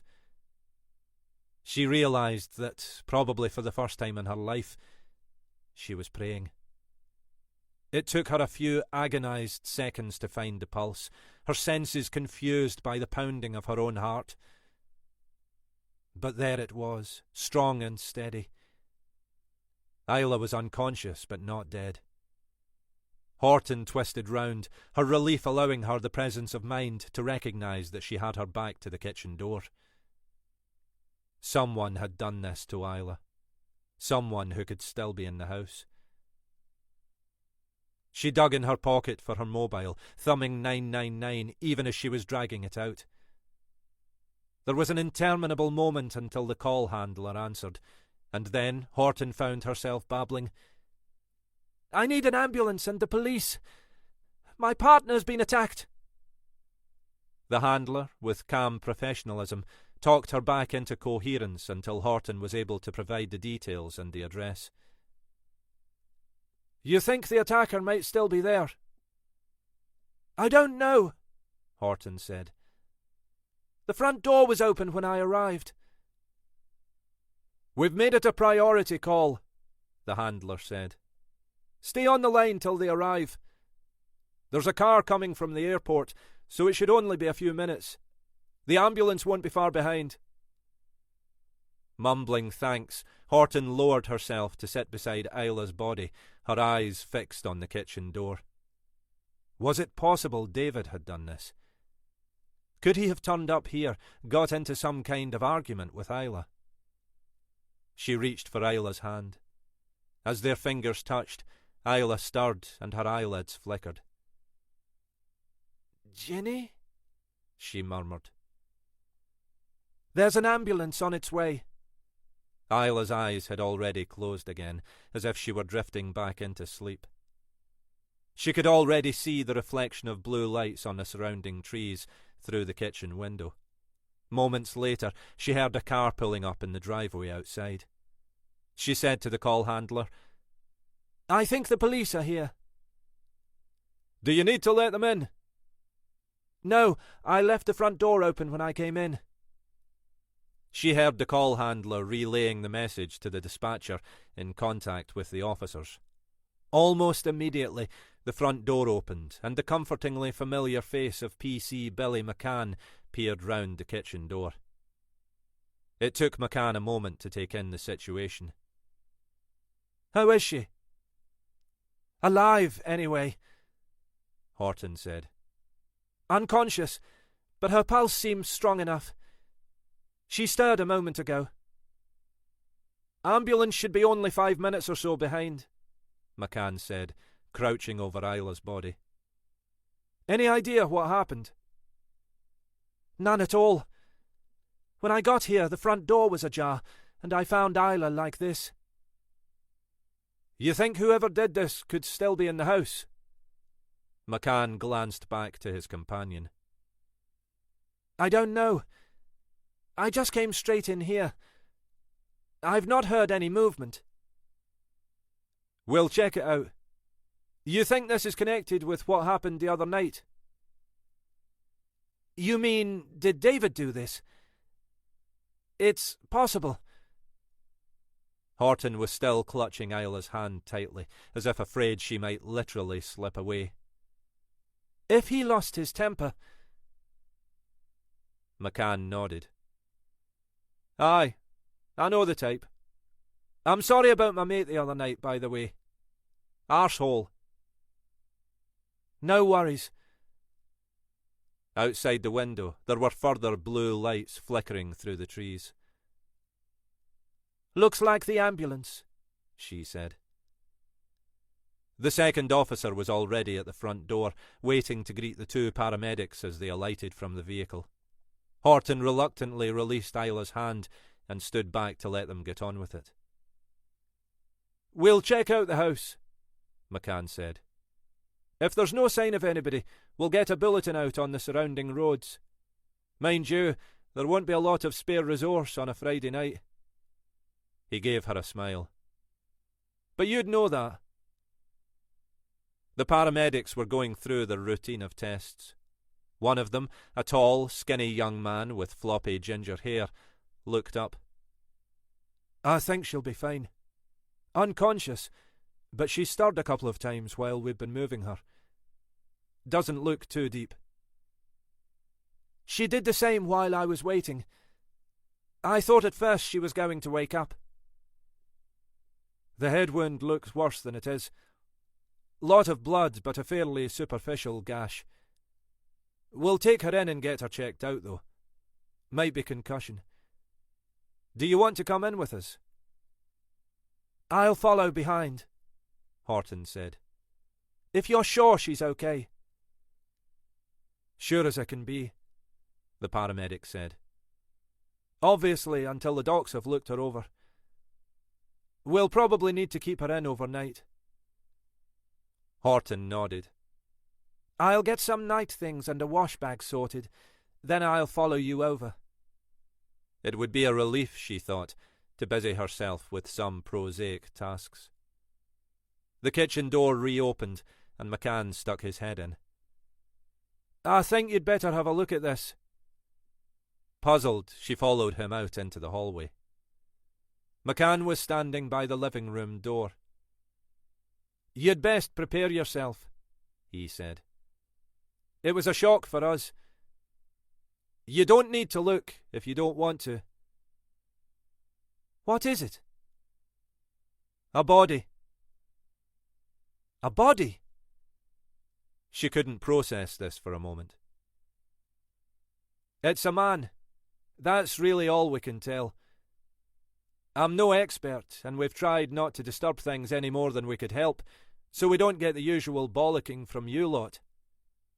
He gave her a smile, and she could see he was doing his best to play down what he was saying. But there are rough red marks on his neck. I'd say he'd been strangled. Horton's first thought was to wonder whether Isla could have been responsible. If she'd been attacked and fought back, maybe. But while Isla might conceivably have used a kitchen knife or a heavy object to defend herself, she was hardly likely to strangle an intruder.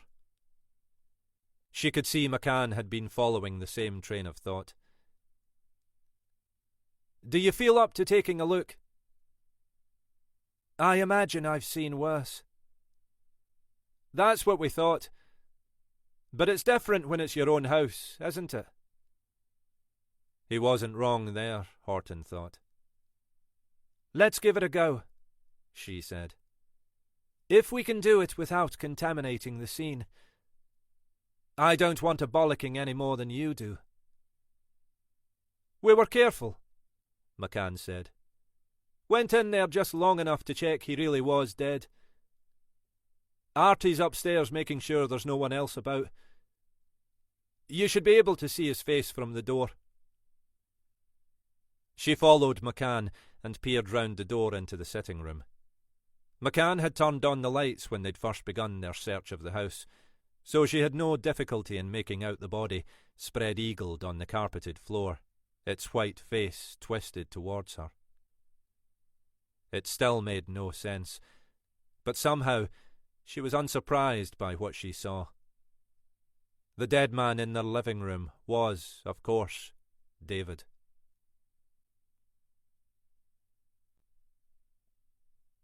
Chapter 41. Helena Grant had known the call would come. It was always an evening like tonight, at the end of a total shite-hole of a day, when all she wanted was half a bottle of wine, a microwaved supper, and an early night. Today had been worse than most. She'd spent most of it either getting nowhere or briefing chief officers who wanted to know why she was getting nowhere. Then there'd been another media conference where they'd still had nothing of substance to say, so she'd had to spend half the morning with the head of comms working out how they were going to say it. Then a series of other meetings had dragged her away from where she should have been focusing her energies. All while she was still several officers down on her establishment, including the irritatingly indispensable Alec Mackay. She'd hoped for a few hours' break, but was far from surprised when her work phone buzzed almost as soon as she was back in the house. It was one of the sergeants from the control room. "Another one for you, I'm afraid." She almost didn't need to ask. "Another body?" Ali Donald's remains finally turning up somewhere, she assumed. Washed up at Munlochy Bay or dumped at Shannonry Point. "Aye, over in Ardasir." "Ardasir?" A quiet but insistent alarm bell was sounding in the back of her mind. "Where?" He read out the address, confirming her fears. "One of your lassies, I believe." "One of my detective sergeants," she corrected, her mouth dry. "What do we know?" "Male, late middle age. Your lass reckons it's her stepfather or some such, though we've not had a formal confirmation." Grant released her breath in relief, wondering whether the sergeant had been deliberately playing with her. Of course, she added silently to herself, this still didn't mean the news was necessarily positive. "Do we know the cause of death?" "Again, not confirmed.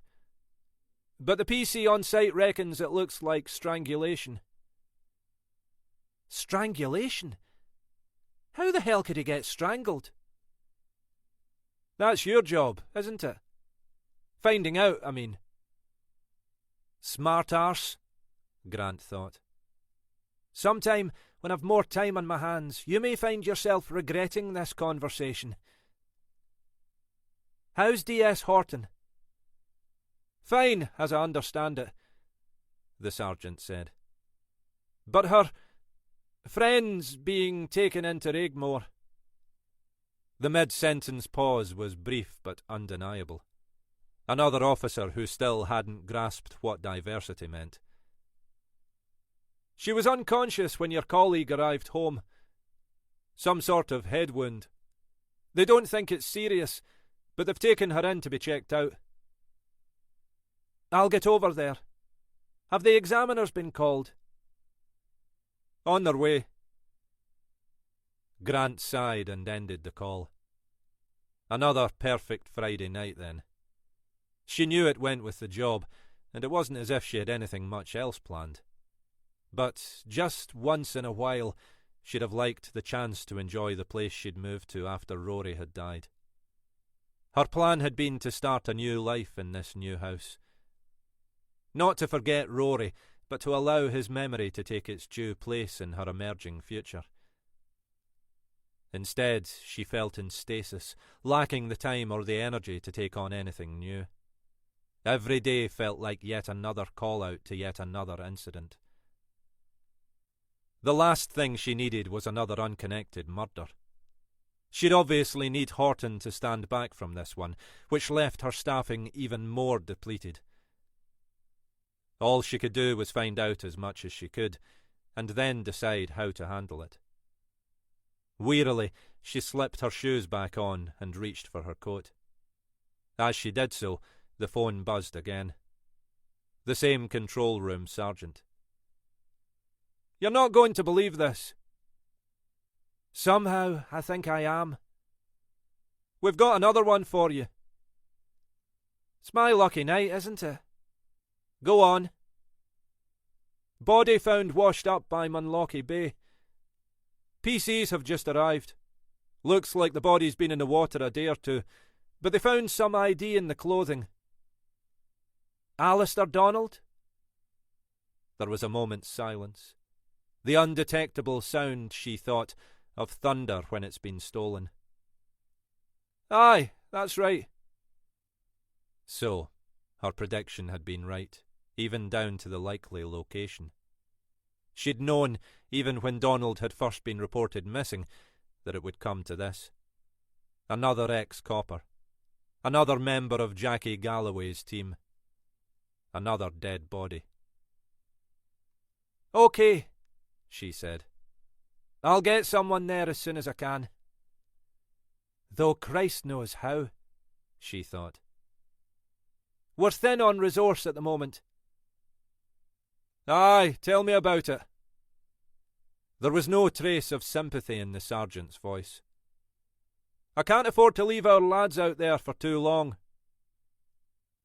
You'll have to leave them there as long as it takes, she said shortly. Give me the details, and I'll see what I can do. The truth was, she thought, as she left the house moments later, there was no one she could send. All her officers were either tied up or unavailable, apart from the odd rookie she couldn't trust with either job. She was already conscious of the sensitivity of the Galloway inquiry, with the media sniffing at their heels. She wondered what the media would make of a body at the house of the detective sergeant working on the case. She could imagine them adding 2 and 2 and coming up with whatever the hell they wanted. She couldn't see any real alternative but to visit the 2 scenes herself. Attending the Ardasir scene was the priority, as that was a live crime scene with the body in situ. Ali Donald's body, not to mention the PCs who were babysitting it, would just have to wait. She imagined the examiners were under similar pressure. It was only as she was turning the ignition key that she finally thought, bugger it. There was one solution staring her in the face, though she'd be taking a risk. But if anyone challenged her decision later, she'd ask them what better ideas they'd have come up with. She hesitated a moment longer, then dialed the number. The phone barely rang before it was answered. Mackay? You fancy getting back into harness, Alec? There was a momentary pause as he processed the question. Are you saying what I think you're saying? I'm asking, she said patiently. If you want to get back on the job, if you'll pardon the expression. If you're serious, I'll pardon you anything. Does this mean I'm off the hook? You were never on the hook, as far as I was concerned, Alec. I was just trying to do you a favour. Nothing's changed, as far as that's concerned. You're still the last person to see Rob Graham alive, apart from whoever killed him. You were still seen talking to him outside the pub. You still don't have any kind of alibi. Shit, I'm being an idiot. I hadn't thought it through, Alec. I can't bring you back yet. I haven't done anything, Helena. You know that. Aye, she said. I know that. But if I don't play this by the book, we'll both end up crucified. So, why did you call me?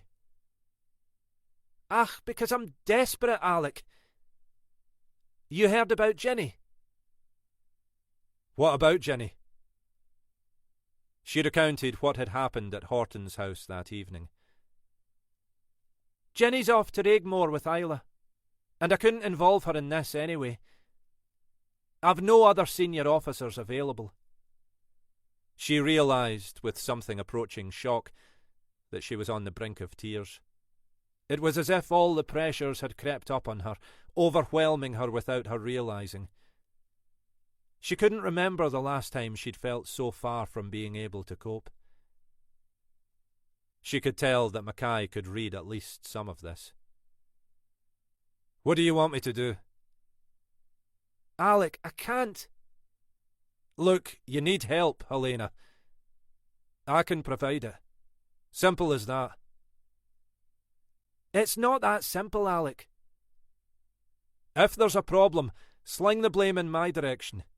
Tell them I went off-piste. Against your orders. Mind you, I don't know if the powers that be would believe that of me."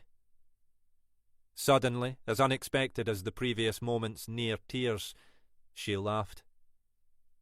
"You bastard, Alec. You never change. I can't allow you to take that on. If it came to that, it really would be the end of your career." "At the moment, I'm feeling like it's ended anyway," he said. "I can't carry on like this, Helena. It'll be the end of me." He hesitated again. "Anyway, it's Ginny." "Okay," she said, finally. "But we might both end up falling on our swords over this." "Well," Mackay said, "if we're going to do that, Hen, let's at least do it in style."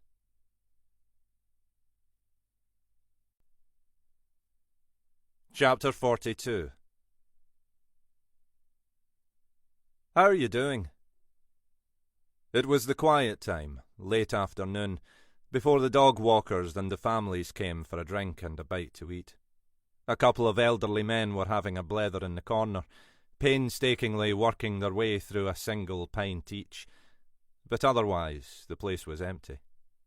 Kelly was behind the bar polishing glasses. She hadn't heard Callum emerge from the kitchen. "Oh, fine. You know." She gestured at the empty barroom. "Not exactly rushed off my feet." "It'll fill up later." He'd been prepping some food for the evening menu and was dressed in his chef's whites. They suited him, she thought. There were times, and increasingly she was beginning to realise these were times in the company of Callum Donnelly, when she thought she might go for an older man. Someone with a bit more maturity than the likes of Greg, anyway. It was a pity that Callum was spoken for. "You've not seen any more of that wee bampot?" "No." Kelly imagined that Greg would be steering well clear of her now. "I don't think he'll be back." "He better not be." Callum had moved to stand beside her. He was holding one of the kitchen knives, twirling it casually between his fingers with practised ease. She knew its blade would be razor sharp. "If he shows his face in here again, I might have to start applying my knife skills." He flipped the knife into the air, allowed it to spin once, and deftly caught it by the handle.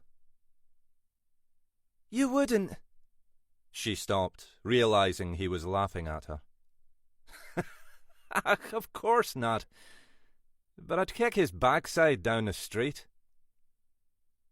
Kelly realised she'd allowed herself to move closer to him. Suddenly self-conscious, she took a step away and resumed her industrious polishing.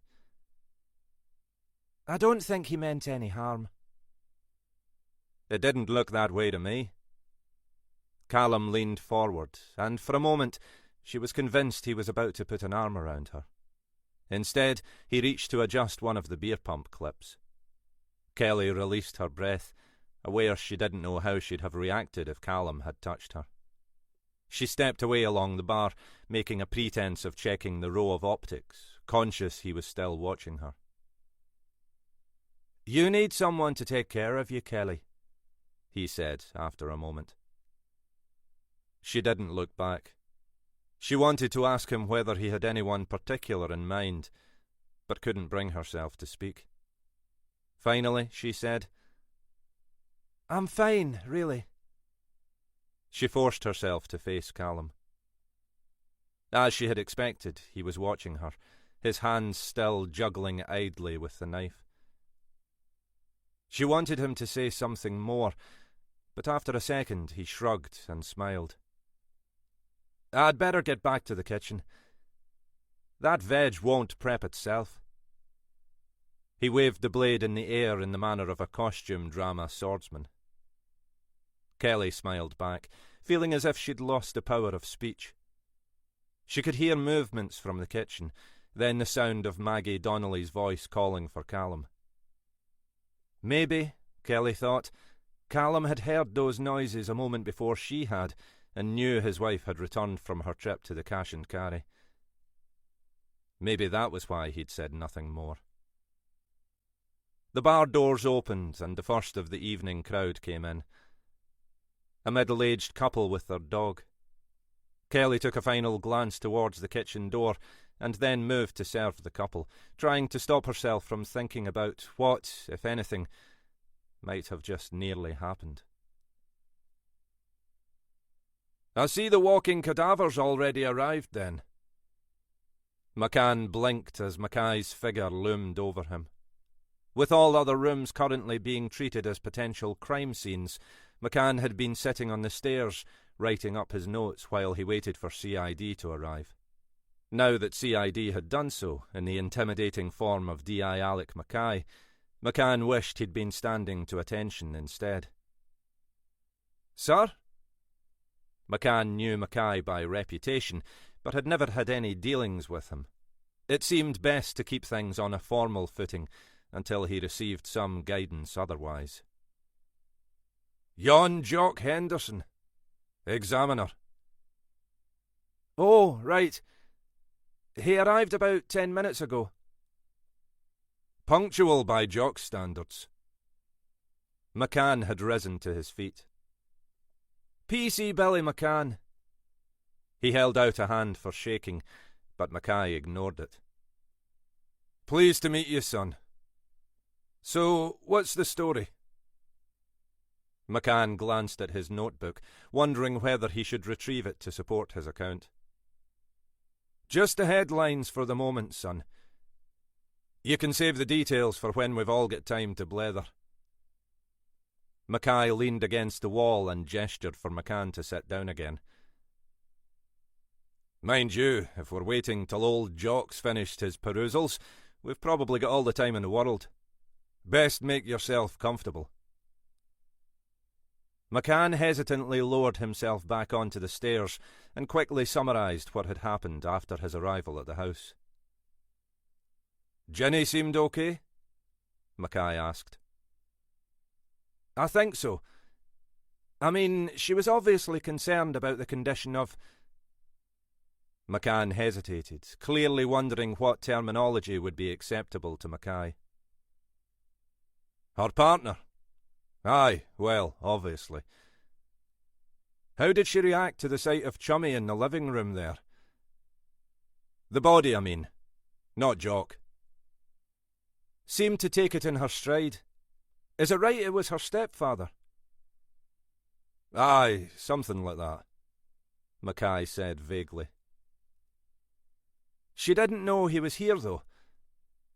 Tonight, I mean." "She hadn't seen him for years," Mackay said. "Then he turned up out of the blue a few days ago." "He'd been harassing her," McCann said. "She called us out the other night because he was prowling round the house." "So I understand," Mackay said. "When I first saw the body, I thought—" "Aye, son. I think we all did. But you reckon he was strangled?" "That's what it looked like. I'm no expert, though." "We'll see what old Jock thinks. Not that he's much of an expert either." Mackay tapped his fingers on the wall. "You don't strangle someone in self-defence, though, do you?" "I wouldn't have thought so," McCann agreed. "So, who the hell killed him?" Mackay sounded as if he was asking himself rather than McCann, so the young man offered no response. "Tell me again what Jenny said to you about what she saw when she got back." "There wasn't much. She said she'd been expecting her partner to be back first, so she was surprised the lights weren't on. Then she found the front door ajar. She came in, went into the kitchen first, and found her partner on the floor there. He pointed to the spot where Isla had been lying. Then she called us. That was about it. She hadn't gone into the living room? No, she stayed in the kitchen till we arrived. We were the ones who stumbled across the body when we went to check the rest of the house. Looks like the patio doors have been forced, so that's presumably how he got in. You've checked out the gardens and the surrounding area? As soon as we could, yes. The two of us did a scout round. No sign of anything, but difficult to be sure in the dark. Your mate's gone now? McCann nodded. We had a couple more call-outs. Routine stuff, but we thought there was no point in both of us sitting here. I said I'd stay as long as needed, then get him to pick me up. Mackay nodded, his expression suggesting that while he'd been talking, his brain had been pursuing other avenues of thought. OK, son. That's very helpful. You can get off when you like. I'll finish up with old Jock in there and get this place sealed off. I'm assuming Jenny's over at Regmore? Yes. She left a set of keys over there. I said I'd leave them for her at HQ. Thanks, son. I'll look after all that then. And now I'll go and chivvy old Jock along. He's probably fallen asleep in there. Mackay watched Jock Henderson as he hunched over the body, clad in his rustling white protective suit. At times like this, he thought, you could almost believe the old bugger knew what he was doing. Nearly done, Jock. That body's cluttering up the place. Aye, well, Henderson said, without looking up. Some of us do a proper job, you know, Alec. Aye, so I hear. But somehow, I always get landed with you, Jock. How's it looking? Not much to see, to be honest. At least I've not had to wade through pools of blood on this one. Must be a disappointment. Cause of death? Asphyxiation, I'd say. Strangled. He looked up and regarded Mackay over the top of his face mask. We seem to be having rather a lot of those lately.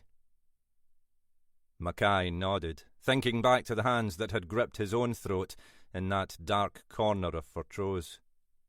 The way Rob Graham had been killed. It was hard to conceive of any connection between that and the body lying in front of him. But then he knew almost nothing about this man. Must be in fashion, he said. Any ID on him? Henderson held up an evidence bag containing a brown leather wallet. Aye, various cards, driving licence and so on. Name of David Kirkland. Address in Surrey somewhere. I wrote down all the salient details before I bagged it up. Mackay frowned. David Kirkland. The name rang a distant bell, though he couldn't imagine how or why it should. Maybe Horton had mentioned it to him sometime. It didn't feel like that, though. It felt like something from further in the past. Anything else? Not obviously. I've dusted for prints, especially round where the door was forced open. But there doesn't seem to be much. We'll get the clothing checked over for DNA traces. You never know. He pushed himself to his feet. I'll take a few photos, and then we're done in here. You want me to check the kitchen and the rest of the house? Probably worth checking whatever we can, Mackay said. As I understand it, nobody's disturbed the place, except for the 2 uniforms when they checked it out. What's the story then, Alec? Word on the street is that this is Jenny Horton's place. and that it was Jenny's other half attacked in the kitchen. You frequent some dubious streets, Jock. But aye, this is Jenny's. My understanding is that yon corpse is Jenny's stepdad. We're assuming some kind of intruder. Maybe interrupted a burglary. What kind of burglar strangles someone? Henderson asked. It was a reasonable question, and Mackay could offer no answer. One who's good with his hands. Christ knows, Jock. But we've had stranger cases. If you say so, Alec. Henderson was prowling round the room, taking an array of shots with his digital camera. Your job to worry about that side of it, I'm glad to say. I'll leave that in your incapable hands. Aye, you do that, Jock. Are we okay to call up the ambulance to take away our pal here? Whatever you like, Henderson said. Though I don't think he's in any hurry.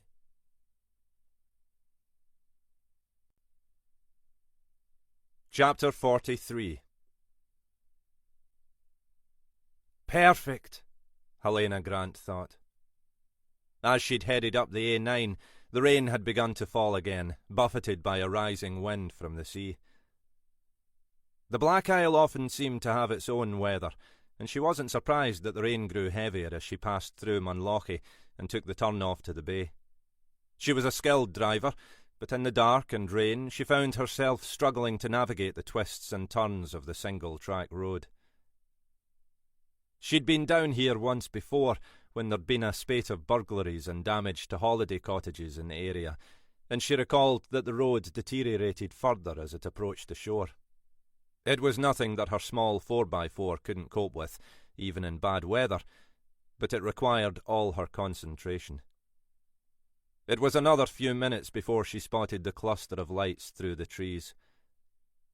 The rain was lashing almost horizontally from the sea as she drew in behind the patrol car, its blue light still throbbing in the darkness. Ahead of her there was a small cluster of holiday cottages. An idyllic spot in the summer, she thought, with views out over the waters. Cold and exposed on a night like this. Outside the nearest cottage she could make out two figures obviously seeking whatever shelter they could find on a small roofed veranda. One of them was already moving to greet her. DCI Grant, she said. PC Tommy Burns, he said, reaching out a hand to shake. She recognised the man slightly. He was a red-faced figure, approaching middle age and slightly overweight. I hear you've found something. Burns led her under the shelter of the veranda. Aye, well, not us, really. Couple renting the next place along. Must have fair ruined their holiday. Burns gestured towards the figure beside him. My partner in crime, Andy Gordon. Gordon was a younger man, eyes blinking under a mop of blonde hair. He looked anxious, Grant thought, though she couldn't tell whether he was more intimidated by her or the nearby presence of a dead body. Where's the body? Burns waved his hand into the darkness. Down there. We didn't want to move it till the examiners got here. Looks like he's been in the water a while, poor bugger. You found some ID? Aye. He's wearing a suit, completely sodden, but we thought we'd better give the pockets a quick check. There was a wallet, cards, driving licence, all that. Someone called Alistair Donald. She nodded. Aye. Reported missing in Cromarty a day or two back. Surprised he washed up here then, rather than in the Cromarty Firth? It was a fair point. She was no expert, but the entrance to the Cromarty Firth was relatively sheltered. She'd have expected a body entering the water in Cromarty to be washed back into the Firth, rather than around the Isle into the Murray Firth to the south. I suppose it depends on the tides, she said. Or where the body actually went into the water. Burns was clearly no numpty. Aye, she said. That too. She could see another set of car headlights approaching along the track, the glare smeared by the steadily falling rain. The examiner, she hoped.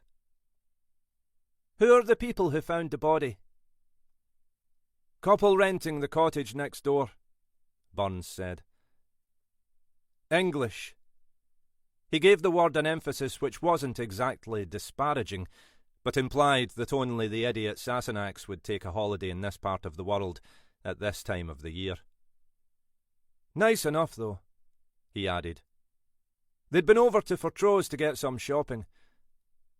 Came back to go for a short walk before the rain set in and found the body washed up down there. Bit of a shock, I imagine. Did you take a statement? Aye. There wasn't much more they could tell us. I think they just fled back inside and called us. The approaching vehicle had drawn up behind Grant's. One of the examiner's white vans, with the lumbering figure of Pete Carrick climbing out. She imagined that Jock Henderson would have ensured he drew the longer straw of dealing with the body in Jenny Horton's house, rather than braving this one. Evening. Carrick looked characteristically untroubled by the prospect of examining a corpse in the pouring rain. Where's our customer? His face was invisible inside a hefty waterproof. Burns led Carrick and Grant down towards the shoreline, holding his flashlight steady so they could find their way across the uneven ground. Over here. The tide had receded since the body had been washed up, and the shapeless black mound was several metres back from the water. Carrick nodded, as if responding to some unspoken question. I'll leave you to it, Grant said to Carrick. I'll go and have a quick chat with the couple who found the body. As Burns had indicated, there was little more the two holidaymakers, a Mr. and Mrs. Renshaw, were able to tell her. They both still looked slightly in shock. I still can't believe it, Mr. Renshaw said for the third or fourth time. I mean, it's not what you expect, is it? We were halfway down towards the sea when we saw it. He stopped, as if the memory had startled him. We didn't know what it was at first, Mrs. Renshaw said. I thought it was some sort of animal, a large dog or a pony, something like that. We got a bit closer, Renshaw said. And then it was obvious. I still can't believe it. Do you know who it is? Mrs. Renshaw asked. We think so, Grant said. Someone reported missing in Cromarty recently. The poor thing, Mrs. Renshaw said. It must be so cold out there. She made it sound as if Ally Donald had been for an ill-advised swim. Have you seen any other objects washed up? In the last day or two, I mean. There was no reason to think that Donald might have been carrying anything that wasn't on the body, but it was worth checking. Not that we've noticed, Mr. Renshaw said. We go for a stroll along the shore every day, so we'd probably have spotted anything. Do you come here regularly? We've been booking this place for a few years now, Renshaw said. We like the peace and quiet. And the views, Mrs. Renshaw said. We love the views. We usually come up a couple of times a year. We'll be back again in the summer. Grant nodded. You've given a statement to the PC, I believe. We'll leave you in peace now. We'll get everything sorted outside, so you'll see some comings and goings, but don't worry. Did the PC take contact details for you? Mrs. Renshaw nodded. "Will you need anything more from us?" she asked anxiously. "I don't imagine so," Grant said. "But sometimes there are things we need to double-check at a later stage. We won't trouble you unless we need to." Neither of the Renshaws looked reassured by this statement. "I mean," Renshaw said as Grant rose to leave, "it's not what you expect, is it?" Outside, the rain was still coming down, the chill wind roaring up the firth.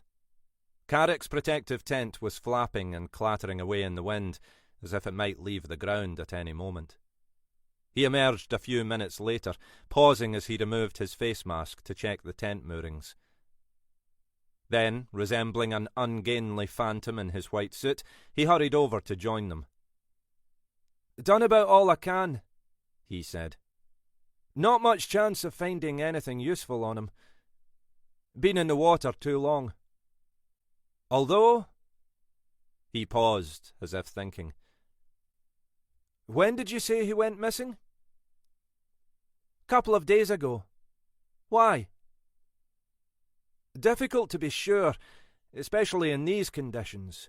But I wouldn't have thought he'd been in the water that long. Overnight, maybe. You'll need to get the doc's view." "What do you reckon on cause of death?" "Again, hard to be certain.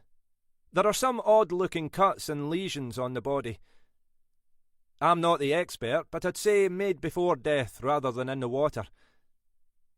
It almost looks—" "What?" "I'm probably going over the top, but I'd say he'd been subjected to some pain."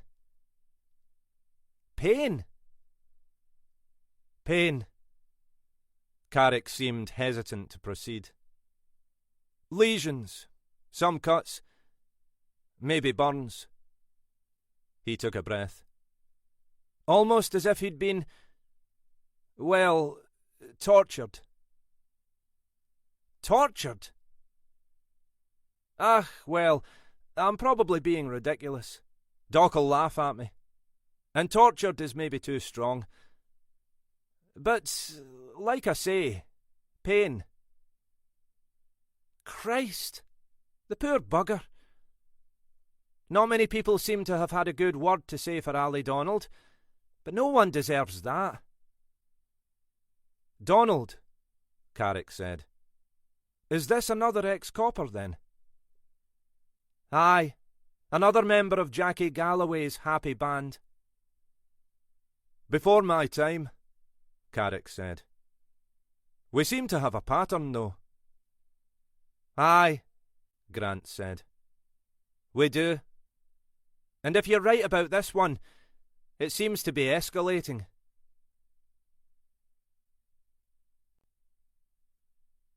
Chapter 44. Mackay hated hospitals.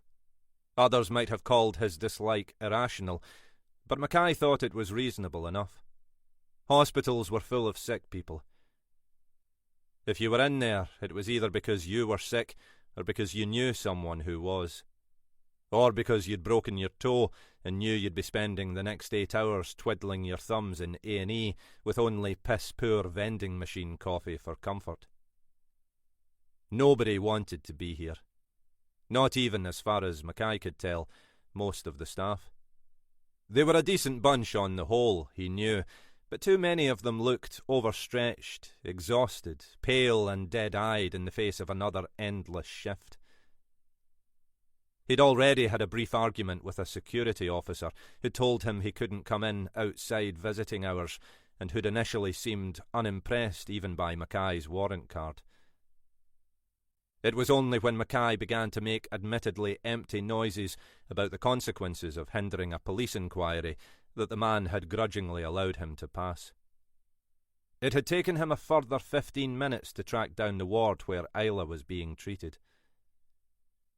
She'd been moved since her arrival, presumably because the staff were juggling beds, but nobody seemed to know where she'd been moved to.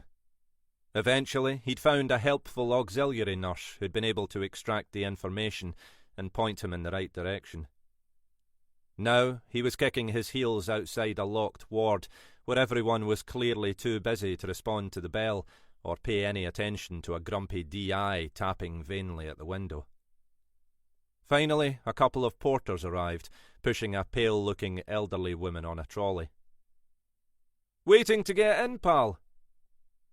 "Aye," Mackay growled, wondering whether it looked like he was standing in the corridor for his own entertainment. "No one answering the buzzer." "They like to make you wait," the porter said. "Makes them feel important." He pressed his security pass against the locking mechanism, and the doors gently swung open. "After you," he said. "We're in no hurry, are we, May?" He winked at the woman on the trolley, who offered a half-smile in return. "Thanks," Mackay said. A stern-looking nurse was already striding towards them. "Can I help you?" she said, in a tone that suggested the answer was unlikely to be in the affirmative. Mackay waved his warrant card. "I'm looking for Isla Bennett," he said. "Brought in earlier." "Miss Bennett's asleep, I'm afraid." "Aye, I imagine so," Mackay said. "Is her partner still here? I'm assuming you don't throw everyone out after visiting hours?" "Yes, she's still sitting with Miss Bennett. For the moment," she added pointedly. "And would you be able to point me in their direction?" She finally conceded and gestured towards the far end of the ward. "Last bay on the right," she said. "Please do try not to disturb the other patients." "I'll put the song and dance act on hold," Mackay said. Horton was sitting by Isla's bed, looking half asleep herself. "Alec?" "Aye, the bad penny. Looks like I'm back on the job. For tonight, at any rate." He pulled up a chair and sat down beside Horton. "How's she doing?" "Not so bad. She woke for a while, but they've given her sedation for the night. They're keeping her in till they've got all the test results back, but they think she's okay." "And how are you?" "I'm fine. A bit shocked about David, but mainly just because it happened in our house. It doesn't make any sense." "Did Isla say anything when she woke?" "Not really. She was still very woozy. I don't think she saw anything. Like me, she hadn't been into the living room. Went straight into the kitchen to make a coffee. She can't remember much after that, but it looks like she was struck from behind with some heavy object. Fairly vicious blow from what the doctor said, but luckily Isla's got a thick head." She gave a laugh only just the right side of forced. "Could easily have been much nastier."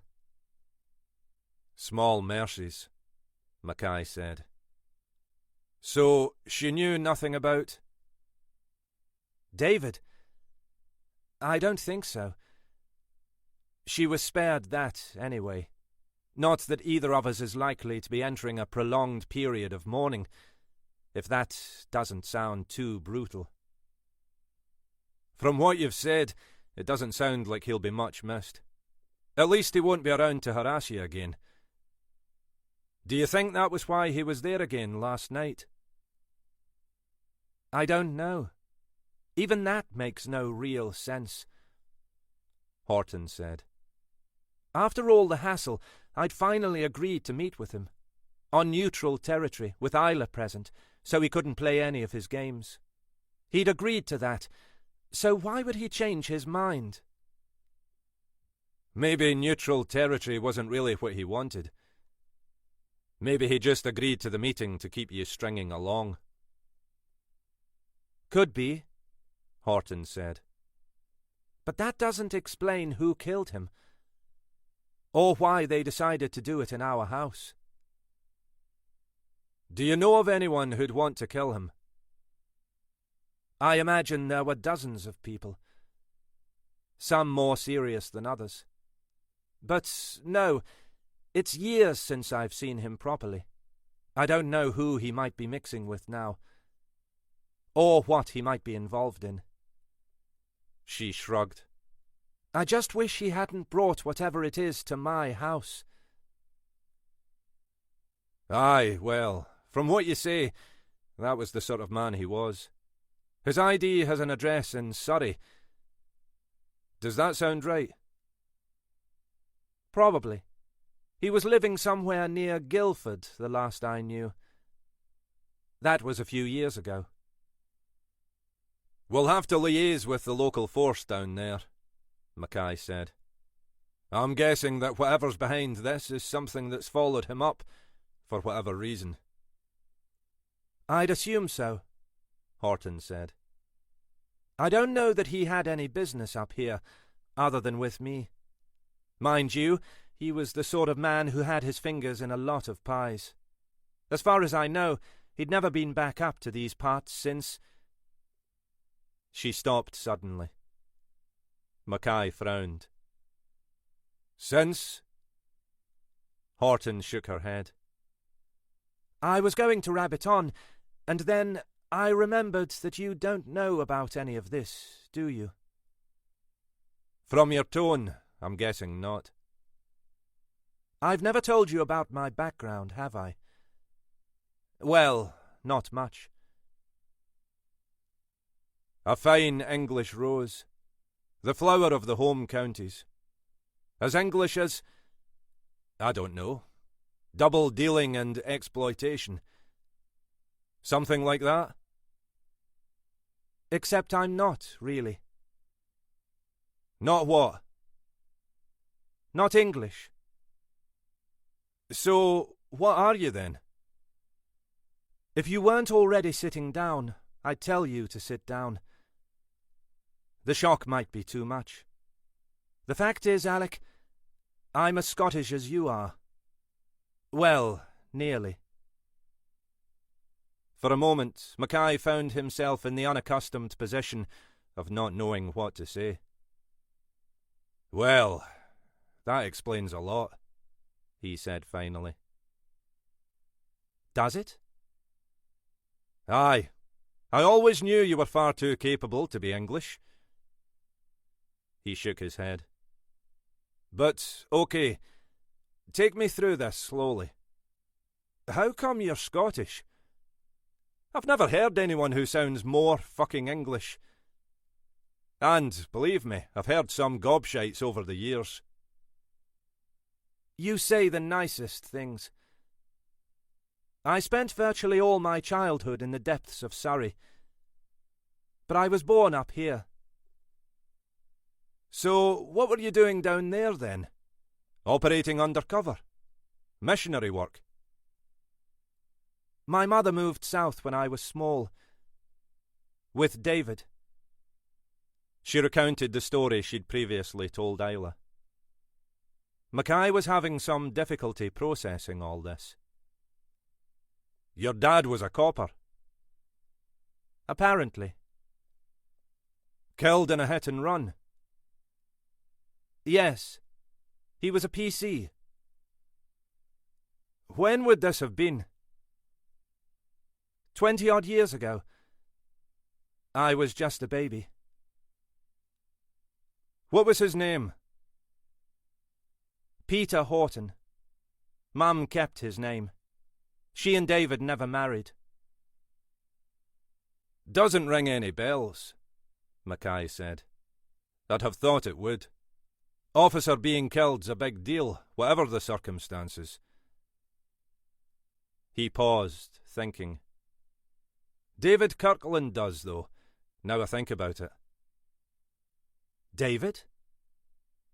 Aye.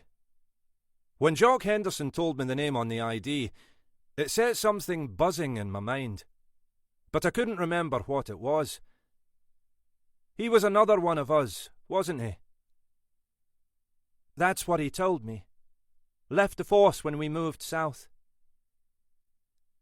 Mackay leaned back on his chair and regarded Horton for a second. You're really full of surprises, aren't you, Ginny? Why'd you never share any of this before? She shifted uneasily on her seat. It didn't seem relevant. Mum never wanted to talk about the time before we moved down south. Yet you've ended up back up here in the family business. That's what Isla said, paging Dr. Freud. Ah, well, none of us can escape our backgrounds, however much we might try.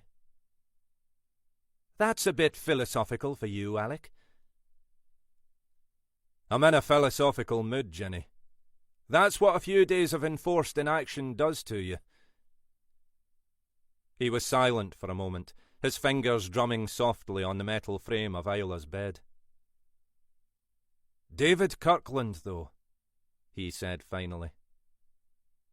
What about him? He was a bit of an odd bugger. Mackay hesitated. Sorry, Jenny, I'm being insensitive. Feel free, she said. I've said much worse about him. But how do you mean? I was just a young copper, so I only saw things from the margins. But there was a lot of gossip about Kirkland. He was nominally attached to Galloway's team. Major investigations. He was a DS, but he seemed to occupy his own position, do pretty much what he wanted. He was one of the few people I never saw Galloway bully. Galloway just steered clear of him. What are you saying? I don't know what I'm saying. None of us knew much about Kirkland's background. He was supposedly a local. He always told me he was from Inverness, Horton said. And I suppose you could just about detect an accent. But he'd probably have passed for English to most people. Story was that he'd spent some years down south before he joined us up here. Worked for the Met. Nothing was ever said explicitly, but my impression was that he was on some sort of secondment arrangement rather than a straightforward transfer. Nobody seemed to know quite what his role was. People like that are usually spooks or special branch, Horton observed. Or just self-important arseholes, Mackay said. But, aye, that was the gossip, right enough. He never gave a hint of anything like that. Well, he wouldn't, I suppose. Depending on what he'd been involved in. Why would he have been up here? That's the question, Mackay said. Not exactly terrorist central up here. Maybe it's all bollocks. Maybe he just wanted people to think he was more than he was. Well, that would be David, Horton agreed. I never saw him as a fantasist, but he didn't suffer from any lack of self-importance. Intriguing, though, Mackay said. Another question is why he chose to leave the force after he got together with your mother. Why head back south? He always reckoned it was because he'd had enough. Wanted a change. He certainly didn't go off to rejoin Special Branch or MI5. He was working in some management role for a security firm. Did okay. Set himself up in something similar in the end. Agency security stuff. Made a penny or two out of it, though that was after Mum had left him. And he ends up dead on the floor of your living room, Mackay said. I don't envy the poor bugger who gets landed with digging into all this. You don't think it'll be you, then? Leading the investigation, I mean. When you said you were back on the job. I'm just helping Helena out of a hole tonight. She's running on empty. But I'm not out of the woods yet on the Rob Graham thing. She's going to have to tread carefully. Anyway, this one we can throw back to our friends in the south. Like I say, we've no strong reason to believe the killing was connected with anything up here. Good luck with that, she said. I'm sure they'll be only too keen to take on a major investigation into a murder 600 miles away, especially if there might be spook involvement. Everyone likes a challenge. She laughed. Jesus, we need you back, Alec. You keep me going. He looked at her for a moment, trying to gauge whether she was mocking him. If this is how I get treated because I've been away for a few days, I might plan to be away a lot more.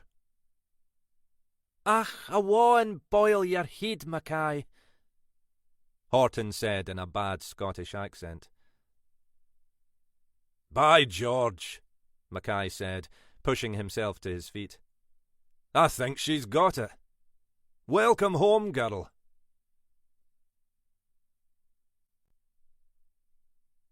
Chapter 45.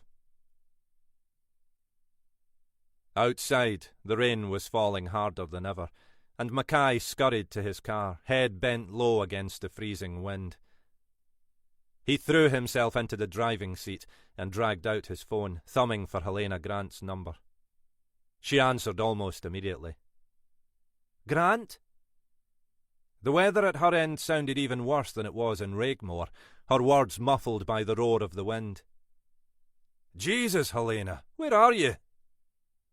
Still up at Poxing Munlochy Bay, she said.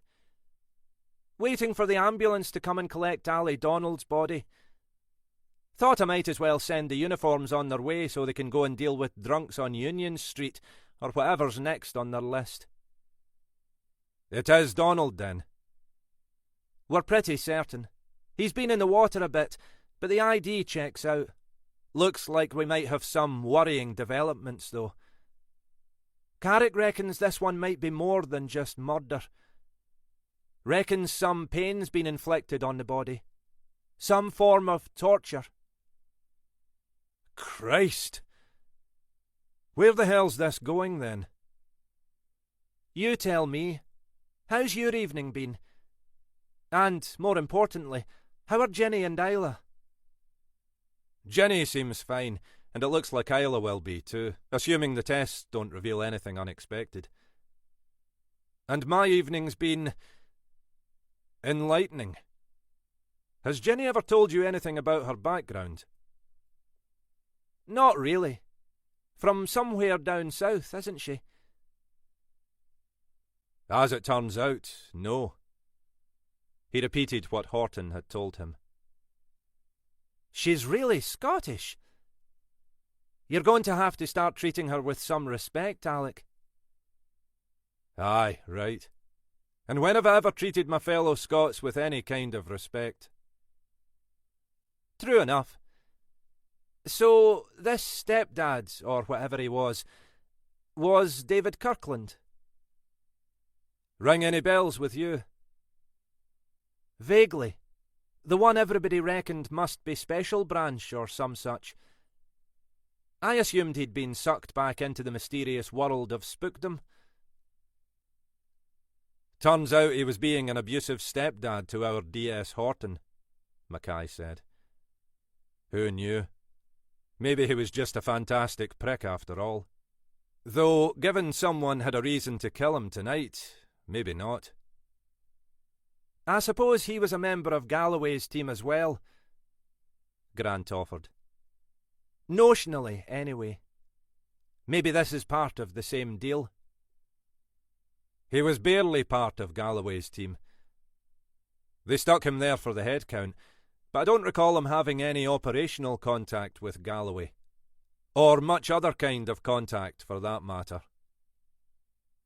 If our killer's reaching those parts of Galloway's team, you and I can't be too much further down the list, Alec. Alec thought back to the hands tightening around his throat a couple of nights earlier. He needed to tell Grant about that, but the moment didn't seem right. Apart from anything else, if she was stuck out by herself in the wilds of Munlochy Bay, it wouldn't help to give her another reason to worry. Aye, that thought had occurred to me. I guess we need to take a bit of care. Trust me, Alec. I'm taking as much as I can at the moment. What about Jenny's father? Mackay asked, looking to change the subject. Her real father, I mean. This Peter Horton. That name mean anything to you? Nothing. Yet he was supposedly killed in service. You think that would have snagged in the mind? I'd have thought so, Grant said. I don't remember anything like that. You're sure he was based up here? That was Jenny's understanding. I suppose, after all these years, she might have got the details wrong or misremembered what her mother said. That's not usually Jenny's style. Worth looking into? Mackay was silent for a moment. I don't know, he said. I mean, I'd say it was Jenny's business. I can't see how or why it would have anything to do with what we're investigating. But it's just that something's telling me that it might. The old copper's intuition. Aye, and I'm getting to be a very old copper. But you know how it is with these things. You just pull on threads in the hope one of them might lead you somewhere.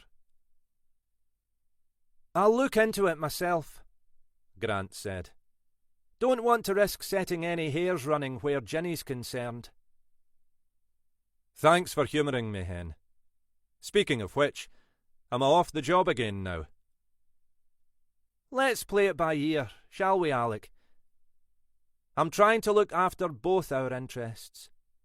It's the weekend now, so you don't need to come in till Monday.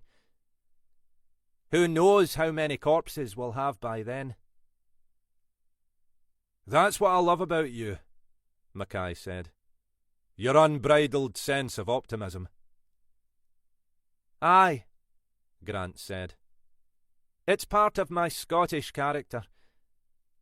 You'd better break that news to poor Jenny. Grant finished the call with Mackay and sat staring into the wind-blown night.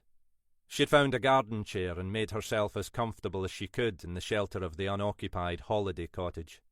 Carrick had wrapped the body in a substantial body bag and then, with the help of the two PCs, carried it up out of the rain. So here she was, all alone in the pitch-black night, with nothing but a corpse for company. And people say policing isn't glamorous, she thought. She wondered whether she should have left the two PCs to babysit the body.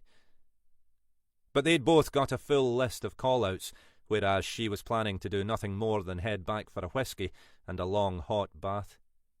Carrick had offered to wait with her, but she couldn't see much point in both of them being cold and wet, and as the senior officer present, she felt an obligation to see this through. She'd been told the ambulance would be there as soon as possible, but that had been nearly 45 minutes ago. In the adjoining cottage, she could see the flickering of a television screen. She wondered about asking the Renshaws whether she could shelter inside, but felt reluctant to impose on them any further. She wasn't by nature a nervous person, and she'd faced more than a few hairy moments in her police career. Even so, the conversation with Mackay had left her uneasy. It was difficult to imagine why anyone should bear a grudge about her or Mackay's involvement as junior officers in Galloway's team 20 years before, but whoever was behind this was playing by no normal rules. It felt as if that team, for whatever reason, was being picked off one by one. The only reassurance was that, unlike Galloway, Crawford and Graham, she and Mackay had never received any threatening letters. But she didn't know whether Ali Donald or Davy Robertson had received letters either, and both of them had ended up dead. Now Donald's body had been found, they'd at least have an opportunity to check through his possessions. She'd turned off her flashlight to save the battery. The darkness closed in within a few metres, and it was impossible to make out anything other than the bulk of the trees along the shoreline. There was no reason to think anyone was out there. No one could have known Donald's body would be washed up here tonight. No one could have known she'd end up sitting here by herself. Even if someone really was out to get her, she was arguably safer here than in her own home. She forced her mind to focus on the case. 5 deaths now, at least 3 of which they knew to be unlawful killings. Galloway's and Robertson's were still, in effect, open verdicts, but Galloway's at least was an unlikely coincidence. As for Robertson's death a few weeks earlier, well, who knew? The case notes had told her little. Robertson had lived alone, separated from his wife, who was living in Inverness. He seemed to have no close friends, but neighbours had thought he seemed anxious and distracted in the weeks before his death. They'd have to do some more digging there, talk to the widow. But without some evidence to link it to the other deaths, it was likely to be a dead end. Finally, she saw a glimpse of blue light hazed by the rain and the trees. She hadn't realised until that moment how tense she'd been feeling. She stepped over to the edge of the decking, holding her flashlight ready for the ambulance's arrival. The throb of the blue light was growing closer. She assumed they'd turned on the lights to alert her to their arrival. The ambulance headlights appeared on the road along the shore. She turned on the flashlight and waved it to attract their attention. As she did so, she glanced down. The land to the right of the cottage was largely grassed over. At this time of the year, it was soddened with rain, patches of mud visible among the grass. She held the flashlight steady and directed it back towards the ground, wanting to confirm what she thought she'd seen a second before. She was oblivious now to the sound of the ambulance pulling up, the shouts of the paramedics as they climbed out. Her eyes were fixed on the ground. On the trail of clear, apparently new footprints leading from the edge of the veranda away into the darkness.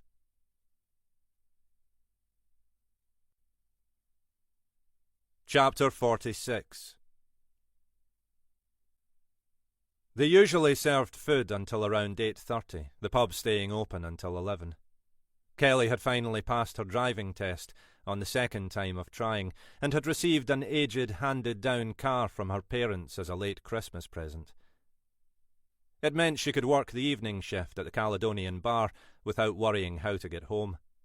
Callum generally let her go a little before closing time, unless they were unusually busy. Tonight had been relatively quiet for a Friday, maybe because the weather had closed in. Around 8:15, Callum had poked his head out of the kitchen and said, "No sign of anyone else looking to eat." She was feeling uneasy about their earlier exchange, even though nothing had really happened. Nothing more than her own post-adolescent imaginings, a momentary schoolgirl crush. He was a decent-looking man, Callum, but he was hardly her type, even if Maggie hadn't been in the picture. Kelly might be looking for someone with more maturity than Greg, but not that much more. She forced herself to turn and smile. "It doesn't look like it." There was a family finishing eating, but the other occupants of the bar were regulars, more interested in the beer than the food. "Think you can hold the fort for an hour or so?" "Don't see why not. Doesn't look like there's going to be a sudden rush." "Hope it doesn't stay like this," Callum said. "We were building trade nicely, but now it's stalled a bit." "It's still early in the year," she said, "and rubbish weather. You wait till the season starts. They'll be queuing outside." "I hope you're right. I'm just popping out for a bit, if you're sure you can cope. Maggie's having a lie down. One of her migraines." She thought she detected a slight, disapproving emphasis on the last word, as if he were dismissing it as a bad habit that Maggie indulged in. "I'll be fine," she said. "I'll be back by 10, he said. "Then you can get off early, if you like." She'd coped perfectly happily. Callum reappeared just after 9:30, looking wet and dishevelled. "Cats and dogs out there. Miserable night." "Have you been far?" she said. "Just to see one of the suppliers. Guy who sells us meat and game. Gets some grand stuff at a good price. Never like to inquire too closely where it comes from." He laughed. "But he reckons it's legit. He's in with the local farmers." Kelly thought he was talking a little too quickly, sounding nervous. Maybe he was hiding something, she thought. Maybe he was having an affair. She'd assumed, when she started working here, that Callum and Maggie had the perfect marriage. They always seemed to get on well enough in her presence. But lately she'd seen the odd crack in that facade. Maybe things weren't quite as smooth as they appeared on the surface. "Or maybe," she added to herself, "that's just your own wishful thinking. Hope you didn't get too wet." "My own fault," he said. "Took a jacket without a hood. Got soaked just getting from the car." He joined her behind the bar, though none of the remaining regulars showed much sign of needing another round in the foreseeable future. It was at times like this, despite the refurbished decor, that the place felt most like it had in Denny Gorman's day. She glanced towards the passageway to the cellars, hoping that none of the barrels would need replacing tonight. "I meant what I said earlier, you know," Callum said. "What was that?" "About you needing someone to look after you." She turned away, conscious she wanted to avoid his eye. "Did you have anyone in mind?" She'd finally brought herself to say the words and was aware that they sounded on the verge of flirtatious. "Not really. But you deserve someone decent. Someone with a bit about him. Not like that young toe rag the other day." "Ah, well. He's well and truly out of the picture. I guess I'd rather find someone—" "Someone what?" He was standing closer behind her than she'd realised. She turned, flustered. He wasn't exactly crowding her, but he'd never stood this close before. "I don't know," she said, scarcely conscious of what she was saying. "Someone a bit more sensible. A bit more mature." "Is that right?" "Aye." She stopped, seeing that Maggie had entered the bar behind him. "Oh, hi, Maggie. How are you feeling now?" Callum had already turned to face his wife, so Kelly was unable to read his expression. "Oh, you've risen. How's the head?" Maggie was regarding them both curiously. "Not so bad," she said. "I can usually shake them off as long as I can get some rest. Thanks for looking after the place." "No problem," Kelly said. "It's been pretty quiet." "I was telling Kelly she should get off early," Callum said. "It's pouring down out there." "Don't suppose you could get me a coffee, Callum?" Maggie said. "I need something to get my brain into gear again." "Aye, of course." Maggie watched as he disappeared into the kitchen, then turned to Kelly. "Was that him up to his old tricks again?"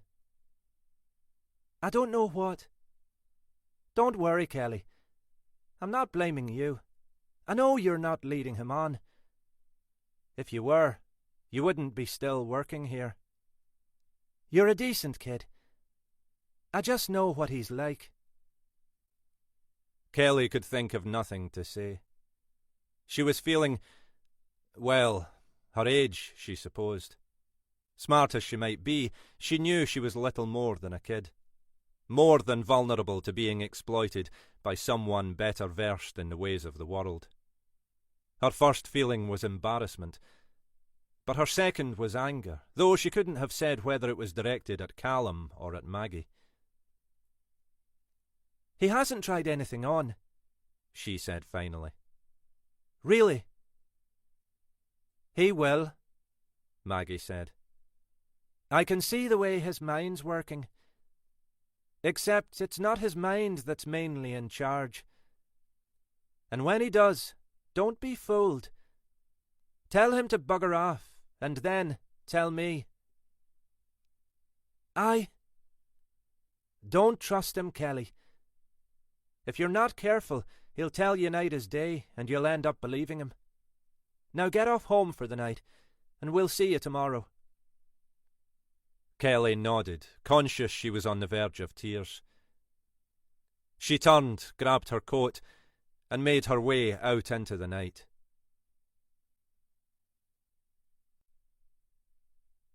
Chapter 47.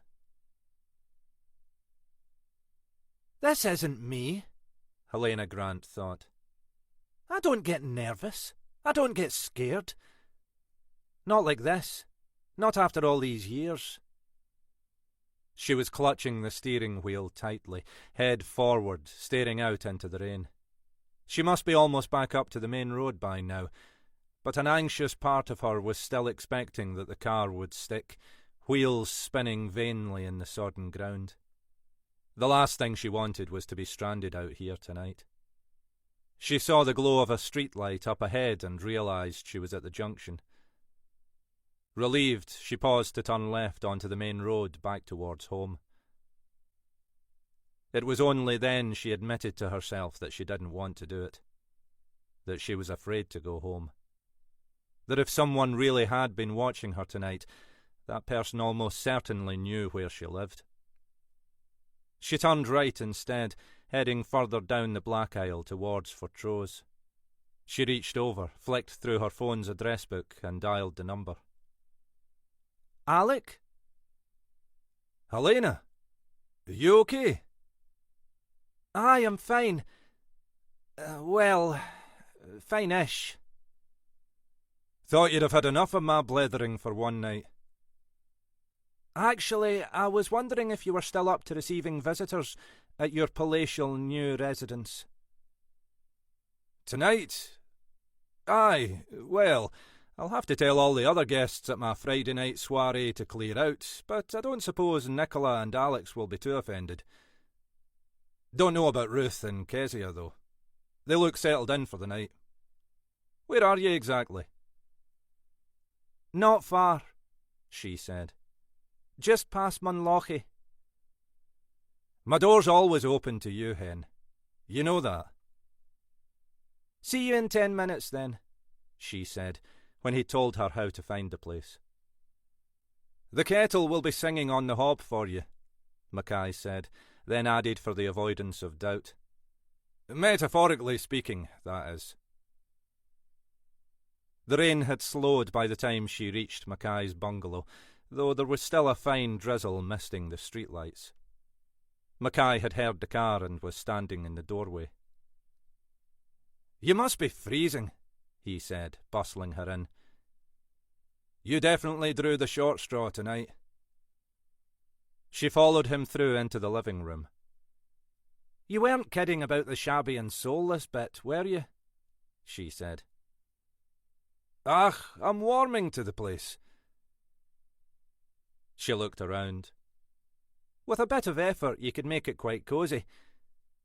But you're not going to put the effort in, are you? I doubt it. What can I get you? Coffee? Tea? Something stronger? She hesitated. I'm driving.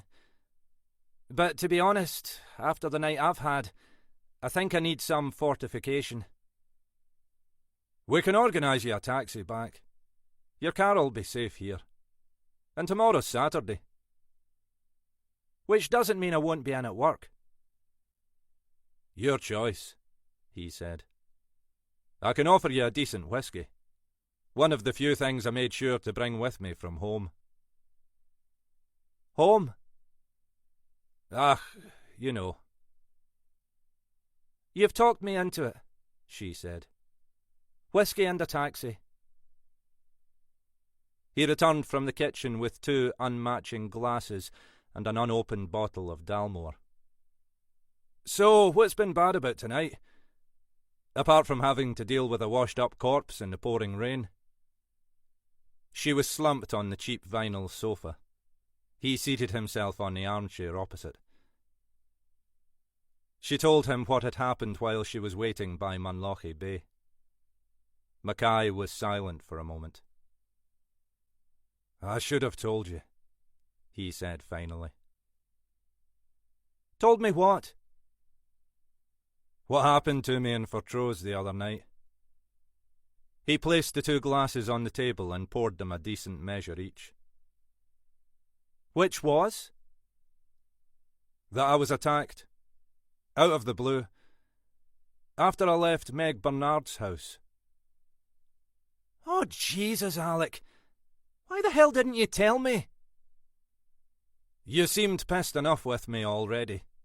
I didn't need your sympathy as well. She allowed him a laugh. You do realise this is technically withholding evidence? Like you're not deep enough in this shite already? That's always been my motto. If you're up to your oxters, keep digging. But, aye, you're right. I should have said something. He took a mouthful of the scotch. Sorry. Worth it just to hear you say that word, she said. Don't you think I'll be making a habit of it? She took a deep swallow of the whisky with the air of someone forcing down an unwelcome medicine.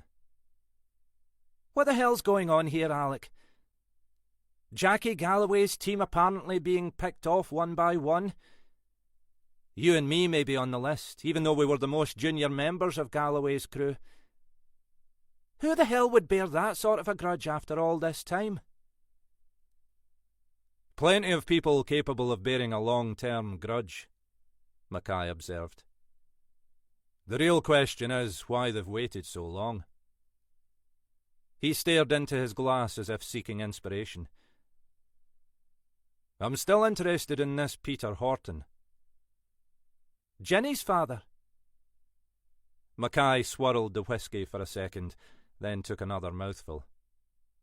Aye. It's like a piece of the jigsaw that doesn't fit. He paused. I made a phone call earlier. She eased herself back on the sofa, resting her feet gently on the edge of the coffee table. Is this something else I'm not going to like? Nah, I was very discreet. Go on then. Spoke to Craig Fairley. The journal? Oh aye, very discreet, Alec. Ah, he's an old pal. Aye, they all are, if they think you'll give them some inside intel. I just asked if he recalled any coppers being killed around that time. Craig's Mr. Memory. If anyone would remember, he would. And? Not a Scooby. Nothing at all. He remembered a couple of officers who died in service, but they were both victims of the Great Scottish Coronary. So why did Jenny believe it? Because that's what she's been told, I'm guessing. She'd have been told this as a child. Her mother wouldn't have imagined she'd end up as a police officer back up here. Yes, there was always the possibility that she might start digging into her natural father's background, but maybe that wasn't foremost in her mother's thoughts at the time. But why lie at all?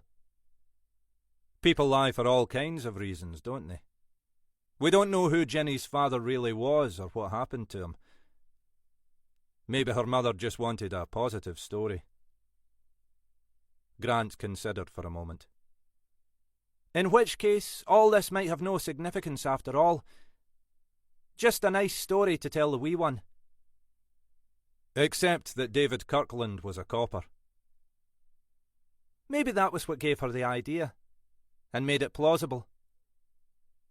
And Kirkland's now dead, apparently killed in the same way as the rest of Galloway's crew. And he'd been trying to talk to Ginny. We don't know that he was really trying to talk to her, Grant pointed out. It looked to me that he was trying to harass her. If he wanted to talk, there's always the phone. Depends what he had to say, Mackay said. Some things are better said face to face. Both their glasses were empty. Mackay leaned forward and refilled them. Alec Mackay, expert in interpersonal communications. What sort of things? I don't know, Mackay said. Maybe something like everything you've been told about your background is a lie. He paused, thinking. Or that the man you thought was your father didn't exist. You're making an awful lot of leaps there, Alec. I'm just thinking aloud. Never a pretty sight. Grant emptied her glass. I'll do some digging into it tomorrow. But surely Ginny's mother wouldn't have just made him up. Who knows? If she had some reason to be embarrassed by the real identity of the father, maybe she thought it better to create some idealised figure instead. If you're even half right about any of this, it'll be devastating to Ginny. Mackay refilled their glasses for the third time. We seem to be getting through this, Scotch. Spirits evaporate, Grant said. Scientific fact. Aye, no doubt. You're right, though. It'll be a shock to Ginny if there's anything in this. But she's a tough little thing. I hope so. Grant leaned her head back on the sofa, looking as if she might fall asleep at any moment. I still don't see how this has anything to do with Galloway and his gang, though. Me neither, Mackay acknowledged. A lot may depend on what it was that Kirkland wanted to tell Ginny. We'd better start doing some digging into Kirkland as well. Good luck with that. If the rumours were true, I imagine Kirkland's tracks will have been well and truly covered. If the rumours were true, Grant said, how come he ended up working as a glorified security guard down south? Maybe he'd been compromised in some way. Time for him to get out. Who knows? We don't, certainly, Grant said, yawning. Christ, I'm tired. You want me to phone for that taxi? Her eyes were still closed. I suppose. She paused. If you want me to go. There was an extended silence. Finally, Mackay said, I don't think it would be right for you to stay. We're both single, Alec. I'm not. Maybe I will be. Maybe I won't. But I'm not now. He was silent for another moment. And you're my boss. Grant laughed. Jesus. How the hell did that happen?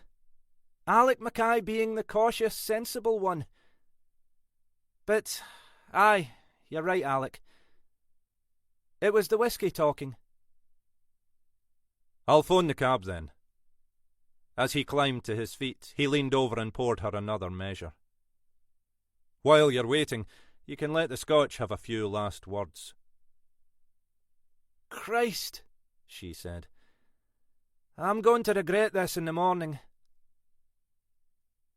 It wasn't clear, Mackay thought, as he dialed the number of the taxi firm, whether she was referring only to the whiskey.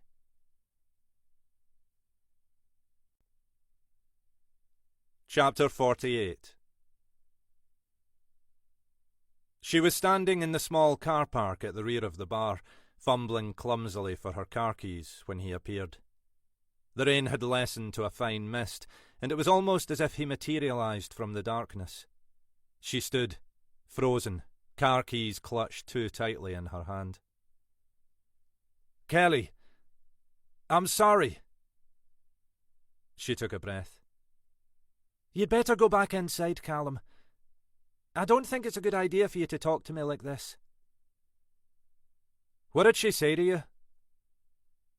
Kelly was still feeling shaken by her conversation with Maggie Donnelly.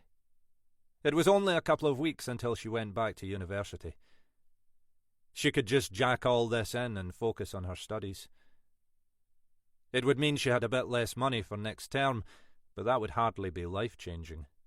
She didn't need this hassle. You know what she said, Callum. He took a further step or two towards her. I know the kind of thing she'll have said, aye. You know it's all nonsense, don't you? I don't know, and I don't care. She was feeling too much like a gauche teenager, but was determined not to show it. I don't want to get involved. There's nothing to get involved with, Donnelly said. He held up his hands. Have I done anything, Kelly? Have I tried it on with you? Well, no. She could already feel her initial certainty crumbling. That's not me, Kelly. It's not the man I am. It's none of my business. That's Maggie. She's a bonny woman, but she gets, well, jealous. She imagines things. Kelly was thinking back to that moment behind the bar. Something had happened then, but she couldn't have said what it was or whether Callum had been responsible. Maybe she'd been imagining things too. Like I say, Callum, it's none of my business. Look, I need to get home. Aye, I'm sorry. I shouldn't keep you. I just didn't want you to go away with the wrong impression. I'm sorry for what Maggie said. She gets things out of proportion sometimes. Kelly couldn't read the expression on his face. When he'd appeared unexpectedly out of the darkness, her first thought had been of the previous landlord, Denny Gorman, lurking in the shadows of the cellars. Gorman had been a sleazy piece of work, and she couldn't see Callum Donnelly in the same light. But she didn't know what to think. It's none of my business, she repeated. I'm just here to work behind the bar. Things are difficult between me and Maggie at the moment, Donnelly went on, as if he hadn't heard her. That's all it is. Look, I really do need to be getting back. Aye, of course. You're getting wet. He said this with a note of surprise, as if he'd been unaware of the persistent drizzle gradually soaking both of them. You'll come back, though. Tomorrow, I mean. His tone was that of a small child being left at nursery for the first time. A few moments before, she really had been on the point of giving it up, driving off and not bothering to come back. Okay, she said finally. I'll be back tomorrow. But Callum. What? I really want nothing to do with this. If there are problems between you and Maggie, that's your business. I'm not part of it, and I don't want to be. If Maggie starts to think... Aye, he said. Understood. She climbed into the car and turned on the engine, then reversed carefully out of the narrow parking space. Donnelly stood to one side, head dipped against the steadily falling rain. As she pulled onto the high street, she glanced in the rearview mirror. He was still there, head bowed, watching her drive away. Jenny Horton had hoped they'd allow her to stay overnight with Isla, But the charge nurse had made it clear this was not hospital policy. "I just want to make sure she's all right," Horton had argued. "Of course you do, dear," the nurse had agreed. "As do we all. And the best way to do that is for her to get as much rest as possible." Mackay had returned the house keys. There was no reason why she couldn't simply go back and get herself a decent night's sleep. Except that the idea still unnerved her. She was being ridiculous, of course. Her only cause for anxiety had been David's behaviour, and that was something she need never worry about again. It was hardly pleasant that his body had been discovered in their home, and there still remained the unanswered question of who was responsible for his death. But unless David's death had been merely coincidental, it was difficult to imagine why the killer would have any interest in her or Isla. She didn't know what business David had been involved in. But he'd always sailed close to the wind, and she imagined the reasons for his death had nothing to do with his visit up here. Maybe his killers just preferred to avoid soiling their own doorstep. In the late evening, the journey home took her little more than half an hour. When she turned on the hallway light, everything looked normal, as if the evening's events had never taken place. She moved quickly through the ground floor, turning on the lights in each room. She suspected that Mackay had done some tidying of his own once Jock Henderson had completed his work. There was nothing obviously out of place, no sign of where Isla had been lying on the kitchen floor, or of where David's body had been spread-eagled in the sitting room. She checked that all the downstairs doors and windows were locked, closing each set of curtains as if she were physically excluding the outside world. She went through the same routine with the upper rooms, although there was no sign they had been disturbed. When she found herself compulsively wanting to double-check the rooms she had already visited, she decided it was time for bed. In the end, she slept better than she'd expected. She lay awake for a while, listening to the rain against the skylight, and eventually the soft white noise was enough to lull her into unconsciousness. She woke once in the night, aware of the absence in the bed beside her. Half awake, it took her a moment to recall the events of the previous evening, the fact that Isla was still sleeping in Regmore Hospital. Lying awake, she was struck by a sudden unease. Her first thought was that something might have happened to Isla. But the ward had her contact details, and she'd missed no calls to her mobile. Her second, equally irrational thought was that someone was in the house. She lay still and listened, but could hear nothing. The rain had ceased while she was sleeping, and the night was silent. She climbed out of bed and, slipping on her dressing gown, she walked over to the window. Finally, she recognized the source of her unease, the probable reason why she had woken. The security light at the rear of the house had been triggered, and the back garden was flooded with light. The glare was bright enough to illuminate the square of the bedroom window through the curtains. She lifted back the curtain and peered out into the night. As far as she could see, the garden was deserted, the wet leaves of the trees glistening in the white glow. Most likely, the light had been triggered by some animal. It had happened before from time to time. She was about to close the curtains when she caught a movement at the edge of her vision.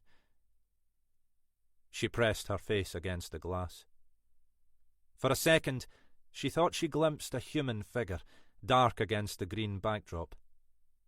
Then it was gone, if it had ever been there. A second later, the light was extinguished, and the garden plunged back into darkness. Her rational mind told her it was nothing more than an illusion, a shape created by the night and the movement of the leaves. She stepped across the room and silently opened the bedroom door, listening intently for any sign of movement. But there was nothing. She couldn't bring herself to go downstairs, even at the price of leaving her fears unchecked. In the end, she closed the bedroom door and pulled over a high-backed chair to wedge under the handle. It was primitive, but it would delay any intruder long enough for her to dial 999. And, she told herself, there is no intruder. She forced herself to return to bed. This time, sleep really did prove elusive, and she lay awake, her ears alert for any sound, falling into a fitful slumber only as the first glow of dawn showed through the curtains.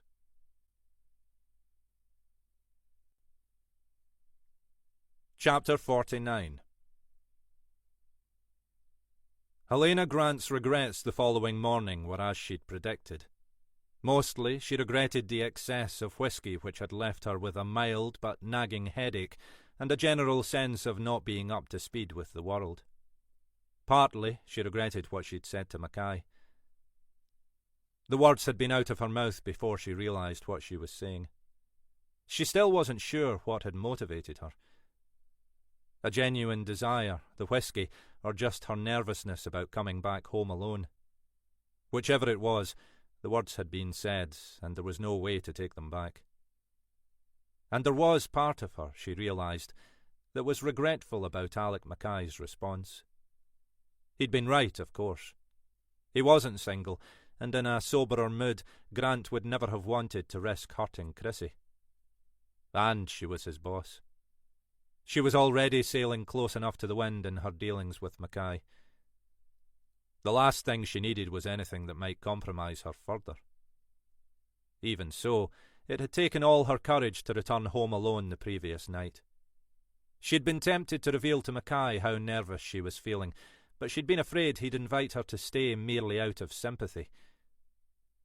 She'd asked the taxi driver, a young local man whom she knew from previous trips, to wait until she was safely inside the house. Then she'd locked all the doors firmly behind her and checked all the rooms before finally retiring to bed. Now, as she sat drinking her coffee and gazing out over the firth, she decided her biggest regret was simply that she'd allowed herself to become so spooked the night before. In the light of a fine morning, her fears felt absurd. The rain had passed, and the sky was clear, reflected in the choppy waters below. The footprints last night proved nothing. She'd assumed they were new, because otherwise the rain would have washed them away. But maybe they were less recent than she'd assumed. Perhaps they'd been left by one of the Renshaws or some passing walker earlier in the day. In hindsight, it seemed ridiculous to imagine that anyone might have taken the trouble to follow her down there, whatever their motivation. Alone, in the dark, with only a corpse for company, she'd allowed herself to get the jitters. It was Saturday, but she was planning to head into the office in any case. With this investigation expanding by the day, not to mention the impending investigation into the death of David Kirkland, time off was a luxury she couldn't afford. She organised a taxi to retrieve her car. There was no sign of life in Mackay's bungalow, and after a moment's hesitation, she decided not to disturb him. There'd be time enough to face him later. The traffic was light back into town. From the Keswick Bridge, it looked as if the world had been washed clean by the previous night's rain, the waters of the firth sparkling in the morning sunshine. The car park at HQ was almost empty, and inside most of the offices were deserted for the weekend. The major incident room for the investigation was a different matter. Despite the constraints on overtime payments, several of the team had made a point of coming in. It tended to be this way with any major investigation, and this had made a bigger impact than most. Grant took a walk around the team, checking what was going on, what progress was being made. She made a point of reminding them not to push things too far, to make sure they got some rest over the weekend. Commitment was fine, but exhaustion wouldn't help anyone. She returned to her own office and logged on to her computer, ready to face the stream of emails that would already have accumulated. Even putting aside the current investigation, she had a mountain of administration to catch up with. She was barely seated at her desk before her mobile rang. Helena, Jackie Green. Grant shouldn't have been surprised. Green was famous among her colleagues for her dedication and long hours. The mystery was how she managed to balance this with bringing up 3 very young children. But then, Grant thought, that wasn't a question that would even have occurred to her if Green had been male. Jackie, hard at work on a Saturday morning? I'm guessing you might be too, Green said. There's a lot going on. Aye, too much. I came in partly because I heard about what happened at Jenny Horton's house.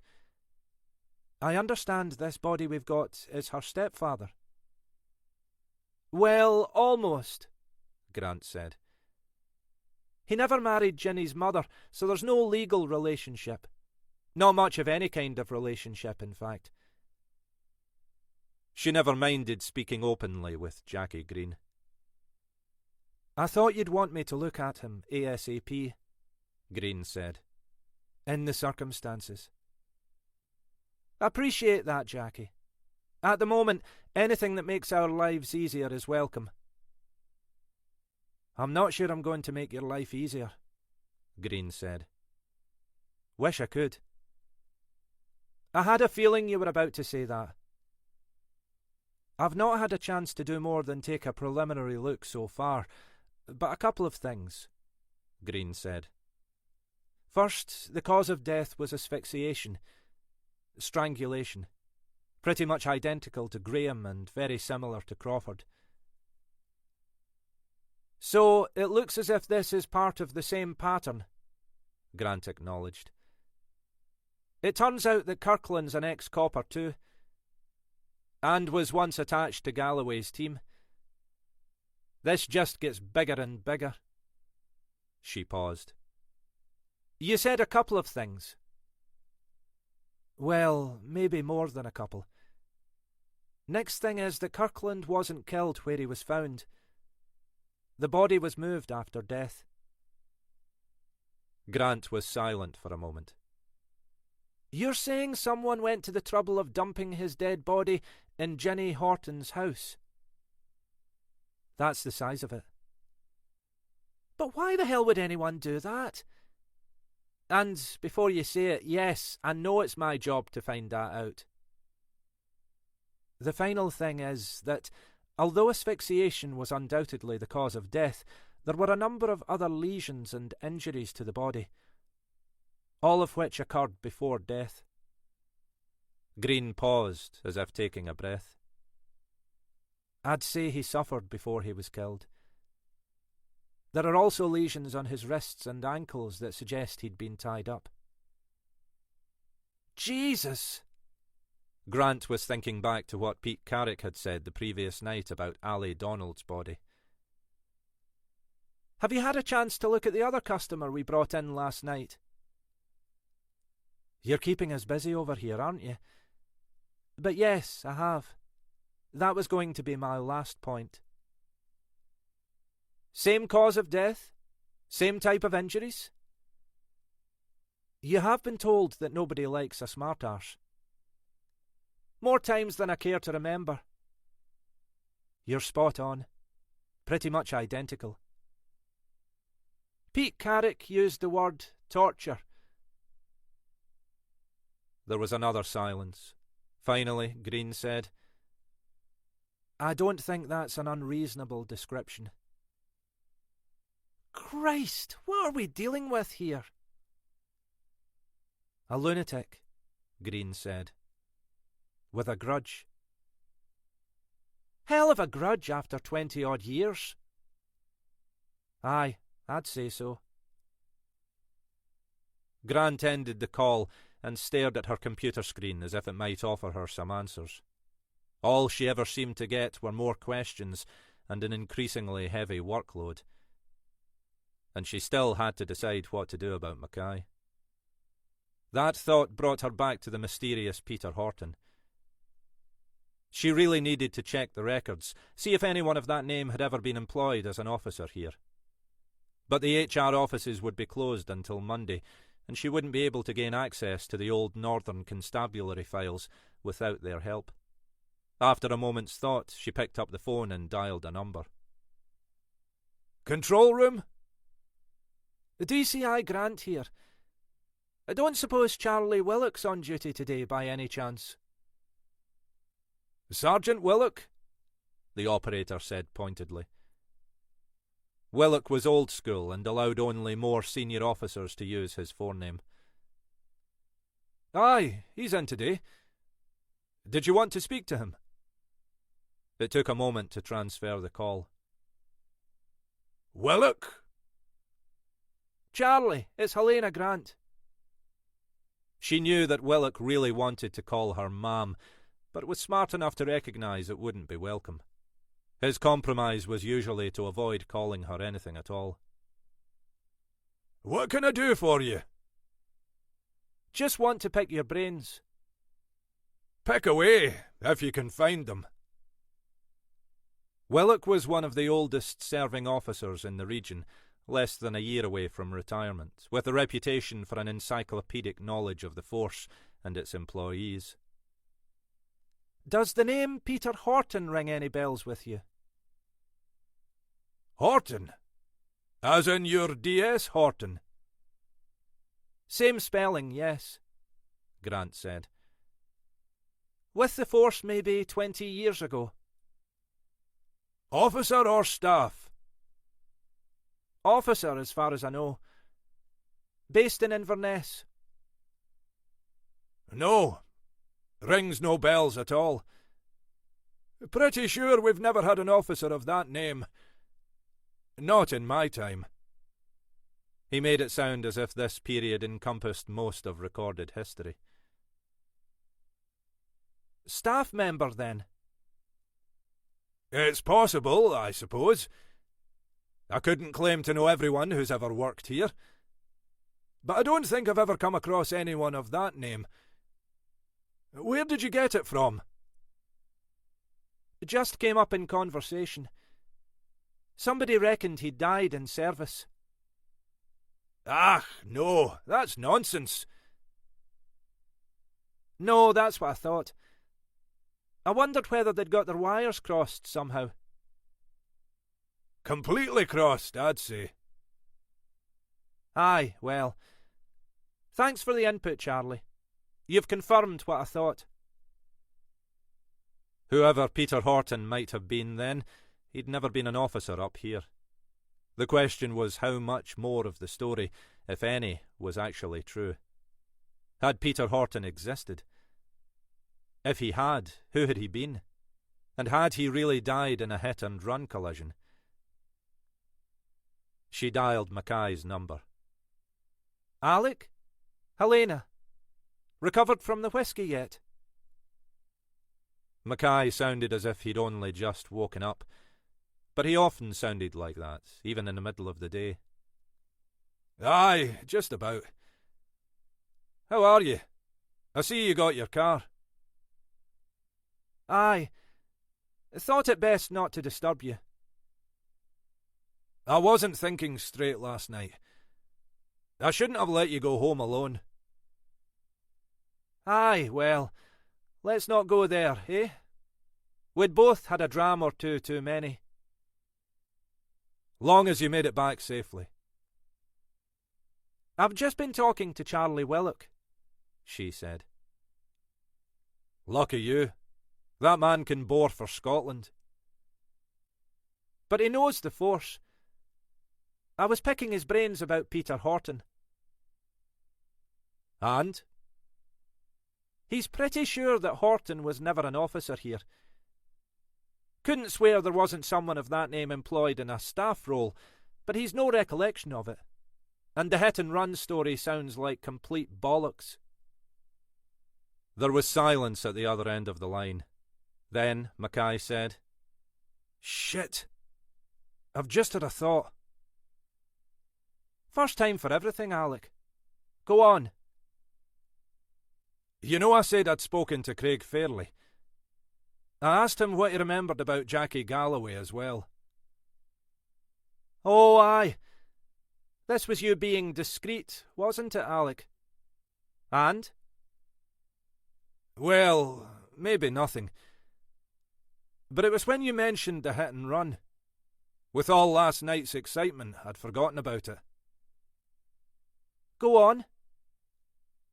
Fairley reckoned that in Galloway's last few months in the force, he got himself unduly worked up about the death of one Patrick O'Riordan.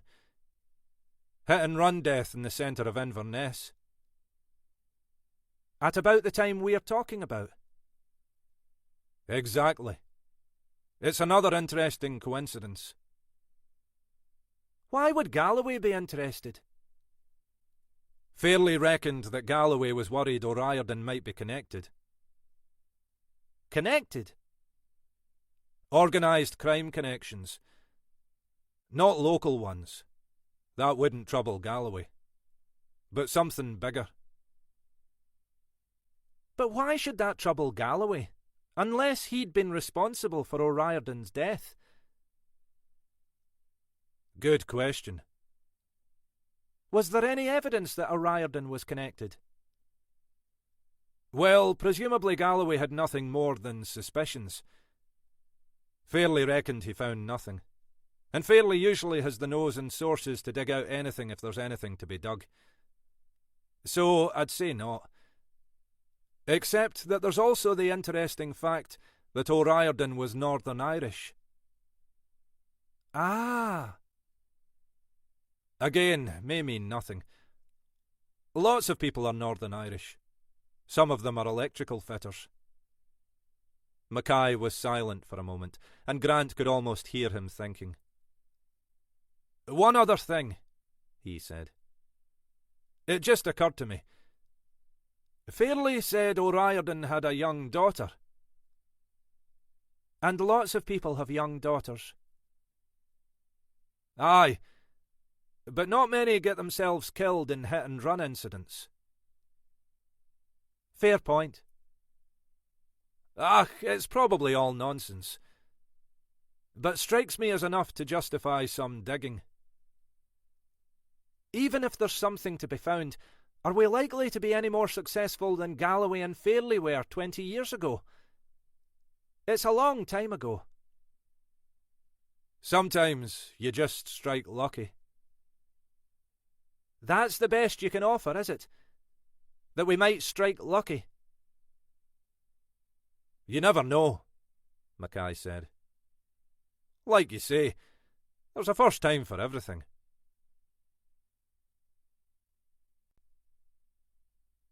Chapter 50. In the end, Jenny Horton slept longer than she'd intended.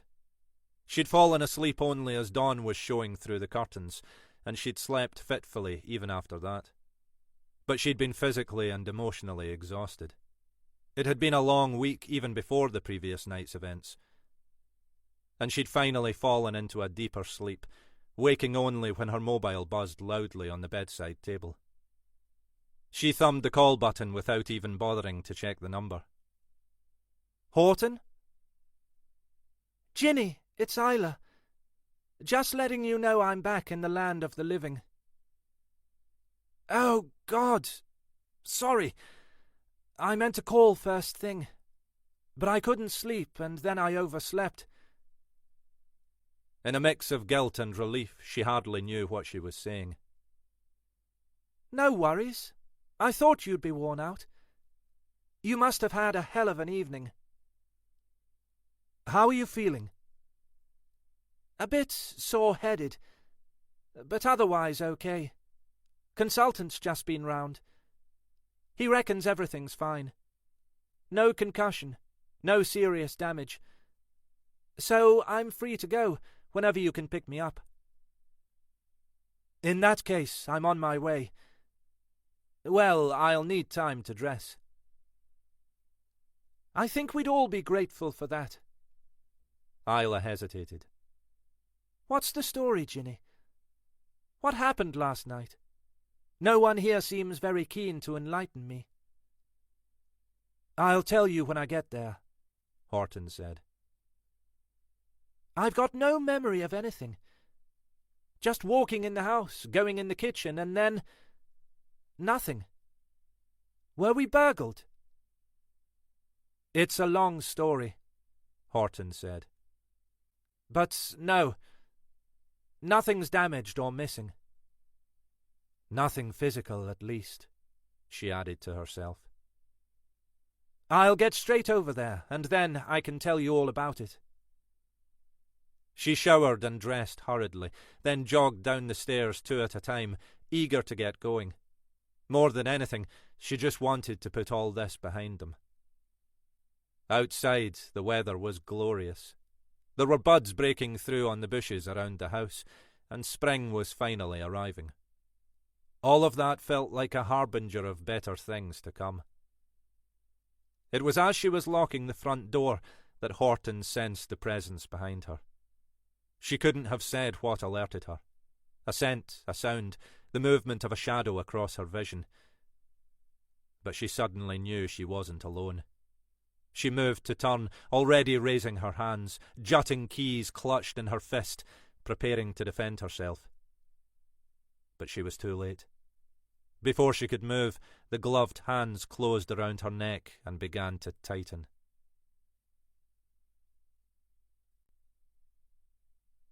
Chapter 51. Kelly had almost decided not to turn in to work. She was still disturbed by the previous night's events.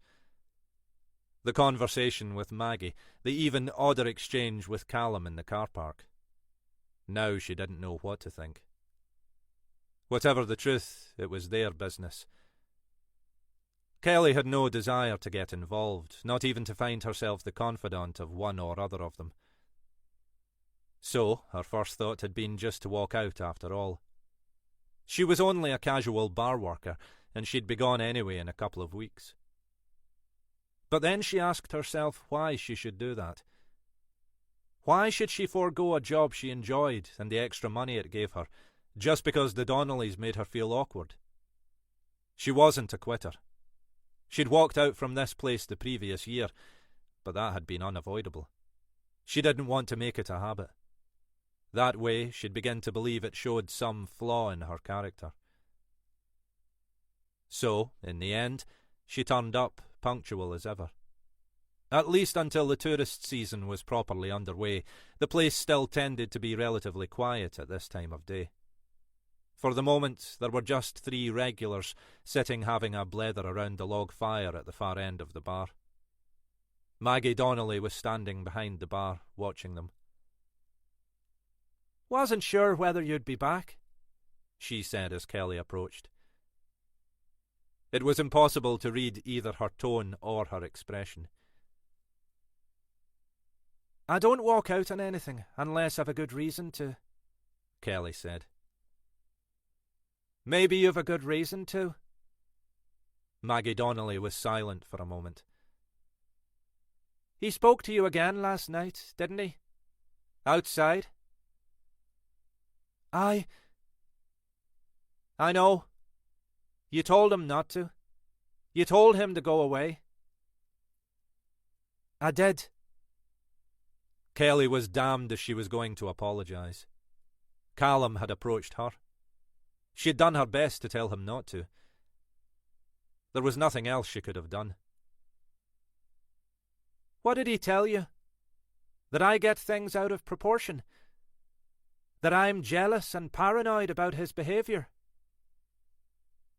"Something like that."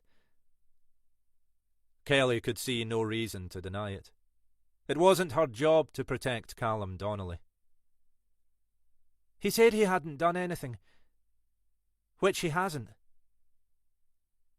Yet. Look, I've done nothing except try to do my job here. I'm not responsible for anything that Callum might or might not have done, here or anywhere else. For the record, he's not behaved inappropriately with me. If he's done things before, well, that's none of my business." It was probably the longest speech she'd made to Maggie Donnelly. "But if you don't want me working here, well, fine. I'll go." Maggie Donnelly was watching her intently. I think, in the circumstances, that might be best. Not because you've done anything wrong, but because of Callum. Because of what he's capable of. When is it you go back to university? Kelly was momentarily thrown by the non sequitur. A couple of weeks. Why? If I pay you 2 weeks' wages, does that sound fair? You don't need to. None of this is your fault. If anything, it's my fault. I thought Callum was... well, I thought he might have changed. But he hasn't. He's still the same. He still can't be trusted. So, it's better if you go. For your own sake. I'll get the wages sorted and send you a cheque. We've got your address, haven't we? Yes, but... that'll be for the best. I'm sorry about this, Kelly. Like I say, not your fault. But you're better off out of this. Well, I won't argue. The money's always welcome. Thanks again. She hesitated, looking past Maggie Donnelly towards the door into the kitchen. Should I say goodbye to Callum? I feel a bit bad just leaving. I don't think that would be a good idea. She gave what was presumably intended to be a smile, but there was no obvious warmth in it. Well, I'm sorry, Kelly said. I hope it all works out for you both. I've been with him a long time, Kelly. I know what he's like, what he does, what he's capable of. He needs keeping under control. I don't think there's anyone but me can do it. There was an intensity to Maggie Donnelly's tone that suggested she was talking about something outside Kelly's youthful experience. Something more than harmless flirting or even philandering. Something more serious. But none of this was her business. Well, she said finally, say goodbye to him for me. I'm sorry it's ended like this. Aye, Kelly, Maggie Donnelly said. So am I. Kelly remained motionless for a few moments, expecting the other women to say something more. But she remained silent, her eyes fixed on Kelly's face, as if waiting for her to leave. Goodbye, then, Kelly said awkwardly. I'll see you around. She pushed her way out through the barroom doors. The sun was still shining, but the air felt colder, chill against her skin, as if the spring had decided to delay its return after all.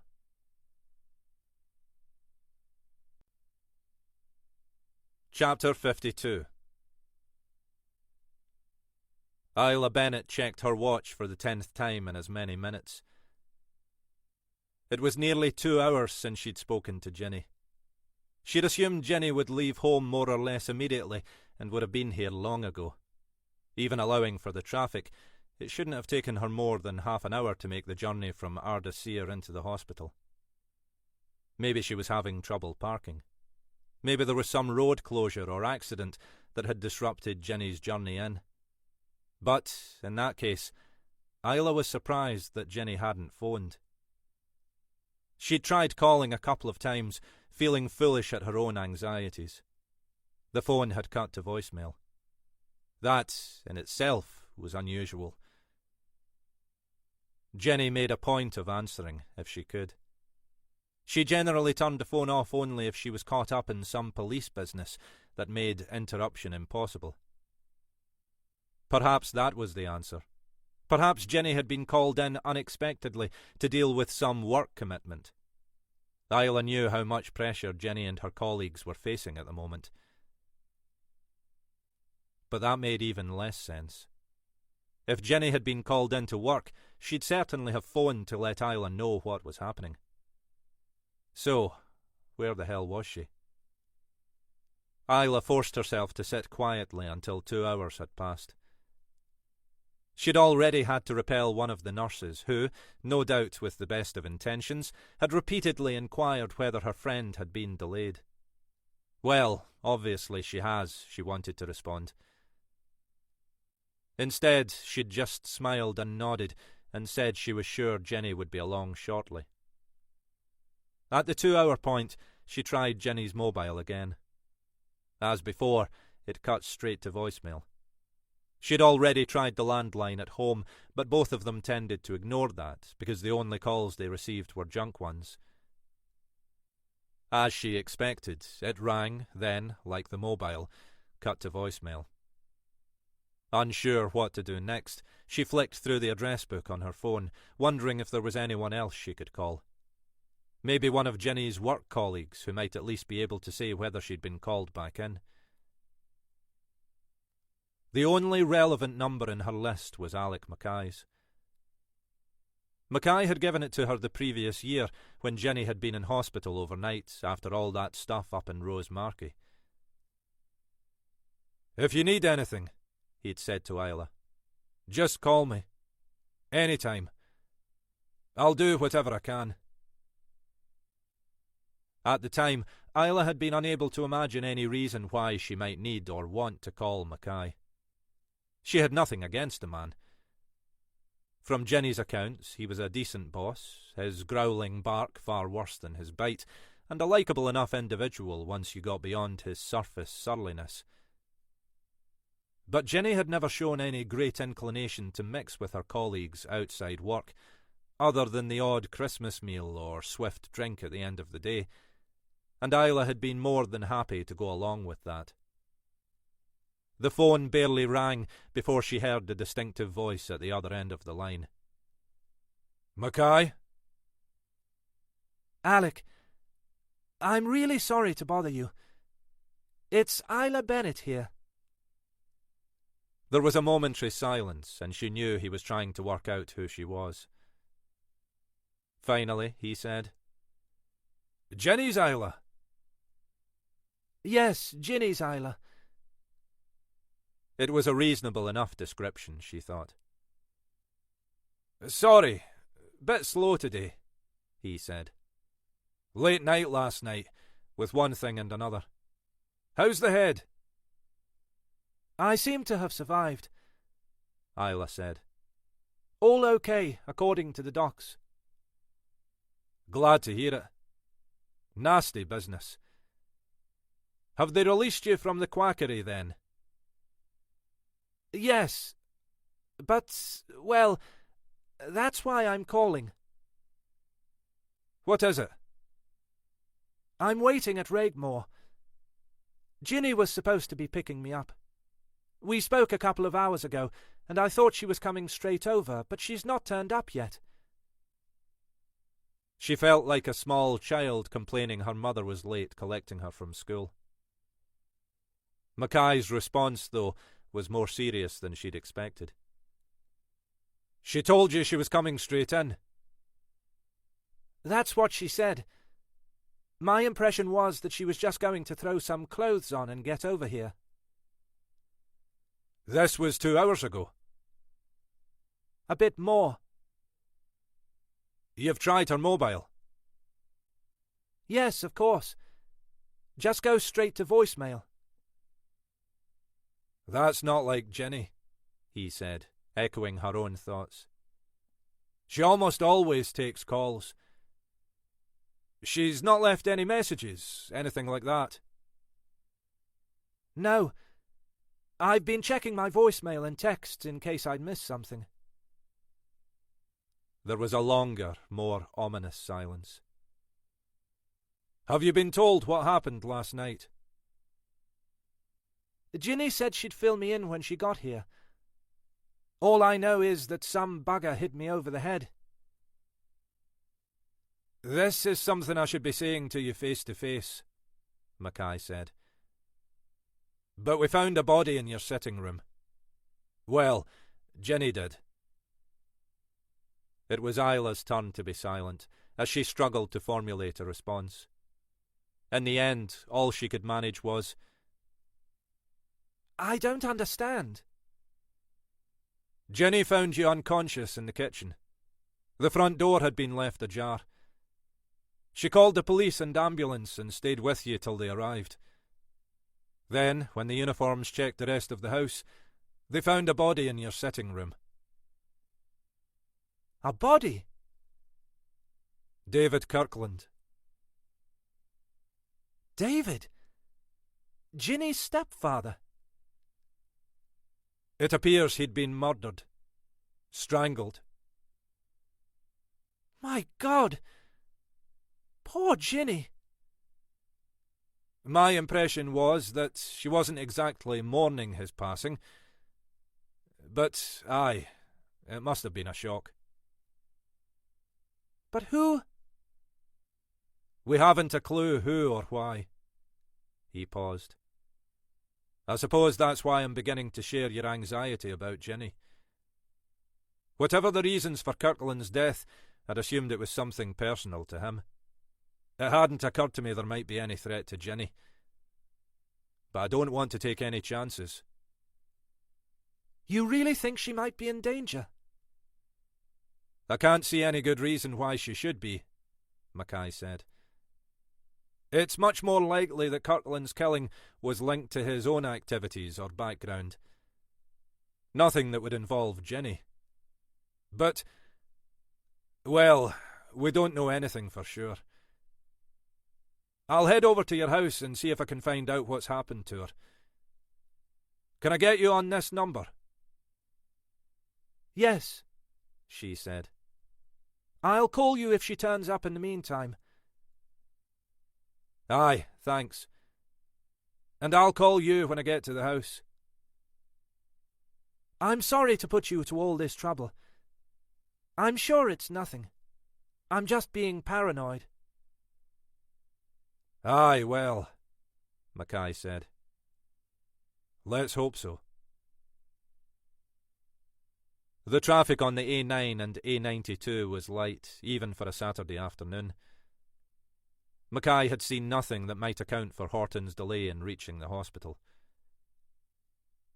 Even before he'd stopped at the end of the driveway, he'd registered that there were still 2 cars parked outside the house. He climbed out of his own car and walked slowly down the driveway. The fine weather was holding its own, only the faintest of breezes coming in from the firth. Somewhere beyond the house, Mackay could hear the brush of the tide on the shore, the raucous cawing of a gull. He stopped and peered in through the passenger window of Horton's car, then tried the door. The car had been left unlocked.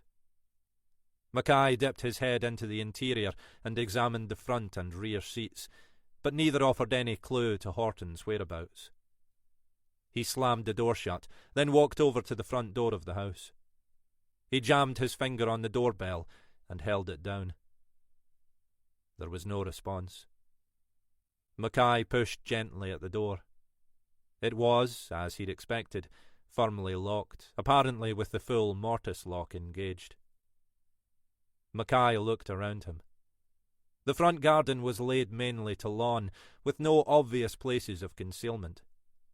He made his way around the side of the house into the smaller rear garden. Again, it was largely lawn, with some trees and shrubbery along the boundaries.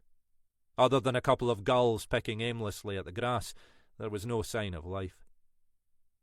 There were no lights showing in the house. He approached the rear door and tried the handle. It was firmly locked. The 2 patio doors were similarly secured. He pressed his face to the glass and peered into the sitting room. Everything looked undisturbed, untouched since he'd tidied it the previous evening, following the removal of Kirkland's body. It seemed unlikely that Horton was still in the house, but there was no way to be sure without gaining entry. He walked back to the front of the house, thumbing through his phone's address book. 'Helena?' 'Alec,' You sound like you're outside. Aye. Outside Jenny's house, to be precise. I think we might have a situation. It took him only a minute to update her. You really think she might be missing? Something's happened to her. She told Isla she was leaving straight away. She's not the sort to just disappear. And her car's still here. Unlocked. I'll get over there. Shall I stop off at the hospital and pick Isla up? You'd better. She'll be climbing the walls. And she can give us access to the house. I'll let her know. His phone call back to Isla was even shorter. He tried to offer some reassurance, but they both knew there was little he could say. We'll get you over here, he said. Then we can see how things stand. He ended the call and walked to the end of the drive. The house stood some distance from the two neighbouring properties. They could check whether anyone had seen Horton leaving the house, but it seemed unlikely there'd be any witnesses. Mackay was returning to the house when his mobile rang. An unfamiliar number. Mackay? The voice on the line was young, nervous, stumbling over its words. Mr. Mackay, can you spare me a minute? It's Kelly Armstrong. You know, from the Cali bar. His first thought was to wonder how she had his mobile number, but then he remembered. She and her boyfriend had found the first body in that bizarre murder investigation the previous year. He'd given them his mobile number in case they had anything to add to their statements. He hadn't intended it as carte blanche to call him whenever they felt like it. Look, Kelly, he said. It's really not the best time. No, I'm sorry. I shouldn't have bothered you. It's just a stupid thing anyway. He decided to take pity on her. There was nothing he could do here in any case until Grant and Isla Bennett arrived. There was no sense in troubling the neighbours until they'd had a look inside the house. Ah, no, Kelly. I can spare you a minute. What's the trouble? Well, it's just this. She sounded embarrassed now that he was taking her seriously. I'm probably making a fuss about nothing. But after all that stuff last year... Go on. It's about the bar, she said. Well, about the Donnellys.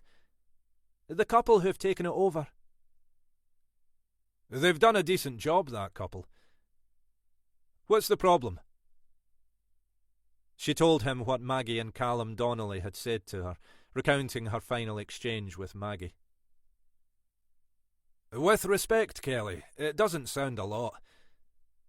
A bit of a marital tiff, that's all. I understand they're quite common in some marriages. Aye, too right, he added to himself. I know. I understand that. She sounded deflated, as if she'd expected that Mackay might accord her more respect. It wasn't that, exactly.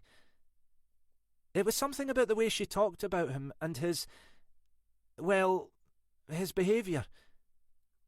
It was as if she was talking about something more than just, playing around.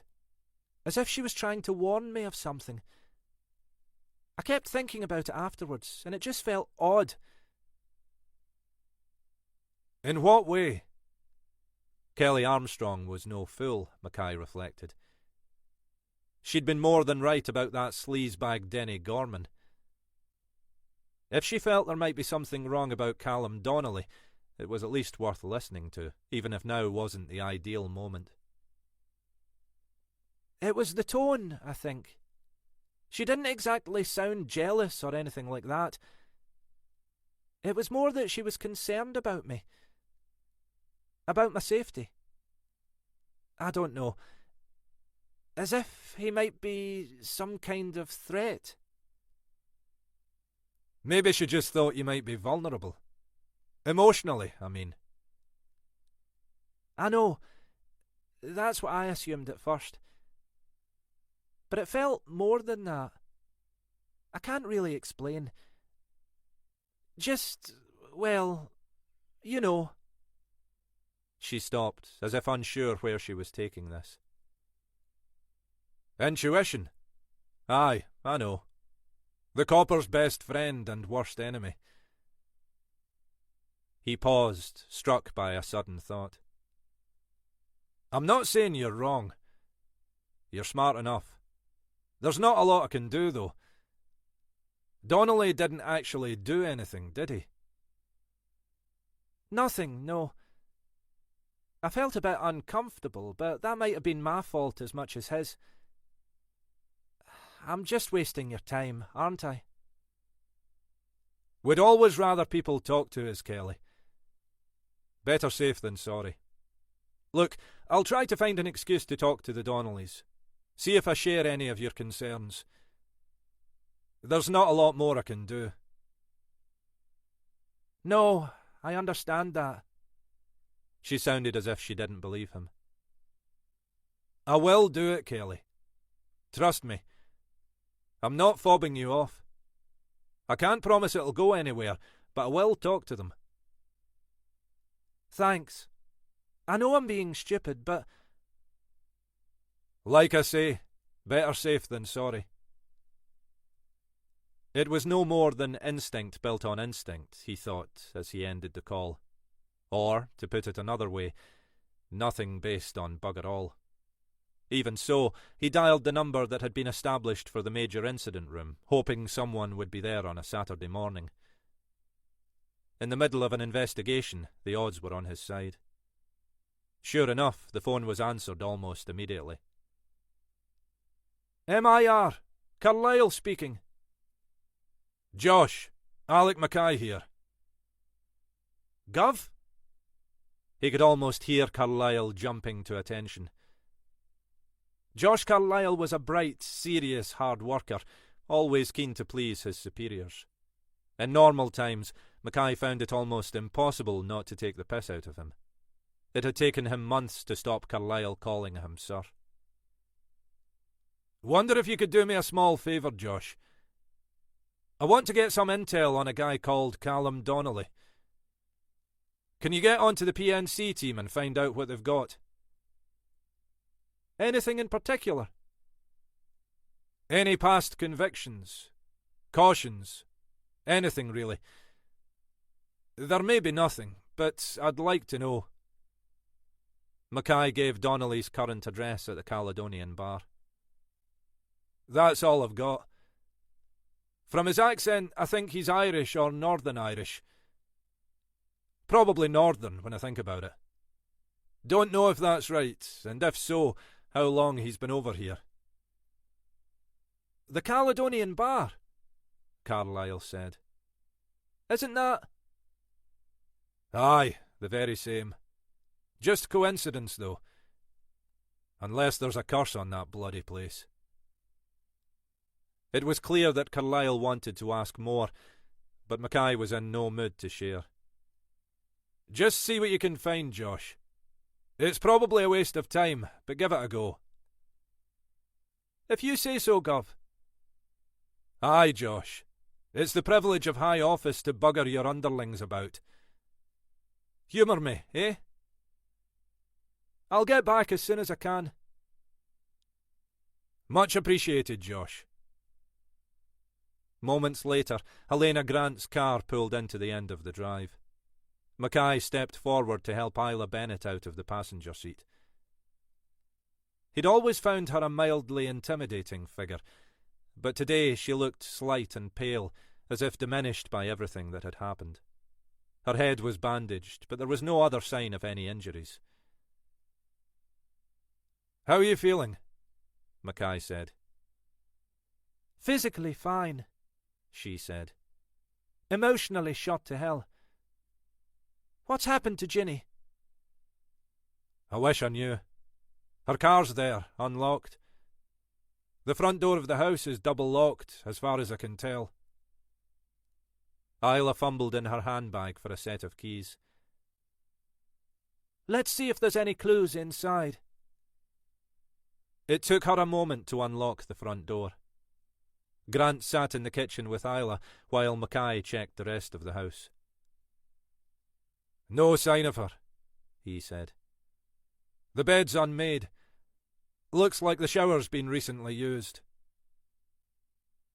What about her coat? Handbag? Grant said. Isla rose and peered into the hallway. She usually wears her waterproof at this time of the year. It's normally hanging up in the hall. She paused. It's not there. She turned. I don't know about her handbag. She usually leaves it in the bedroom at night. It's got keys and bank cards and such like in it. I didn't see it up there, Mackay said. I had a good look round for anything like that. Grant took a breath. So, it looks like she left the house, locked up behind her, unlocked the car, but then, for some reason, didn't drive off. It was a statement of the obvious, but it felt more shocking to hear it said out loud. So, where the hell is she? Isla said. Is there anywhere she could have gone? Grant asked. Neighbours? Some kind of emergency she might have got caught up in? I can't see it. We're friendly enough with the neighbours when we see them, but we don't know them well. There are only a couple immediately adjacent to us. Even if there'd been some sort of emergency, she'd have found the time to call or text. She knew I was waiting. Things happen, though, Mackay said. There's probably some simple explanation that we haven't thought of. He exchanged a glance with Grant. Look, Isla, you make yourself a cup of tea or something, if you feel up to it. Helena and I will check with the neighbours. We'll be right back. He was reluctant to leave her, but wanted to speak to Grant alone. Outside, he said to Grant, What do you think? I think we've a problem. Whatever the circumstances, I can't see that Ginny would have gone off voluntarily without letting Isla know what was happening. Me neither. I'll go and check with the neighbours, see if anyone saw anything. OK, I'll get an alert out in the area. I can always stand it down if you find Ginny sitting patiently next door with an ailing neighbour and a dead phone. Mackay returned a few minutes later, stone-faced. Nothing, he said. Both neighbours were in. Couples, about the same age as Ginny. Neither had seen any sign of her this morning. One of them heard a car pulling away at a silly speed earlier. Thought it was kids messing about. They get them up here joyriding on the back roads sometimes. Though not usually on a Saturday morning. You're thinking what I'm thinking. That someone snatched Ginny. It's beginning to look that way, isn't it? But why the hell would they want to do that? For the same reason they killed David Kirkland? Grant said. And maybe the same reason they've been picking off Galloway's cronies? She paused, thinking. Doc Green reckons that Kirkland wasn't killed here.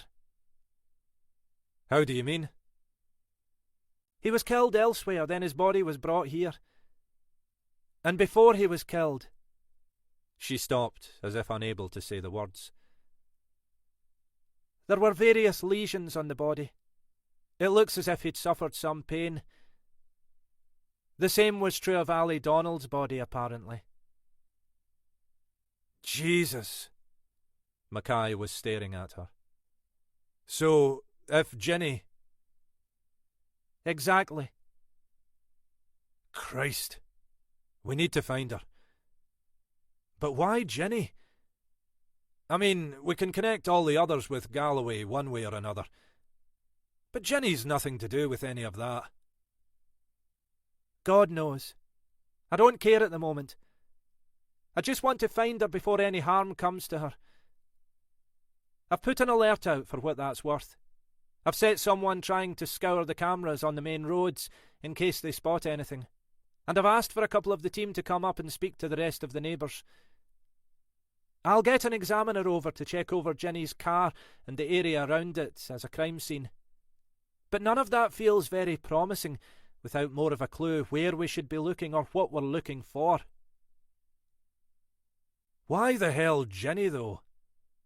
Mackay had hardly heard her. There must be... He stopped, conscious of his mobile buzzing in his pocket. Hang on, he said, thumbing the call button. Mackay? Oh, Josh! He'd almost forgotten his previous conversation with Josh Carlyle. Now it felt like little more than displacement activity, something to fill the time and delay his anxieties until Grant had arrived. Okay. Right. That is interesting. Look, it's not a priority now, but we'll need to do some more digging there when we get the chance. You've asked them to send the details over. Good lad. And thanks. Grant was staring at him quizzically. Josh Carlyle. It's probably nothing. I was just filling the time till you and Isla got here, really. He told her about his conversation with Kelly Armstrong, his request for Carlyle to dig out anything he could find on Callum Donnelly. And? Donnelly's Northern Irish. From Derry. And he's got a record. What sort of record? Mainly petty stuff from years ago. Looks like he was mixing with the provos at the tail end of the Troubles. Just a kid, really. Involved in a couple of instances of what seemed to be sectarian violence, as well as a few bits of petty theft, drugs. That kind of stuff. 6 months inside in his late teens. When are we talking? 20 years, he said. Donnelly's in his late 30s now. The most interesting thing is that Josh reckoned there was a special branch flag on the file. We may get a call from our buddies down south. 20 years, Grant said. Jackie Galloway's heyday. The time when David Kirkland was plying his mysterious trade up here. The time when Ginny's father was supposedly killed in some hit-and-run incident. And when one Patrick O'Riordan, electrical fitter from Belfast, really was killed in a hit-and-run, Mackay said.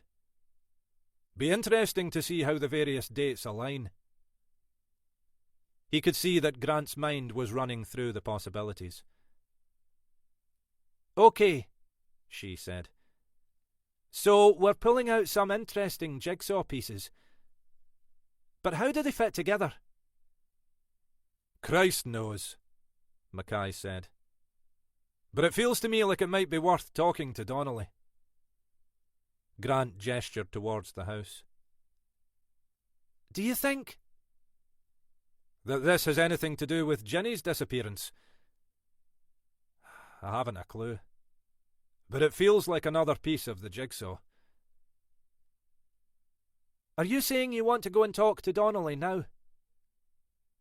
Mackay shook his head, though the gesture was one of despair rather than denial. Christ, I've no idea what to do, Helena. But I want to be doing something. There's nothing useful I can do here. It's better for the examiners to look over the car and the house, rather than me conducting more clumsy searches with my size 9s. I could go and speak to more of the neighbours, but do you really think they'll have anything useful to tell us?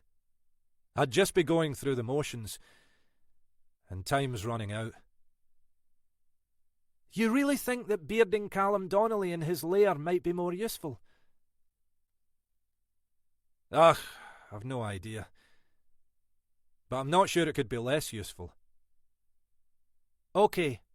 Look, you go and do it. If there are any developments here, I'll call you. Thanks, Helena. I'm probably just being a total numpty, but, you know. Aye, Alec, she said. I know.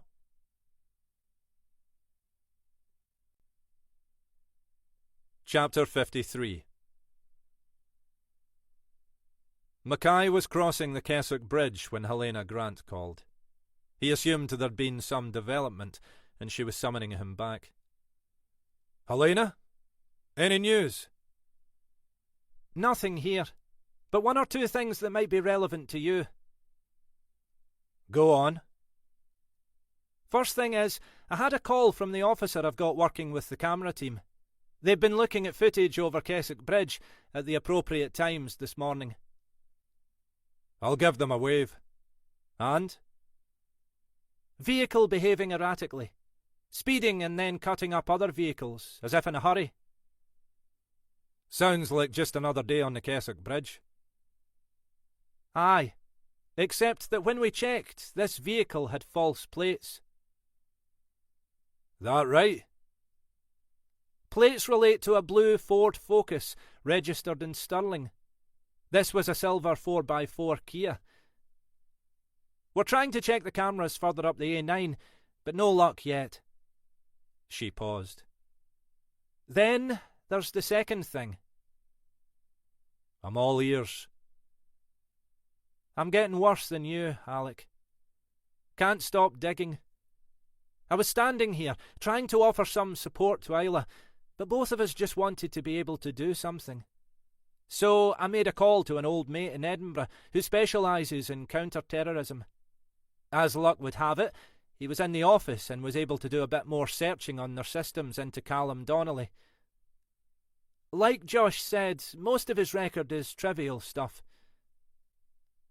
But the old special branch flagging was interesting. My friend was being very circumspect, but he reckoned Donnelly was once I think the phrase is person of interest to special branch. Small fry, but looking to ingratiate himself with the provisionals. There was some suggestion he might have been involved in the Manchester bombing, though he wasn't one of the main suspects. That was a murky old business anyway, from what I recall, Mackay said. Aye, so I believe. It looks as if after the Belfast Agreement, Special Branch's interest in Donnelly lessened. There's nothing recent on there. Nothing to suggest he was ever any more than a peripheral figure, even if he wanted to be more. He was only a kid, really. Late teens. Mackay pulled over into the outside lane to take the right turn onto the Black Isle. So, what does any of this have to do with Galloway, let alone Ginny? Christ knows. But there's a third thing. Go on. I asked my mate about David Kirkland. Asked him bluntly whether he was special branch. And? I didn't expect a straight answer, and I didn't get one. But he didn't leave me in much doubt that the answer would have been yes. So, what was his role? Why was he up here?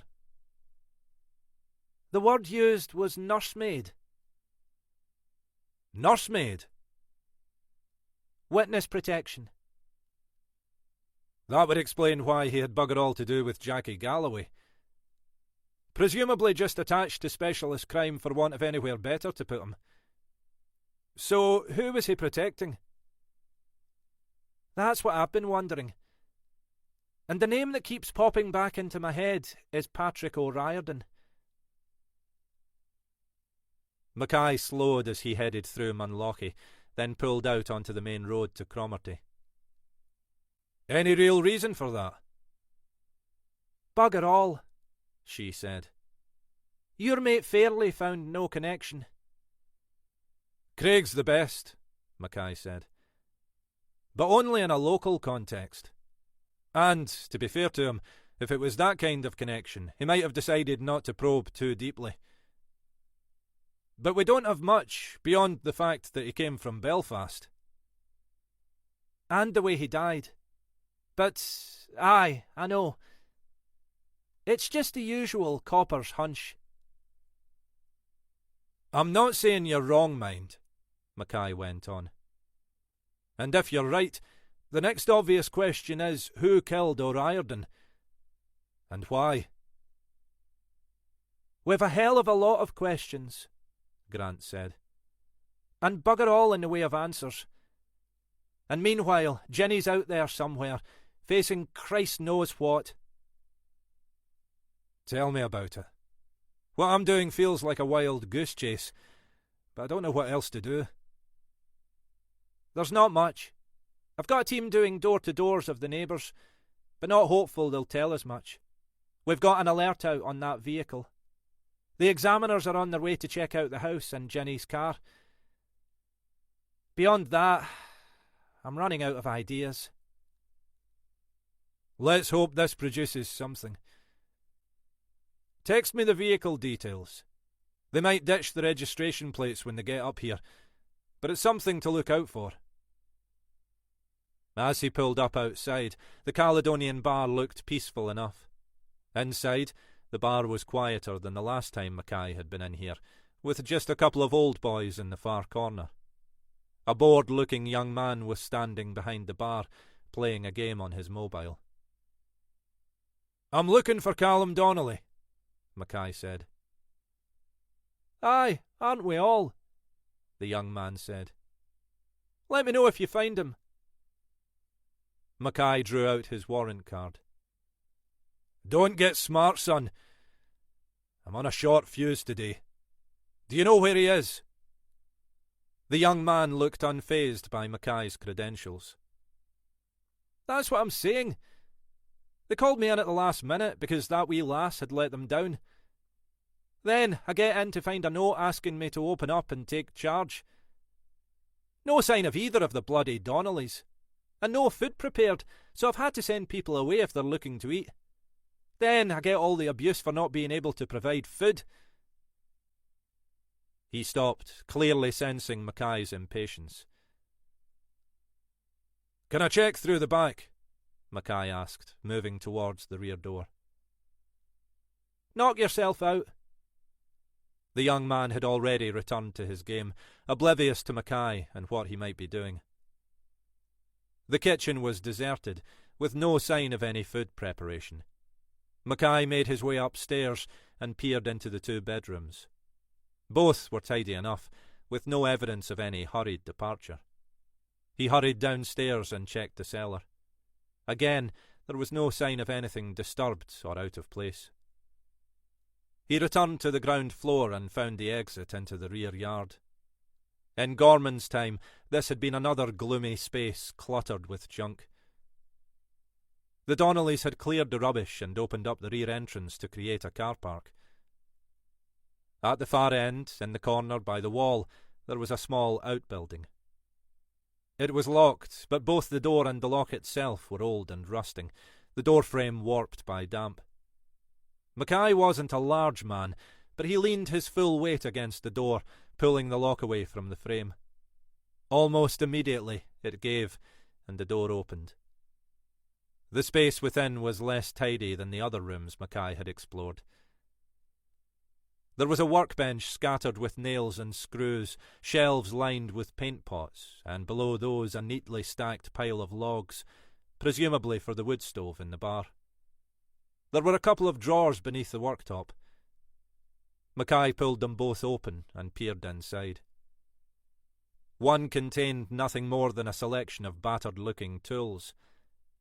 A screwdriver, a hammer, a hacksaw. None of them looked recently used. The second drawer contained a pile of newspapers, the upper ones at least looking relatively new. They were editions of various local papers, and at first Mackay assumed they'd been kept as protection while decorating. He pulled out the copy on top and flicked quickly through the pages. On the inside first page there was a report of Jackie Galloway's death, a short innocuous piece which characterised the death as an apparent accident. Mackay lifted out the second newspaper. A different journal, this time with Galloway's death reported in a small column on the front page. Mackay pulled out a handful more and skimmed quickly through them. Each newspaper included a story about one of the recent deaths. Galloway, Crawford and Graham, as well as the supposedly accidental death of Davy Robertson some weeks before. The overall effect was chilling. A morbid equivalent of a proud parent collecting newspaper accounts of their offspring's achievements. Towards the bottom of the pile, the newspapers were older, dating back a couple of years. Mackay turned the pages, trying to identify any relevant story. It took him a few moments to spot it. He'd been expecting another report of a death in the news pages, but there was nothing there. He turned a few more pages, skimming through the usual array of human interest stories that bulk out any local newspaper. Towards the centre of the paper, there was a pull-out special, a guide to careers aimed at school-leaving teenagers. There were pieces on options for university, technical training, apprenticeships, and a range of possible workplaces. Almost lost among them was a short interview on the experience of being a woman detective in today's police force. An interview with Detective Sergeant Jenny Horton.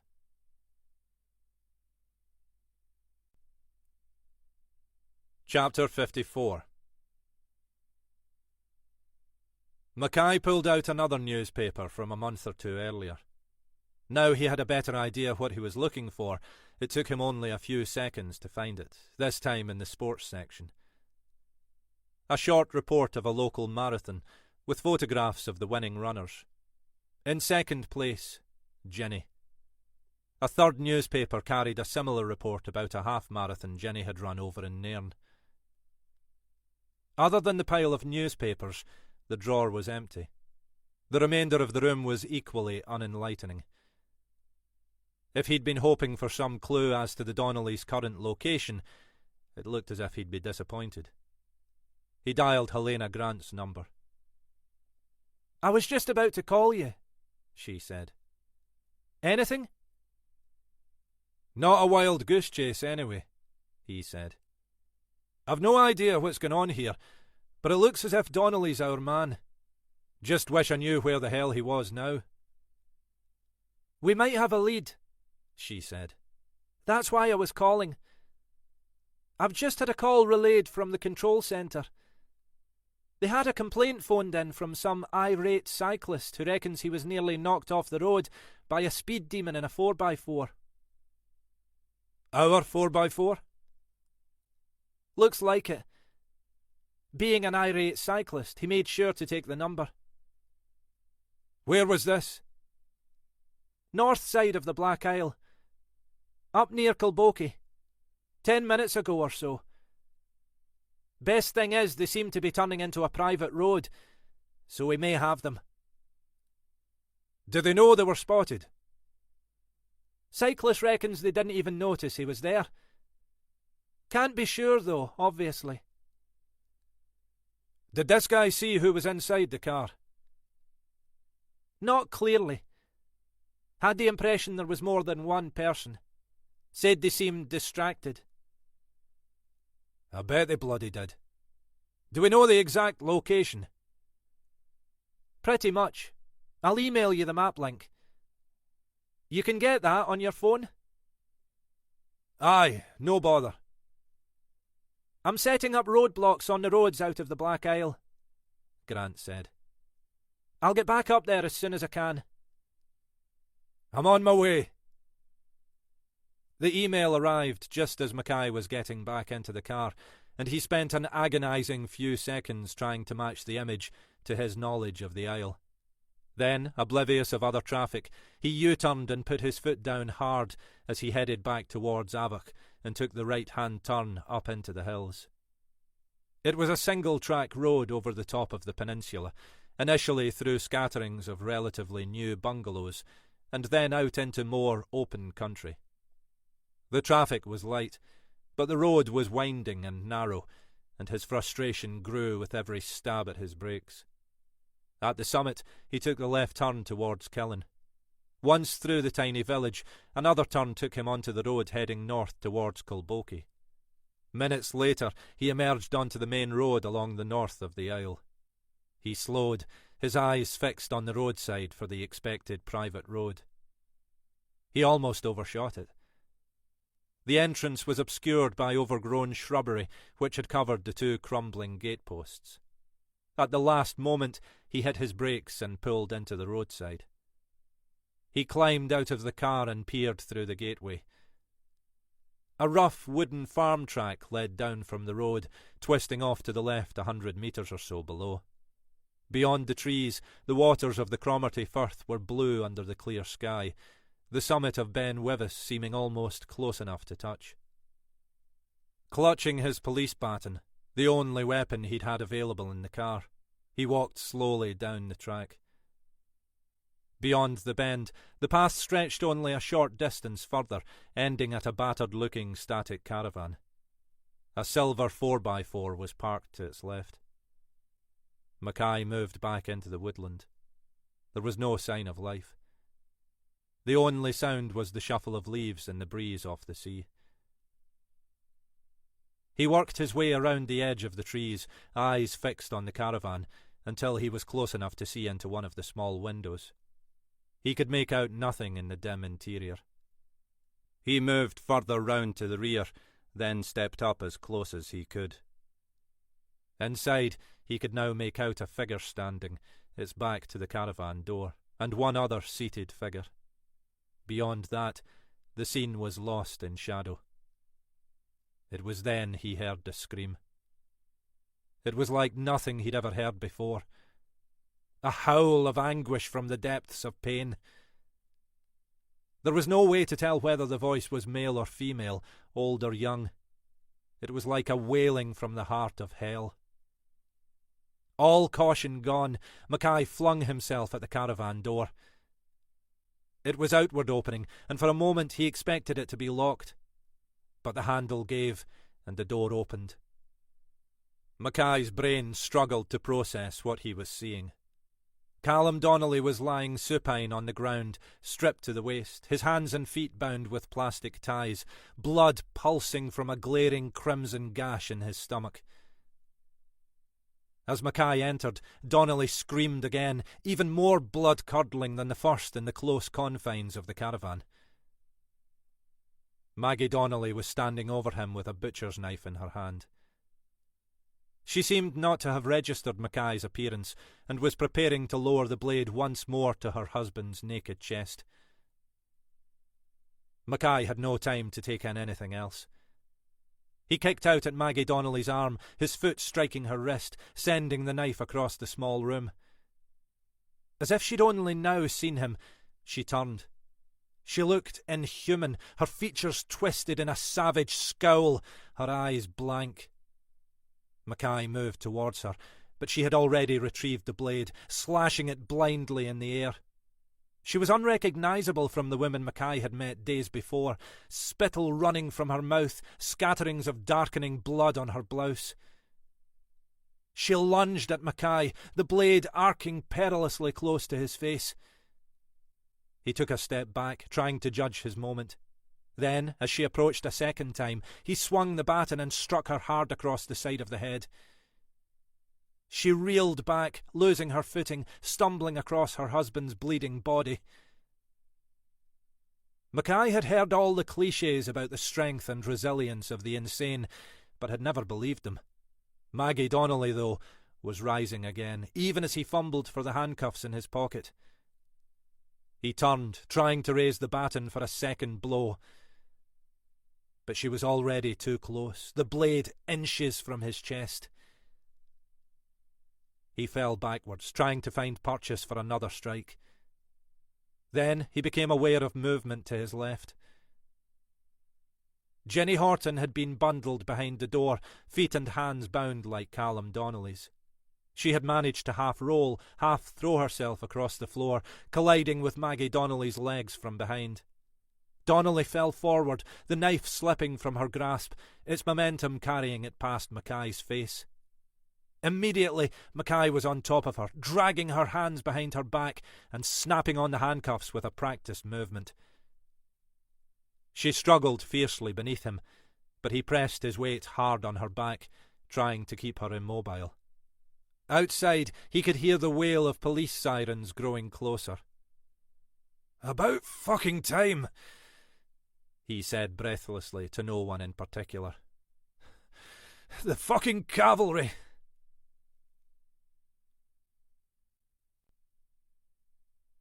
Chapter 55. "One question," Helena Grant said, "is how much we tell Ginny." "We can't withhold anything we know," Mackay said. "So, another question is, how much do we know?" He placed a delicate emphasis on the last word. "We don't know much," Grant agreed. "That's the trouble with dealing with the spooks and semi-spooks. It's all nose-tapping and winks." "Aye, they're a bunch of winkers, right enough." They were in Grant's office, and Mackay was staring morosely out of her window at the Inverness skyline. Grant could tell he wasn't quite back to his usual self, because he still hadn't started wandering round the room, peering into her papers and possessions. "What we can infer from the little they're prepared to say," Grant went on, "is that Patrick O'Riordan was an informant. He was passing on intel about the provost to the security services. He got found out and had to be shipped out of the province PDQ, ending up on our doorstep." "Nursemaided by David Kirkland." Mackay nodded.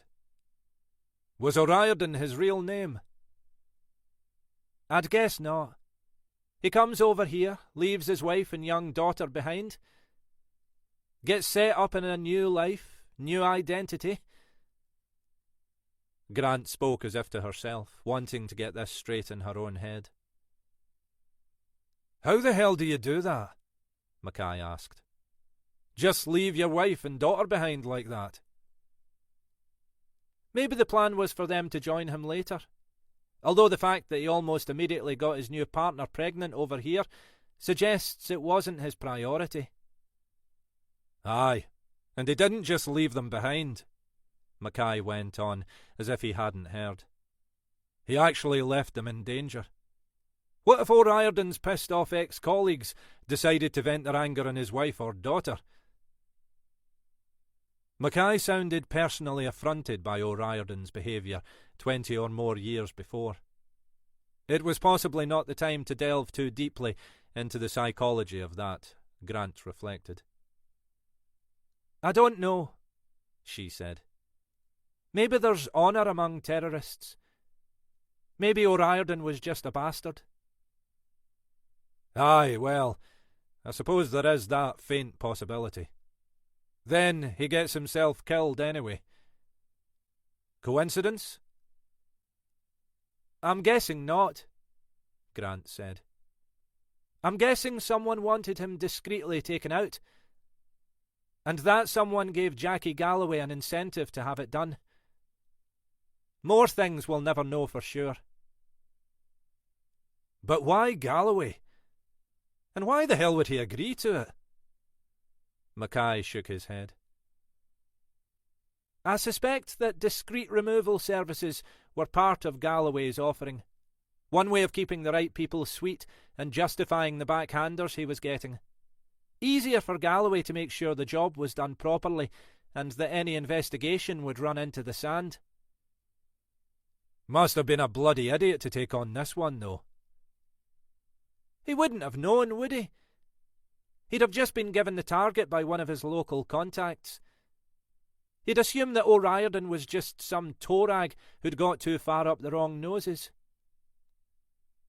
"It has a kind of brilliance," Mackay conceded. "The Provo's getting a copper to do their dirty work. Even if it comes out, the security services aren't going to want to wash that dirty linen in public. Then, after the event, Galloway starts to suspect the truth, or part of the truth, and is crapping himself about exactly whose toes he's trodden on." "I suspect he never knew for sure. He probably found out O'Riordan was connected with the Provos, but didn't know which side was breathing down his neck. "Ah, it'd take a heart of stone not to laugh," Mackay said. "So, when they all start getting threatening letters a few years later, they assume it's the boys in balaclavas finally come to collect." Whereas we now know it was O'Riordan's estranged daughter. The poor wee lass he left back in Ireland.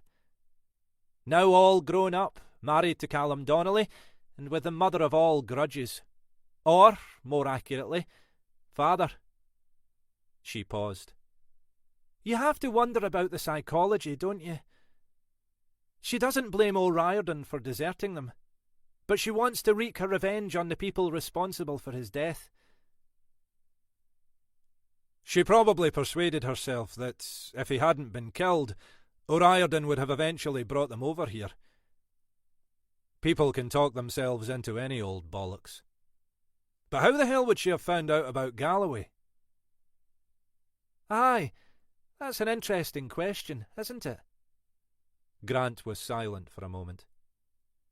But I imagine whoever was responsible for ordering O'Riordan's killing wouldn't have been too averse to letting the word get around. Aye, I suppose not. Doesn't explain why she waited so long, though. Mackay sat back in his chair, looking thoughtful. She's been living over here a long time. I wonder if all she wanted to do at first was scare them, Grant said. Give them a taste of what it was like for her, stuck back in Ireland, always looking over your shoulder. Then, gradually, the anger and resentment grew, until we ended up with this. You know what I reckon? I never know what you reckon, Alec. Tell me. I don't think this was just about revenge. Or not just revenge for her father's death, anyway. He paused and extracted a strip of gum from his pocket. I think it was about men.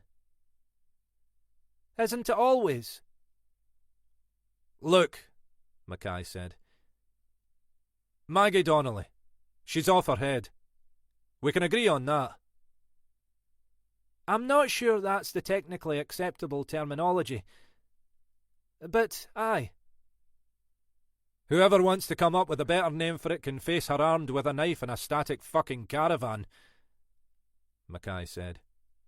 You didn't see the expression on her face. I'm not disagreeing, Alec. Go on. We don't know how long she's been that way, or what finally tipped her over from just sending letters into doing all this. But I'm wondering whether Callum Donnelly's philandering might have been a factor. Grant shrugged.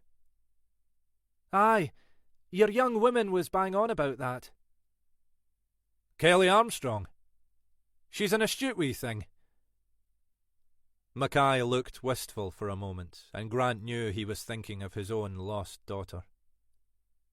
She and Mackay had interviewed Callum Donnelly as soon as he was well enough to be seen. The stomach wound had been serious, the paramedics who'd picked him up reckoning it would be touch and go. When they finally saw him, after he'd spent a week in intensive care, he was white-faced and still shell-shocked. They were still unsure if they were interviewing him as a potential accomplice or as a victim. Another question, Grant reflected, that they might never answer satisfactorily. Tell us what you can, Grant had said. They'd been ordered by the medics not to press Donnelly too hard for the moment. He shook his head. She's always been, I don't know, unbalanced. She'd just go into blazing furies for no reason at all. She could become obsessive about the smallest things. But I never imagined. We think, Grant said, that she was involved in some other deaths locally. Do you know anything about that? Donnelly's momentary hesitation had suggested to them that he might know more than he was saying. No, I can't imagine. There'd be time to push him on that later. Do you know why your wife wanted to harm you, Mr. Donnelly? He stopped. I don't know exactly. We'd been having some blazing rows.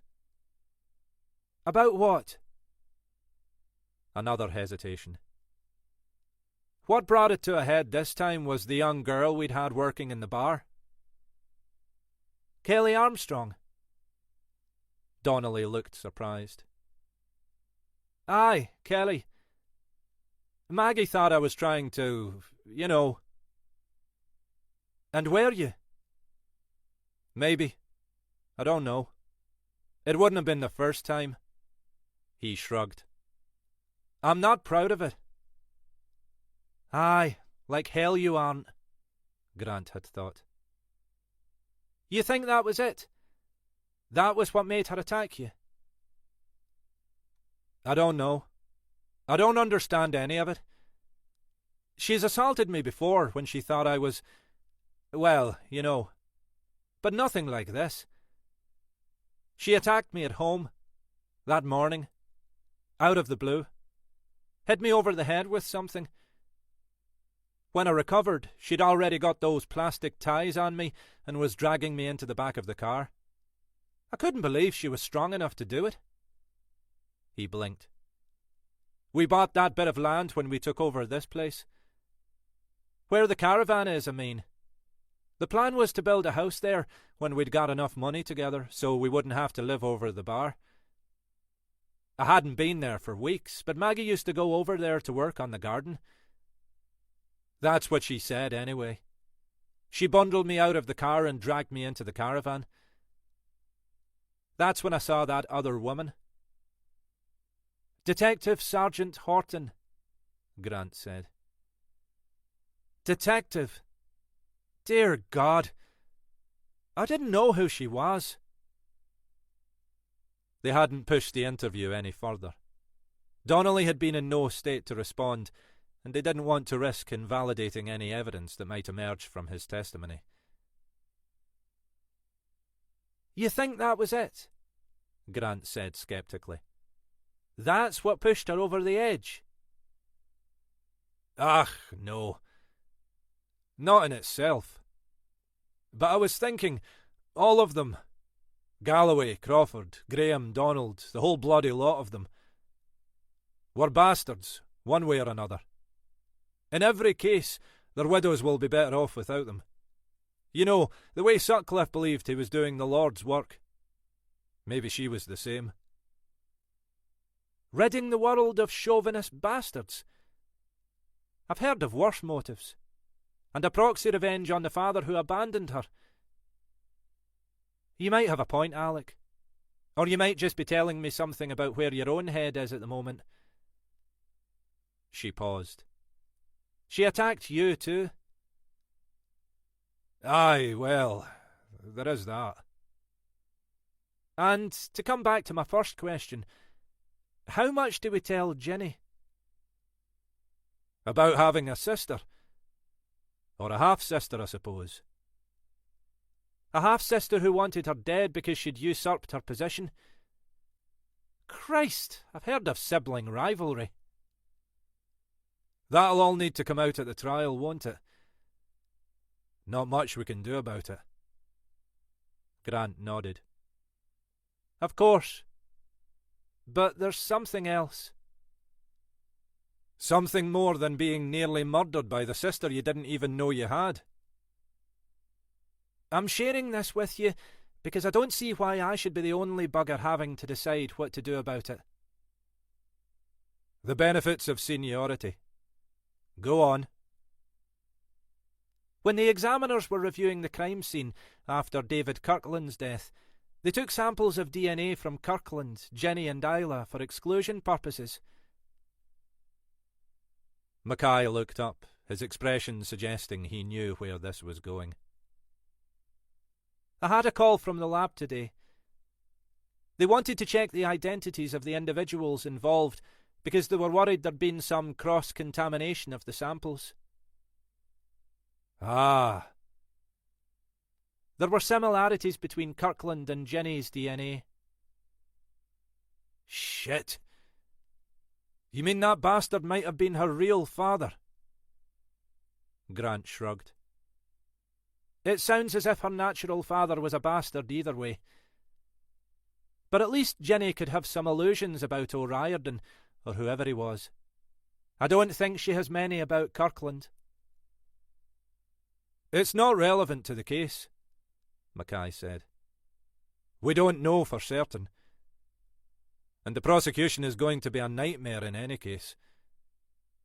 We don't even know if Maggie Donnelly will be fit to plead. She's virtually catatonic at the moment. I'd say, let it lie. That's the way I was thinking. I'm just not keen on secrets. She paused. Speaking of trials, not long now till the Hamilton trial starts, is it? Mackay shifted awkwardly in his seat, with the air of a schoolboy worried about being caught out in a lie. Few weeks. Why? Just thinking it'll be another nasty one. This had been their major investigation of the previous year. Elizabeth Hamilton had been responsible for the death of her father, himself a suspected serial killer, and of Denny Gorman, the former owner of the Caledonian Bar. She's expected to plead guilty to the murders. Assume they'll argue diminished responsibility. It'll be one for the experts to fight over. That's all. His tone sounded less confident than his words. I hope you're right, she said, and that nothing else comes out of the woodwork. Her eyes were fixed on his, as if she were challenging him to say more. Aye, I hope so too. Mackay pushed himself to his feet, clearly wanting to end the conversation. By the way, I'm meeting Chrissy tomorrow night. She looked up in surprise. That right? Neutral ground. Dinner in some fancy place in the city. Try to clear the air. See if we can find a way to make a new start. All that. Aye, well, that's good, she said. Her face was expressionless. Good luck with it. You hopeful? Mackay looked back at her as if unsure what she was really asking. Finally, he said, I just keep buggering on, you know. But, aye, pet, I'm hopeful. I'm always fucking hopeful. In the end, it's about all we've got, isn't it?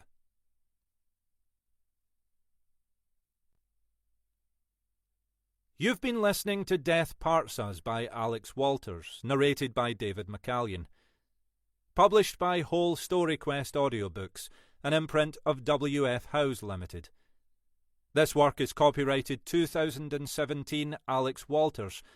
This recording is copyrighted 2019 W.F. House Limited.